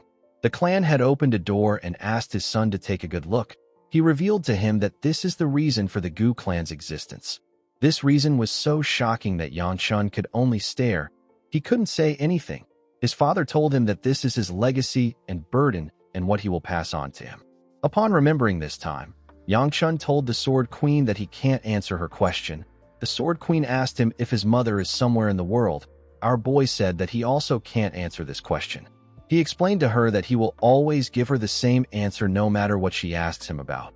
The Sword Queen stood up and told him that she understands. She said that she won't ask him anything else. She apologized to Yangchun and pat him on his head. She told him that she is aware that he is in a tough position too. She revealed to him that she heard that a pretty girl was helping Ryongwa train. She asked him if Seola is that girl. Our boy laughed when he heard the woman call Seola pretty. The Sword Queen asked him to tell her who it is if it isn't Seola. Yangchun found it odd that his sister mentioned something like this. She doesn't say things like that. He knew that the person his sister was referring to was Baya. The Sword Queen decided to change the topic. She asked our boy if he is returning to his clan soon. Yangchun said that it will be very soon. The Sword Queen asked him about when he plans on departing. Our boy revealed to her that Ryongwa said that she doesn't want to return home. The Sword Queen smiled when she heard this. She called out to her disciple. Ryongwa quickly responded to her master. The Sword Queen stepped out of the room and asked her disciple if she doesn't want to go home. The girl told her master that she was just worried about her. The Sword Queen told her that she still needs to visit her home. Ryongwa didn't know what to say. The Sword Queen told her that she has a solution for her since she is nervous. With a smile on her face, the Sword Queen told her disciple that she will accompany her to the clan. Ryongwa was very happy to hear this. Yangchun could not believe what he was hearing. Ryongwa asked her master if she is really coming with her. The Sword Queen told her that she has some business with the Gu clan. She said that she also hasn't heard Yangchun's request yet. Yangchun asked the Sword Queen if it isn't her duty to protect the sect. The Sword Queen found this question to be funny. She told our boy that she is the one who has been protected by the sect. Yangchun told her that his sister said that she doesn't want to return home. With a crazy look in her eyes, Ryongwa told her master that she will follow her anywhere. Our boy asked her about why she easily changed her mind. Ryongwa asked him not to worry about this. She reminded him that he wants her to go home. She told him that this is good for him. While they were talking, Seola called out to Baya, who just returned from training. Immediately the Sword Queen saw her. She knew that Baya was the one her disciple was referring to. She asked the girl if she is the one who saved Ryongwa. The Sword Queen grabbed her hand and told her that she is really grateful. She said that Ryongwa told her many things about her. She told Baya that Ryongwa said that a beautiful girl helped her out. Baya began to blush when she heard this. She didn't know what to say. The Sword Queen told the girl that she is as pretty as she heard. Yangchun wondered why Baya was shy. He wondered if it was because she was being complimented. Immediately he thought of this. The Sword Queen told Baya that she heard that she is Yangchun's fiancée. Our boy was shocked to see that she mentioned this. The Sword Queen told Baya that she and Yangchun have kind hearts. She assured her that the two of them will get along. Baya smiled when she heard this. While they were talking, Seola noticed something. When she looked up, she saw her older self. She referred to her as Sis. The older Seola suggested that they go practice. She said that they have to finish what they started earlier. Seola smiled when she heard this. She stood up and ran with a smile on her face. Yangchun asked her about where she is going, but she did not respond to him. Ryongwa called out to her master. She informed her that the Manhwa festival will take place soon. She asked her master to leave with them after the festival. The Sword Queen asked Yangchun if this is okay with him. Ryongwa was happy to see that her master liked her idea. Yangchun told the Sword Queen that he cannot do anything if his sister wants to return to the clan. He told her that he will depart with her. The Sword Queen clapped her hands and said that they can schedule the time they are leaving. Immediately she said this, she noticed something about her disciple. She moved close to her to check something. Ryanhua asked her master if something is wrong. The Sword Queen told her disciple that she just realized something after seeing her in the sun. She told the girl that she has gotten a little fat. Ryanhua was embarrassed when she heard this. Yangchun laughed out loud when he heard what she said. The Sword Queen told her disciple that she must have been too busy taking care of her. She apologized to the girl. She told her that it will be good for her to spar with Yangchun. Our boy was shocked to hear this. He asked her to tell him why he would spar with her. The Sword Queen explained to him that she plans on instructing Ryanhua again starting tomorrow. She said that she wants the girl to warm up before that time. Ryanhua told her master that she can warm up on her own. She said that she has been keeping up with her training. The Sword Queen poked her nose and asked her to stop talking back. She asked her disciple to simply do it. In the next scene, we see Yangchun and his sister in another place. Ryanhua raised her sword and took a stance. She asked her brother if she can start. Our boy felt like this was a stupid question. He reminded his sister that this is a duel. He advised her to do her best. Ryanhua charged at her brother when she heard this. The scene shifts and we are taken back to the past. We see snow falling in the Gu clan. We see a younger Yangchun and Ryanhua eating together. The little girl asked her brother if he won't tell her about it. Yangchun didn't say anything. Ryanhua asked her brother if he will continue acting clueless. Our boy asked her about what she means. The little girl said that their mother hasn't returned for days now. She said that him and their father don't seem to care about this. Ryanhua told her brother that it is too weird. Yangchun asked her to shut up and eat. Ryanhua was not happy to hear this. She called out to her brother again. While raising her voice, Ryanhua asked her brother to tell her why he is acting like this. She said that their mother has disappeared. Our boy asked her if she is raising her voice at him. The girl said that she is. With tears in her eyes, Ryanhua asked her brother to tell her how he can eat calmly when they don't know where their mother went or when she will come back. She asked Yangchun if he isn't worried. Yangchun wanted to say something comforting to his sister, but he couldn't. He grit his teeth and pushed the table away. He asked his sister to shut up. He asked her to stop crying at the table. He told her that he doesn't know where their mother went. He asked her to tell him why she keeps asking him the same question. He asked her if she is trying to piss him off. Ryanhua could not believe what she was hearing. With a scary look on his face, Yangchun told his sister that their mother is dead. He asked her if she feels better. He asked her if she likes the answer. Ryanhua asked her brother if their father was the one that killed her. Our boy told her that he has no clue. He asked her to figure it out on her own. He told her that she can even ask their father. Yangchun asked his sister to stop bringing their mother up. He said that he won't show her mercy if she raises her voice at him again. Ryanhua cried more when she heard what her brother said. This was the reason why the girl came to hate her brother. She believed that if she stayed at the Mount Hua, she would forget her mother, brother, and their damned clan. Ryanhua remembered watching her master use her martial arts. To her, the Sword Queen is family, but she still missed her original family. She carefully looked at her brother. In the next scene, we see Ryanhua breathing heavily on the ground.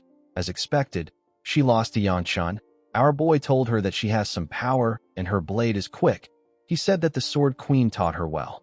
While breathing heavily, Ryanhua asked her brother if they can return to how they were before. Yangchun did not expect to hear this. He moved forward and asked his sister to tell him what she is talking about. He said that it is too late for that. Ryanhua sat up when she heard this. She gently smiled. She found it funny that her brother didn't say no. In the next scene, we are taken to a waterfall. We see Mu Yun training beneath the waterfall. The man held his sword out and carefully used it to cut a drop of water. Each of his swings were smooth and well controlled. He swung his sword as if he was fighting with someone. He seemed to be frustrated about something. He remembered how he saw his master lying on the ground with needles in his body.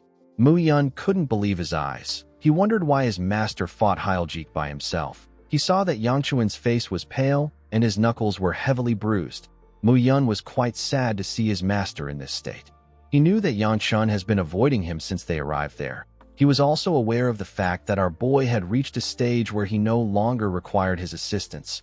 Even though he knew these things, Mu Yun still felt responsible for what happened. He believed that he could have protected his master.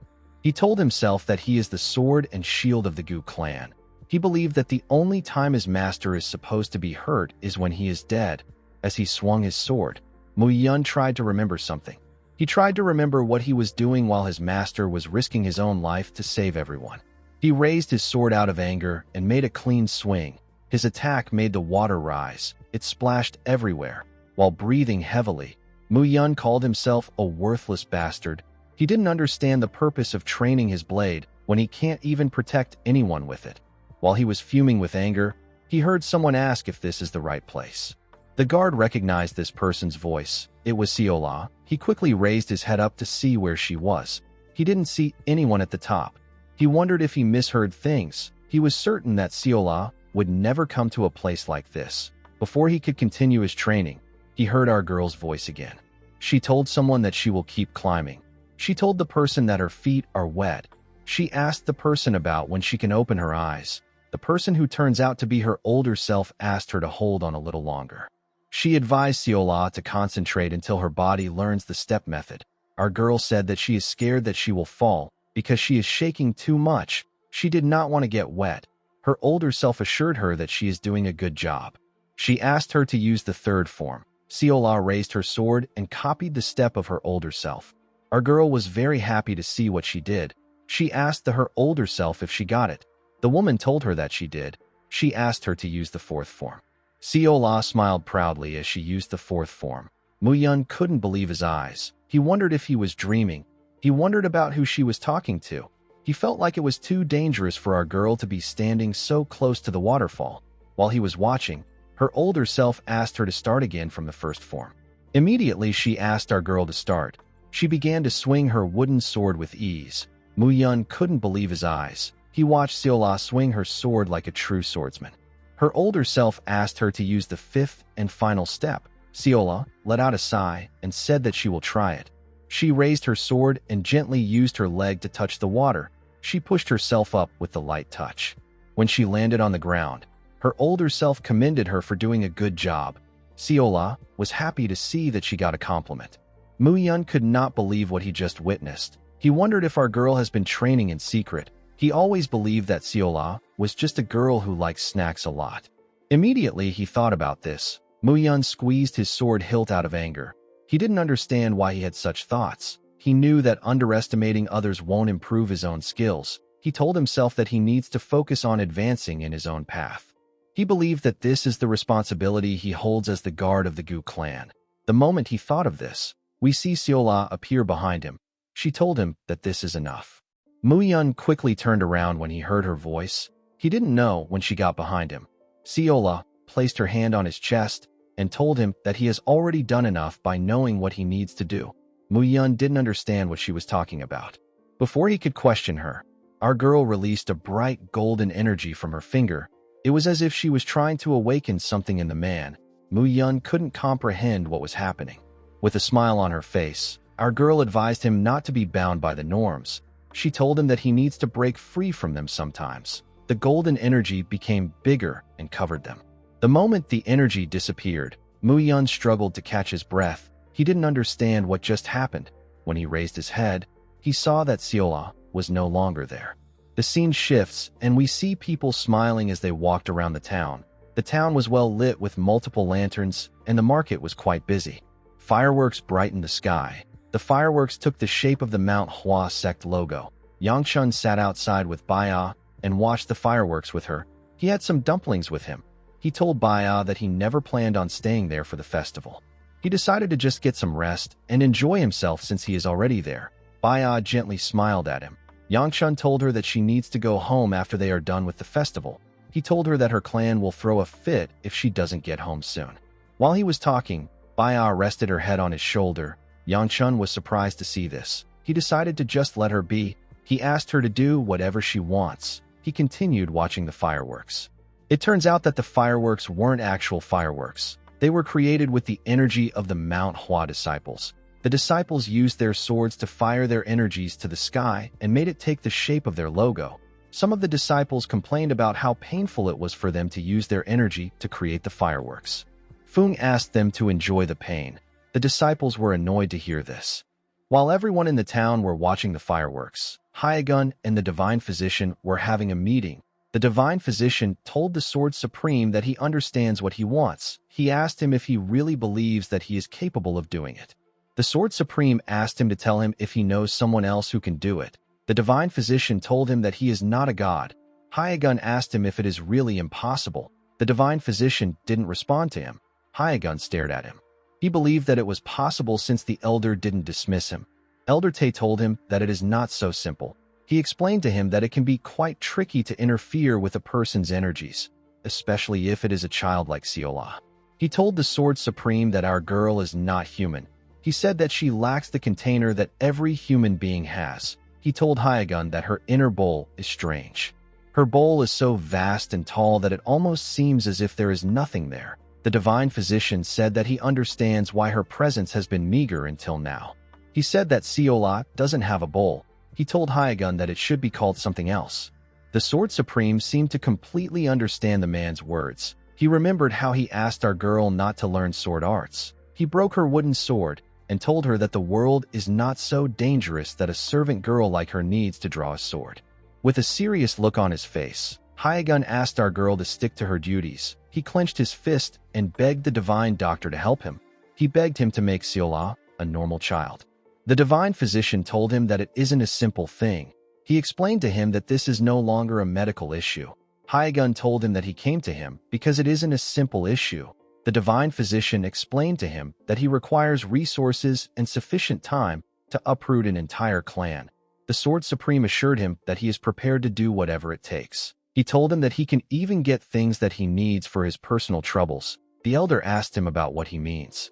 The Sword Supreme asked him if he doesn't need certain things for his grandson as well. The Divine Physician was shocked to hear this. He asked him if he can really provide a white-ranked demonic stone. He slammed his hand on the table and asked Hyagun if he heard about it from the Manhwa sect leader. Hyagun told the man that they both have the same feelings when it comes to their grandchildren. He begged him to help him for the sake of the young ones. The Divine Physician let out a sigh. He told the Sword Supreme that he has a question for him. He asked Hyagun to tell him the reason why he doesn't allow his granddaughter to wield a sword. He didn't understand Hyagun's reasoning and his actions. He believed that it would be good to know how to defend oneself in dangerous times like this. Hyagun asked him if he will accept his request after he provides an answer.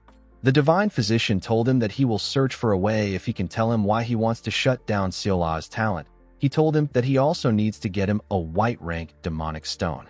The Sword Supreme said that Seola's container is not a talent. It is actually a curse. The Divine Physician was shocked to hear this. Hyagun explained to him that Seola might be able to quickly master the sword, but it will come at the cost of her life. The Divine Physician couldn't believe what he was hearing. Seola doesn't have any issues performing ordinary tasks like regular people. However, when she performs martial arts, something that requires her to combine her instinct and logic, her life force burns away. Each time she uses her power, it eats away at her own life. The Divine Physician told Hyagun that this trait is similar to that of those of the demonic cult. The Sword Supreme couldn't say anything. The Divine Physician now understood why he stopped Seola from learning martial arts. He asked Hyagun if he has ever been to the Taryung clan where the current alliance leader resides. The Sword Supreme said that he has not been there. The Divine Physician asked him to go there. He revealed to him that the sealing demonic stone is there. He said that the only thing they can do is to seal Seola's energy core with its power. He informed Hyagun that Seola will never be able to use martial arts if it succeeds. He asked him if he is sure about this. He explained to Hyagun that what he is trying to do is to tear off the bird's wings so that it will never fall from the sky. However, every child becomes an adult at some point. The Divine Physician explained to the Sword Supreme that Seola might one day look back at her broken wings and curse him until the day she draws her last breath. Hyagun said that this is a cheap price to pay if he can save her life. The scene shifts and we see Yang Chun and Baya walking in the town. Our boy was eating some candy off a stick. Baya pointed at something and ran into the market to get it. Yang Chun tried to stop her, but she ran too fast. Before he could run after her, a man asked him to take a look at his goods. He showed our boy some pretty butterfly ornaments. In the next scene, we see Seola step into their lodge. She was eating a cookie. Before she could get far, Yang Chun called out to her from behind. Seola was startled when she heard his voice. She quickly turned around to see our boy. Yangchun asked her about where she has been all day. He told her that he wanted to go sightseeing with everyone. With a nervous look on her face, Seola apologized to him. The moment she did this, she saw something shocking. Our boy was offering her the golden butterfly ornament. Seola asked him about what it is. Yangchun told her that it is nothing expensive. He explained to her that he got it for her because she has been doing well recently. He told her that his arm is in pain. He asked her to take it from him. Seola was shocked to hear this. She asked her master if he is really giving it to her. Yangchun moved his hand close to his clothes. He asked her if she doesn't want it. Seola quickly told him that she does. Our boy smiled when he heard this. He helped her put the butterfly on her head. She asked him if it suits her. Yangchun told her that she can take it off if she doesn't like it. He reminded her that it is not expensive. Before he could say more, Seola moved close to him and gave him a kiss on the cheek. Our boy was shocked to feel her lips on his face. Seola stepped back after giving him a kiss. With a bright smile on her face, she thanked Yangchun for the butterfly. In the next scene, we see the group step out of the house. Baya yawned and said that she is so tired. Seola seemed to be quite energetic. She said that they need to see the fight. She turned around and asked Yangchun to hurry up. Our boy realized that our girl was fully rested. Seola noticed something odd about our boy. She asked him about why his face is so red. She asked him if he is sick. Yangchun didn't know what to say. He kept thinking about the kiss. He didn't understand why it was making him feel flustered. He asked Seola not to worry about him. Our girl didn't understand what was going on. The scene shifts, and we are taken to another part of the sect. We see some men discuss about the fact that Fung is going to be participating. The man in green clothes was surprised to hear this. The man next to him told him that Fung didn't participate last year. The man recalled that Fung didn't have the title of Sword Dragon last year. He wondered if he is really going to participate in the tournament. He asked his friend if he knows the person that won last year's tournament. Someone moved close to them and told them that it was Yang Sung. The man realized that the person was right. He asked the person about who he is. Fung introduced himself as a third-generation disciple of Manhwa. The men were shocked to see the genius sword dragon. Yangchun noticed Fung when he was talking to the men. He didn't know what the boy was doing there. He believed that he was supposed to be busy with preparations. While he was talking to the men, Fung noticed Yangchun. He referred to him as the Gu clan's heir. He moved close to him and his group. He asked him if he is going to watch the festival too. Yangchun told him that he is. He asked the sword dragon if he isn't supposed to be somewhere else now. He said that everyone must be busy with preparing. With a smile on his face, Fung told Yangchun that they are almost done with everything. He said that things will be fine. While he was talking, two disciples carrying a chair walked out of a gate. Out of anger, one of them asked about where everyone ran off to right before the festival. The boy's friend informed him that everyone said that they were going to do some last-minute training for the duels. The boy said that it is impossible to cram martial arts. Fung felt a bit embarrassed. With a nervous look on his face, he told Yangchun that there is still some time before the duels begin. He asked him if he wants a tour of the dueling arena. Yangchun realized that Fung had only completed the preparations for combat-related things. Our boy decided to follow him to the arena. The area was quite big and well-maintained. Seola was surprised to see how big it was. Yangchun didn't know why she was surprised when she saw something of similar size at the Unified Dragon Assembly. Fung asked our boy if he isn't going to participate. Yangchun asked him if he is crazy. Fung laughed and told him that he was joking. He revealed to him that only Mount Hua disciples can take part in the duels. Upon hearing this, Yangchun wondered if his sister will also be participating. He hoped that she doesn't get destroyed. The moment he thought of this, Fung revealed to him that he will be fighting his sister. Our boy was shocked to hear this. Baya said that duels are fun. Yangchun did not share the same thoughts as her. He believed that this is a terrible situation. He knew that his sister doesn't stand a chance against Fung. The sword dragon asked our boy to give him some honest feedback after watching their duel. Yangchun didn't care about giving him feedbacks. While he was thinking, someone asked everyone to move to the outskirts of the dueling area. He said that the festival will begin soon. Baya informed our boy that they need to move. Yangchun moved when he realized that she was talking to him. He was quite worried about his sister. He wondered about why someone would put her against Fung. He believed that the person is intentionally trying to screw over his sister. Our boy found the situation to be strange. He couldn't believe that he was worried about his sister. He told himself that he simply doesn't want to watch her get destroyed. While he was thinking, someone announced that the sect leader is making his entrance. Everyone turned to the empty stage. The sect leader said that he is honored to see everyone join them for their small festival every year. The moment he said this, plum blossoms appeared in the air. One of the plum blossoms landed on Seola. A large amount of the plum blossom gathered on the stage. The sect leader and some disciples came out of this plum blossoms. The sect leader told everyone that he is grateful to them. Immediately he said this. The plum blossoms scattered around them. The sect leader said that he wants to show them how hard the children of the Manhwa have trained. While he was talking, Seola put the plum blossom in her mouth. She began to play with it. Yangchun could not believe his eyes. The people thanked the sect leader for protecting the Manhwa, and they thanked the disciples for protecting them. Immediately they did this. The plum blossoms began to explode. The one in Seola's mouth also exploded. Yangchun was shocked to see this. The Manhwa disciples used their energy to create birds that flew around the audience. The sect leader announced that the tournament will begin now. The people began to cheer when they heard this. In the next scene, we see two disciples dueling with swords. One of the men among the audience said that everyone is so fired up this year. While the duel was taking place, we see two disciples standing in front of Ryangwa. This was their first time seeing Ryangwa holding a real sword. One of them informed her that the sword used in duels is much lighter. He asked her if she is ready. Ryangwa seemed to be taken aback.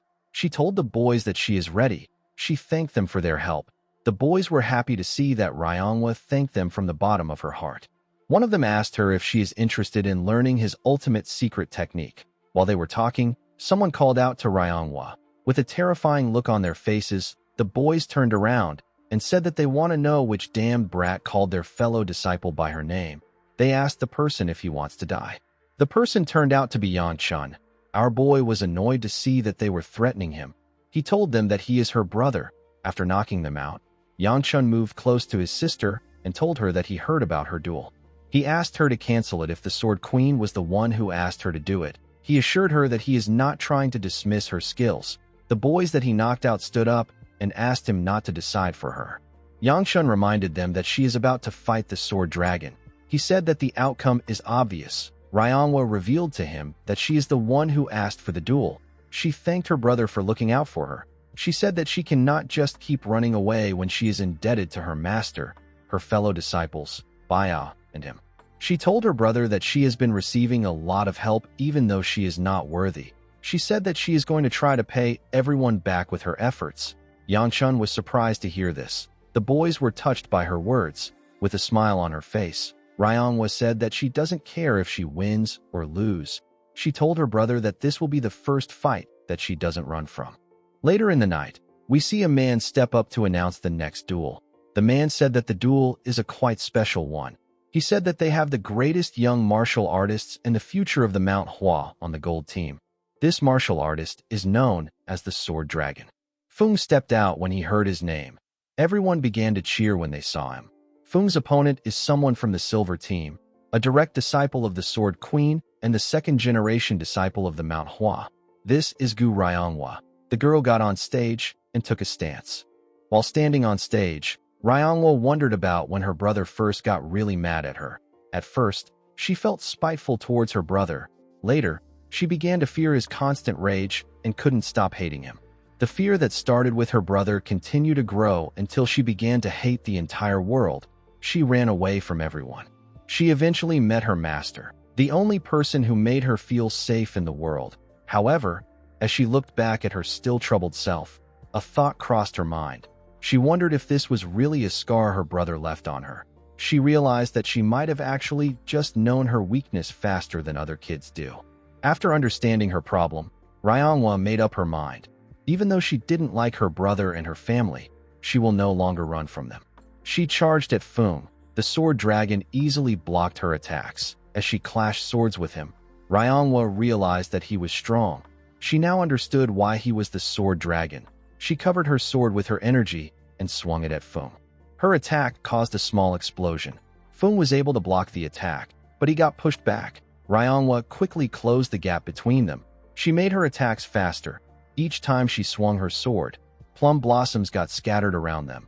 Fung blocked each one of her attacks. He smiled and told her that she is not bad. The girl took a stance and made her attacks much more faster. With a smile on his face, Fung said that the flower the Sword Queen planted has blossomed ferociously.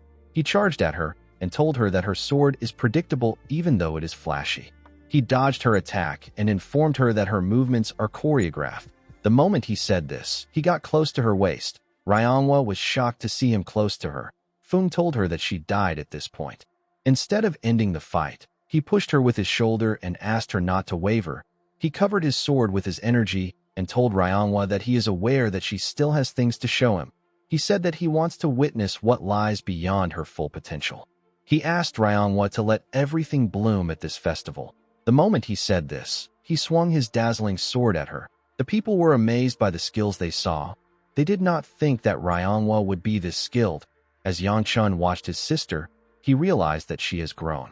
He understood that she has been released from her chains. He was happy to see this. He was happy to see that he saw a meaningful thing today. He realized that his sister was right to not think about winning.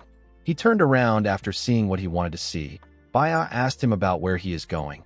Yangchun told her that he just realized that he has something to do. He asked her to tell his sister that she did a good job. In the next scene, we see Yangchun running somewhere. Now that everyone's attention is on the festival, our boy decided to check something. He went to Hyljik's hideout. The Manhwa found the place. Our boy wanted to see something himself before the Murim Alliance arrives there. He looked around to make sure they weren't there yet. He was relieved to see that they weren't there. Yangchun told himself that he will make it back before the finals. He decided to take a quick look at the cave. He created a fire with his energy and went inside. He was surprised to see sword marks everywhere. He wondered if the Manhwa fought the remaining stragglers. He heard that the sect only cleared out the bodies inside the cave. Yangchun wondered about what the Dark Knight Palace was trying to do in a place like this. While looking around, he sensed something. He saw a jar which demonic energy was leaking out from. He realized that he was in the right place. He opened a curtain and arrived at the final room. He could sense the most intense demonic energy in this place. Due to what he knew about the Dark Knight Palace, our boy knew that they always build a secret room in a place like this. He moved close to Hyljik's throne and looked around. He knew that there would be a place where he could sense demonic energy clearly. The contraption that hides the room is usually hidden in a tricky place. While looking around, Yangchun noticed something odd about the armrest. When he pressed it, the throne moved back and revealed the stairs that led somewhere else. Yangchun couldn't believe his eyes. He wondered if these people were stupid. He didn't really care because this was good for him. He went down the stairs. When he arrived at the bottom of the stairs, he found a pool filled with blood. Our boy became angry. He saw the bodies of the missing Manhwa disciples. He couldn't believe that this bastards made a lake of blood. He wondered why the Dark Knight Palace did something this horrible. He noticed a flower in the middle of this blood pool. He wondered if the Dark Knight Palace did everything all because of this flower. Yangchun wondered about what it was. While he was looking at the flower, he saw something odd. He pulled a body out of the blood pool. He realized that this martial artist isn't from the Manhwa. He could tell that the man died recently. Thanks to the logo on his clothes, Yangchun was able to deduce that the man is from the Murim Alliance. He now understood that the Murim Alliance has already been here. While he was looking at the body, something flew towards him. Yangchun quickly bent his head to dodge the dagger. The dagger hit the rock in front of him. Someone commended Yangchun for having good reflexes. Yangchun quickly turned around. He saw a masked man sitting on the stairs. The man said that he now understands why Hyljik lost. Yangchun asked the man if he is a lackey of the Dark Knight Palace. The man did not expect to be called a lackey. He called Yangchun a rude brat.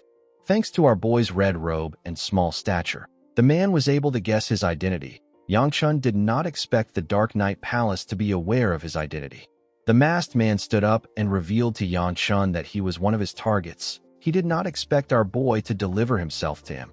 He said that this is convenient. Yangchun quickly took a stance. The man told him that he wants to make him an offer. He revealed to him that the palace wants him alive. He asked him to comply and follow him willingly. Our boy released his energy and asked the man not to spout nonsense. He reminded him that he just tried to kill him. The man told him that he didn't know it was him. Yangchun advised the man to put more effort into his lies. He asked him to come at him if he is going to fight him. The man was annoyed to see that Yangchun was smart. He took out his blades and introduced himself as the warding demon. Yang Chun asked him about why he is introducing himself. The warding demon charged at our boy at a crazy speed. He said that he introduced himself because he is being nice. He told Yang Chun that it will be better for him to know who killed him. The moment he said this, our boy saw his blade in front of his eyes. He was shocked to see how fast the man was. Before the blade could touch his eye, he released his fire on the warding demon. Unfortunately for him, the man was able to dodge his attack. He appeared behind him in an instant. Yang Chun quickly turned around. He recalled that the exit was quite far from him. He wanted to run away. He didn't think that he could defeat this man.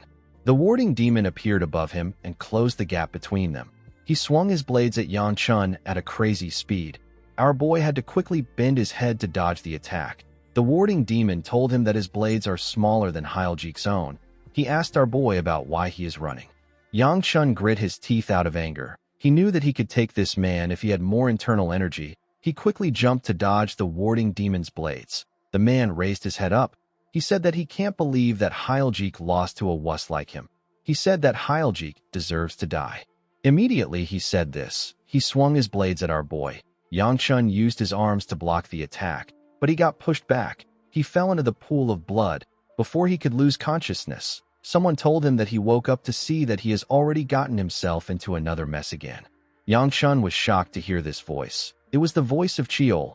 Our boy used his hand to pick up a sword from one of the corpses of the Manhwa disciples. Cheol said that he hopes the heavens takes note of how hard he worked even after his death.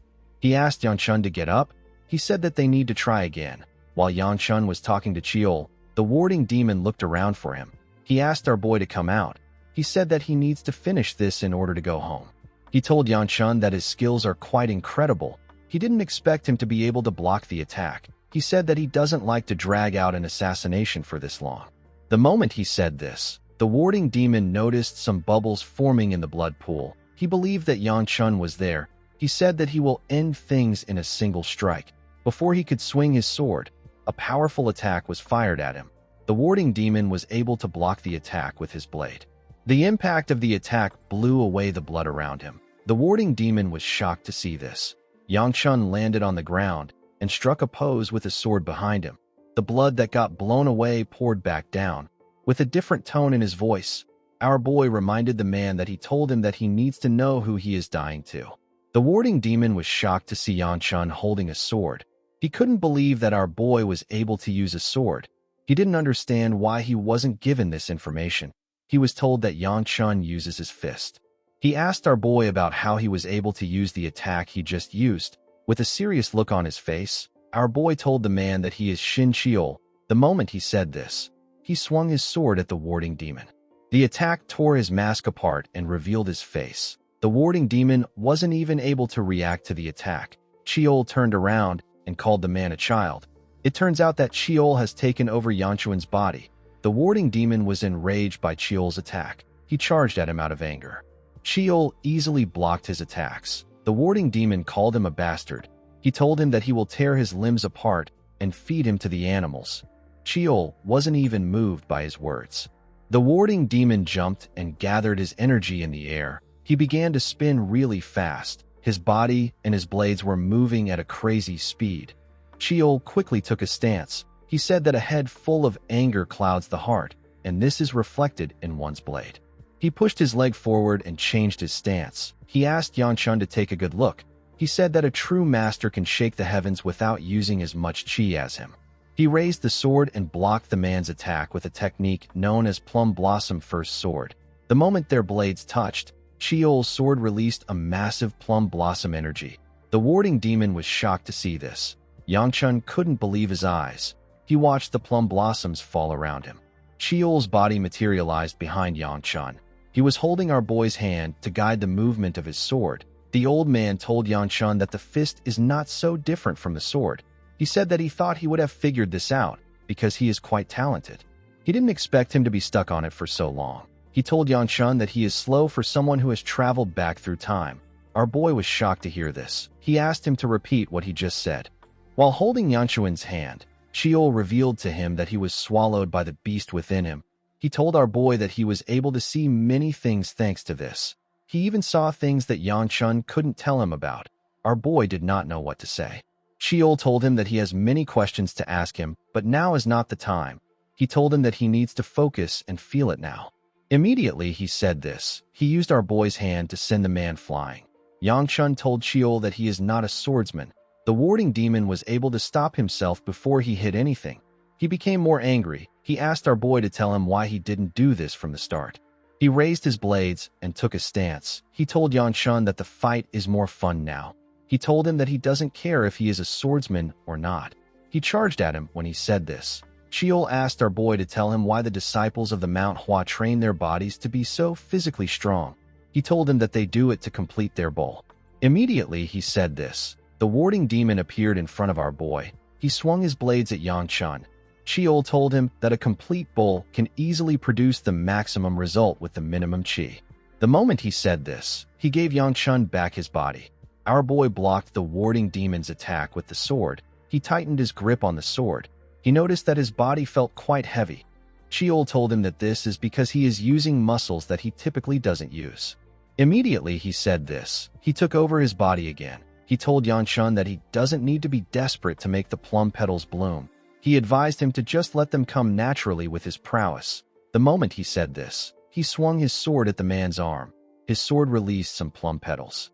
The attack cut off the warding demon's right arm. The man was shocked to see what happened. He became angrier and made his attacks faster. Sheol was able to block the attacks with our boy's body, but our boy was still feeling the pain of pushing his body.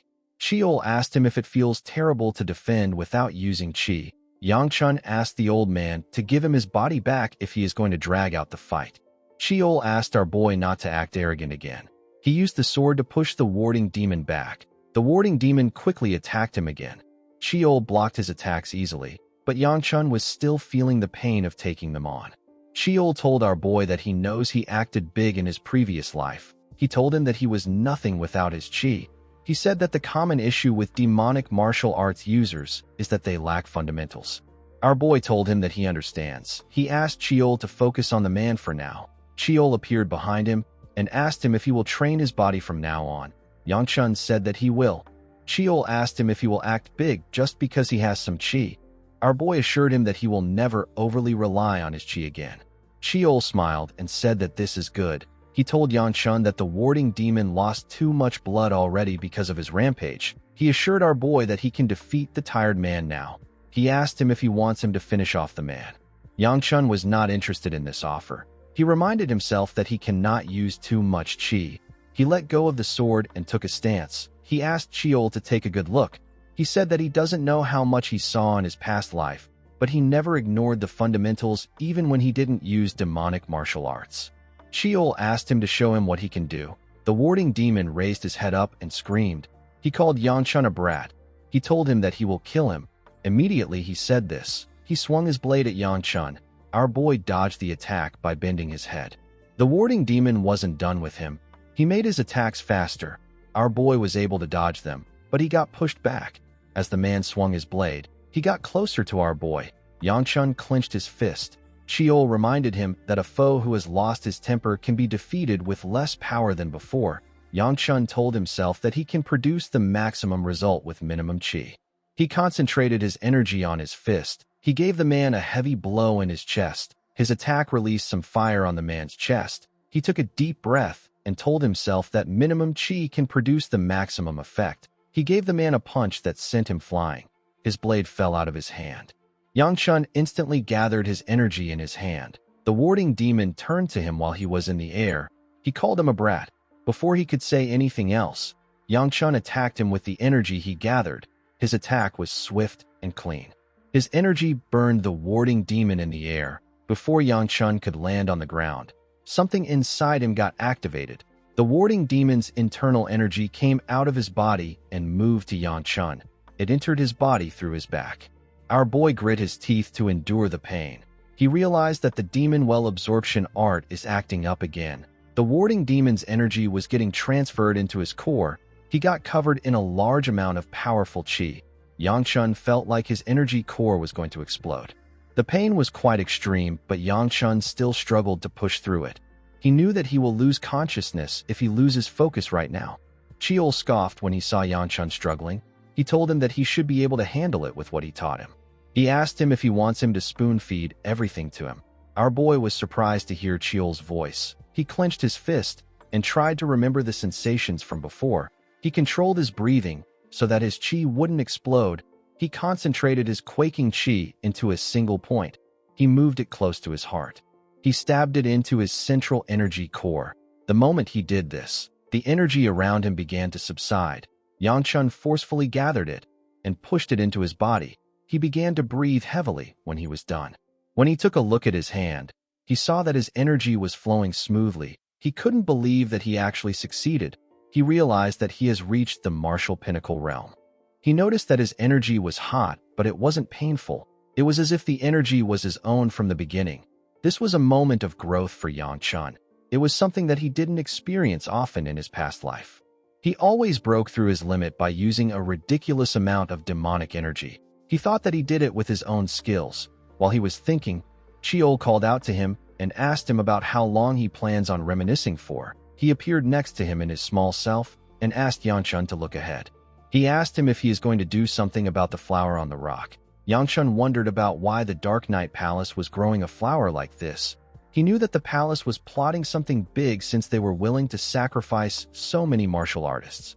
Our boy was certain that it was an evil plot due to the disgusting energy emanating from the flower. He realized that the only place they could have gotten this flower from is the demonic realm.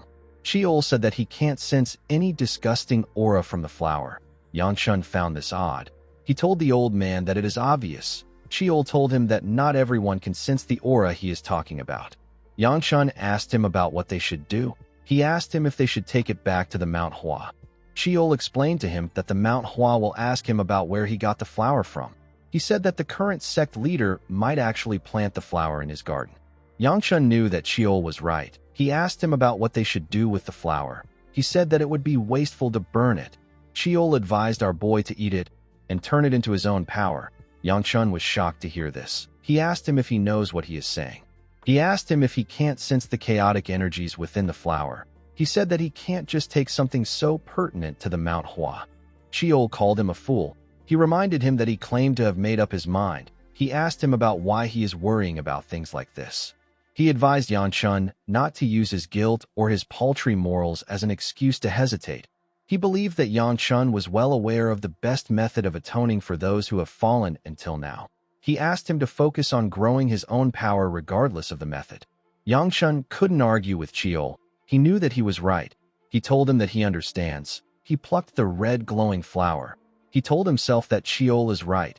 Since he already made up his mind not to regret the past, our boy decided not to hesitate. He shoved the flower into his mouth and swallowed it. The moment the flower touched his energy core, Yang Chun felt a ridiculous amount of pain in his body. His veins popped out. He could feel Taoist energy, internal energy, and demonic energy in the flower. He couldn't believe that a single flower had such a messy amount of chi. He was certain that this flower wasn't made for a normal martial artist to consume. He gathered the energy in his hand. His flames became purple. Our boy noticed that his fire was burning with the hue of Taoist energy. He could feel the resistance of the flower weakening. The fire in his hand began to slowly fade away. When it was completely gone, Yang Chun placed his hand on his chest. He noticed something shocking. Cheol also noticed the same thing. Yang Chun's core now had 5 wheels spinning around it. His Gu Flame Will art has reached the 5th star. Our boy was happy to see this. A while later, we see Yang Chun running inside the forest. Although he was happy about his progress, he didn't want to be late. He knew that the ceremony would be over already. He jumped on the trees and used them to get out of the area. He saw that the sun was already rising.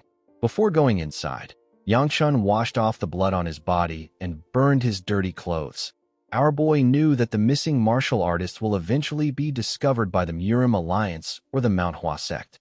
Since his job was done, our boy decided to rest. He wanted to sleep for now in order to prepare to leave tomorrow. When Yang Chun opened his room door, he saw Baya wake up from his bed. Our boy had forgotten about her. Cheol asked him if he made any progress with the girls while he was out. Yang Chun was annoyed to hear this. He asked Cheol to explain the kind of progress he means. Immediately he said this. Baya told our boy that she can smell blood. She asked him about why he is so late. She reminded him that he said that he would be back soon. Shun told her that he had some business to take care of. He smelled his clothes to see if the smell of blood was still there. He was certain that he burned off the smell with heat. Baya revealed to him that Ryongwa lost her match. Our boy was not surprised to hear this. He believed that this was natural since she was fighting the sword dragon. Baya said that Ryongwa seemed content. It was as if she had fun even though she lost. She said that she has never seen Ryongwa so happy. Shun didn't really care. He was focused on his body. Baya moved close to him and gave him a hug. Our boy did not expect this. He reminded her that she just said that he smells of blood. He asked her if she isn't going to ask about where he was. Baya gently sniffed Shun. She told him that she won't ask for now. She asked him to just stay like this for a while. Shun accepted her request. Sheol was annoyed to see this. He called Shun a horny brat who flirts every time he gets the chance. Our boy didn't know what to say. The scene shifts, and we are taken back to the cave. We see two officials of the Murim Alliance step into the underground secret room. They saw the bodies of their missing members in the blood pool. One of them asked about what the kidnappers were trying to accomplish there. His senior advised him not to try to understand them. He told him that he can't comprehend what the unorthodox sects do. Immediately he said this. The man saw something shocking. He ordered his junior to head back and report the situation on his own. He said that he will add more details later. The junior was surprised to hear this. He accepted the order and wished the man good luck. He ran out of the cave in an instant. After his junior left, the man turned to the corpse in front of him. He recognized the scar on the face of the dead man. He knew that this is the warding demon. He recalled that the warding demon received orders to retrieve the essence of the Manhwa. He wondered about how the warding demon ended up as a crisp in a place like this. He quickly turned to the essence. He saw that it was gone. He wondered about who took the flower. The moment he thought of this, the spy noticed the residue heat and the burn marks on the warding demon's body. He realized that the warding demon was taken out by the same person that took out Hyljik. He placed his hand on the warding demon's body to feel his energy. He noticed that the man's heavenly chi is completely gone. He couldn't understand how this happened. The situation was quite bad. The man said that he needs to return and immediately report to the Dark Knight Palace Master. In the next scene, we see Shun training in the mountains. He took a stance and covered his fist with his energy. He thrust his fist forward and released an enormous amount of fire. His flames burnt the things in front of him and cleared the things around him. The land was filled with fire. Sheol asked Shun if he is so happy to have reached the pinnacle realm and achieved 5th star. Our boy told him that he is simply intrigued. Sheol asked him if they can have a proper conversation now. Shun became nervous when he heard this. Sheol told him that he has a lot of questions for him, but he will limit it to just one for now. He asked our boy to tell him who the heavenly demon is. Shun asked him if he seriously wants to know about her. The old man said that he does. He explained to our boy that he had many hidden memories. Among these memories, the ones connected to the heavenly demon could not be accessed. Sheol asked our boy to tell him where the heavenly demon is from. The scene shifts, and we are taken to the past. We see a huge rift open in the air. Everyone on the ground quickly looked up. Someone closer to the rift said that a person is coming out from the gate that leads to the demon realm. Shun and everyone present were surprised to hear this. Our boy could not believe his eyes. He saw a young woman in black clothes slowly descend to the ground. The moment her legs touched the ground, the martial artists drew their swords. Their leader asked the woman to tell him who she is. The woman raised her hand and covered it with her dark energy. She introduced herself as the heavenly demon. Immediately she said this. She fired her energy at the martial artists. Her attack heavily damaged the place. Sheol found it odd that the heavenly demon came out from a gate in the middle of a tournament. With a worried look on his face, Shun called out to the old man. He asked him if he did not see what he did to the Mount Hua in his past life. He asked him about why he asked about the heavenly demon instead of the massacre that took place in the Mount Hua. With a scary look in his eyes, Sheol asked our boy if he would like him to start showing his anger. He assured him that he hasn't forgotten about what he did. He explained to Shun that he is simply overlooking it because he understands how he felt, and he understood his rage towards the Mount Hua for being unable to protect his sister. He advised Shun to focus on the future for now. He reminded him that he already knows what he must do. Shun completely understood Sheol's words. He told him that he knows what he must do. He gathered his energy into his palm and clenched his fist. He said that he needs to stop the heavenly demon. In the next scene, we see Yang walking somewhere. While walking, he saw a woman. The woman turned out to be the Sword Queen. The woman turned around and asked our boy if he is on his way back from training. She informed him that his servants told her that they are done with the preparations. She suggested that they head down to their carriages together. Yang bowed his head and accepted her request. Near the carriages, we see some disciples crying as they spoke to Manhwa. They asked her to eat well and not forget about them. The disciples told her that they won't forget the smile she had at the Manhwa festival. Manhwa grit her teeth out of anger. She told the men that she cannot forget their scary faces. Yang wondered about what these people were doing there. The moment he thought of this, he remembered something. He asked the Sword Queen if he can use the favor that she owes him. The Sword Queen asked him if he has thought of something. Our boy told her that he wants her to take his side for a short while. The scene shifts and we see the sect leader, Fung, and his senior disciple. The old man told Yang that he hopes he returns home safely even though many things have happened. Our boy called out to the sect leader and bowed his head. The man asked him if something is wrong. Yang revealed to him that he has something he wants to get before he leaves. He asked the sect leader if he can make him an honorary disciple of the Manhwa.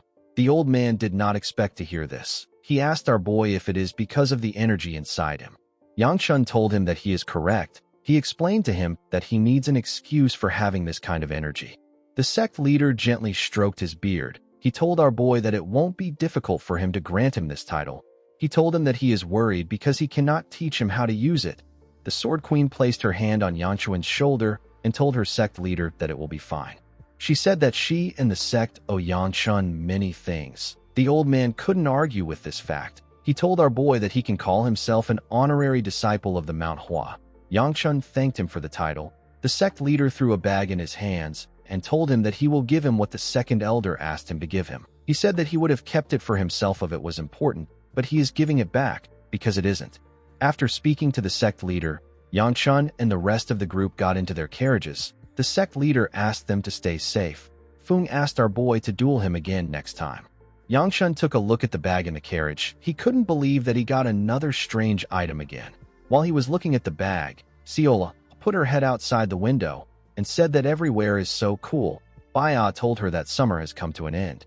Yang put the bag away and looked outside the window. He thought about the fact that so many things have happened on his trip. He got possessed by Shin Cheol. He met Fung, and he fought Hyljik and the warding demon.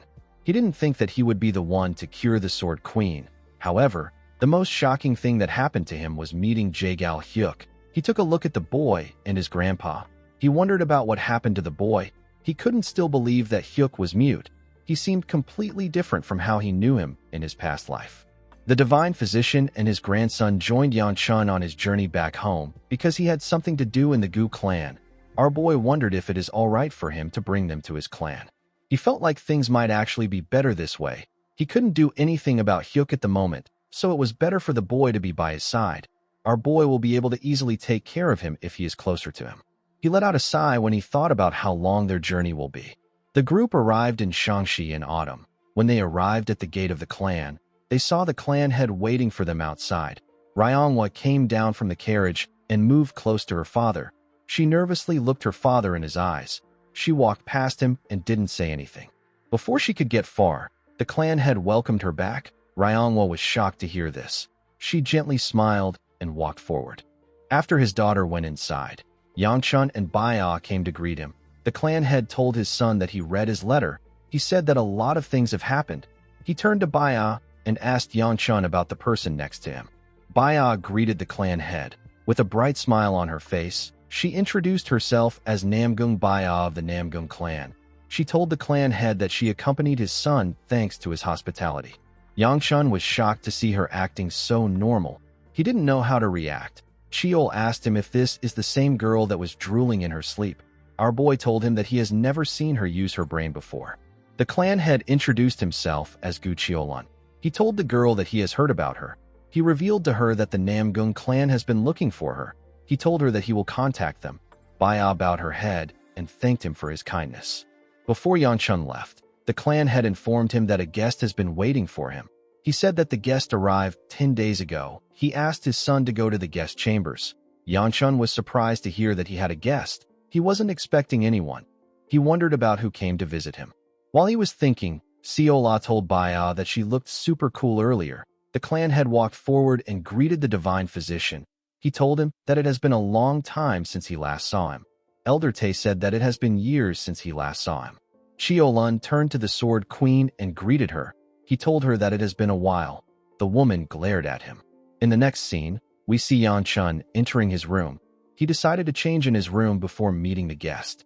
The moment he stepped inside his room, he saw Soyeol on his mat. The girl's face was flushed, and she was drooling on the mat. She said that our boy's chambers are well lit and warm. She felt like he was lying next to her. She hoped that he would be back soon. The moment she said this, she opened her eyes and saw Yan Chun staring at her. The girl got up and screamed. She was quite embarrassed. Our boy didn't know how to react to this situation. He slowly walked out of his own room in order to remove himself from this awkward situation. A while later, we see Yan Chun and Soyeol sitting together. With a nervous look on his face, Yang Chun asked her about why she came to his clan. Soyeol told him that she has something to say before she answers. She slammed her hands on the table and told Yan Chun that his name isn't Gu Juliop. She asked him about what is happening. Our boy realized that the girl had learnt the truth. When Soyeol first arrived at the clan, she said that she came to see Juliop. She sat down in a room with a bright smile on her face. She believed that she was going to see Yang Chun.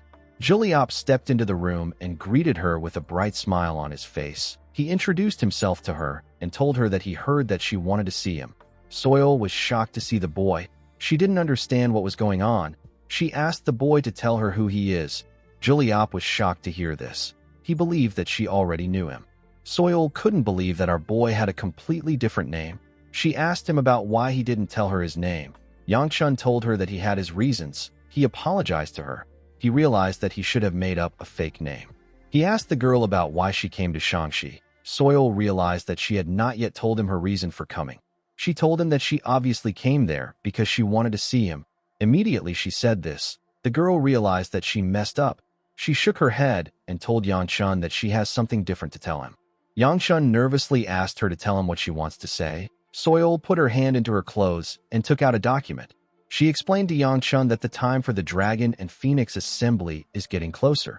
She gently blushed and asked him if he would like to accompany her there. Our boy was surprised to get an invitation to the Dragon and Phoenix Assembly. The Dragon and Phoenix Assembly is a martial arts tournament of the Orthodox sects where the Murim Alliance calls out promising young martial artists and disciples of each sects. Nowadays, the event has become a place of vanity where they hand out cool titles. Yang Chun remembered hearing that the recent assembly is full of monsters. It was in this assembly that Tang Soyeol obtained the title of Poison Peak. The girl hoped that Yang Chun would accept her invitation. In his past life, Yang Chun was too embarrassed to join the event. He avoided going to the event until he became the proper heir of his clan. He told Soyeol that he is not certain if he will participate.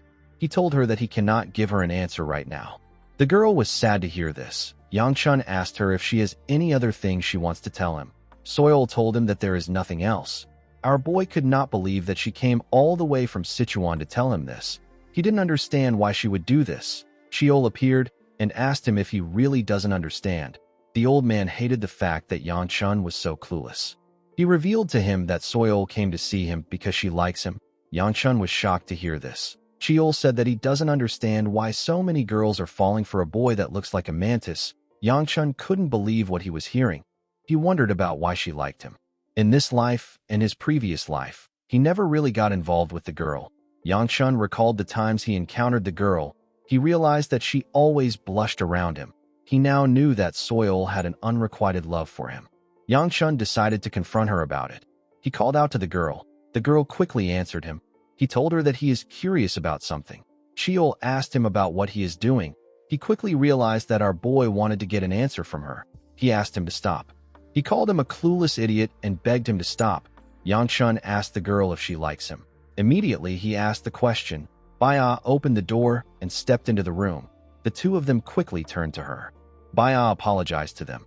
She asked them if they're still talking. Yang Chun told her that they are. He asked her to leave. Soyeol apologized to him and asked him if he could give them some time together. Our boy was surprised to hear this. He asked her about what she means. Cheol called him an idiot. He asked him if he can't feel the mood in the air. He told him that he will only be able to survive by shutting his mouth and leaving. Soil seemed to be quite hostile to her friend. Yangchun decided to leave when he understood the situation. He smiled and told Baya that he is done talking to Soil. He stood up and told Soil that he will let her know about the offer. Soil thanked him for this. Yangchun quickly ran out. The mood was too intense for him. Baya moved closer to her friend. Soil told her that she wanted to talk to her. When Baya sat down, Soil revealed to her that she heard about her engagement to Yangchun. She asked her friend if she had a part in deciding this. Baya told her that she didn't. She said that she feels like it is actually a good thing. Soil glared at her friend. She clenched her fist and told Baya that she will ask her a question that she has asked before. She asked the girl if she loves Yangchun. Baya told her that she is not sure. She said that she doesn't know what love is, but she wants our boy to stay by her side. She smiled brightly and said that this is the only thing that she is certain about. Soil was surprised to see the bright smile on her friend's face. She didn't like what she was hearing. She felt betrayed. She didn't understand why Baya and Yangchun had to get engaged. She wished that she had asked to get engaged to the Gu clan earlier. While the girl was thinking, Baya apologized to her. Soil was surprised to hear this. She asked her about why she is apologizing. Baya reminded her friend that she liked Yangchun before her. Soil told her that she should be the one apologizing. She said that she shouldn't be getting involved in a matter decided by their clans. Baya noticed the document on the table. She asked her friend about what it is. Soil revealed to her that it is an invitation to the Dragon and Phoenix Assembly. She said that she asked Yangchun to go with her. She said that our boy might refuse. Baya told her that it is fine. She said that she is going too. She gently smiled and told her friend that she will go if Yangchun goes. She told her that it will be fine. Baya's skin shined brightly as she smiled. A bright light was emanating from her body. Soil was blinded by this light. She didn't understand what happened between her friend and our boy. She couldn't believe that someone like Baya, who has always hated going to this event, has decided to go willingly. The girl wondered if this was the power of love. She felt like she had completely lost. She picked up her cup and slowly drank her tea. Baya told her friend that she has something to share with her. She revealed to Soil that she might be carrying Yangchun's child. The girl spat out her tea when she heard this. She coughed out loud. Baya asked her if she is all right. Soil put herself together and asked her friend to repeat what she just said. Baya gently blushed when she heard this. Outside the room, we see Yangchun walking somewhere. Our boy suddenly stopped walking and turned around. Chiol asked him if something is wrong. Our boy said that it is nothing. He told the old man that he just had an ominous feeling for some reason. He hoped the girls weren't talking about anything weird. Soil asked her friend if she is really carrying Yangchun's child. Baya gently touched her stomach. She said that they slept together in the Manhwa sect and held each other's hands. She told her friend that the child might have been conceived at that time. Soil couldn't believe what she was hearing. She didn't expect them to get this far in their relationship. The moment she thought of this, the girl realized something. She asked Baya to tell her what happened after they held hands. Baya asked her about what she means. Soil asked her if they didn't do anything else. The girl realized that her friend is oblivious when it comes to matters like this. She drew out her chair and told Baya that she is going to share something with her for her own sake. She told her that babies are not made that way. Baya was shocked to hear this. She asked Soil to tell her how they are made. Her friend asked her to listen closely. She pointed at the oblivious girl and began to explain how babies are made. Baya could not believe what she was hearing. She was completely lost. A while later, we see Baya step out of the chambers. Yangchun was standing outside. He asked the girl about what took her so long. He noticed that Baya was looking tired. He asked her about what happened. He stretched out his hand and asked her if she is all right. Baya's face instantly became red when she saw his hand. She turned around and began to run. Yangchun asked her to wait. He asked her to tell him where she is going. He didn't understand what was happening. He wondered if he did something to her. The scene shifts, and we are taken to the clan head's office. We see the Sword Queen step into his office. Chiolun asked the Sword Queen to take a sit since she wants to ask him some questions. The woman asked him not to worry about it. She said that she will leave immediately she is done. She referred to the clan head as squad leader. Chiolun asked her to address him with the appropriate title. He told her that they have been away from each other for too long for them to be playing such games. The Sword Queen told him that she must call him squad leader if she wants to ask him about what happened in the demon realm on that particular day. Cheolun was surprised to hear this. He released his energy. Fire covered his entire body. He asked the Sword Queen if she has forgotten their promise. The woman asked him if there is a problem. She reminded him that she only promised not to question him about Chun-Hee. But this doesn't apply to the demon realm. With a scary look on his face, the clan head asked the woman if she believes that such tactics will work on him. The Sword Queen assured him that she is not playing around. She brought up the mature dragon squad that was created by the Murim Alliance to prevent the dangers of the demon realm from civilians. She said that she would never joke about this issue, especially when it involves the children who once followed him as their squad leader. The Sword Queen begged Cheolun to tell her what he saw in the demon realm on that day. She asked him to tell her what caused the members of his squad who entered the demon realm to kill each other and the survivors to tremble in fear and in their own lives. Cheolun removed his energy when he heard this question. He asked her if she will believe that he saw the same thing that she also saw. The Sword Queen vividly remembered what she saw. She saw a huge twisted tree with glowing purple leaves when she went to the demon realm to search for Chun-Hee.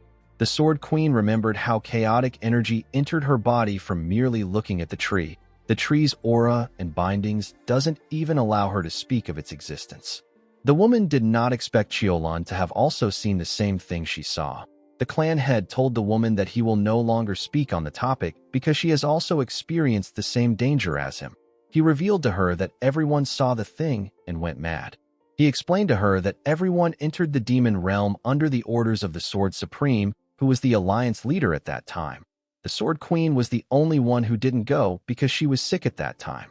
Cheolun told the Sword Queen that they were simply following the Sword Supreme's orders. He reminded her that Hyagun claimed that the end of the demon realm would save the world. The Sword Queen grit her teeth when she heard this. She said that it was all a lie. She reminded Cheolun about what they heard from the Sword Supreme when he disbanded the mature dragon squad and stepped down as the alliance leader. Hyagun told them that he thought he would find a way to revive his daughter in the demon realm. The Sword Queen was shocked to hear this. Cheolun didn't seem surprised. The Sword Queen revealed to the clan head that she spoke to Hyagun again while they were traveling. The Sword Supreme knelt down and begged her.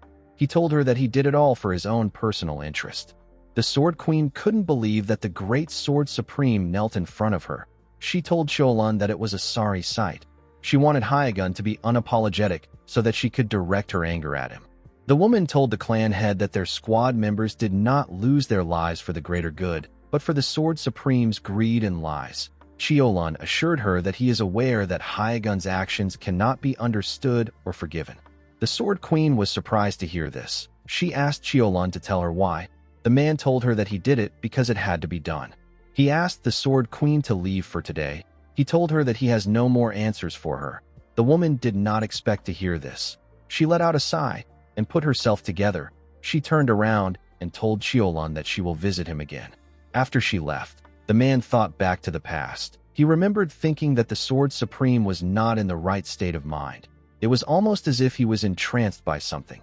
The thing seemed to be in control. The scene shifts, and we see the second elder and Seola looking at something.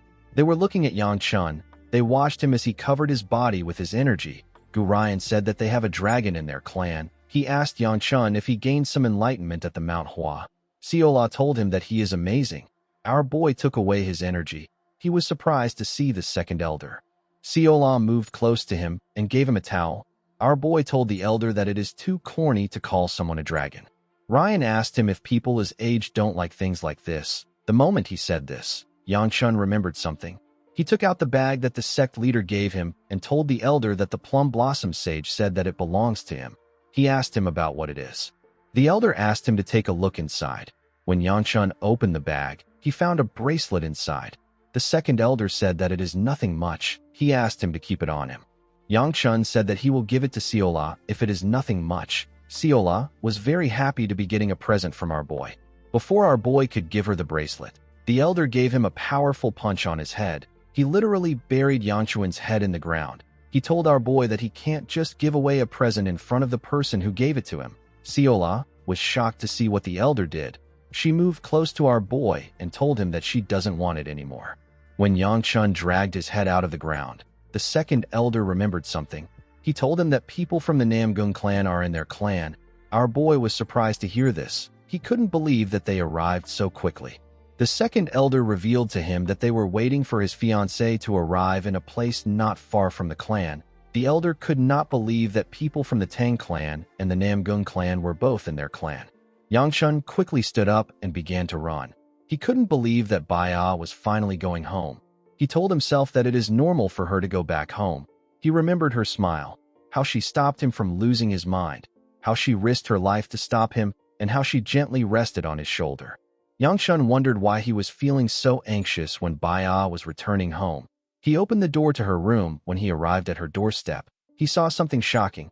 He saw a man in blue clothes slap the girl. Baya couldn't say anything. The man was glaring at her.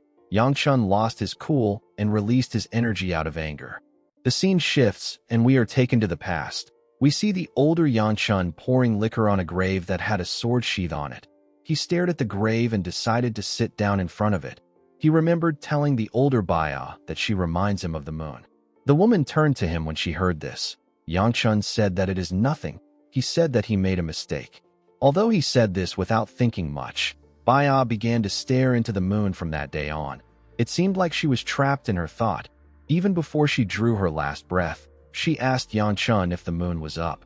He always wondered about what the woman was thinking of when she stared into the moon. It always surprised him that she could lose herself in such a sentimental thing in the terrible life that they lived. He didn't understand why she saved him. She can no longer swing the sword she loves so much, and she can no longer stare at the moon. Yangchun drank his liquor and said that death is the end. He remembered how Baya saved him. He stopped drinking and called the woman a stupid bitch. He was annoyed that he got to live. He raised his head up and told himself that there is no point in thinking about this anymore. He knew that he would never get the answer he wanted. The scene shifts, and we are taken back to the present. We see our boy lose his mind. He charged at the man in an instant. He covered his fist with his energy. The man released the same lightning energy that Baya uses. He covered his hand with his energy and blocked Yangchun's fist. Our boy was shocked to see this. The man asked him to tell him why he is interfering in the affairs of his household. Yangchun was surprised to hear this. He realized that this man is the head of the Namgung clan. His name is Namgung Jin. He is also known as the Azure Sky Sword King. Yangchun quickly put his fist away and introduced himself to the man. He introduced himself to Jin as the one who is set to marry his daughter. He asked him if he can explain the situation. The Azure Sky Sword King glared at Yangchun. He told him that he is the one who should be demanding for an explanation. He asked our boy if he believes that he took the right action against him when he is trying to reprimand his child as her father. Yangchun said that he cannot just stand by and let his fiancée get slapped in the face. He told Jean that he simply saw him as someone who harmed their guest. Jean was annoyed to hear this. He called our boy an insolent brat. He released a large amount of qi. Baya wanted to calm her father, but she got pushed back by his energy. Jean told Yangchun that he lacks humility even though he has talent. He told him that he is just like his father. Yangchun nervously smiled when he heard this. He told the clan head that his own son is quite arrogant even though he lacks talent. He remembered how he crushed the boy's balls. He asked Jean if he should now call the boy his second daughter. Jean was shocked to hear this. He grit his teeth out of anger and called Yangchun a brat. Before he could do anything, Chiolan placed his hand on his son's shoulder. He said that his son has caused some trouble. Jean and Yangchun were surprised to see the Gu clan head. Chiolan told the Namgung clan head that our boy is still young. He said that he will scold him later. He asked him to overlook it. He asked Yangchun to apologize. Our boy quickly bowed his head and apologized to Jean. The clan head and Yangchun turned around together. Chiolan apologized for the commotion. He said that he and his son will be leaving. Jean told the man that this isn't an issue that a simple apology can resolve. The moment he said this, Chiolan gently turned and glared at him. Jean became scared. He couldn't speak again. Chiolan left the room with Yangchun and told Jean that he will see him tomorrow. Jean was quite angry. Baya couldn't say anything to him. He told his daughter that her punishment ends there. He asked her to get her injury treated by their servant. Baya sadly accepted his order. While he and his father were walking, Yangchun began to panic. He couldn't believe that he wasn't able to hold himself back. Chiolan referred to his son as third child. Our boy didn't answer immediately. He was still scared. Chiolan called out to him again. Our boy quickly put himself together and answered him. He knew that the clan head was going to tear him apart. He wondered if he was going to kill him. The man told him that he did well. Yang Chun was shocked to hear this. He asked his father about what he means. Chiolun told him that he did a good job. He said that it is not immoral to protect someone he cares about. Yang Chun couldn't believe what he was hearing. He wondered if something was wrong with his father. The clan head never compliments him on anything except his martial arts. Yang Chun could not believe that his father spoke about protecting someone he loves. Our boy remembered something that happened when he was younger. He remembered nervously offering a flower to someone. His younger sister was by his side.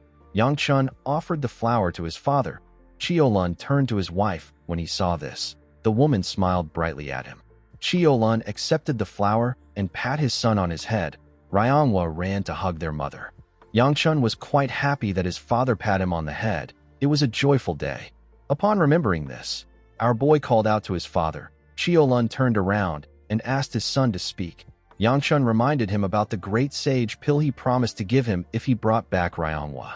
The clan head said that he was just about to bring it up. Yang Chun said that he doesn't want the pill anymore. He told his father that he wants to see the thing that is underground. Chiolun was shocked to hear this. He reminded Yang Chun that he hasn't gone near that place since a particular day.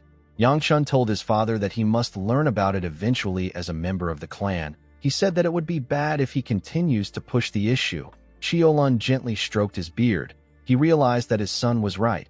He told him that they will go there tomorrow once their marriage talks are over. Yang Chun was shocked to hear this. His father revealed to him that they are meeting the Namgung clan head to schedule the wedding. He asked our boy not to be late to the meeting place tomorrow. Yang Chun couldn't believe that he had to go through all this when he just returned. The scene shifts and we see Yang Chun in his room. He was talking to Chiol. He asked the man about why he just stood by and watched the situation. Chiol asked our boy if he has ever listened to him. Yang Chun told him that he looked quite entertained. Chiol agreed that he was enjoying himself. He said that everything was entertaining from his perspective. He asked Yang Chun about why he didn't refuse the tournament invitation that Soil brought to him. Our boy said that he has no real reason to reject it. He told the man that Hunan isn't even far. Yang Chun actually wanted to meet someone there. Chiol asked him if the Shaolin is still in Hunan. Our boy told him that they are always there. Chiol asked him if he could stop there on his way to the event. He said that there is something he wants to look into. Yang Chun asked him if he is serious. Chiol said that he is. Our boy agreed to stop there. The next day, we see Yang Chun standing in front of the meeting place. He did not expect to arrive before everyone else. While he was looking around, Baya greeted him. Yang Chun turned to her and asked her about what took her so long. He told her that they need to be punctual in times like this. The moment he said this, he stopped talking. He was surprised to see how beautiful Baya was. The beautiful girl had packed her hair up in a lovely way and applied makeup to her face. Yang Chun couldn't believe his eyes. Later in the day, we see the two families sitting together with snacks on their tables. Chiolun asked Jin if he slept well. He told him that an incident like that can keep him up. Yang Chun did not know why his father was bringing the incident up. The Namgung clan head thanked Chiolun for his concern. He asked him not to worry about it since it is none of his business. Chiolun said that he has to worry. He told Jin that the emotional unrest is related to him. Jin was annoyed to hear this. He tightened his grip around his cup out of anger. He told Chiolun that he is still the same as before. Chiolun told him that he has to always stay the same. Yang Chun was shocked to hear this. He didn't understand why his father was taunting the Namgung clan head. Chiolun said that it is time for them to talk about the scheduling of the marriage. Our boy did not like this unfriendly atmosphere. He was surprised to see that the marriage scheduling was going well. Although the two men were ready to fight each other at any moment, they were still the type of people who knew how to separate personal matters from important ones. Yang Chun and Baya simply sat there. Our boy noticed that the girl was eating. He wondered about how she was able to stomach the food in this atmosphere. While he was looking at her, they locked eyes with each other. Baya quickly turned away and blushed. Yang Chun didn't understand why she was getting embarrassed. He thought that things were going well between them. While the two men were talking, Chiolun told the Namgung clan head that it will be good if Baya comes to their clan when Yang Chun turns 20 and officially becomes the clan heir. Jin was surprised to hear this. He told the man that 20 is too far. Before he could say more, Chiolun glared at him. He asked him if he has an issue with what he said. Jin became nervous. He quickly became calm. Yang Chun noticed this. He realized that the Namgung clan head can't talk back to his father. Their talk was less of a conversation and more of an announcement. Jin asked Cheolan about when they can hold the actual wedding. Cheolan said that he was thinking that next spring will be all right. Jin told him that he will discuss with his elders and send a letter to him later. Cheolan told him that he hopes to get a good reply. The Namgung clan had clenched his fist out of anger. Later in the night, we see Jin in his room. His sword was on his bed. The man was quite angry. He did not like Cheolan at all. He remembered something that happened when he was younger. He recalled that Cheolan stared at him with derogatory eyes when he lost to him in the past. Jin never forgot the day he lost to Cheolan.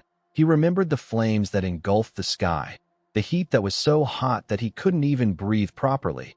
It wasn't a power that a martial artist of their age could unleash. From that day on, Jin spent his youth training to defeat Cheolan. He believed that he could surpass the Gu clan head if he gave it his all. One day, someone told him that he was lacking on the inside. Jin was surprised to hear this. He asked the man about what he just said. The man repeated himself and advised Jin to first fill himself up. This man was the Heavenly Supreme. He is one of the three Supremes like Hyagon. The Heavenly Supreme wasn't asking Jin to gather more chi. The man didn't understand what he was talking about. He still doesn't know what it meant. It has been decades since he has been trying to answer this question. In that time, Jin has been unable to escape Cheolan's shadow. Jin was annoyed by the fact that Yanchun attacked him. He believed that our boy was looking down on him the same way his father does. He turned to the sword on the bed. He picked it up and smiled. He said that it is all right for him to educate Yanchun if Cheolan is unable to do it by himself. The scene shifts and we see Seola training with her older self in the woods. Her older self advised her to move with the sounds the sword sends to her. Seola closed her eyes and swung her sword. She made a clean strike in the air. Her strike blew away the things around her. She cleared the grass in front of her with the strike. Her older self asked her to stop for today. Seola told her that it is hard. The woman appeared to her and commended her on her efforts. She told our girl that she is getting noticeably better. Seola was happy to hear this. She asked her if she's serious. The woman told her that she is. She said that she is much better than before. The moment she said this, she sensed something. She quickly raised her head up. Seola also sensed it too. They sensed an eerie dark energy in Baya's guest chambers. The older Seola asked her younger self to head there immediately. Our girl told her that they will know she is a servant of the Gu clan if she goes there like this. The woman smiled at her and asked her not to worry. She said that she has her ways. The scene shifts and we see Jin walking to Yanchuan's chambers. Someone asked him to stop. When the man raised his head up, he saw a girl wearing a hat that had a veil and a huge plain robe. Of course, this person is Seola. Jin asked our girl for her identity. He quickly recognized Seola as the servant that follows Yanchun around. He asked her about why she is wearing the stupid clothes. Seola asked her older self about how the man was able to easily recognize her. The woman didn't say anything. Jin asked her if she has any business with him. He asked her about who sent her. Seola didn't know what to say. Jin gently released his energy and asked her to get out of the way if she doesn't have any business with him. He told her that he has no time to deal with servants like her. Seola became nervous. She put herself together and told the man that he can't do it. Jin was surprised to hear this. Seola explained to him that she can feel the huge, scary intent he has. She asked him about where he is going. She asked him if he is going to take out his anger on her young master. The clan head was shocked to hear this. He decided to release his energy. His lightning energy pushed everything around him back. Seola asked her older self about what she should do. The woman asked her to quickly draw her sword. Jin asked our girl if Yanchun was the one who told her. He thought that they were both looking down on him. He placed his hand on his sword and told Seola that everyone here annoys him. He said that he doesn't like it.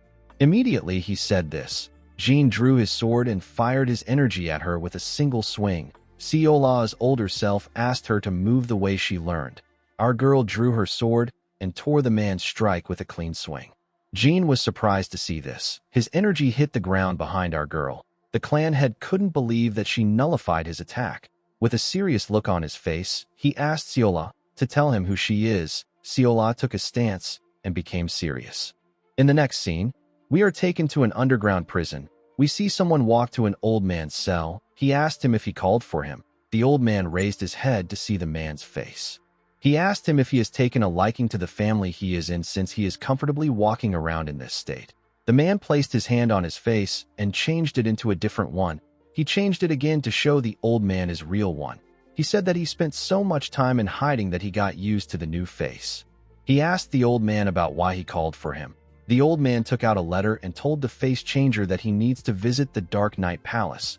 The young man was surprised to hear this. He asked the old man to tell him why he has to go there. The old man threw the letter to him. He revealed to him that they have received a request from the first elder. He asked the man to deliver it to the Dark Knight Palace. The man turned around and grit his teeth. The old man told him that he will leave it to him. The moment he said this, the young man disappeared. The old man smiled after the face changer left. He could not believe that the first elder reached out to them just to get more power. He realized that the first elder, whose name is Gu Changjun, has been blinded by his greed. The old man found the situation to be intriguing. The scene shifts, and we are taken back to the forest. We see Siola and Jean exchanging strikes. Siola was blocking the man's strikes. Jean was annoyed to see this. He did not understand what was happening. He could sense the lack of skill in her movements, but she was still able to react at the perfect time and block every strike. Jean swung his blade with a lot of force. Siola jumped to dodge the attack. Her hat fell from her head. The clan head raised his sword up and thrust it at her. Before his blade could touch our girl, she blocked it with her sword. When their swords clashed, it blew away the things around them. Siola landed on the ground and turned to him. Jean wondered if the Gu clan teaches their servants martial arts. Even if they were taught martial arts, it makes no sense for Siola to be able to block his attacks. The moment he thought of this, the clan head noticed that he could hear a sound coming from Siola's sword. This was sword resonance. It is the ringing of the sword. It is something that even the skilled sword masters struggle to recreate. Jean did not understand how a mere servant was able to do it. He grit his teeth out of anger. He couldn't believe that someone as great as him was struggling to defeat a mere servant. He changed his stance and released more energy. The older Siola appeared and took a look at Jin's energy. The clan had asked our girl if she believes that she can block this attack with the same moves. He pushed his leg forward and charged at Siola at a crazy speed. He appeared behind her in an instant. It was like he moved with the lightning. He swung his blade at Siola. His strike destroyed everything in front of him with lightning. It caused a huge explosion in the forest. When the dust cleared up, Jean noticed that he couldn't see our girl. He wondered about where she was at. Siola appeared in front of him with a golden yellow hair. Jean quickly noticed the change in her hair. He blocked her sword with his blade. He noticed that the flow of her sword has changed. She was much stronger. This is natural since the older Siola has taken over our girl's body. The woman said that she now understands. She told Jean that she feels sad when she sees his sword. She said that she can feel emptiness from within. The Namgung clan head was shocked to hear this. It sounded similar to what the Heavenly Supreme said to him. The man became even more angry. He couldn't believe that Siola said this to him. He pushed her back with a large amount of force. He quickly closed the gap between himself and Siola. He swung his sword at her with a large amount of energy. Siola blocked his attacks and moved back. Although Jean was using the Namgung sword, it was jagged and messy. It was as if Jean lost his basis after getting lost on his path. The woman recalled that the Heavenly Supreme of her previous life was a skilled swordsman, but he always wondered why his sword was so rough. She wondered if this is how the Namgung sword has always been. She quickly realized that there was actually one person who was different. This was the demonic Blade Empress. Baia's sword always felt like it knew where it needed to go.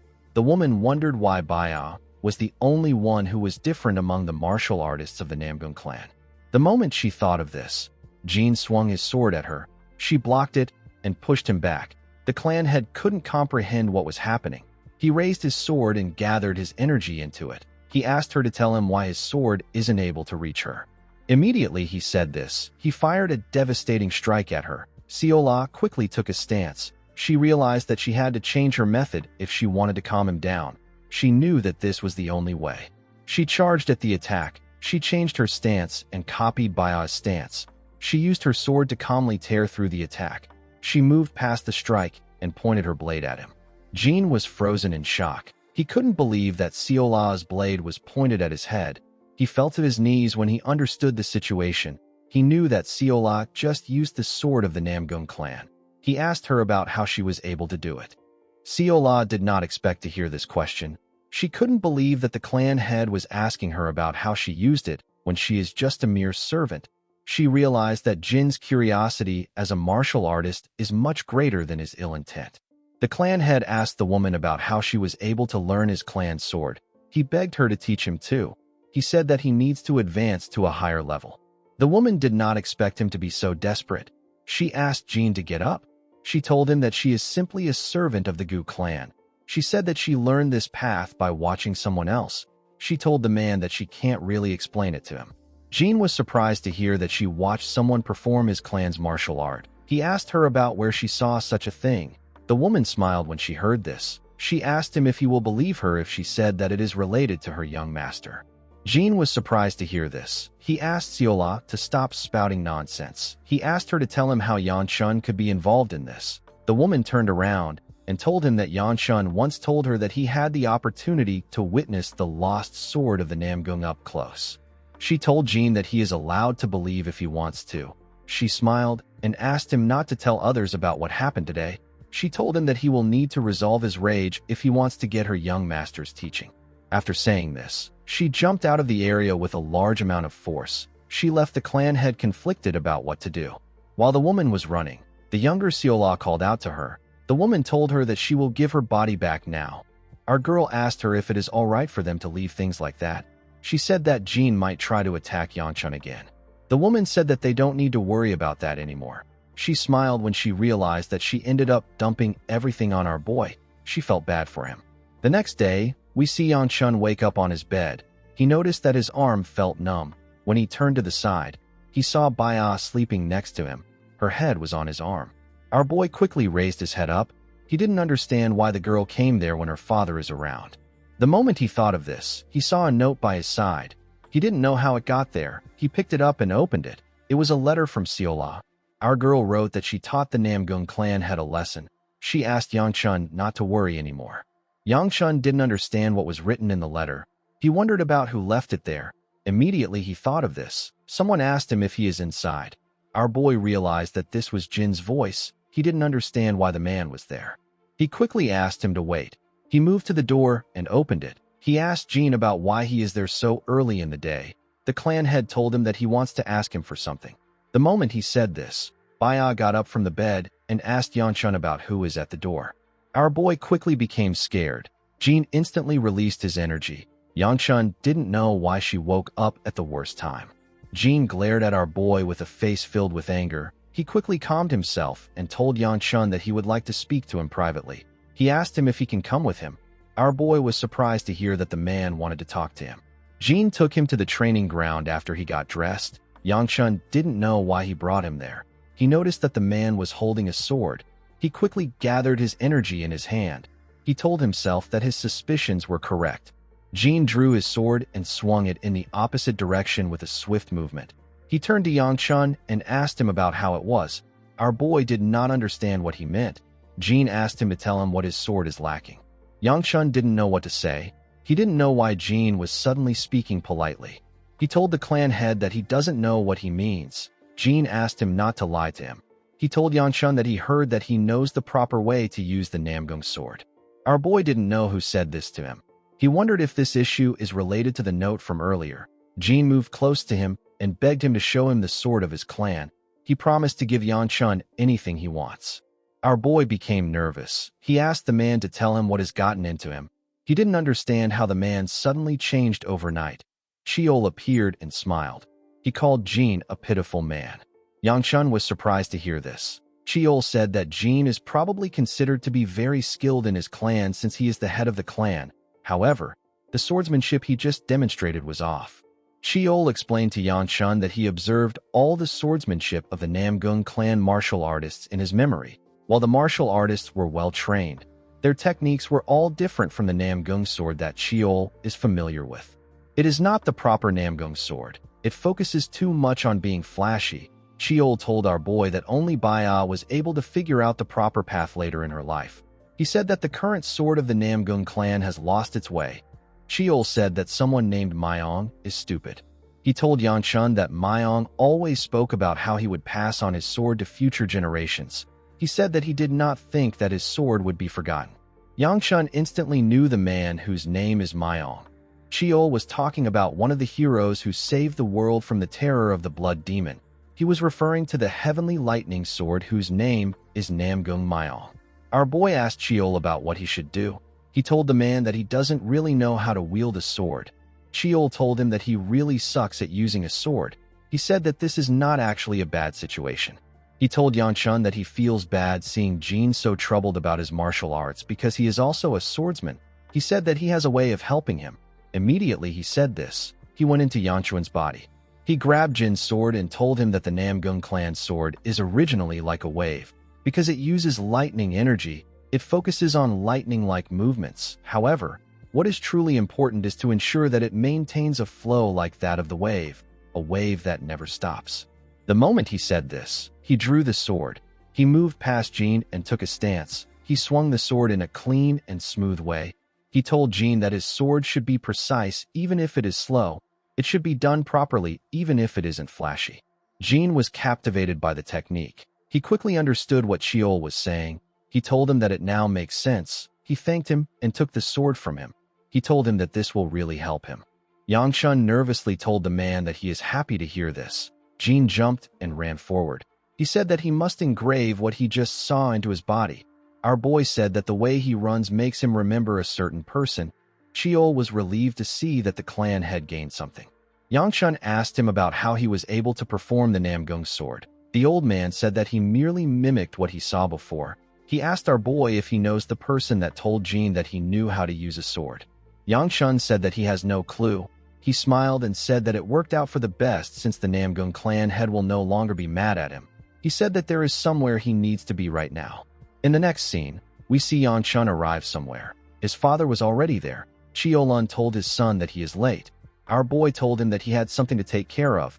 He apologized to him for being late. Cheolun told him that it is fine. He asked him if the chief steward has explained things to him. The moment he said this, the door leading to an underground space got opened. The clan head told his son that they need to descend. Yangshun nervously looked down the stairs. While they were walking down the stairs, Cheolun stopped moving. He told his son that they have now come to the underground space, just like he asked. Yangshun seemed shocked to see what was there. Cheolun wondered about where he should begin his story. In the next scene, we see some demons with glowing red eyes yell that someone has come. The monsters were behind bars. They were all excited to see who it was. One of the monsters told another monster known as Dakibi that there is a small human accompanying the man. The Dakibi asked Yangshun to let it outside. It screamed that it was going to kill everyone. Cheol became nervous. He asked Yangshun about what was happening. Our boy reminded his father that he told him that this is the reason that the Gu clan exists. It is the karma of the patriarch which Yangshun would eventually inherit. Yangshun asked his father to explain what he meant. Cheolun walked past the cells and revealed to his son that these monsters are beings from the other world. He explained to him that they came from the demonic realm. The gates to the demonic realm are shut in order to stop these beings from crossing over. The ones that manage to cross over are locked up in this underground prison. This is the duty and karma of the Gu clan. Cheolun asked his son if he knows why they must take on this karma. He revealed to Yangshun that the person who opened the gates of the demon realm was the founding patriarch of the Gu clan. His actions plunged Zhongyuan into great chaos. The Gu clan is still being punished for its founder's actions. Sheol couldn't believe what he was hearing. He never knew that the Gu clan was the cause of all the monsters that had appeared in Zhongyuan. He asked Yangshun to tell him how he is so calm after hearing this. Our boy revealed to him that he already found out about this in his past life. Sheol was shocked to hear this. Yangshun asked him if he didn't see it in his memory. The old man reminded him that there are a lot of hidden parts in his memory. He asked Yangshun to tell him why he is here if he already knows this. Our boy clenched his fist and called out to the clan head. He reminded him that he said that they are being punished. He asked Cheolun if there is someone above them who is punishing them. Cheolun turned to Yangshun when he heard this. Yangshun learnt so many things as the heir of his clan in his past life. However, he never found out about the person punishing them. Cheolun called out his son's full name and told him that he can't answer this question right now. He told him that he will tell him about it once he becomes the young clan head. Yangshun nervously agreed to his father's offer. The otherworld beings laughed at Yangshun for getting rejected. Our boy already knew that his father would give him this answer. He didn't completely hate it because his father didn't deny that there was someone punishing them. This was enough for him. Cheolun walked past his son and told him that they have been there long enough. He told his son that they are leaving. Yangchun called out to the clan head and told him that he would like to look around on his own. A while later, we see Yangchun breathing heavily as he walked deeper into the prison. Cheol told him that he doesn't look well. He told him that he has been in there for too long. He advised our boy to leave now. Yangchun put himself together and said that he needs to go a bit further. He recalled that the first elder used the monster he is searching for to execute his plan. He wanted to see the being while he was there. He walked up to a cell and spoke an unknown language. Cheol asked him about what he just said. The being was in shackles, and he was naked. He grabbed the bars of the cell when he heard what our boy said.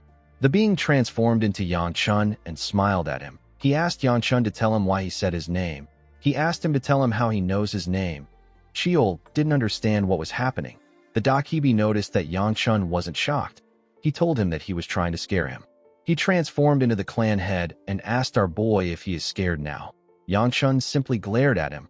The Dakibi was surprised to see that our boy was not fazed. Yangchun noticed that there was no trace of the Dakibi leaving the prison. The Dakibi called him a boring bastard and asked him about why he came there. Our boy told him that he came to see how he is doing. He told him that he is done now. He turned around after saying this. The Dakibi told him that he is not doing well since he is trapped in there. He told Yangchun that he can help him get out. Our boy turned to him and glared at him with a scary look on his face. He advised him to give up if he is trying to pull anything right now.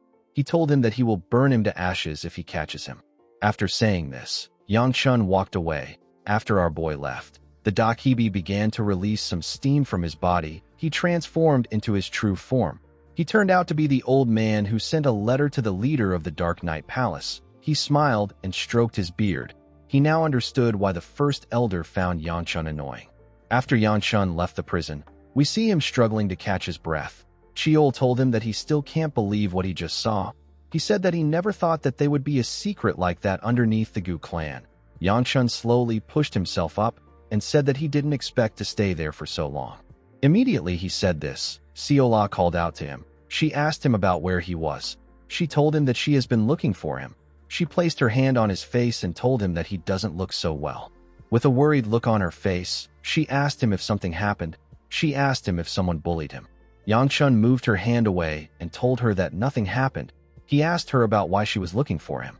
Seola informed him that the young lady and the pretty lady wanted to ask him to have dinner with them. Yangchun was shocked to hear about a pretty lady. He knew that the young lady is his younger sister. He quickly realized that the pretty lady Seola was referring to was the Sword Queen.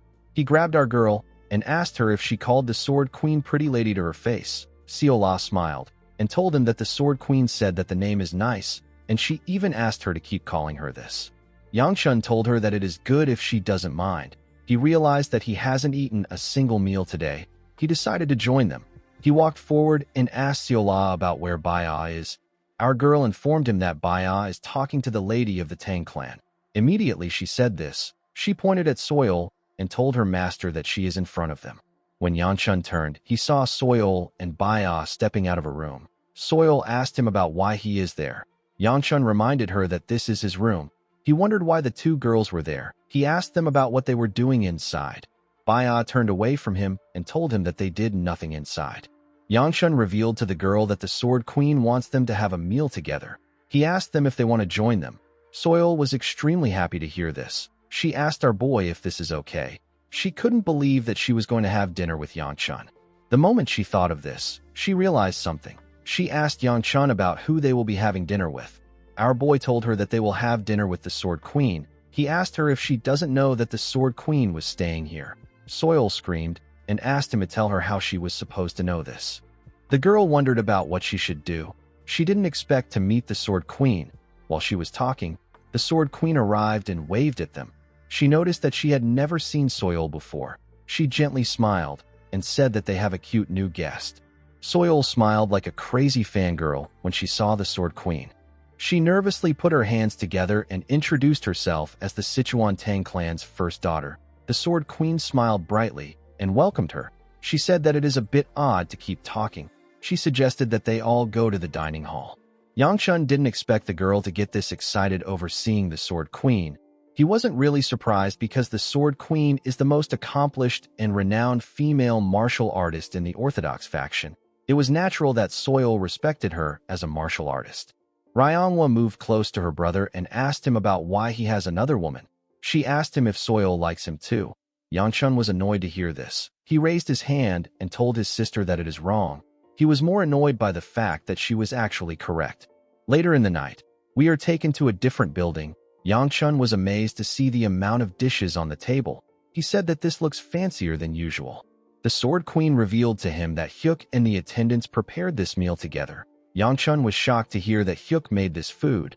He couldn't believe that the boy knew how to cook. He recalled that Hyuk once mentioned this to him when they were in the demonic cult. Hyuk told him that he likes to cook. He said that he wanted to open a restaurant before he joined the cult. The older Yangchun told him that he never asked him.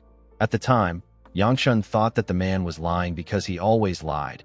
He hoped that the food wasn't poisoned. He picked a dumpling with his chopsticks and carefully bit it. To his surprise, the food tasted good. He told himself that it is just all right.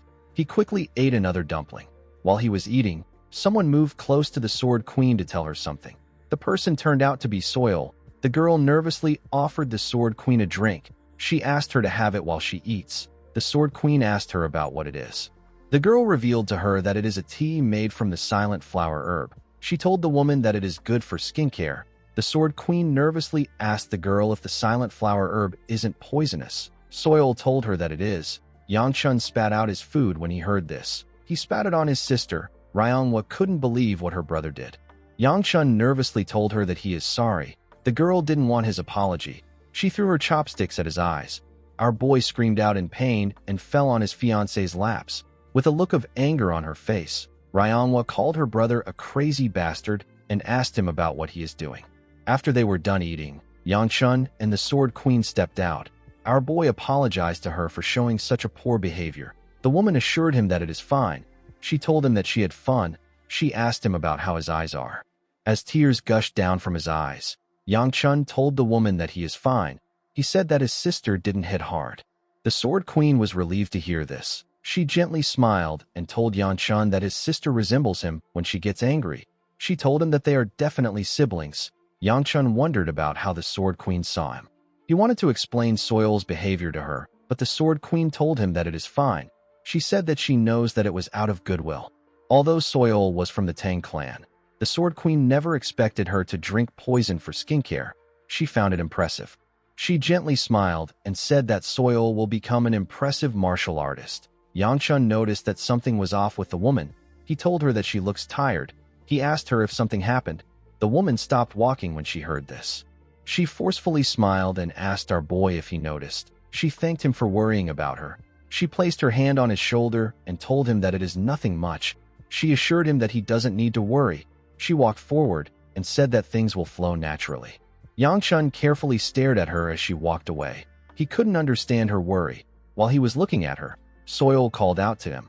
With a smile on her face, she thanked Yangchun for inviting her to today's meal. She told him that it was nice to eat with him. Yangchun moved close to her and asked her if it was nice to eat with him or the Sword Queen. Soil nervously said that she was talking about the Sword Queen. She quickly corrected herself and told Yangchun that it was nice to eat with both of them. Cheol called our boy a mean bastard and asked him if he has to tease someone who likes him. Our boy didn't understand what he meant. Cheol reminded him that he has something he wants to tell the girl. Yangchun quickly remembered what he wanted to say. He told Soil that he has decided to attend the Dragon and Phoenix assembly that she mentioned. He asked her to go with him. Soil was extremely happy to hear this. She grabbed Yangchun's hands and thanked him.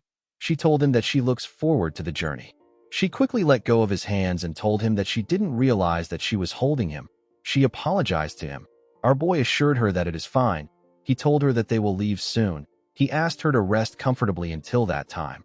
Soil thanked him for this. Yangchun left after telling her the news.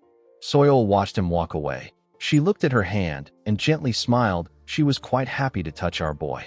The scene shifts and we see Seola and Baya walking in a garden. The garden was filled with white flowers. Seola was happy to see so many flowers. Baya moved close to the flowers and said that they are white smiling flowers. Our girl asked her if she knows the flowers. Baya gently smiled. and said that she does. She said that her mother used to like them.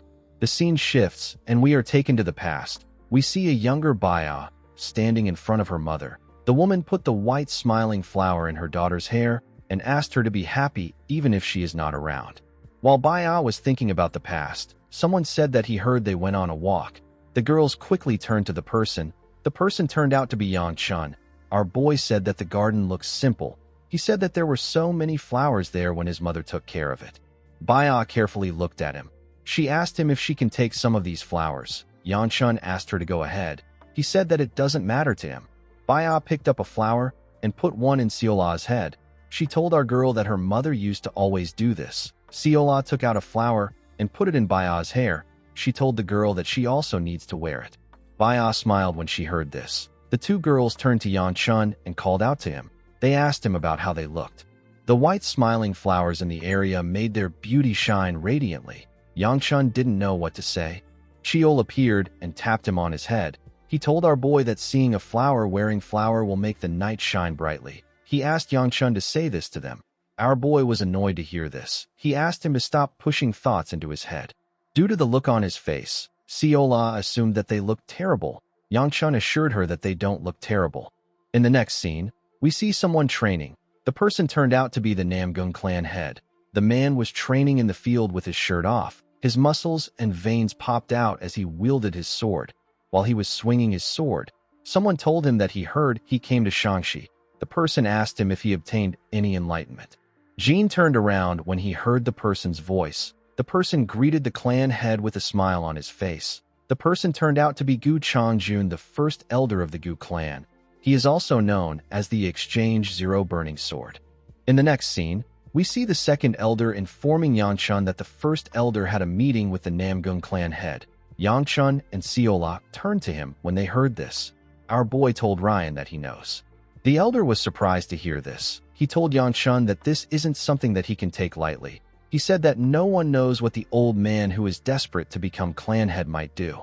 The moment he said this, he understood what Yang Chun said. He asked our boy if he really knew.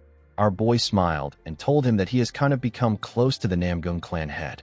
A few hours ago, Yang Chun went to meet the Namgung clan head. He saw Jean swinging his sword in the field. He told him that he was wondering about where he was. He didn't think that the man would still be swinging his sword. Jean cleaned his sweat and said that he feels himself getting a better sense of his sword each time he swings it. He said that it is as if he is learning how to wield a sword for the first time. He asked Yang Chun to tell him how his sword looks compared to what it was in the morning. Cheol asked Yang Chun to tell the man that he has grasped something even though it is faint. Our boy said this to the man. Jean told him that he was able to receive his teachings thanks to her help. He assured Yang Chun that he will repay this debt. Our boy didn't know who Jean was referring to. He nervously laughed. The clan head decided to reveal to our boy that the first elder came to see him earlier. Yang Chun was surprised to hear this. He did not think that the old man would finally make his move. He asked the clan head if he can tell him about what they discussed. Jean thought about it for a second and told Yang Chun that he will be honest with him because he received his teachings. He revealed to our boy that the conversation was nothing more than a simple greeting. He said that Changjun asked him if he is interested in joining his cause and if he has the same desires as him. The elder suggested that they meet at a later time to discuss the specifics. Jean raised his sword and told Yang Chun that he can obviously see that he and his father are not very close. He said that he would have accepted the first elder's offer if he had come earlier. However, the man is only interested in honing his sword further.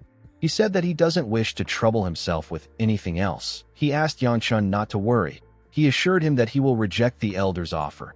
Our boy smiled and told him that he would prefer if he accepted the offer. Jean was shocked to hear this. Yang Chun reminded him that he said he would pay him back. He told him that he wants them to settle the debt this way. He asked the clan head to pretend to go along with the first elder and tell him what he is plotting. He told Jean that he will give him more sword lessons if he helps him. He asked him if he likes the offer. Jean couldn't believe what he was hearing.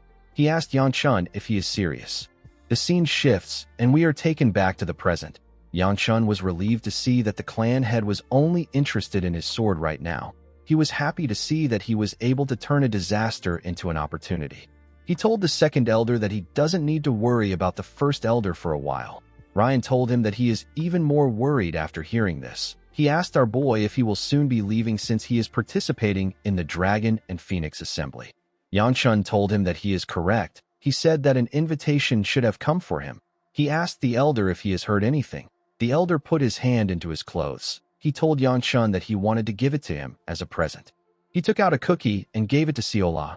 Our girl began to drool. She told the man that she thinks she likes him. The elder took out a paper and gave it to Yangchun. Our boy thanked him. Immediately he did this. He saw something shocking on the letter.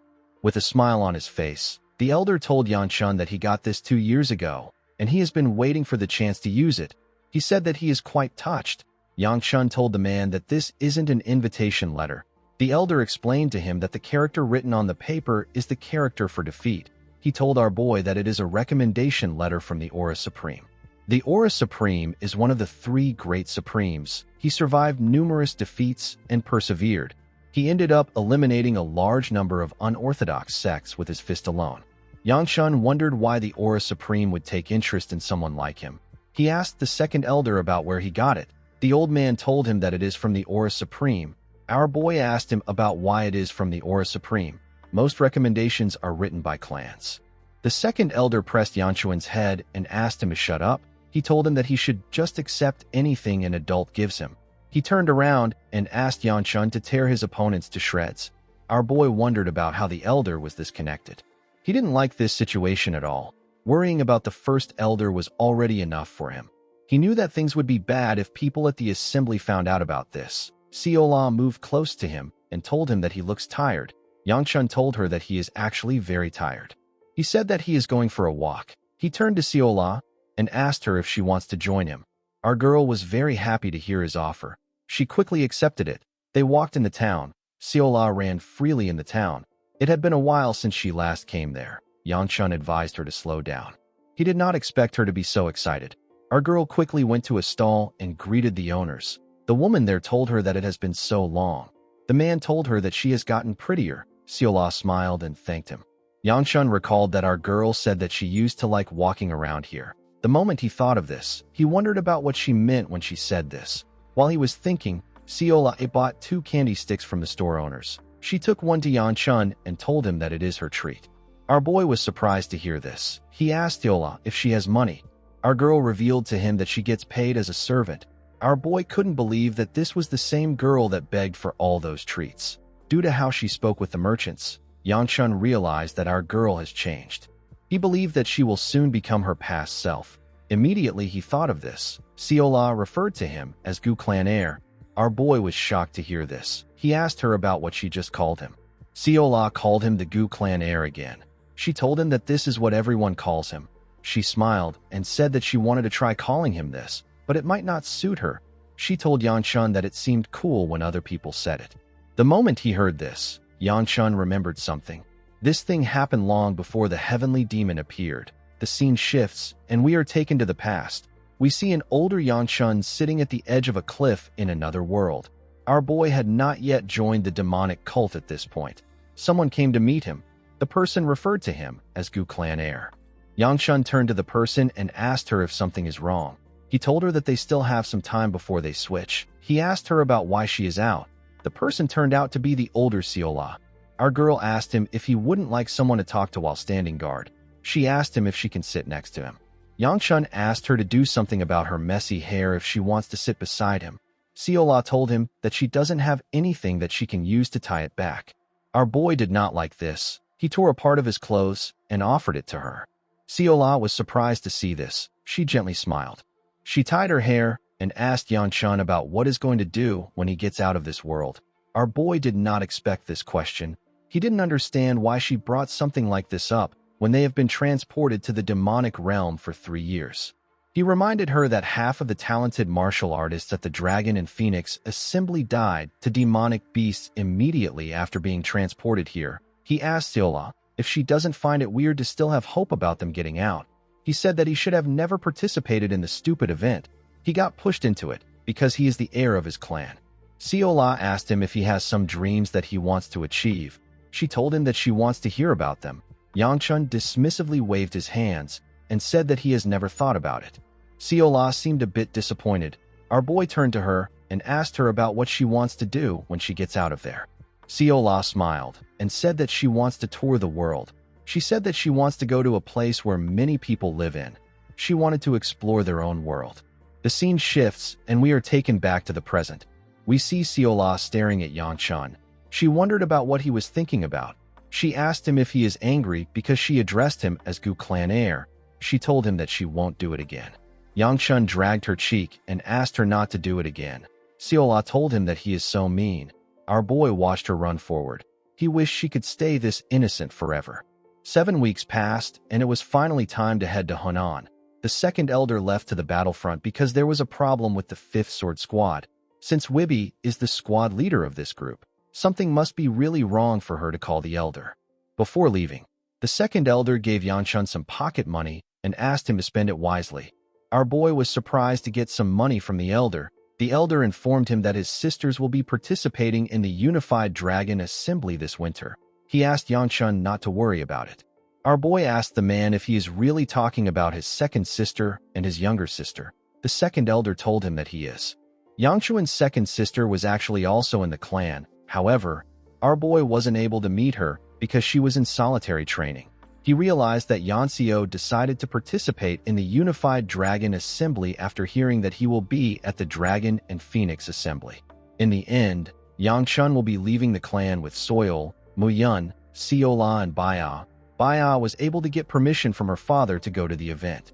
The Sword Queen and the Divine Physician decided to stay in the clan for some time.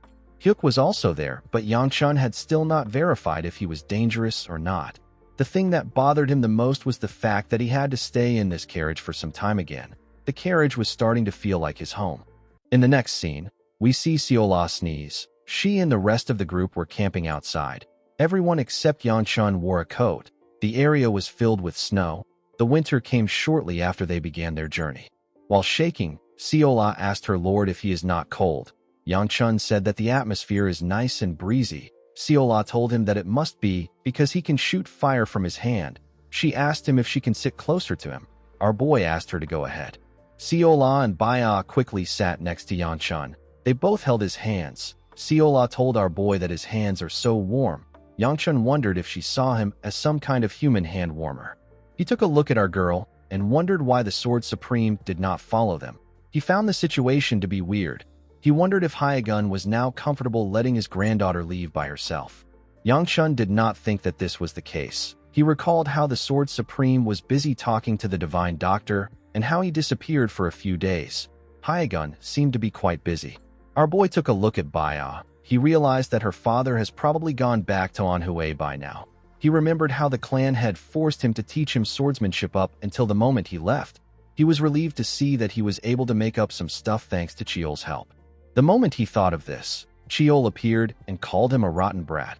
He told him that he said that he had only seen the Namgung sword a few times. He was annoyed to see that Yangchun shoved the issue with the clan head on him. Yangchun didn't expect the old man to be listening to his thoughts. He told him that everything ended well. Chiol told him that there is one more thing that bothers him. He asked our boy about why he would visit someone who is trying to devour him. The scene shifts, and we are taken back to the past. We see Yangchun standing in front of someone. The person turned out to be the first elder. Changjun asked Yangchun to repeat what he just said. Our boy told him that he is quite arrogant.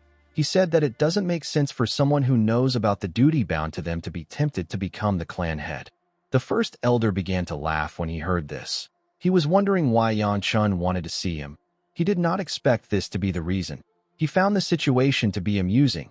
With a scary look in his eyes, Changjun told Yangchun that he and his father are the ones who are arrogant for thinking that they can carry out this duty alone. Yangchun glared at the elder and told him that he speaks as if he is trying to help them. He told him that he is simply tempted by the power of the otherworldly beings. Our boy asked Changjun if the position is so important that it is worth carrying on the duty. Changjun told him that it is. He said that he would gain access to a massive amount of power by simply having the beings in his hands. Yangchun moved close to him and told him that he wants to give him a piece of advice. He released his energy and smiled at the man. He told the elder that when the old dog who guards the house begins to bite its owner, they will have no choice but to burn it alive. The scene shifts, and we are taken back to the present. Yangchun told Chiol that he simply gave Changjun a warning. The old man asked him if he did not consider the possibility that the elder might kill him there. Our boy told him that his father would immediately kill the elder if he tries to do something like that within Shangxi. He explained to Cheol that Changjun is as careful as he is wicked. He won't make a move until he is ready. Yangchun told him that the Namgung clan head will send him a letter if something happens. He said that he needs to just focus on the dragon and phoenix assembly for now. The moment he said this, Yangchun saw that Soil stood up. He asked the girl if something is wrong. Soil nervously told him that her hands are also cold. Baya grabbed her hands and told her that her own hands have warmed up. Soil wanted to complain, but she didn't know what to say. The girl just wanted to hold our boy's hand. Of course, Baya knew this. This is why she held her friend's hand. The scene shifts, and we see the carriage arrive in Hunan. We see Yangchun and Mu Yun standing in front of an inn. Mu Yun told his master that he can stay in the quarters prepared by the Alliance and head up to the event center in 4 days' time. Yangchun went into his room and threw his money on the bed. Now that he was there, it dawned on him that he was actually going for the Dragon and Phoenix Assembly. He recalled that this event didn't go well in his past life. A few years from now, a demonic realm gate will open and young martial artists will get thrown into this realm. This event was known as the Demon Realm Transfer Incident. Our boy was trapped in the demon realm for a few years. He was somehow able to escape by himself. However, when he woke up, he found out that he went back to the very day he got transferred. Those who died inside the demon realm were revived with their memories erased. Yangchun was the only one who remembered what happened inside the demonic realm. All the conflicts that took place in the demonic realm were forgotten. Of course, Yangchun was the one causing most of the conflicts. However, there was one person there that made him particularly uncomfortable. Our boy hoped that he would never run into this woman. The moment he thought of this, our boy stopped walking. He realized that this person might come to this event. He told himself that it won't happen. He remembered that the assembly was not a one-time event, and it wasn't mandatory either. He told himself that the person won't come. Mu Yun stepped into the building while he was thinking. Yangchun asked his guard about why he is alone. He said that the girls are taking too long. The man said that it might be because of all their luggage. Yangchun didn't understand why they packed so many things when they came there to fight. The moment he thought of this, he noticed that someone was behind him. He thought that it was the girls. He turned around and asked them to hurry up. He said that he is starving. Immediately he said this, he saw the face of the girl behind him. The girl was startled by him. She missed a step and tripped. She lost her balance. Before she could fall, Yangchun grabbed her hand. The girl was shocked to see this. Unfortunately for him, the girl was still unable to regain her balance. She fell on our boy. Immediately this happened, Soil and the girls ran downstairs. Soil apologized to Yangchun for being late. The moment she did this, she saw something shocking. She saw the girl on Yangchun. Soil asked our boy about what is happening. Mu Yun asked his master if he is alright. Among the 4 great clans, there is another clan apart from the Namgung clan that is known for their sword. This is the Moyong clan. They are the rulers of Liaoning. The girl above Yangchun is the precious daughter of this clan and one of the 5 dragons and 3 peaks. Her name is Moyong Haya. She is also known as the Snow Peak. This was the one person Yangchun didn't want to meet. He remembered how she belittled and insulted him in the demonic realm. He wondered why he reached out to her and created this situation. He noticed that her hand was lying on his own hand. He said that he hates himself. Before she could say anything, Soil called out to her and asked her if she isn't the Snow Peak. Haya stood up and told her that it has been a while since the last Dragon and Phoenix assembly. Soil asked her if she can explain what is going on. The girl revealed to her that Yangchun caught her when she tripped on the stairs. Yangchun said that it is actually his fault. He apologized to the girl. Haya told him that it is fine as long as he knows that he is at fault. Our boy was annoyed to hear this. He called her bitch in his head. He told himself that he doesn't need to get emotional over her. He knew that he had to get out of there quickly. Haya turned to him. It seemed as if she wanted to ask him something. Yangchun placed his hand on Soil's shoulder and pushed her forward. He told Haya that they are going to eat. He told her that he will see her later. Baya walked past the girl to catch up to our boy. Haya instantly recognized her white hair and blue robe. She knew who Baya was. Before Yangchun could leave the building, Haya asked him if she can join them for lunch. She said that she hasn't eaten yet, and it will take some time for her acquaintances to arrive. Yangchun nervously turned to her. He told her that she typically skips lunch. The girl asked him about how he knows this. Yang Chun placed his hand on his mouth. He realized that he messed up. Haya smiled and told him that he is quite peculiar. She noticed that he was uncomfortable around her, and he knew about her habits even though they are just meeting for the first time. She moved close to him and asked him if they have met before. Yang Chun really hated this situation. He wondered why this was happening to him. The scene shifts, and we are taken to the past. We are taken back to the time when the young martial artist got trapped in the demonic realm. We see the older Seola telling someone that it is ridiculous for them to expel a person. She said that they can't just throw someone out even if the situation is dire. She said that she will volunteer if someone has to leave. Someone referred to her as Sword Princess and asked her to get a grip. The person told her that she can't leave because she is their strongest fighter, Seola, and this person looked tattered. Their hair and clothes were a mess. The woman asked our girl if she has forgotten that the only reason they have been able to survive for the past 3 years is because of her. She said that justice and kindness are great values, but they need to look at things rationally. This woman turned out to be the older Haya. The other martial artists also felt guilty that they had to send someone out. Haya told our girl that everyone doesn't have the same worth. Although it was cruel, this was still their best shot at keeping most people alive. Seola asked her about who they will send out. Yang Chun told her that they already know this answer. He stepped forward and told Haya that she wants him to leave because it doesn't matter if he dies or not. Haya moved close to him and told him that it isn't personal. She asked him not to get the wrong idea. Yang Chun told her that he understands. He told her that she picked him because he is the weakest and the most worthless person in the group. He assured her that he knows that she would have volunteered herself if she was in his shoes. He told her that she is strict but also fair, even when it comes to things that concern herself. After saying this, Yang Chun walked forward. He told the group that he will see them in hell. He left the cave and entered the snowy forest of the demonic realm. Seola nervously watched our boy walk away. Haya hated the situation. She broke her fan out of anger and said that she is sorry. The scene shifts, and we are taken to the present. We see that Yang Chun and the group have cleared their plates. Haya thanked them for allowing her to join them for lunch. She smiled and told Yang Chun that she will repay him with a meal the next time he visits Liaoning. Our boy looked away and told her that he will be waiting for the meal. He didn't know why he would ever visit Liaoning.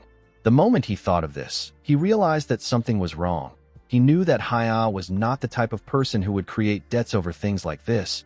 He wondered about what Haya would want from someone who she just met. The girl asked him if he is from the Shangshigu clan.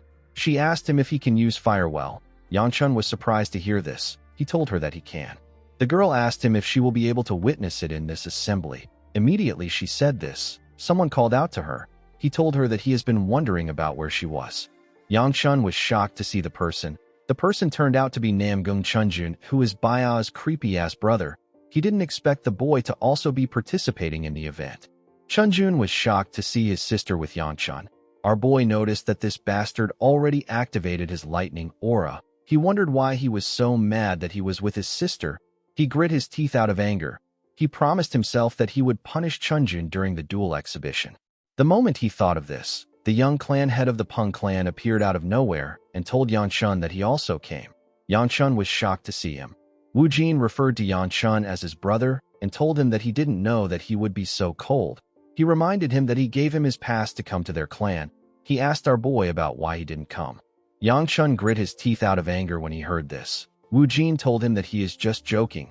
Our boy told the man that it has been a while since he saw him and his dear brother-in-law. He smiled and asked Chunjun if he should call him his sister-in-law in order to remind him about what he did to his balls.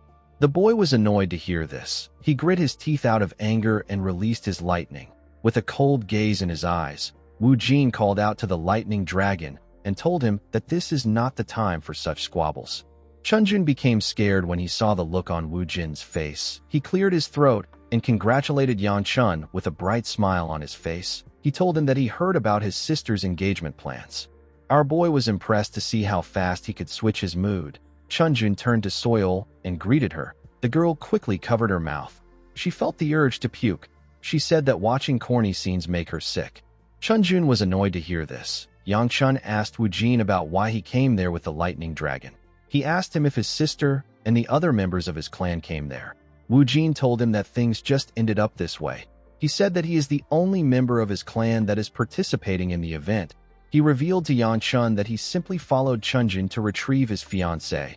Our boy was surprised to hear this. Haya stood up and told Chunjin that it is nice to see him. She waved at Yang Chun and told him that she had a nice time. She told him that she will see him later. Our boy quickly recalled that Haya was Chunjin's fiancée. He realized that this was why the girl was looking at Baya the whole time.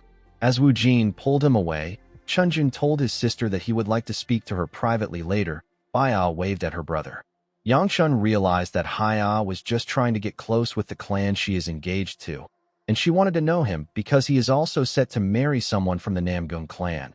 Of course, there was another fundamental reason why Haya wanted to talk to him. She wanted to talk to him because of the incurable disease that causes cold energy to build up in one's body. This disease is known as qi blockage. Haya wanted to cure the disease with Yang Chun's help. Our boy remembered the disease when she brought up his flame arts. He recalled that the girl spent her whole life trying to cure her qi blockage. She even fabricated false emotions to get what she needed. This is how she does things. 4 days later, we see Yang Chun and Seola running out of the inn with their bags. The Dragon and Phoenix assembly was about to begin. Our boy asked everyone to sprint to the carriage. He reminded them that he said that the event begins today and that they need to get to the Alliance before sunset. He asked them about why they haven't gotten ready until now. Seola said that Baya went into hibernation because it is winter. Our boy couldn't believe what he was hearing. He asked her if Baya is a bear. He wondered if they are already late. Immediately he thought of this. He saw someone in front of him. It was Haya. He asked the girl about why she is still there. The girl said that Chunjin left without her. She told him that she has no choice but to share a carriage with him. Yang Chun knew that she was lying. He didn't want to argue with her. A while later, we see a carriage transporting the group to the Alliance building. After they got off the carriage, Haya suggested that they should meet up after dressing themselves in their quarters. Yang Chun called out to her before she could leave. When the girl turned around, our boy told her that it is nothing. The girl found this odd. She felt like he wanted to tell her something. She walked forward and said that they shouldn't waste their time when they are in a hurry. Cheol appeared and called our boy a Casanova. He couldn't believe that Yang Chun went for another girl while he wasn't looking. He told our boy that he is quite peculiar. He didn't understand why he was paying so much attention to the girl when they are not on good terms. Our boy told him that it concerns her life. Cheol told him that he made the right choice by not saying anything. He told him that he would have made things worse if he said anything. The old man and Yang Chun watched the girl walk forward. Cheol told our boy that he doesn't need to tell her that she will not be able to cure her qi blockage with the Gu clan's flame arts or the Namgung clan's assistance. A while later, we see Mu Yun standing in front of his master's quarters. Yang Chun told his attendant that they don't have time. He asked her to forget the gold metalware. The woman told him that she didn't even bother to bring it because she knew that he wouldn't wear it. Yang Chun told her that he feels a little offended. Seola stood up and told her master that she will brush his hair. Our boy asked her to go ahead. While he was busy dressing up, someone walked up to Mu Yun. The guard was shocked to see who it was. Before the person stepped into the room, Yang Chun asked his attendant to tell him what she did to his hair. The woman told him that there is nothing wrong with his hair. Yang Chun told her that he is going to give her the same style if she is lying. The woman quickly told him that there is a problem with his hair. The moment she said this, Yang Chun's guest stepped into the room. The man with the brown beard told our boy that he has something to discuss with him. This man is the Murim Alliance leader. His name is Jang Chun. He is also known as the Joyous Sword. Yang Chun and his attendants were shocked to see the man. The Joyous Sword caught our boy at an awkward time. His hair looked really stupid. He referred to the man as Alliance leader. The woman and Seola quickly put his hair back in place. They left the room when they were done. Yang Chun bowed his head to greet the master of the Alliance. Jang Chun asked him not to be so formal. He told him that he is the one who intruded on his privacy. Yang Chun couldn't believe that the man came at the worst time. He felt like killing himself out of shame. He asked the Alliance leader about why he came there. Jang Chun told him that he came to see him because of the recommendation letter he submitted. He asked our boy if the Aura Supreme wrote it himself. Yang Chun already knew that this letter would cause an issue. This is why he doesn't want to accept things from the Second Elder. He told the Alliance leader that he didn't receive the letter directly from him. The man realized that our boy got it from someone else. He asked him if he read the back page of this recommendation. Yang Chun said that he didn't. He didn't know that there was something written on the back. The alliance leader gave the letter to him and asked him to read it by himself. Yangchun wondered about what was written there. When he turned the letter around, he saw something shocking. According to the letter, the Aura Supreme, whose name is Bai Ju, recommended Yangchun for the assembly. He wrote that Yangchun is a disciple that he has personally trained, even though he is typically lazy.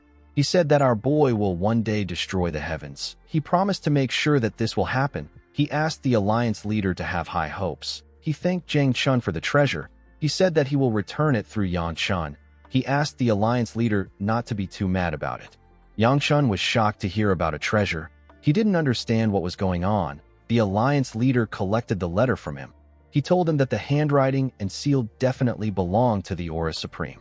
He said that no one would dare to impersonate him. He told Yang Chun that he wanted to confirm things with him. He asked him if he is really the Aura Supreme's disciple. Our boy couldn't comprehend what was happening. He had never heard anything about being the Aura Supreme's disciple even in his past life. He couldn't believe that he was now his disciple. This situation wasn't funny at all. He decided to just tell the alliance leader the truth. He told him that he is not the Aura Supreme's disciple and that he has no idea about what the letter is talking about. The alliance leader accepted his explanation. He apologized to Yang Chun for taking his time. Our boy was surprised to hear this. He asked the man if this is all he wanted to ask. Yang Chun said that it is. He revealed to Yang Chun that he was wondering where the Aura Supreme who has gone missing might be. Since Yang Chun did not know anything about the situation, the man decided not to pursue the case any further. Our boy was surprised to hear this. Jiang Chun assured him that the recommendation is real. He asked him not to worry about his registration. He told Yang Chun that he is actually surprised that he managed to reach this level without being the Aura Supreme's disciple. He told him that he will be expecting great things from him during this assembly. He walked towards the door after saying this. Our boy bowed his head and thanked the alliance leader for visiting him. After the alliance leader left his room, Yang Chun screamed and said that the second elder is going to cause his death. His attendant and his guard were shocked to hear him scream. He was annoyed to see that the Aura Supreme called him his disciple. He knew that the second elder and the Aura Supreme must have made a bet. He realized that he couldn't blame anyone. He told himself that it is his fault for submitting the letter even though he knew that something was off. Of course, he didn't expect to be called the Aura Supreme's disciple. He wondered if this was all the alliance leader wanted to know. He realized that Jiang Chun might have just been curious because one of the three Supremes who recently disappeared wrote a letter regarding his disciple. The only thing Yang Chun didn't like about the alliance leader is that he is the father of a certain person. Our boy actually knew where the Aura Supreme was, but he couldn't tell Jiang Chun because it would make him seem like he is actually the Aura Supreme's disciple. Even with his information, it would still be hard for the alliance to recognize the Aura Supreme with the way he is now. The moment he thought of this, he recalled that the Aura Supreme said that he gave his disciple the treasure. Immediately he thought of this. He remembered that the second elder gave him some pocket money and asked him to use it wisely. Yang Chun quickly put his hand inside his clothes and brought out the pouch. He poured the coins on the ground. To his surprise, there was a ring inside the pouch. Our boy was annoyed to see it. He called the second elder a crazy old man. The scene shifts and we are taken to a banquet hall. We see several young martial artists seating together. They were all chatting as they ate. A huge martial artist wondered why the event hasn't begun. His friend asked him if he thinks something has happened. His friend asked him to take a look at the front row. He said that there are some pretty women in this assembly. When the man looked forward, he saw Soil. He said that the girl looks more matured than before. His friend told him that the lady next to her appears to be from the Namgun clan. The huge man was mesmerized by Baiao's beauty. He said that he has never heard of such a beauty in the Namgun clan. He asked his friend if Baiao is the lightning dragon's sister. He was surprised to see how beautiful she was even though she wasn't wearing much. He said that she might even be prettier than the Snow Peak. The moment he said this, Haya passed by his side. The girl looked amazing with her hair and makeup.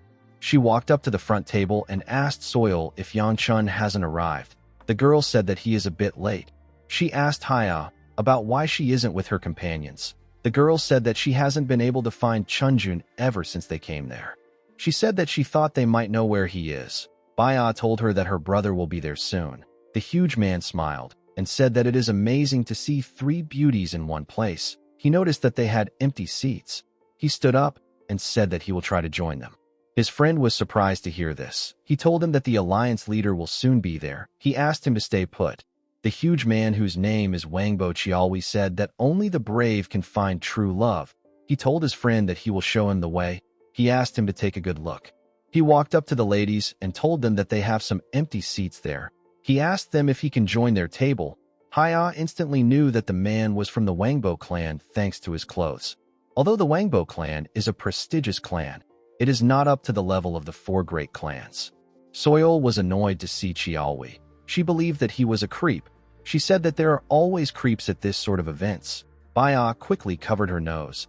It was as if she could smell the man's intentions. Soil told Chiaohui that someone is sitting with them. The man asked her if all 4 seats are preoccupied. Soil told him that the seats are assigned to them. She asked him to sit elsewhere. The man asked the girl not to be so cold. He said that it is a good opportunity for them to get to know each other. He grabbed Haya's hand and suggested that she join them too. The Snow Peak pushed his hand away and asked him not to touch her body without permission. Chiaohui became angry. He raised his hand and asked her if she thinks she can get away with anything because she is pretty. He told her that he will teach her some manners. Before he could do anything, Yangshun moved past him and touched his arm at a crazy speed. Chiaohui asked our boy about who he is. Immediately he said this. He saw that his arm has been completely twisted. He screamed out in pain. Everyone was shocked to see what our boy did. Yangshun carefully hit his leg and made him fall to the ground. He asked someone to inform the officials that an idiot got drunk before the event began and he will be forfeiting tomorrow's duels. He asked Haya if none of them got hurt. The girl told him that nothing happened. Yangshun said that people don't often act crazy in a place where other people gather. He said that Chiaohui is a nutcase. While he was talking, Siola and Muyun were demonstrating how Yangshun twisted the man's hand. Muyun told our girl that her movements seem more stiff compared to the time he saw her training at the waterfall. Siola said that she has never been to a waterfall. While they were talking, someone clapped for our boy and told him that they almost showed the alliance leader a sorry sight. He told him that he handled the situation elegantly. Yangshun lost his cool when he saw this particular bastard. The young man decided to introduce himself to the group. He told them that he is from the Taryong Jiang clan. He introduced himself as Jiang Xianyan. Everyone was surprised to hear the name of the boy. They immediately knew that he was the son of the alliance leader. Yangshun remembered this guy as Siola's former fiancé. He was engaged to her in his past life. Yangshun recalled that he had several encounters with Xianyan in his past life. One of those encounters took place in this event. Our boy could never forget what Xianyan did. The demonic realm gate that appeared out of nowhere during the Dragon and Phoenix assembly was actually opened by someone. It was opened by Xianyan. While our boy was thinking about the past, Xianyan stretched out his hand to him and told him that it is nice to meet him. He said that they need to do their best at the assembly. Yangshun took a look at his hand. He couldn't believe what he was hearing. He smiled and apologized to Xianyan for introducing himself late. He told him that he is from the Shangshigu clan. He shook Xianyan's hand and told him that it is nice to meet him. Immediately he said this. Xianyan felt a large amount of pain in his hand. He grit his teeth out of anger. He didn't expect Yangshun to squeeze his hand. Our boy smiled when he saw the look on his face. He knew that this bastard was trying to gauge his level with the handshake. He wondered if Xianyan thought that he wouldn't notice the chi in his hand. Soil began to blush when she saw Yangshun squeezing Xianyan's hand. Yangshun was happy to see the look on the boy's face. He wondered if he should tighten his grip to increase his pain. Before he could do anything, Baya stood up and touched his hand. She asked him about why he is acting like this. Yangshun let go of the boy when he heard this. Xianyan shook his hand and told Yangshun that his greeting is feistier than he expected. He was actually shocked that our boy had this level of power. He wondered about how he got it. He was certain that the Gu clan isn't part of the shooting star. This means that Yangshun doesn't have something called the blessing. Since our boy had this much power, Xianyan realized that our boy was already at the martial pinnacle. Immediately he thought of this. Xianyan sensed something. He quickly turned around. He saw that Siola was glaring at him. He didn't understand why a servant was staring at him with killing intent. Xianyan couldn't comprehend what was happening here. He didn't remember doing anything that would earn him such resentment yet. Before he could say anything, someone announced that the Murim Alliance leader is entering. He asked everyone to be quiet. Jiang Chun entered the hall. and apologized to everyone for making them wait. He smiled and suggested that they begin the feast immediately since it is already late. While everyone was eating, some officials moved to the stage and apologized to everyone for disturbing them during the feast. One of them announced that he needs everyone's attention. He said that they will be deciding the brackets of the dueling tournament that will take place tomorrow. He asked the martial artists to come up according to their assigned order and take a ticket. When she stood up, Soil saw a girl smiling at Xianyan. The girl asked him if he has never been to a feast like this before. Xianyan laughed and said that he is quite intrigued. The girl asked him to come to the feast that her clan will hold soon. Soil was annoyed to see the girl trying to get close to Xianyan. She didn't understand why girls like corny men. She remembered that Yang Chun was the one who took care of the situation earlier. She wondered why the girls weren't talking about him. The moment she thought of this, one of the martial artists told his comrade that Yang Chun was the one who beat up Chiaohui. He said that he could tell that Yang Chun is ferocious. He told his friend that he can see how our boy is related to the Sword Peak. His friend informed him that he heard the Aura Supreme's disciple is known as Gu Yang Chun. He told him that someone unbelievably skilled will be participating in the event. Soil was happy to hear this. She was relieved to see that others finally see Yang Chun's worth. The moment she thought of this, one of the officials called out to her. Soil nervously answered his call. The man informed her that she is holding up the process. He asked her to take her ticket. Soil quickly moved to the stage and grabbed her ticket. She told herself that she needs to pay better attention to her surroundings. She found it embarrassing that she always does dumb things whenever she is thinking of our boy. The official informed her that she belongs to Group 2. He told her that her opponent has been selected. He revealed to Soil that she is going to fight Xianyan. The girl was shocked to hear this. When she returned to her table, Yang Chun asked her about the bracket she drew. Soil revealed to him that she is in Group 2. Yang Chun smiled and said that they are all in different groups. He told her that Baya is feeling down right now because they are in different groups. He said that Baya told him that the event will not be fun. Soil asked our boy if she can ask him for one thing. A few days later, we see some people entering an arena. An announcer said that the 9th match of Group 3 is about to take place. The match was between Yang Chun and Bai Yanxium of the Bui faction. The referee asked Yang Chun and the other boy if they are ready. The two of them nodded their heads. The referee asked them to begin the match. Unfortunately, it didn't take long for Yang Chun to send this poor guy flying out of the ring. The referee quickly announced that our boy won. As he walked off the stage, Chiol asked our boy if he isn't embarrassed. He reminded him that he gained his strength through regression and luck, and yet, he is participating in a tournament for kids. Chiol advised Yang Chun to make it seem as if he is putting in some effort. Our boy agreed that this tournament was quite easy. It was like taking candy from a baby. He said that he doesn't have time to worry about this. He told Chiol that he needs to get to Group 2's dueling stage. Of all the people that Soil could face, Yang Chun never expected her to go against Xianyan in the first round. When he shook the boy's hand yesterday, Yang Chun could tell that he was already quite strong. He wondered about what Soil was thinking when she made her requests. The scene shifts, and we see Soil spit out some blood on the ground. Xianyan told her that she is amazing. He was well aware that the rules restricted the use of poison. He told Soil that she did well with only her hidden weapons. He smiled and told the Poison Peak that she would have gotten him already if this was a real fight. He said that he now understands why she is one of the 5 dragons and 3 peaks. While breathing heavily, Soil glared at Xianyan. She grit her teeth and threw some daggers at him. Xianyan easily blocked the attacks. Soil took out a dagger and charged at him. She thrust the dagger at him at an impressive speed. Xianyan easily dodged her attacks. It didn't seem like he had any issues facing her. He advised Soil to forfeit. Immediately he did this. He grabbed her hand and gave her a powerful kick in her stomach. The attack sent her flying. She slammed her body on the ground and spat out some blood. She wondered if she should give up. She knew that the outcome was already obvious. She believed that she never stood a chance against the son of the Alliance leader. The moment she thought of this, she saw something shocking. She saw Yang Chun in a tower. She wondered about what happened to his match. She wondered if Yang Chun was worried about her. She found it odd that Yang Chun never budges when she makes a move, but now he is there for her. She smiled and pushed herself up. She thanked Xianyan for his kindness. She took a stance and told him that she hasn't shown off all her skills. She said that she is not giving up yet. Xianyan did not expect this. He found Soil's action to be interesting. He asked her about what is pushing her to go so far. Soil ignored his question and charged at him with a different technique. Her energy turned into multiple snakes. Each snake was ready to tear Xianyin apart. The boy was surprised to see the attack. The scene shifts, and we are taken back to the past. We see Soil take Yanchun somewhere. Our boy asked the poison peak to tell him what she could possibly want that she would need to bring him out there. Soil informed Yanchun that she is facing Xianyin tomorrow.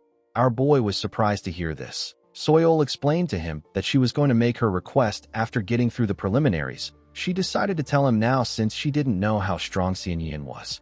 Yanchun asked her about what she wants. Soil put herself together and asked our boy if he can speak to her casually if she defeats Xianyin and makes it far enough to face him. She asked him if he can speak to her the same way he talks to Siola and Baya. Yanchun was surprised to hear this. He smiled and told Soil that she could have asked him this anytime. The girl asked him not to do it. She told him that she would feel like she is lost. At first, Soil was just drawn to Yanchun's handsome face. However, after observing him during the few months they spent together, Soil realized that Yanchun's heart is nicer than his looks. She saw how he would heat the place up if someone seemed cold, how he would get some dumplings for her when she wasn't in the mood to eat full meals.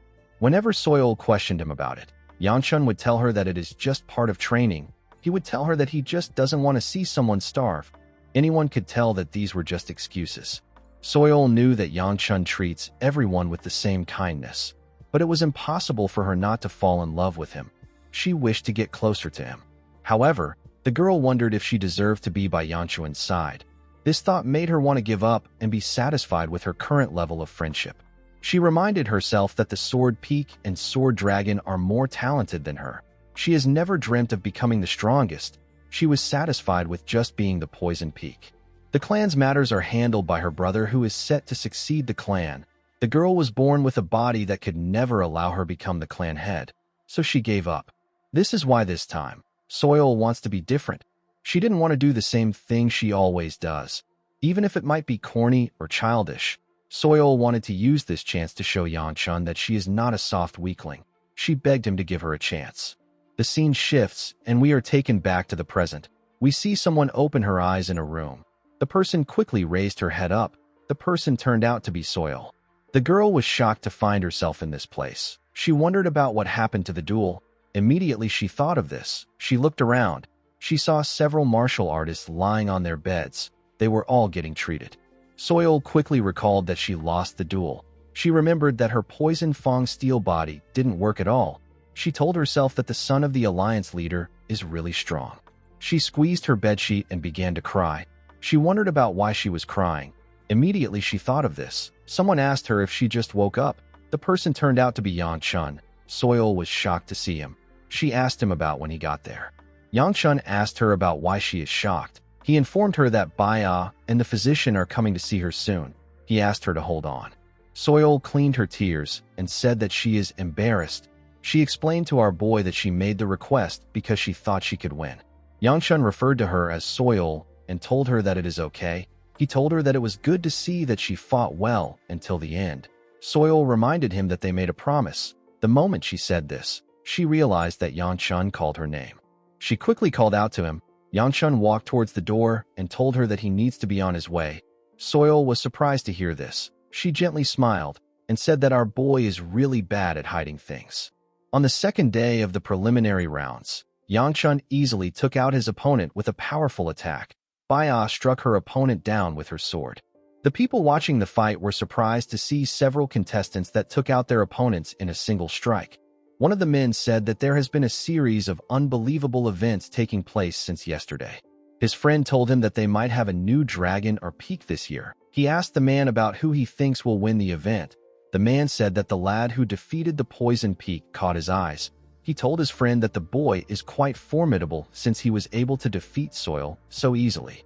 His friend smiled and told him that the boy is the son of the alliance leader. The man asked his chubby friend about who he thinks will win. The chubby man told him that he thinks it will be Yanchun.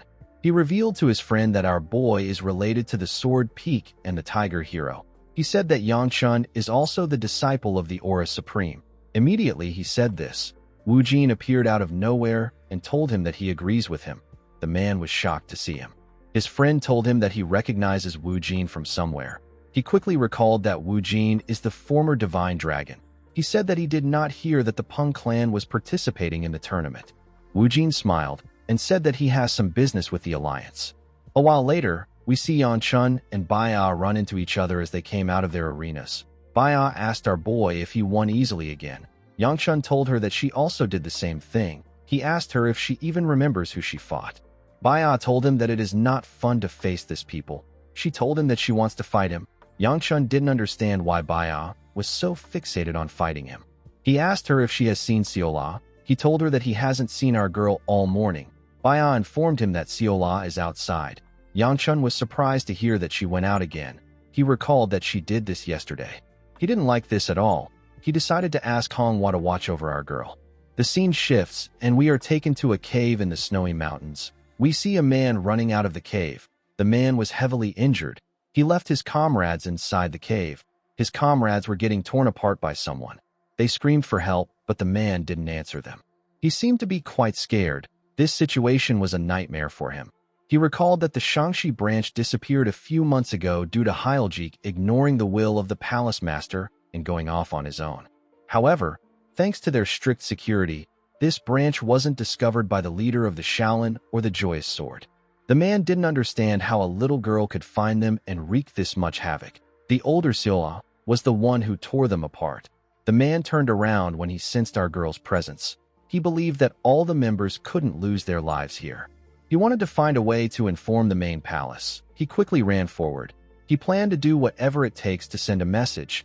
The moment he stepped out of the cave, Siola beheaded him with a single slash. The poor guy didn't even know when his head left his body. After taking out the man, the older Siola apologized to her younger self for borrowing her body and using her hands to do this. Our girl's spirit appeared behind her and told her that it is okay. She told her that she knows she is worried about Yang Chun. She said that she understands that she wants to lessen our boy's burden. Our girl told her older self that she understands her because she is her. In the next scene, we see Siola return to their quarters. Manhwa was waiting for her outside. She ran to meet our girl. Siola hugged her when she got close. Manhwa asked her about where she went. She told her that everyone was worried. Siola smiled brightly and told the woman that she got lost while exploring. Manhwa told her that she will be really mad if she does this again. She grabbed Siola's hand and asked her to follow her inside. She told her that Mu Yun was quite worried about her. As she walked towards the door, Siola hoped that she would be able to repay her debt to Yang Chun. On the third day of the tournament, the main fight began. We see Yang Chun step out of his room. He was stretching his arms. While he was stretching, he heard someone beg his sister to stop and go back with him. He told her that she is also causing trouble for the Gu clan. He reminded her that they have their own quarters. He asked her about why she keeps wanting to stay in Yang Chun's quarters. Baya asked her brother to let go of her. Chunjun reminded his sister that she and Yang Chun merely have a political marriage made by their clans. He asked her about why she cares so much about our boy. Baya pushed her brother's hand away. Chunjun was surprised to see this. Baya released her energy and asked her brother to watch his mouth. The lightning dragon was shocked to see how his sister was acting. Before he could say anything, Yang Chun referred to him as brother-in-law and asked him about what he is doing there. Chunjun laughed and told our boy that he will see him later. Before he could leave, Yang Chun informed him that he is set to fight him in the next match. With a smile on his face, our boy told Chunjun that they need to give the duel their all and have a good fight. The lightning dragon was annoyed to see the look on Yang Chun's face. He clenched his fist and told him that he will grant his wish. In the quarterfinals, Chunjun and Yang Chun were asked to come to the stage. Chunjun told our boy that there is something he couldn't say earlier because his sister was there. With a scary look on his face, he asked Yang Chun not to get cocky just because he made it to this point. He asked him if he really believes that the same miracle will happen again like last time. He reminded him that he said he wanted to go all out. He assured Yang Chun that he has no intention of going easy on him. He asked him not to regret it if he goes home crippled. Yang Chun smiled when he heard this. He told the lightning dragon that this is good. Immediately he said this. The referee asked them to start. Yang Chun released his energy and fired an attack at Chunjun. His energy took the shape of a wolf. The wolf appeared next to Chunjun and exploded. The explosion destroyed a large portion of the stage. Everyone was shocked to see the scale of Yang Chun's attack. They couldn't believe that he destroyed the stage. They wondered if he has been hiding his true power. Seola and Soil became excited when they saw Yanchuan's power. The stage was covered in dust and broken rocks. Chunjun tore everything around him apart with his sword. He was annoyed to see the attack Yangchun used. He believed that he was using paltry tricks. Yangchun appeared in front of him with his fist. He smiled and told Chunjun that he thought he would have already gotten scared and ran away. The lightning dragon was shocked to see Yangchuan's fist in front of his face. He was able to block the attack with his sword, but he got pushed back. He moved around Yangchun at a crazy speed. He admitted that Yangchuan's strength was immense. He believed that our boy would struggle to track his speed. He was certain that he would win if he doesn't get hit. He charged at Yangchun from his blind spot. He swung his sword at our boy's head. To his surprise, Yangchun dodged his attack by bending his head. He clenched his fist and covered it with his energy. With a crazy smile on his face, Yangchun called Chunjun an idiot and told him that his chest is unguarded. Immediately he said this, Yangchun gave Chunjun a bone-shattering punch in his stomach. He released a large amount of energy on Chunjun. The lightning dragon couldn't comprehend what was happening. He didn't know how Yangchun could possess this insane power. Our boy jumped and gave him a kick in the chin. Chunjun wondered if this is really the power of someone who is his age. While he was in the air, Yangchun put his hands together and gave the lightning dragon a powerful blow in his chest. Chunjun got slammed into the ground. His body destroyed the stage. He raised his head and grit his teeth out of anger. He couldn't accept what was happening. He looked at Yangchun and told himself that our boy should be the one on the ground. He hated the look in Yangchuan's eyes. He believed that our boy was looking down on him. He recalled that everything in his life started going wrong after he met Yangchun in Sichuan. He remembered how our boy surpassed his talent, how his father scolded him, and how his lovely sister became distorted. This was why Chunjun got a unique power without telling his father. He remembered a certain entity telling him that he has a good body. The entity told him that the blessing will give him power. It advised him not to use the power until it stabilizes. Although the power hasn't stabilized, Chunjun didn't care. He was willing to do anything to gain the power to cripple Yangchun. He released the energy and charged at Yangchun. Our boy was surprised to see him moving. The lightning dragon thrust his blade at him when he got close to him. Yangchun used his palms to block the attack. He wondered about where Chunjun got this newfound strength from. Immediately he thought of this. He felt the odd energy coming from his body. He quickly dodged Chunjun's blade.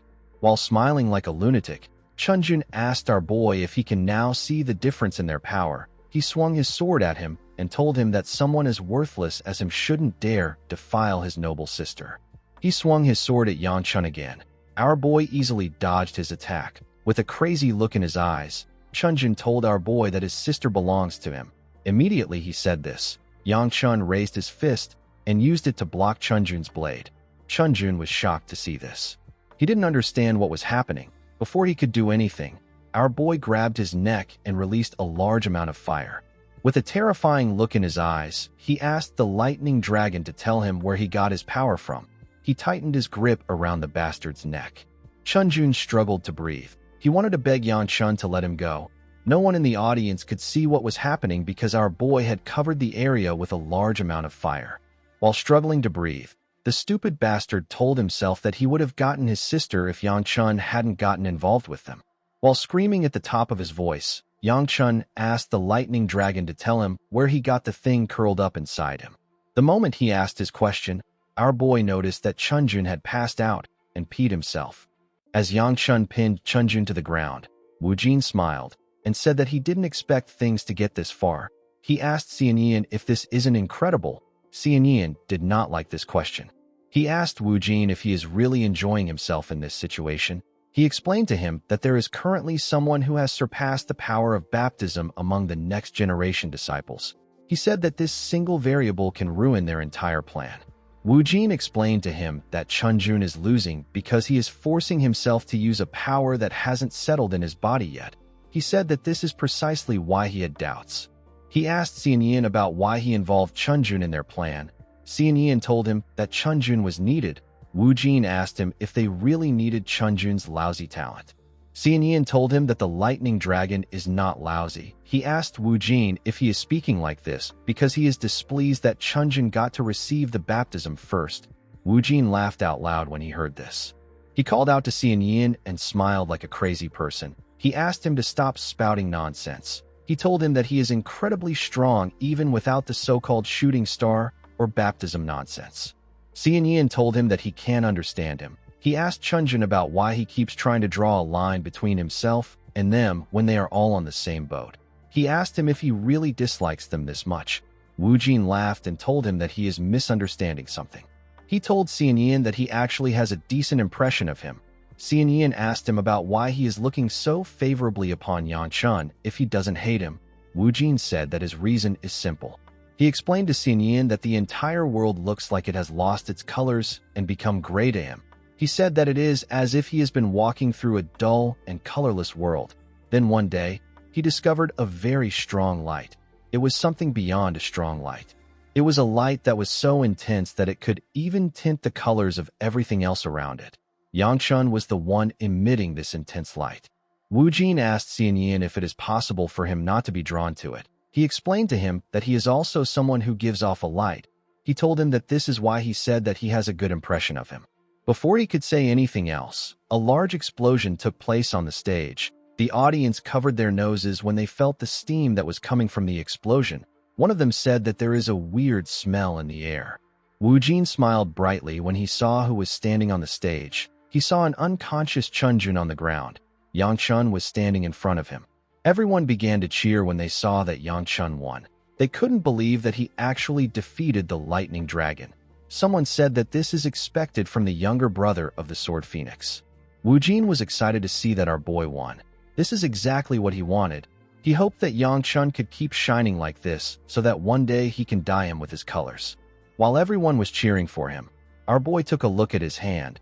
He saw the mysterious energy that Chunjun used in his palm. The scene shifts and we are taken to another location. We see Chunjun screaming that his energy is gone.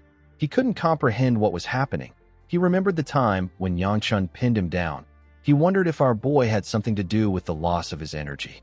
Haya sat next to Chunjun while he was losing his mind. She could tell that he had completely lost his mind. She couldn't believe that this issue happened now after she went through so much trouble to seal their engagement. She realized that she will be losing more than the help she is getting from the Namgung clan. The Snow Peak actually only needed the help of the Heavenly Supreme. She let out a sigh and said that she is tired of this. She wondered about how long she has to continue worrying about her severed meridians. She hoped that her severed meridians could melt away like this season's snow. The moment she thought of this, she remembered the feeling she got when she touched Yanchuan's hand. She wished that she could get another chance to experience it. The scene shifts and we see Yanchun walking to his chambers with Mu Yun. His guard told him that his fight was amazing. He asked him about when he grew this strong. He told him that he is sincerely moved by his rapid growth. Yanchun asked him to stop his flattery. He told Mu Yun that he is the one who broke through the wall of a top-rate martial artist while he wasn't looking. Mu Yun smiled and said that this is expected for someone serving as a guard of the Gu clan. He asked his master if he can tell him how he finished the fight. He told him that he couldn't see anything because of the curtain of heat. Yangchun nervously said that he finished the fight with his flame wheel art. He didn't know how to say what really happened. He was actually using his flames to dry Chunjun's piss. He was relieved that he put up a barrier ahead of time to prevent information from leaking. When he arrived at the entrance of his room, Yangchun said that he needs to rest because he is so tired. Mu Yun told him that he worked hard.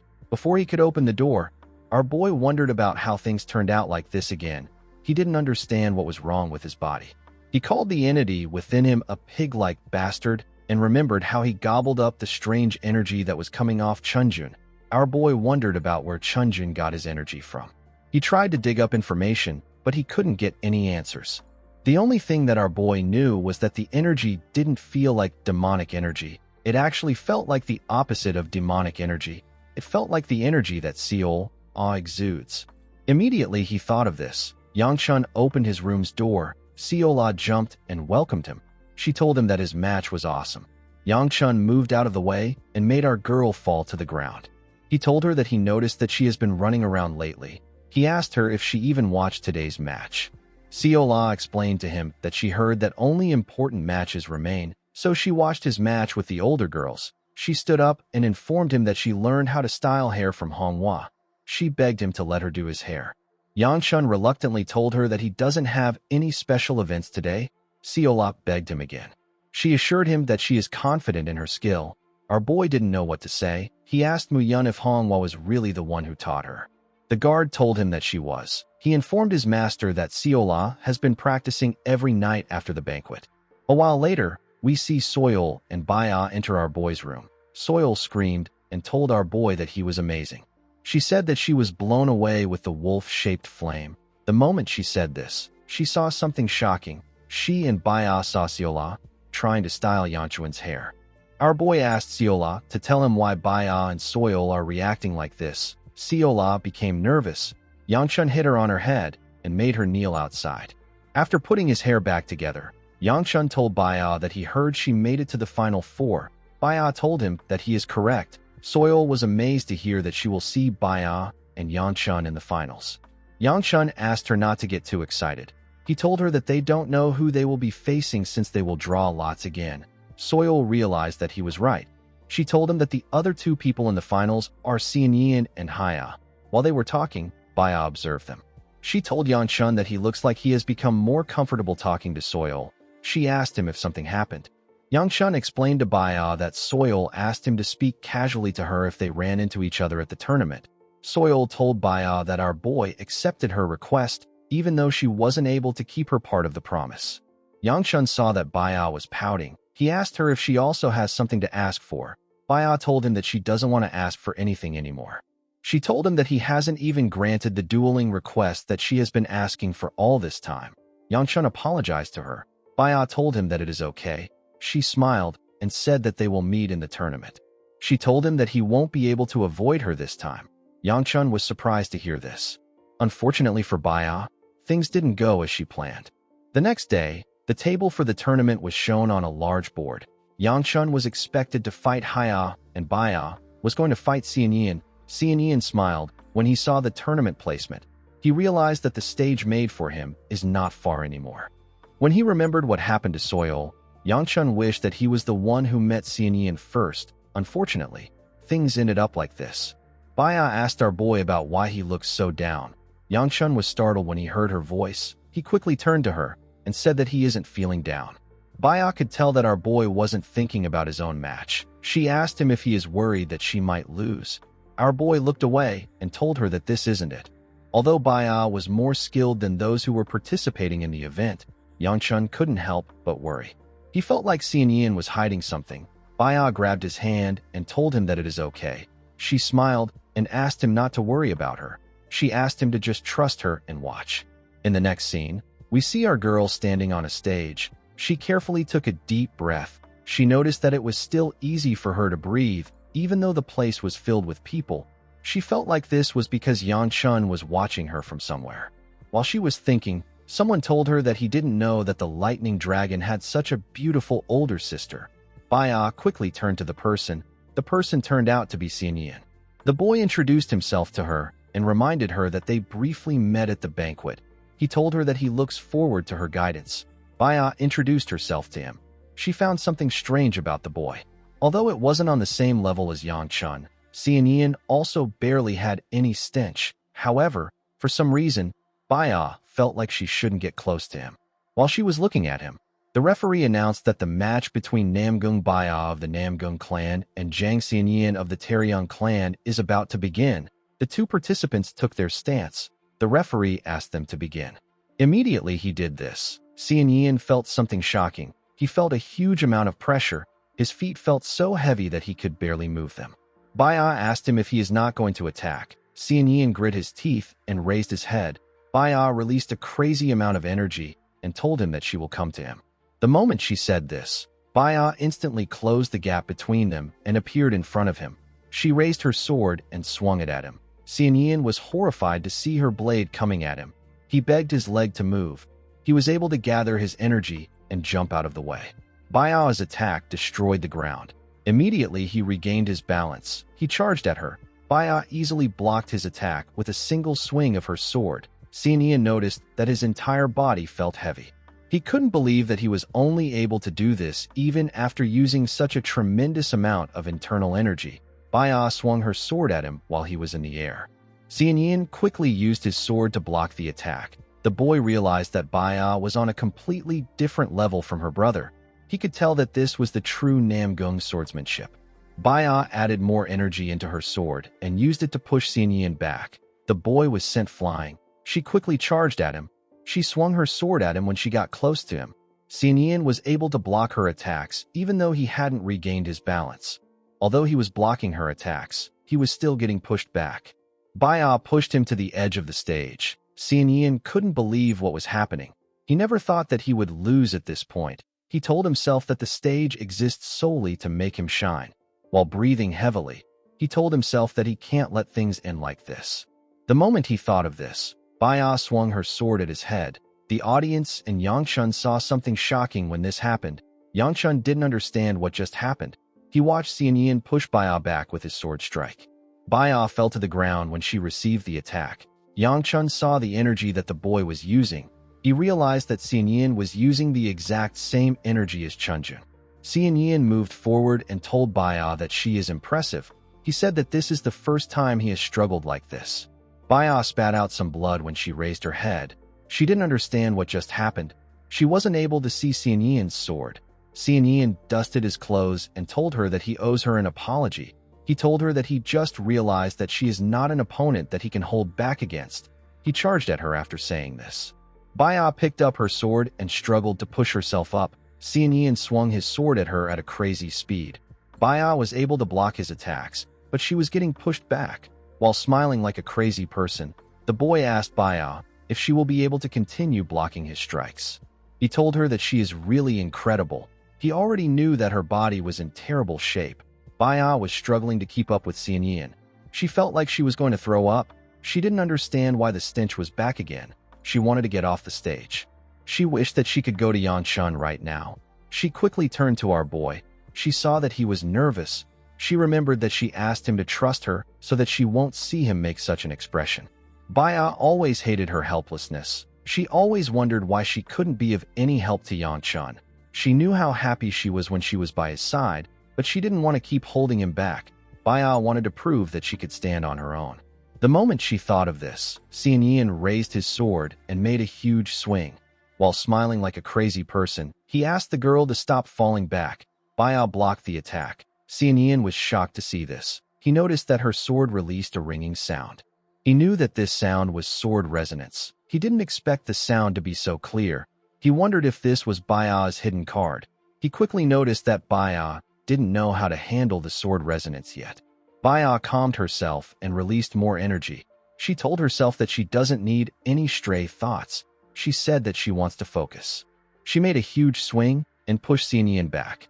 She fired different strikes at him with her single swing. Xian Yin quickly jumped back to dodge the strikes. Baya took a stance and released more lightning energy. She told herself that she can do this. Someone called out to her and asked her not to rush. He told her that it doesn't matter if she is slow. He said that all that matters is the sense to see the path. Baya repeated this person's words to herself. A path leading to Xian Yin appeared in front of her. She charged at the boy. Xian Yin was certain that she was already heavily injured. He didn't know what she was trying to do with such slow movements. He recalled that the Poison Peak also had a moment like this. He didn't understand what Baya was fighting for, that she was able to stand up again with such clear eyes. He took a stance and decided to use his divine energy and sword resonance to make sure that Baya will never stand up again. He charged at her with a large amount of energy. He and Baya swung their swords at each other when they got close to one another. They moved past each other. Baya said that this should be enough. The moment she said this, her sword shattered and her body fell to the ground. The referee announced that Xian Yin won the duel. The man inside Baya smiled and told her that this is the right path. Baya lost consciousness with a smile on her face. In the next scene, we see Baya slowly open her eyes as she heard some voices. When she fully opened her eyes, she saw Siola and Soyol in front of her. She asked the two girls about where she is. Soyol explained to the injured girl that she is in the medical chamber. She told her that she ended up there after dueling the Jang clan heir. Baya raised her head when she recalled that she lost. Siola told her that she was very cool. She told her that she heard a sound coming from her sword. She said that she moved like a real wave in her last attack. Soyol told her that it almost looked like a dance. She asked Baya about where she learned such movements.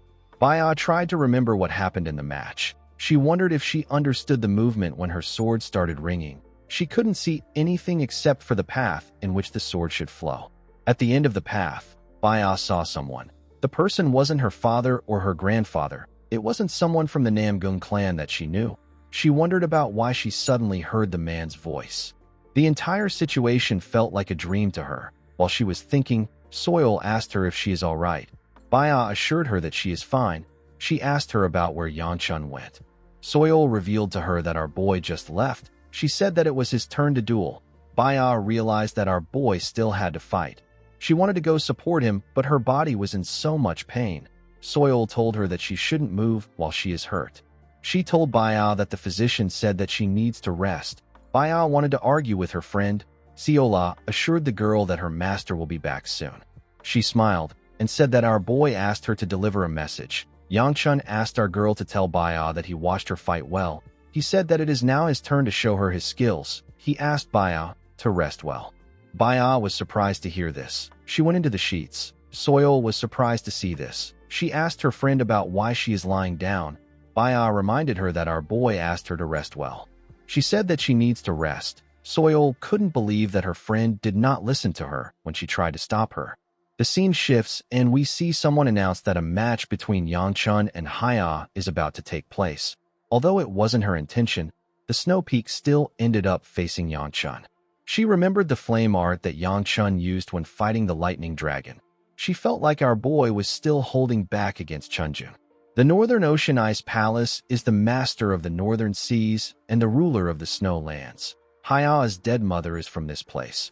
Her father is a man who threw away the politics of his clan for the sake of his love for Haya's mother. None of the parents expected their daughter to have chi blockage, which is known as the curse of the Ice Palace. While chi blockage is said to improve a person's martial arts when it comes to precision and sense, compared to the person standing in front of the girl's talent was subpar. Aside from this, the price a person pays for the talent is far too harsh. Haya was forced to join the event because of her father, but she believed that she could make use of this opportunity. She wanted to use this opportunity to see Yangchun's flame art up close. The moment she thought of this, the referee asked them to begin the fight. Yangchun quickly released his flames. Although our boy's heat was incredible up close, the coldness in Haya's sword was still unchanged. The ice within her body was still frozen solid. Haya wondered if she got the wrong feeling from Yangchun before. Immediately she thought of this. Our boy apologized to her. Haya asked him about why he did this. Yangchun focused his energy in his hand. He clenched his fist and released a tremendous amount of power. Haya was shocked to feel his energy. She noticed that the cold within her body disappeared. She didn't understand how this was possible. She soon became nervous. She realized that this match was unfair when she saw the amount of energy Yangchun gathered. Our boy took a stance and asked her not to worry. He assured her that she won't feel any pain. Immediately he said this. He swung his fist at her. A large explosion took place on the stage. The explosion could be seen by everyone in the area. While Yangchun was overpowering the Snow Peak, the alliance leader sat with his son in a room. When he called out to Xianyan, the boy nervously answered him. The alliance leader asked his son if he forgot their promise. The boy told him that he didn't. The man asked him about why he did it if he didn't forget. He asked him about why he used the divine energy. He reminded him that he warned him that the power comes at the risk of him losing himself. He told Xianyan that he allowed him to keep it because he promised not to use it until he turns 20. Xianyan grit his teeth out of anger. He didn't want to admit to his father that he felt fear, anxiety, and a sense of defeat when he fought Baya.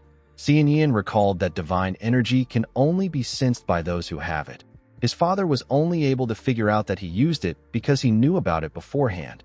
He wondered if his father didn't know exactly what was going on with him, or if he knows and is just choosing to ignore him. He smiled and told himself that it doesn't matter. He apologized to his father.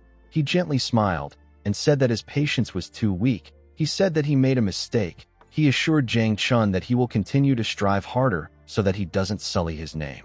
Xianyan told himself that his father will understand him once he becomes the star of his era. After his son left, Zhang Chun began to think about his actions. He never really paid a lot of attention to Xianyan because he did well by himself. However, Xian Yan has been acting different lately. Zhang Chun couldn't understand his son's thoughts. He decided to visit his sect master. In the next scene, we see Yang Chun arrive at the entrance of the medical chamber. He went inside and said that he is back. Siola quickly asked Baya to wake up. She told her that our boy has come. Baya opened her eyes and raised her head up. Yang Chun asked her about how she feels. Baya said that the place feels stuffy. She said that she wants to leave.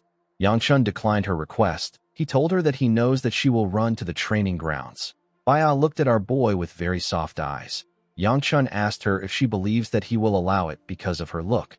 Baya found this strange. She said that Soil told her that it would work. Soil told her friend that she didn't teach it to her so that she could use it to train more. Yang Chun asked the poison peak about where she was. The girl revealed to him that she went to see Haya. She said that the snow peak has her own physician with her.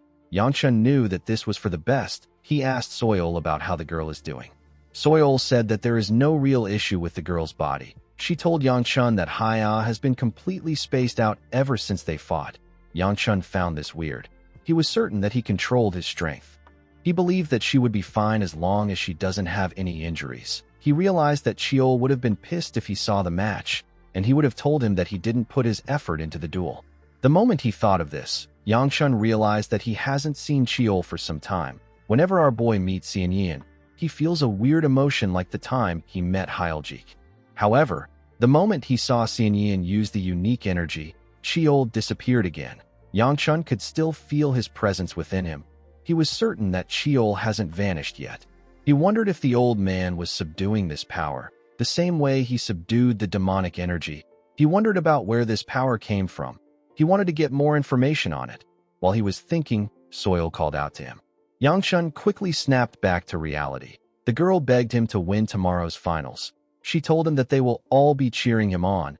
Yang Chun smiled when he heard this. He believed that his questions can wait till tomorrow.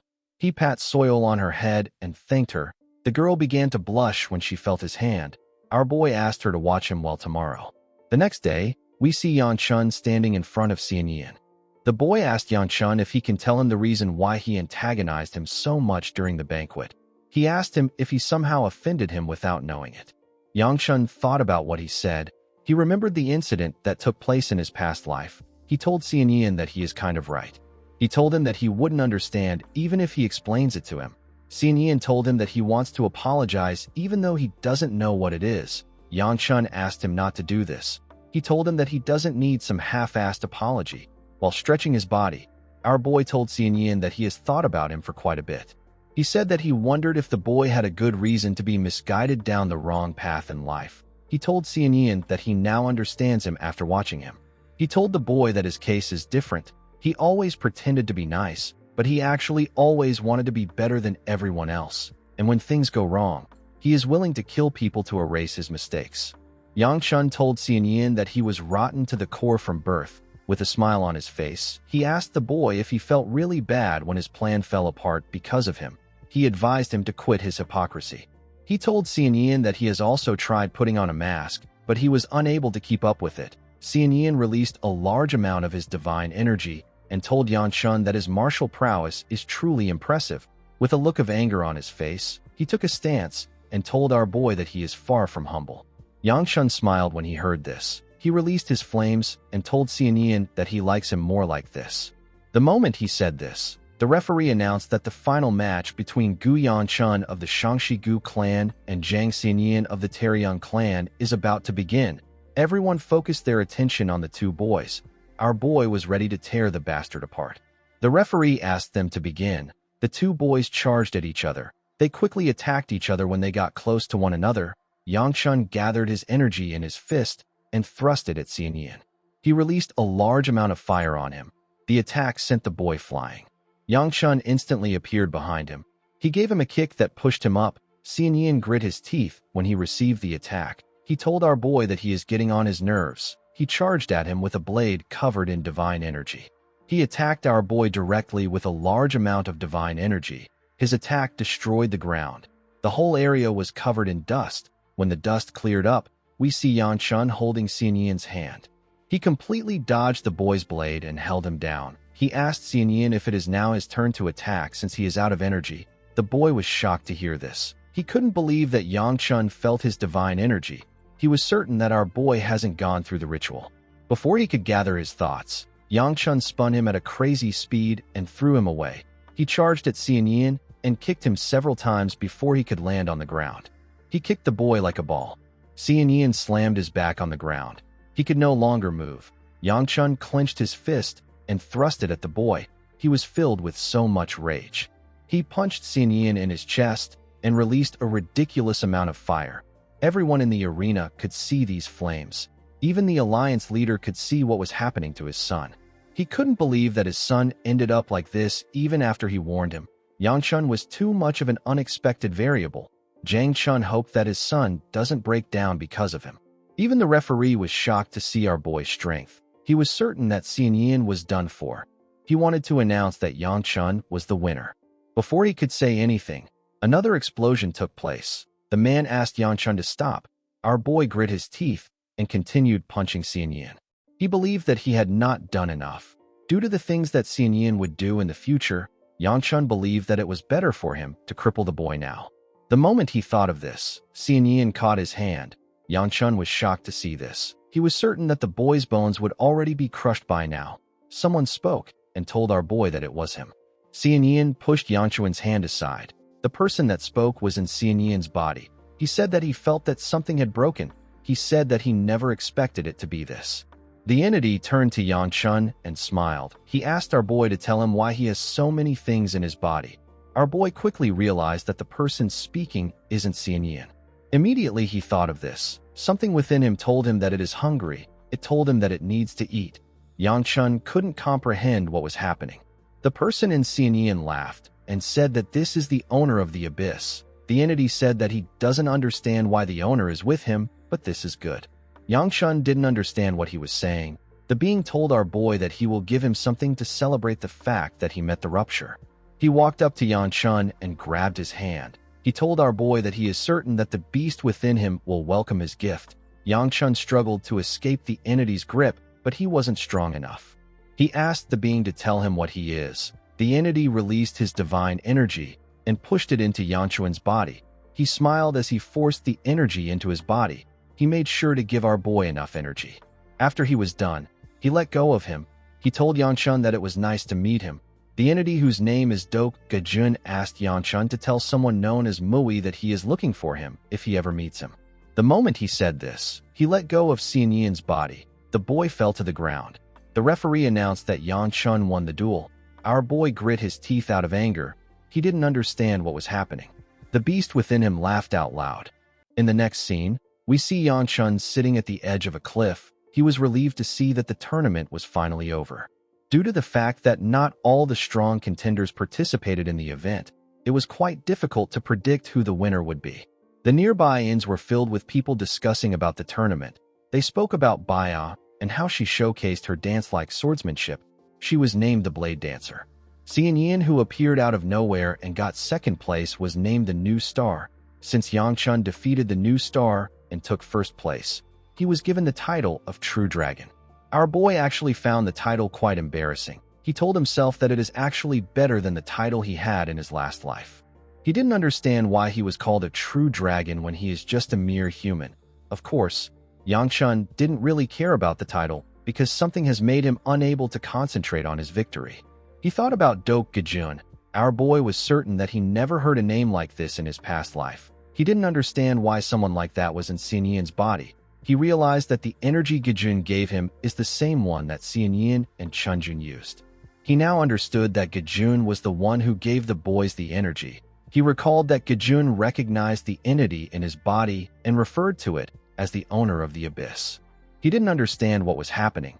He released some energy and asked the entity within him to speak up if it knows something. He asked it to tell him what it wants from him. He told it that he can't help it if it doesn't say anything.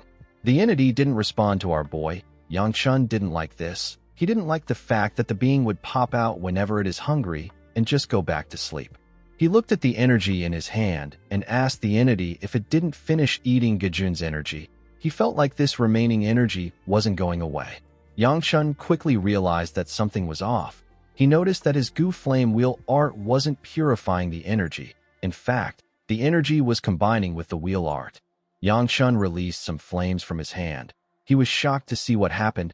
He quickly got up. He couldn't believe that his flames had turned blue. He didn't understand what was happening. He didn't know how he would explain this to his father.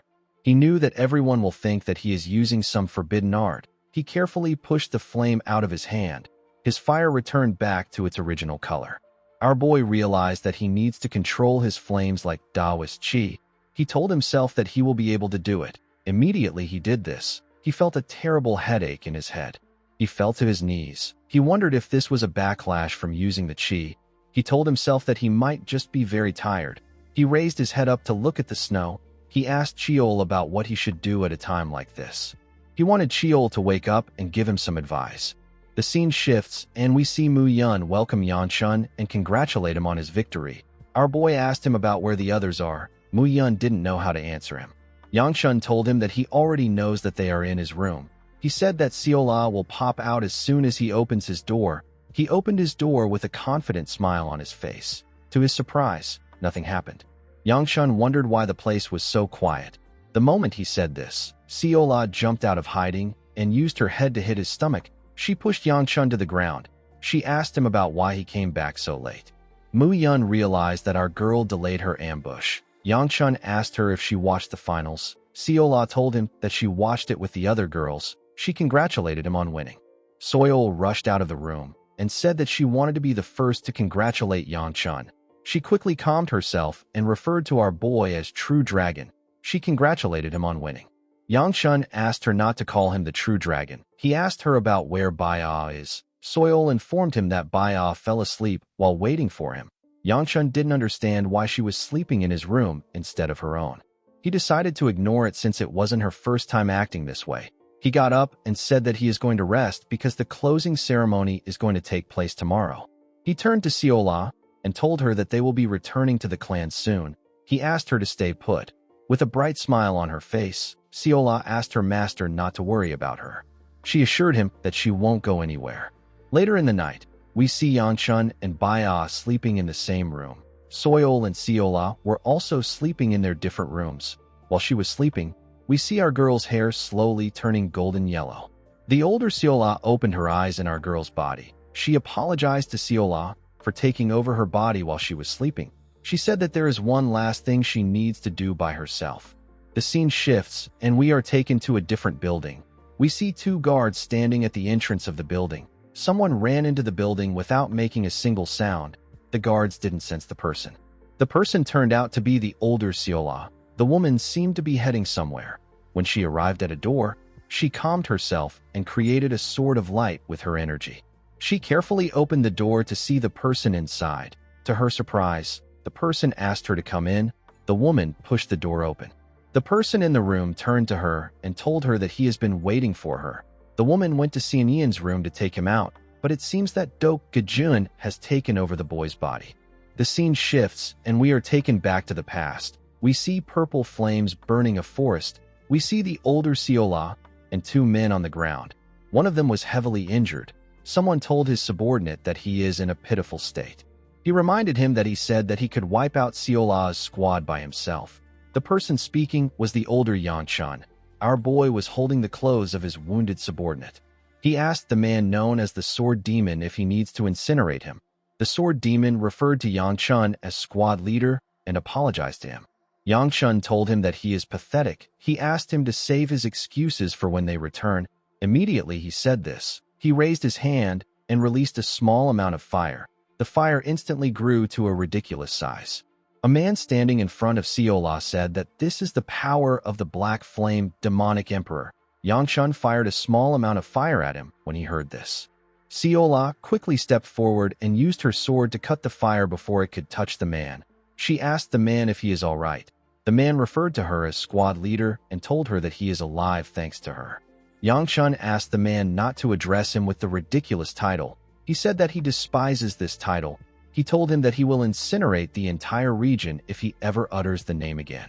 He told Siola that even she will be unable to withstand the attack in her exhausted state.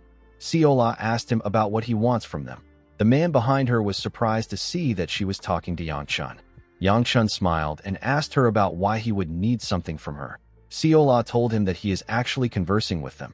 She said that he could have killed them all if he truly had no intention of communicating with them. With a smile on his face, Yangchun asked her if she believes that he will let her live even if she was right. He said that he never knew that the great small sword saint would think like this. He told Seola that she will always be a worthless human no matter how much she boasts of being the pride of the Orthodox sects. He reminded her that the idiotic insects of the Alliance rely on her, as if she is something great.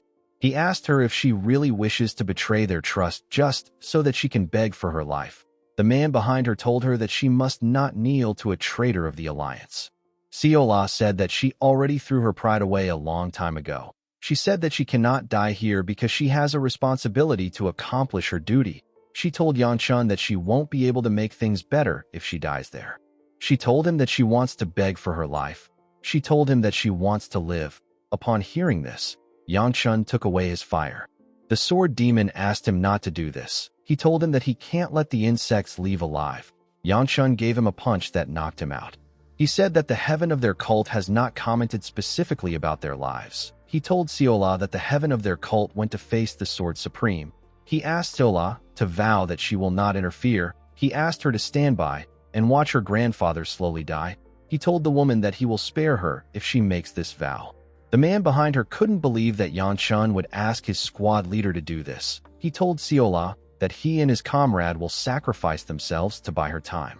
To his surprise, Seola made the vow. Yangchun called her a stupid woman.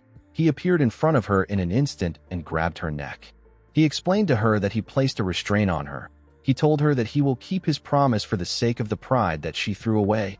He told her that he will see her another time. He asked her to keep being a worthless human so it will be more convenient for him to kill her. The moment he said this, he disappeared into thin air. Seola fell to the ground after he left. Her two subordinates moved close to her. One of them asked her if she is all right. The injured man apologized to her. Seola told him that it isn't their fault. She suggested that they head back. The man next to her said that they could still be more ambushes waiting for them. Seola asked him not to worry about this. She said that the Black Flame demonic emperor isn't the type of person who lies. The man helped Seola get up. He told her that the meteor blade will be waiting for them. 3 days after the fight, the heavenly demon killed her grandfather. Our girl was forced to run to Hunan with the other survivors. However, the emotion she felt towards Yangchun was more of resentment rather than a desire to kill. Beyond this, she felt a sense of nostalgia. The scene shifts, and we are taken back to the present. The older Seola asked Gajun about how he knew she was coming there. Gajun told her that it would be impossible for him not to know this when she is exuding such thick killing intent. Seola was surprised to hear this. She was certain that she hid her killing intent so well that Xianyin wouldn't be able to sense it. Gajun told the woman that he can sense things more accurately than this child. Immediately she heard this. Seola attacked Gajun with her sword. She cut off his arm. Gajun didn't expect her to do this when they haven't even began to talk properly. He told her that she is quite hot-headed. Although he said this, the man wasn't in pain. Seola told him that she has nothing to say to him. Gajun found this odd. He told her that she speaks as if she already knows him. He asked her about who she is. Seola ignored him and gathered a large amount of energy in her body. Gajun instantly recognized her when he saw this. Seola charged at him before he could do anything. Gajun smiled and revealed to her that he has planted his seed inside Yangchun, whom she loves so dearly. Seola was shocked to hear this. She changed the trajectory of her blade and slightly grazed Gajun in the face instead of taking his head. She pushed him down and asked him about what he just said. The man asked her if she is interested in listening now. He asked Seola not to worry. He assured her that the power is of no harm to Yangchun. He said that our boy might even appreciate it. Seola got angry and asked him not to mess with her. She asked him about why he would say something like that when she can see what has happened to this body. She told him that this body is no longer human. Gajun asked her about what she knows about Yangchun. He asked her if she even knows about her own self. He pointed at her and said that she might know about it, but decide not to think about it. He told her that she is trying to convince herself that she is human. He revealed to Seola that they belong to the same kind. He told her that she may shine brighter, but they are not different since they come from the same origins. Seola asked him to shut up if he doesn't want her to break into his underground nest. Gajun told her that he is impressed. He didn't expect her to know so much about him. He told her that she still doesn't know what is inside Yanchun. He found her to be pitiful. He referred to Seola as child and asked her not to worry. He said that he wishes for Yanchun's bowl to expand more than anyone. He told Seola that he will wait and observe our boy. Immediately he said this. He grabbed Seonyeon's neck and began to choke him. Seola was shocked to see this. She asked him about what he is doing. Gajun asked her if her target wasn't Seonyeon. He said that he is willing to give her his life as a gift. He laughed and asked her to stay beside Yanchun for now. He said that he is certain that Yanchun will walk himself to him since they have met today. He tightened his grip around the boy's neck and told Seola that he had fun talking today.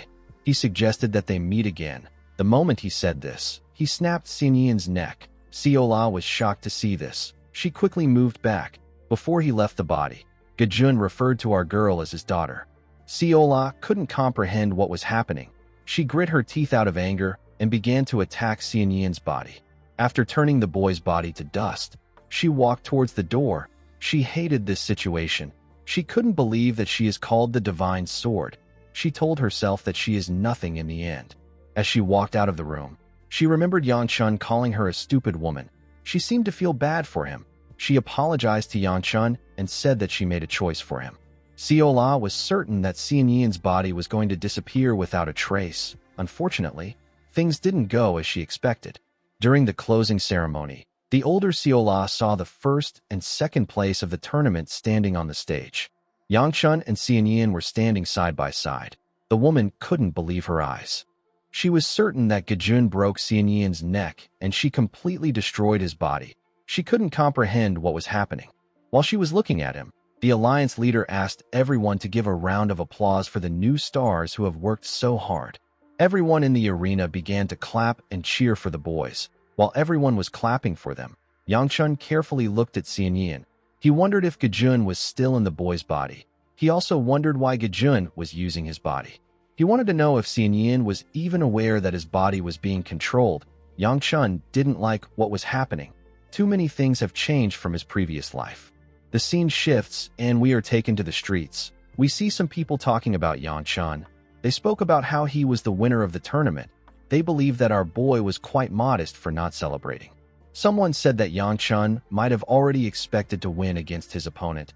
He said that our boy truly deserves to be called the true dragon. Yanchun was annoyed to hear the title. He turned around and released some flames out of anger. The people around him quickly got scared. Before he could say anything, someone called out to him. When Yanchun turned around, he saw Soil and Seola. Soil told him that she was looking for him. She asked him about why he has such a handsome expression on his face. Yanchun didn't understand what she was saying. He told her that he was just wandering around. He asked her if Baya is still asleep. Soil told him that Baya is still sleeping in his room. Yanchun realized that the girl lacks too much common sense. He couldn't believe that she even skipped out on the ceremony because there weren't any more duels. Soil asked Yanchun if he isn't excited that he won. She told him that he has been down since the ceremony took place. Yanchun forcefully raised his hand and said that he is super excited. Soil could tell that he was pretending while trying to fake his excitement. Yanchun noticed that Seola was quiet. He asked her about what is wrong with her. Seola quickly put herself together and said that she is fine. Yanchun pat her on the head and asked her to let him know if anything happens. He told her that he will do his best to help her. Our girl gently smiled when she heard this. Soil became jealous when she saw Yanchun pat Seola on her head. She asked Yanchun if he has any plans. Our boy asked her about what she means. The girl asked him if he has any plans now that the tournament is over. Our boy wanted to return back to his clan, but he recalled that Cheol said that he had some business with the Shaolin. He told Soil that he will be visiting the Shaolin. The girl didn't expect to hear this. She asked him if he has a reason. Yanchun told her that he is going there for sightseeing. Soil nervously asked him if she can visit the Shaolin with him. Unfortunately for her, Haya appeared out of nowhere and asked Yanchun the same thing at the same time. Yanchun wanted to accept Soil's request, but he quickly turned to the side when he heard Haya's voice. Soil was annoyed to see the girl. She couldn't believe that she interrupted her. With a smile on her face, the Snow Peak said that she was also planning to visit the Shaolin. 2 days later, we see Yanchun climbing the stairs of the Shaolin. He thought about how he didn't end up going with any of the girls because their argument got too heated. The moment he thought of this, the snow peak greeted him from above. Yanchun was shocked to see her. He asked her about why she is there. Haya asked him about what he means. She told him that she came alone since he declined her request. She laughed and said that she didn't expect to coincidentally run into him there. Yanchun knew that she did this on purpose. When they arrived at the top of the Shaolin, a young monk came out to greet them. He bowed his head and introduced himself as Hai Young. He told them that he will be responsible for showing them around. He told them that he is still lacking in many ways, but he will try his best. Yang Chun told the monk that he mentioned that he would be the only one visiting in the letter he sent yesterday. The monk was surprised to hear this. He reminded Yang Chun that he later sent another letter saying that Miss Moyong will accompany him as well. He asked our boy if there was some kind of mix-up. Haya told him that the letter is correct. Yang Chun was shocked to hear what the monk said. He realized that this girl is scary. As they walked through the temple, the monk informed them that many people visit the Shaolin for sightseeing, but among all the attractions, there is one particular thing that people always want to see. With a smile on his face, the monk asked them to look ahead. Haya and Yanchun were surprised to see what was in front of them. They saw a wide and beautiful lake that had a very clear water. The monk told them that he wasn't talking about the lake. He said that he was talking about the koi in the water. Yanchun told the monk that he can only see one koi in this large lake. Hai Young revealed to him that this is the white, elegant, righteous fish. It is a treasure of the Shaolin. Haya asked him if the fish is really a treasure. The monk assured her that it is. He explained to her that the fish was placed there by the great incomplete deity. The Shaolin has been caring for it for several centuries. Yangchun realized that something that could live this long would be considered a demonic beast. He quickly realized that he is thinking about the wrong thing. He reminded himself that he is not just here to sightsee. He told himself that he needs to find out why Chiol wanted to come there. Immediately, he remembered this. The koi called out to Chiol. Yangchun was shocked to hear the old man's name. He asked the others if they heard something. He was certain he heard the old man's name. Before he could understand what was happening, the koi called out to Chiol again. A large amount of water rose out of the lake. The koi asked Chiol to answer him when he calls his name. The moment he said this, the water poured on Yangchun. Our boy got dragged to another place. He found himself in the water. Yangchun couldn't comprehend how a wave suddenly burst in. He realized that he will drown very soon. Immediately he thought of this. He noticed that he could breathe. Our boy couldn't understand what was happening. He wondered if he fell inside the lake. He believed that the other two would have also fallen in. He decided to find them and get out. He sensed something behind him when he got this thought. When he turned around, he saw the koi from before. The fish was now much bigger. Our boy couldn't believe his eyes. The koi called out to Chiol and told him that he has been ignoring him for a while. He asked Chiol if his dementia followed him through his reincarnation. Yangchun was shocked to see that the koi was talking. He asked him if he is talking to him.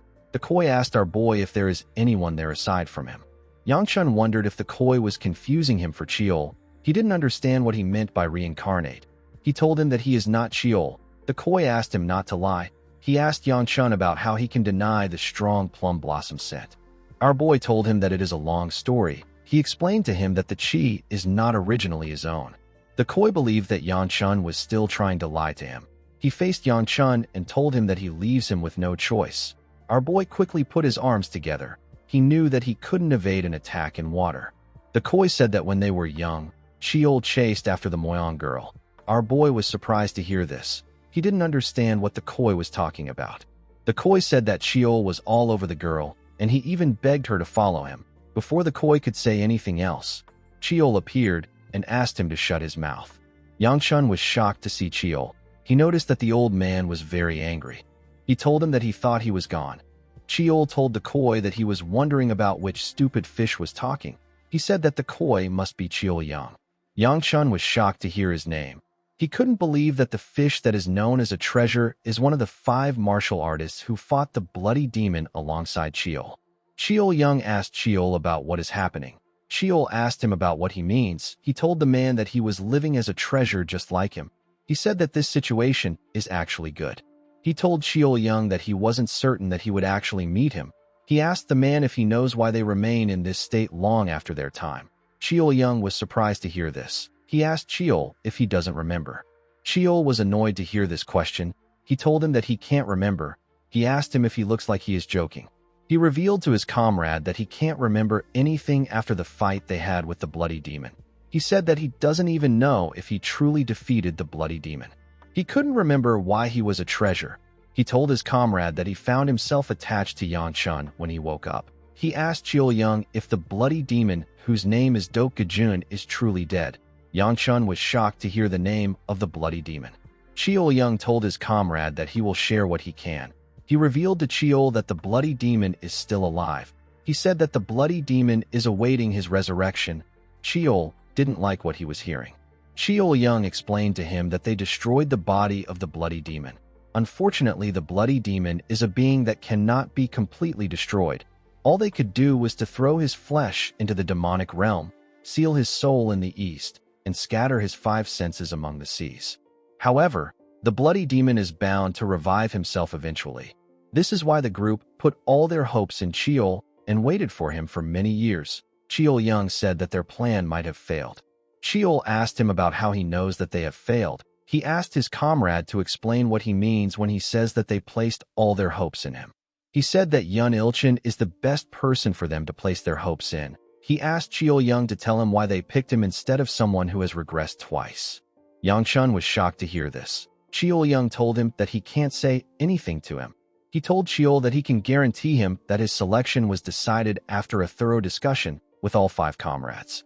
He assured him that him and Ilchin were involved in the selection process. Cheol did not expect to hear this. Cheol Young told him that they believed that he was their only hope. All this sudden information was giving Yang Chun a headache. Our boy was certain that Cheol was also feeling the same way. Cheol put himself together and asked Cheol Young if their other comrades are also in the same state as them. Cheol Young found his question to be weird. He asked Cheol about why he is asking. Cheol told him that he intends to stop the Bloody Demon. He asked his comrade about why he is shocked at such an obvious answer. He said that he can always try again even if he let them down. He reminded his comrade that this is what they did to fight against the Bloody Demon until the end. Cheol Young told his friend that he is correct.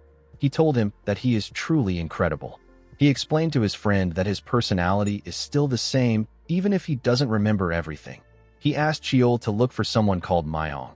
He told him that this is the best answer he can give him right now. As he spoke, bubbles formed in the water. Cheol Young told Yan Chun that he will leave the damned horse snout to him. The scene shifts and we see Yan Chun open his eyes in the lake. He found himself sitting inside the water. When he looked up, he saw the monk and Haya looking at him. After coming out of the lake, Yang Chun used his flames to dry his clothes. The monk asked him if he is all right. Yang Chun said that he is fine. He apologized to him for taking so long. He suggested that they keep moving. The monk pointed in front of them and told them that he will show them more things on that side.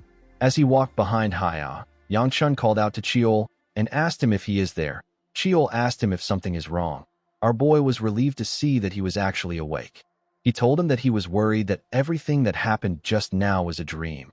Cheol told him that he has foolish worries. He asked him if he was hoping that it was a dream. He asked Yan Chun if he knows how he was holding back the entity within him and stopping it from running wild. He said that he was barely able to come out after subduing it for a bit. He asked Yan Chun about what he did to cause such a mess. Our boy nervously revealed everything that happened to Cheol.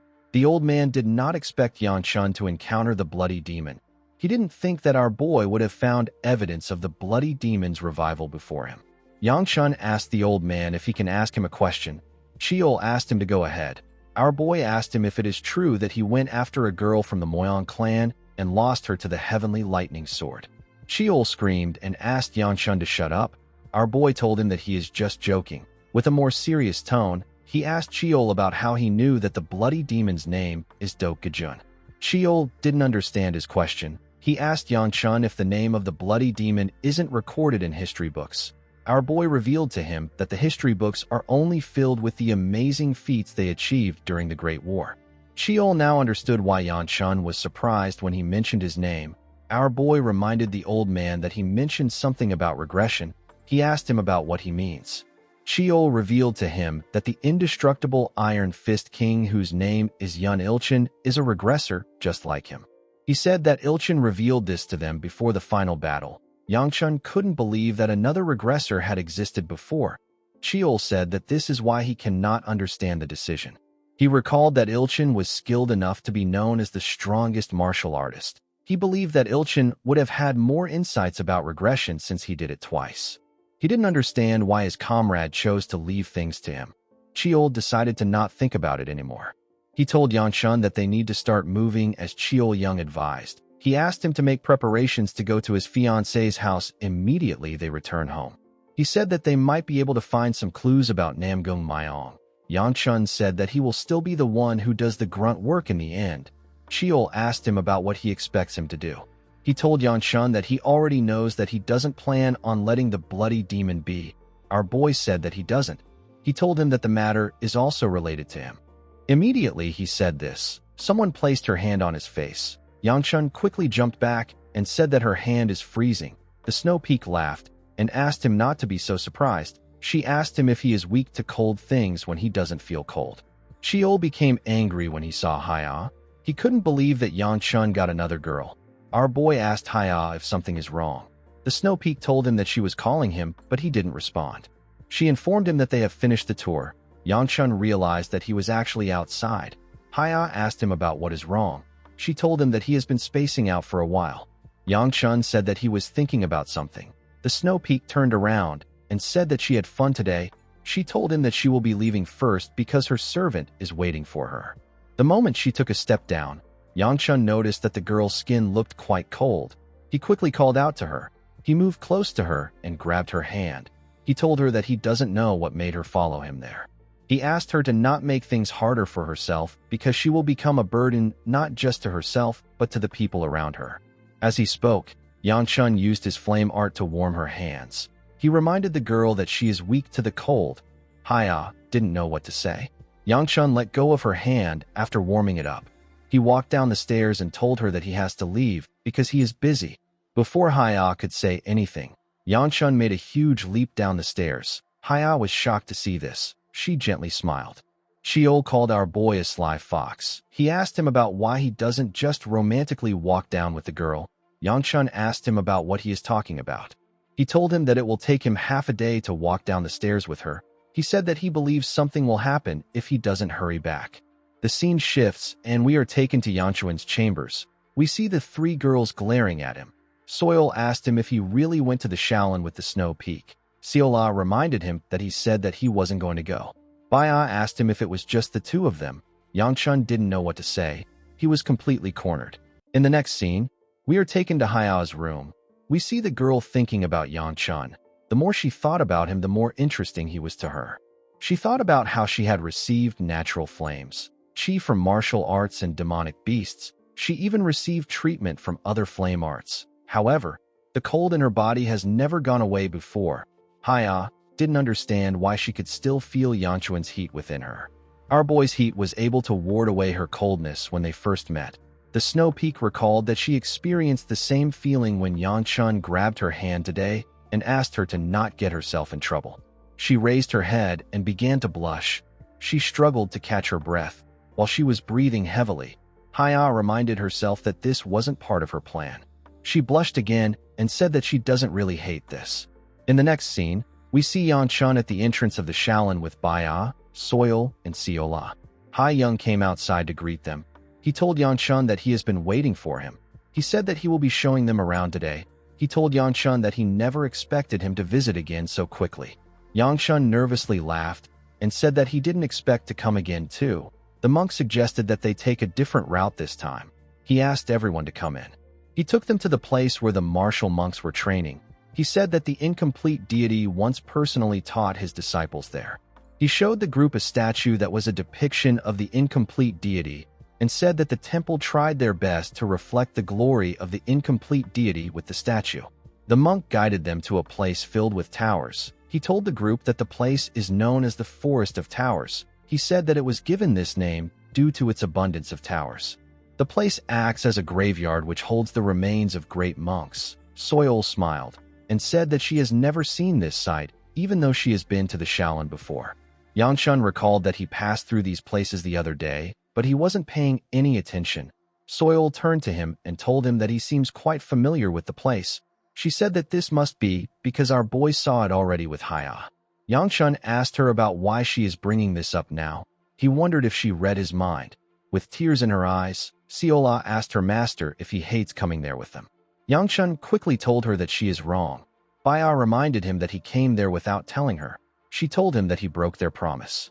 Yangchun didn't know what to say. He apologized to her. The young monk laughed when he saw how they spoke to each other. He guided them to see the treasure of the Shaolin. He told them that the fish is called the white, elegant, righteous fish. Baya didn't see the fish in the huge pond. She asked the monk to tell her where it is. Soil pointed at it and said that it is swimming away. While she was looking at the koi, it turned its eye to them. It seemed to be looking at Yangchun. The monk found the situation to be strange. He said that the koi usually comes out to greet people when they are passing by. He didn't think too much of it. He suggested that they move to the next location. Before they could move, Seola heavily stared at the fish. She thought about cooking it. As they walked forward, Yangchun called out to her and asked her about what she is waiting for. Seola quickly stopped drooling and told him that she is coming. Immediately, she stood up. A breeze blew past her. Seola quickly ran to her master and held his hand. She told him that she is always warm next to him, even when it is windy. She said that everywhere was so cold when she lived in the forest with her grandpa. Hyagun would often start a fire for her, but it was never enough to get rid of the cold. Due to this, Seola always hated winter. Our girl smiled at Yangchun and told him that she is not cold at all this year. She said that she wants next year to be like this. Yangchun carefully looked at her. He said that he wants this too. Later in the evening, we see the young monk bow his head to Yangchun and say that he will end the tour now. He told our boy that he hopes he enjoyed the sights. Seola turned to Baya and asked her if she had fun looking around. Baya smiled and said that it didn't take as long as she expected. She said that they still have some time to spare before they need to return to their quarters. She asked the group about what they should do. Yangchun said that he is kind of hungry. He asked them if they want to get something to eat. Soil realized that this was her chance to bring something up. She told our boy that she knows a good place nearby. Before she could say anything else, someone called out to them. Soil was annoyed to hear his voice. She turned to him with a face filled with anger and asked the man to tell her why this always happens when it is her turn. The moment she said this, she noticed that the man behind her was huge. This huge man with a scar on his face is the person right below the Shaolin leader. He is the second in command of the Shaolin. He is known as the Pristine Thousand Staff. With a scary look on his face, the man asked them if they can talk. Soil became scared. She quickly apologized to the man for her mistake. The man apologized for disturbing her. He turned to Yangchun and told him that he has something to discuss with him. Our boy did not expect to hear this. The man revealed to him that the leader of the Shaolin wishes to see him. Yangchun couldn't understand what was happening. He wondered about what the leader wanted. The Pristine Thousand Staff told Baya that the leader also wishes to see her. Baya had the same reaction as Yangchun. Seola asked them if they did something wrong. Yangchun told her that they are not going to get yelled at. The scene shifts, and we see someone reading a letter. The man got the letter from Gu Chongjun. He found what the first elder wrote to be interesting. He knew that the old man was really desperate. He said that he has received quite a bit from the Gus, and he has a united mission with Chongjun. The man said that he will agree to this. The man told someone in front of him that he has to put in extra work. He asked him to go back and tell Chongjun that he agrees to his terms. The person he was talking to was the shapeshifter who visited the monster in the Gu clan's underground prison. The shapeshifter looked at the man's throne and told him that it must be nice to be so high up. He said that powerful people always have someone to deliver their words while they sit on their thrones. As his body slowly faded away, the messenger asked the man to remember that he will kill him and the old man in the underground prison once he gains freedom. An old man next to him grabbed his sword when he heard what the messenger said. Before he could do anything, the shapeshifter vanished into thin air. The old man called him a damn rat. The palace master of the Dark Knight Palace asked the vice palace master to calm down. He reminded him that the messenger always gets things done even though he speaks like this. He said that they need to make their moves as well. He revealed to him that their target is the eldest daughter of the Gu clan and the end goal is the son of the Gu clan. The palace master stood up and looked at his subordinates. He raised his hand and asked them to leave behind a few troops. He told them that they will be heading to the battlefront where the 5th Sword Unit is. Their goal is to capture the eldest daughter of the Gu clan alive. He reminded them that this is an exchange, but it is also part of their greater plan to prepare to see their heaven. The palace master told his subordinates that failure will not be tolerated. The men raised their voices and told him that they will follow his words. In the next scene, we see the pristine thousand staff announce to the sect leader that he has brought Yanchun and Baya. The sect leader asked them to come in. He welcomed them into his room and apologized to them for calling them so suddenly. His room was filled with numerous Buddhist statues. Baya and Yanchun put their hands together and bowed their heads to the man. Yanchun told him that he is honored that he called for them. The sect leader laughed when he heard this. He told our boy that he is quite polite. He asked him to sit down comfortably. Yanchun raised his head to see the man who currently has the greatest influence over the martial world. This old man is the current sect leader of the Shaolin. His name is Qin Yang. He is also known as the Heavenly Eye. Qin Yang recalled that they were the newly risen stars. He served them tea and congratulated them on their performance in the tournament. He said that he heard that they both received good marks in the tournament. He referred to them as the Sword Dancer and the True Dragon. Immediately he said this. He carefully opened his eyes to see them well. He told them that they truly deserved their titles. Yanchun nervously thanked him for his praise. Although the sect leader appeared to be a feeble old man, Yanchun knew that he couldn't judge him with his looks. His title as the Heavenly Eye means the eye that sees the heavens. It also refers to the prophetic ability that the leaders of the Shaolin have had across generations. There were countless disasters like the True Demon Realm Gate that were prevented thanks to this power. It is inevitable that Qin Yang's influence is massive. Yanchun wondered why someone so important wanted to meet them. While he was thinking, Baya focused on drinking her tea. Yanchun turned to her and asked her to sip the tea quietly. He quickly apologized to the sect leader. Qin Yang told him that it is fine. He said that it is good to see that she is enjoying her tea. He asked him if he is curious about why he called for them. He said that he will go straight to the point. He placed his cup down and told them that he hopes that they will work together with the shooting star. Baya and Yanchun were surprised to hear this. The sect leader asked them if they have ever heard of the group. Yanchun said that he has. He told Qin Yang that he doesn't understand what he means. He said that he doesn't want to be rude, but he needs to ask him about what he means by them working with the shooting star. The pristine thousand staff told him that this will be difficult to answer. He said that the details of the shooting star are top secret. Yanchun nervously turned to the man. The leader raised his hand and told the pristine thousand staff that it is all right. The man didn't expect his sect leader to say this. Qin Yang told Yanchun that he understands that it will be hard for him to provide an answer if he doesn't even know what the shooting star is. He decided to explain things to him. He revealed to him that the shooting star is an organization created by the Alliance to prepare for future bloodshed. Yanchun asked him about what he means by bloodshed. Qin Yang said that he doesn't know how many years is left, but he can see a bloodshed approaching shortly. He said that the Murim Alliance has been secretly gathering skilled martial artists to prepare for this. Yanchun asked the man to tell him why he would invite inexperienced people like them to join such an organization.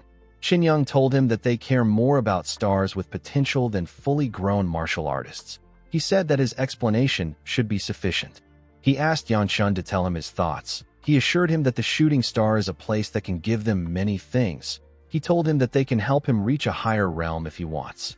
Immediately he said this. Baya asked the pristine thousand staff if she can get more tea.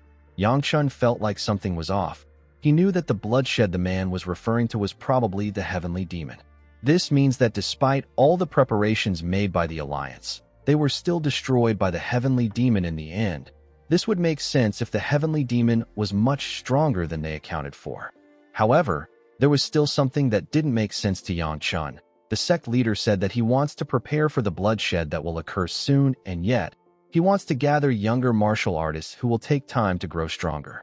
It sounds as if Qin Yang has a method of imbuing people with power at once. Yanchun remembered the fight he had with Chunjun and Xianyan. He felt like the sect leader was talking about granting him the power of the blood demon. He clenched his fist to calm himself. As Baya got another cup of tea, Yanchun called out to the sect leader and asked him if he can ask one more question. The sect leader asked him to go ahead. Yanchun told the man that he wants to know if Zhang Xianyan is part of the shooting star. Qin Yang smiled when he heard this. He told our boy that he will find out if he joins the organization. The scene shifts and we see Baya and Yanchun come out of the temple. The sun was already setting. Yanchun said that the others will be waiting for them. Baya grabbed his arm when she heard this. She told him that they can walk like this since it is only the two of them. Yang Chun smiled and accepted her offer. Cheol glared at him from within when he saw this. As they walked down the stairs, Baya asked our boy about what he is going to do. Yang Chun asked her about what she means. Baya asked him about what he will do about what the sect leader said. Yang Chun told her that he told Qin Young that he will think about it. He reminded her that she also said the same thing. Baya wondered if she really did this. Yang Chun asked her if she was even listening to what Qin Young was saying. Baya thought about it and said that the tea was good. Yang Chun let out a sigh. He realized that he was the only one overthinking things. However, thanks to the conversation, he was able to make a very important assumption. There is an organization made to prepare for bloodshed. The organization gathers talented young martial artists. It is affiliated to Xian Yin and they have the chi of the blood demon. Based on everything he knew, Yang Chun deduced that the blood demon is connected to the alliance. Inside the temple, we see the pristine thousand staff move close to the sect leader. Qin Young said that the children are interesting. He asked his second-in-command if he saw Yang Chun's reaction. The pristine thousand staff offered him some tea and told him that he doesn't know what he is talking about. The heavenly I said that Yang Chun was very calm when he mentioned the future bloodshed. It was as if our boy knew that it would happen. The pristine thousand staff was surprised to hear this. The heavenly I said that Yang Chun was only surprised when he explained the shooting star to him. He said that he can only guess the intentions the eye has when it shows him the future. But this time it is different. The sect leader asked the man to keep track of Yang Chun. He said that they need to get moving. He told the pristine thousand staff that he heard that the heir of the Peng clan is currently at the alliance. The man asked him if he is referring to Peng Wujing. He said that Wu Jin will probably be meeting the sword dancer together with the lightning dragon. The sect leader said that everyone must be waiting for him to arrive. He suggested that they start moving before the sun completely sets. He asked the pristine thousand staff if he will be able to get him to the alliance quickly. The man told him that he will prepare for it right away. As he walked towards the door, Qin Young told himself that everything is for peace under the heavens. The next day, we see Siola step out of a carriage and inform Yang Chun that they are done loading the carriage. Although only 10 days had passed, Yang Chun felt like so many things had happened. He wondered about what his father will say to him when he returns. While he was thinking, Siola asked him to come in quickly. She said that the inside of the carriage is still very cold. Before Yang Chun could enter the carriage, someone grabbed his clothes. When our boy turned around, he saw Haya. He asked her about why she is there. He quickly noticed something odd about the girl. He told her that she seems sick. He asked her if she is all right. Haya's face had completely turned red. She nervously told our boy that she is fine. Yang Chun wondered about what was happening. He had never seen Haya this flustered before. He wondered if something happened. The moment he thought of this, Siola and the other two glared at him from the carriage. Yang Chun became nervous when he sensed their gaze. He asked Haya about what she wanted to talk to him about. The girl put herself together and told our boy that she came to bid him farewell since she heard that he was already leaving. She told Yang Chun that she brought a farewell gift for him. Our boy didn't expect this. Haya took out something from her clothes and offered it to Yang Chun. She asked him to take a ring. Yang Chun asked her about what it is. The girl revealed to him that it is an insignia of her clan that is given to guests. She explained to Yang Chun that he can receive benefits from the Jade Heaven Merchant Union that they operate with the ring. Our boy felt like he needed to give the girl something in return. He called out to Manhwa. Haya became flustered again. She asked him not to worry about it. She put the ring in his hand and said that it is nothing important. She asked him to accept it without feeling uncomfortable. She turned around and told Yang Chun that she will see him again. Our boy didn't know what to say. Before leaving the place, the Snow Peak carefully turned to him and smiled. Yang Chun believed that the ring was the standard clan-to-clan gift. He believed that Haya was too tense for something this mundane. Immediately he thought of this. Someone stretched their hands to him from behind and wrapped their arms around his neck. The person turned out to be Baya. The girl asked Yang Chun to get on if he is done. Yang Chun became nervous when he heard this. He told her that he was going to get in the carriage. As Baya dragged him in, Yang Chun told her that he can get on by himself. After everyone had settled down, Siola put her head outside the window and said that they are all set to go back home. This Dragon and Phoenix assembly came as a shock to many people.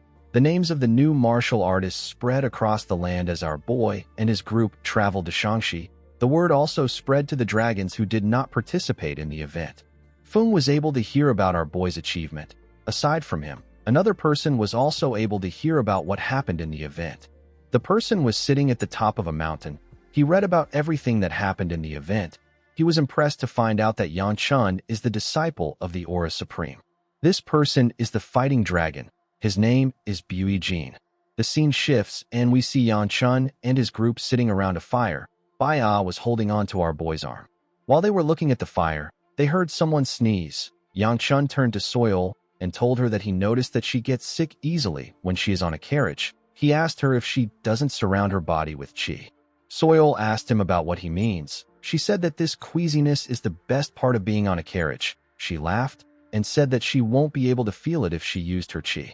Yang Chun realized that this girl might be the most dangerous one out of the girls. Due to the fact that he just went with the flow, Yang Chun realized that he never asked Baya and Soil why they were following him all the way to Shangxi. Our boy knew that Baya could have just gone back to her clan with her brother. Chiol appeared next to him and told him that he was worried that he would take Haya with him. Yang Chun asked him about what he is talking about. He asked him to tell him why the girl would even go to Shangxi. The moment he said this, Yang Chun remembered something. He told Chiol that he just remembered that the girl gave him an insignia. He said that he had completely forgotten about it. Chiol told him that he shouldn't lose a gift so easily. He asked him to store it safely in his bag. Yang Chun took out a bag and opened it. He and Chiol saw something shocking inside. He found some money in the bag and the ring the second elder gave him. The ring was glowing a bit. Yang Chun realized that he forgot to give it to the alliance leader. Chiol asked Yang Chun if the color of the ring doesn't seem a bit different. He said that Chiol Young must have done something to it when they went to the Shaolin. He said that he can sense the man's qi from the ring. Yang Chun didn't expect the incomplete deity to do something to the ring. He realized that the ring was really a treasure. Chiol asked him if he is thinking of taking the treasure of the alliance for himself. Yang Chun told him that he will hold on to it for now. He said that there is no way he would return something like this to an alliance that is connected to the blood demon. Later in the night, we see everyone sleeping. Mu Yun was standing guard. While he was standing next to the carriage, something jumped out of the bushes. Mu Yun quickly grabbed his sword. He was shocked to see what it was. Some minutes later, he screamed that they are being ambushed. Yang Chun quickly opened his eyes when he heard this. He got up and asked Mu Yun about what is happening. When he moved close to him, he saw something shocking. Mu Yun was fighting himself. One of them asked Yang Chun to be careful. He said that the enemy has disguised himself as him. The other Mu Yun told the first one that he talks a lot for a fake. He asked Yang Chun not to be tricked. He said that the person in front of him is a fake. Yang Chun didn't understand what was happening. He could sense Mu Yun's qi from both of them. He quickly realized that the only ones who could disguise themselves this well are the damned bastards in the underground prison. They are known as the people of the mask. While he was thinking, an injured Mu Yun appeared behind him and told him that he needs to run. He said that they will all be killed if this continues. One of the other two said that this Mu Yun is also a fake. Yang Chun couldn't believe that there were now 3 versions of Mu Yun around him. Although he knew that they were people of the mask, he had no way of finding out who the real Mu Yun was. He wondered about what he should do. The moment he thought of this, something in his clothes began to glow. The injured Mu Yun called out to him and asked him to run. He told him that he will hold the others off. Immediately he said this. Yang Chun attacked him and destroyed his head with a single blow. His body turned into ashes and got blown away. The other 2 versions of Mu Yun were surprised to see what Yang Chun did. Our boy charged at another Mu Yun and gave him a powerful punch in his head. He destroyed the shapeshifter with a single blow. His body also turned to ashes. The original Mu Yun was shocked to see what his master did. He nervously laughed and told Yang Chun that he knew he would recognize him. Our boy was amazed. He didn't expect the ring in his bag to allow him to sense the identities of the people of the mask. He didn't think that the ring would have such an ability. He realized that this wasn't a simple attack. All the clothes and swords used by the shapeshifters were real equipment used by the Gu clan. The only person who could easily provide this was Changjun. Yang Chun stood up and asked Mu Yun about how long it will take for them to reach Shangxi. Mu Yun told him that it will take them 2 more months. Our boy told him that they need to hurry and make it in a month. He said that he has a bad feeling about this situation. Yang Chun hated the fact that his bad hunches are never wrong. When he arrived at his clan, everything felt quite weird. This confirmed his feeling. His little sister ran to him immediately he got back. Yangchun asked Ryongwa about why she is there.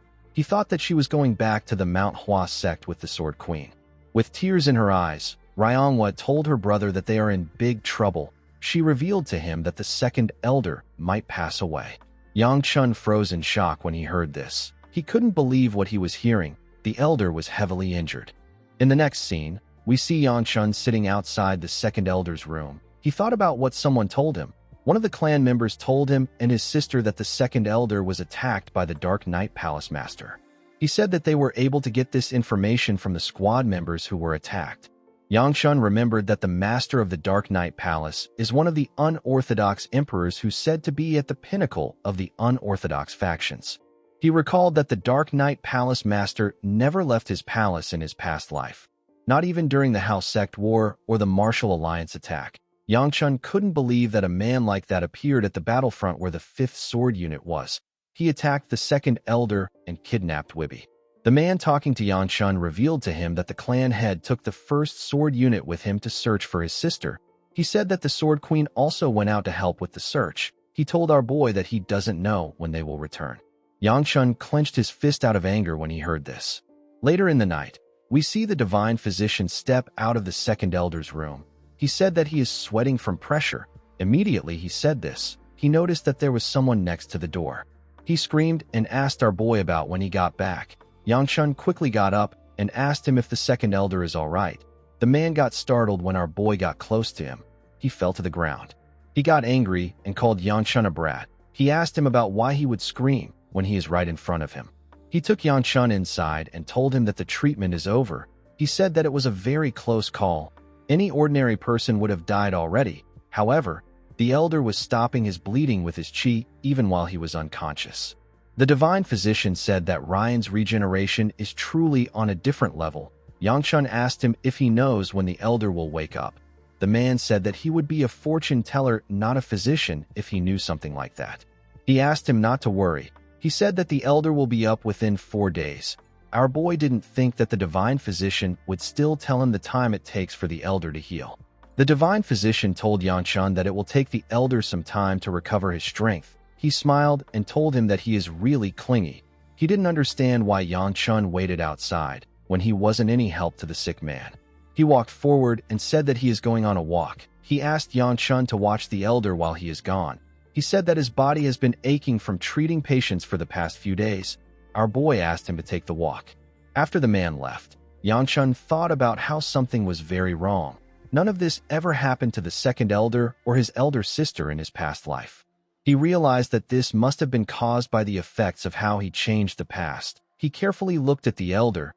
He remembered the times he tried to run away from him, the times when the elder laughed at him, the times they argued and laughed together. Yangchun truly loved this man. He believed that the elder would still be fine for another 10 years. He hated this situation. He quickly put himself together and began to think about why the Dark Knight Palace Master kidnapped his sister. There should have been no reason for the Palace Master to strike when the second elder was visiting if his main purpose was to kidnap Wibby. The only thing that has happened is that the clan head is no longer in the clan and the second elder is no longer available. Yangchun realized that only one bastard would plot something like this. The scene shifts, and we are taken to Changjuan's residence. We see the first elder sitting on a chair next to the window. He thought about how the exchange has been completed. The Dark Knight Palace has finally obtained the flame it wants. The elder was certain that it would be difficult for the clan head to locate Wibby no matter how wide he spreads his search. Changjun believed that it was time for him to expand his power. He wanted to contact those who were willing to help him. He realized that the Namgung clan head doesn't believe in him. He understood that it would be pointless to continue talking to him. He wasn't too bothered because everything was going according to plan. He picked up his cup and decided to drink his tea. Before he could drink it, he began to cough heavily. He coughed out some blood. He realized that he was at his limit of suppressing something with his chi. He knew that he needed to hurry. The moment he thought of this, he felt some energy. He quickly looked outside. He saw a large amount of fire outside. His cup fell out of his hand. The elder wondered about who destroyed his gate and barged in. He noticed that the person's fire was rising. He wondered if the person was the clan head. He was certain that Chiolun left with the first sword unit.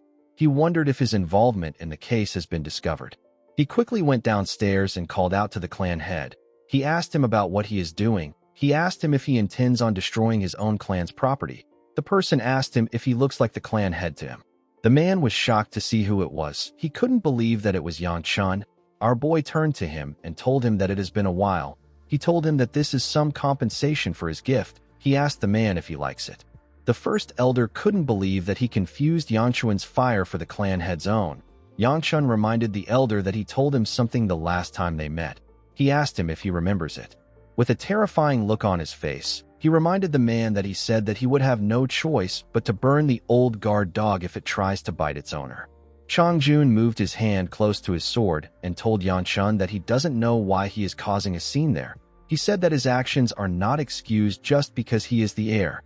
Yang Chun released his fire and told him that he is correct. He asked the man to tell him why he keeps angering him when he is of the direct lineage. He told him that there are limits to how much he can forgive him. With a smile on his face, he told the elder that he was quite rash this time. He said that he didn't expect him to keep playing dumb after doing something so obvious. He told Chang Jun that he is acting like he doesn't have much time left. Chang Jun was annoyed to hear this. He drew his sword and fired a slash at Yang Chun. Our boy didn't flinch when he saw the attack. He took a stance and punched the attack away. Chang Jun couldn't believe that Yang Chun blocked his attack with a single fist. Our boy told him that he thought someone with his prowess would be a bit stronger. The elder was annoyed to hear this. He told Yang Chun that he was just lucky. He thrust his sword forward and fired several attacks at him. He asked him to try blocking the attacks. He raised his sword and fired another slash at our boy. The attack caused a huge explosion. Chang Jun put his sword away. He called Yang Chun an arrogant brat and told him that he is still just a young martial artist of the pinnacle realm. He believed that his attack should be enough to fix Yang Chun's manners.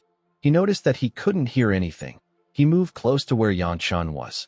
Our boy was no longer there. He was shocked to see that Yang Chun was gone. He wondered about when he moved. Before he could do anything, Yang Chun appeared next to him and gave him a bone-crushing punch in his ribs. The attack sent the elder flying. He crashed into a wall. He spat out some blood when he tried to move. Yang Chun realized that the man wasn't able to use his power well. He moved close to him and told him that this is expected. He asked him if his body isn't completely broken. Chang Jun was shocked to hear this. He didn't understand how Yang Chun was able to know this. With a smile on his face, Yang Chun told the man that his heart is the most broken part. Guys, we have come to the end of our video. How do you feel about the story so far? Also, do you think that Yang Chun should kill the first elder? Let me know what you think in the comments section. Don't forget to like and smash that subscribe button for more recaps. See you guys later.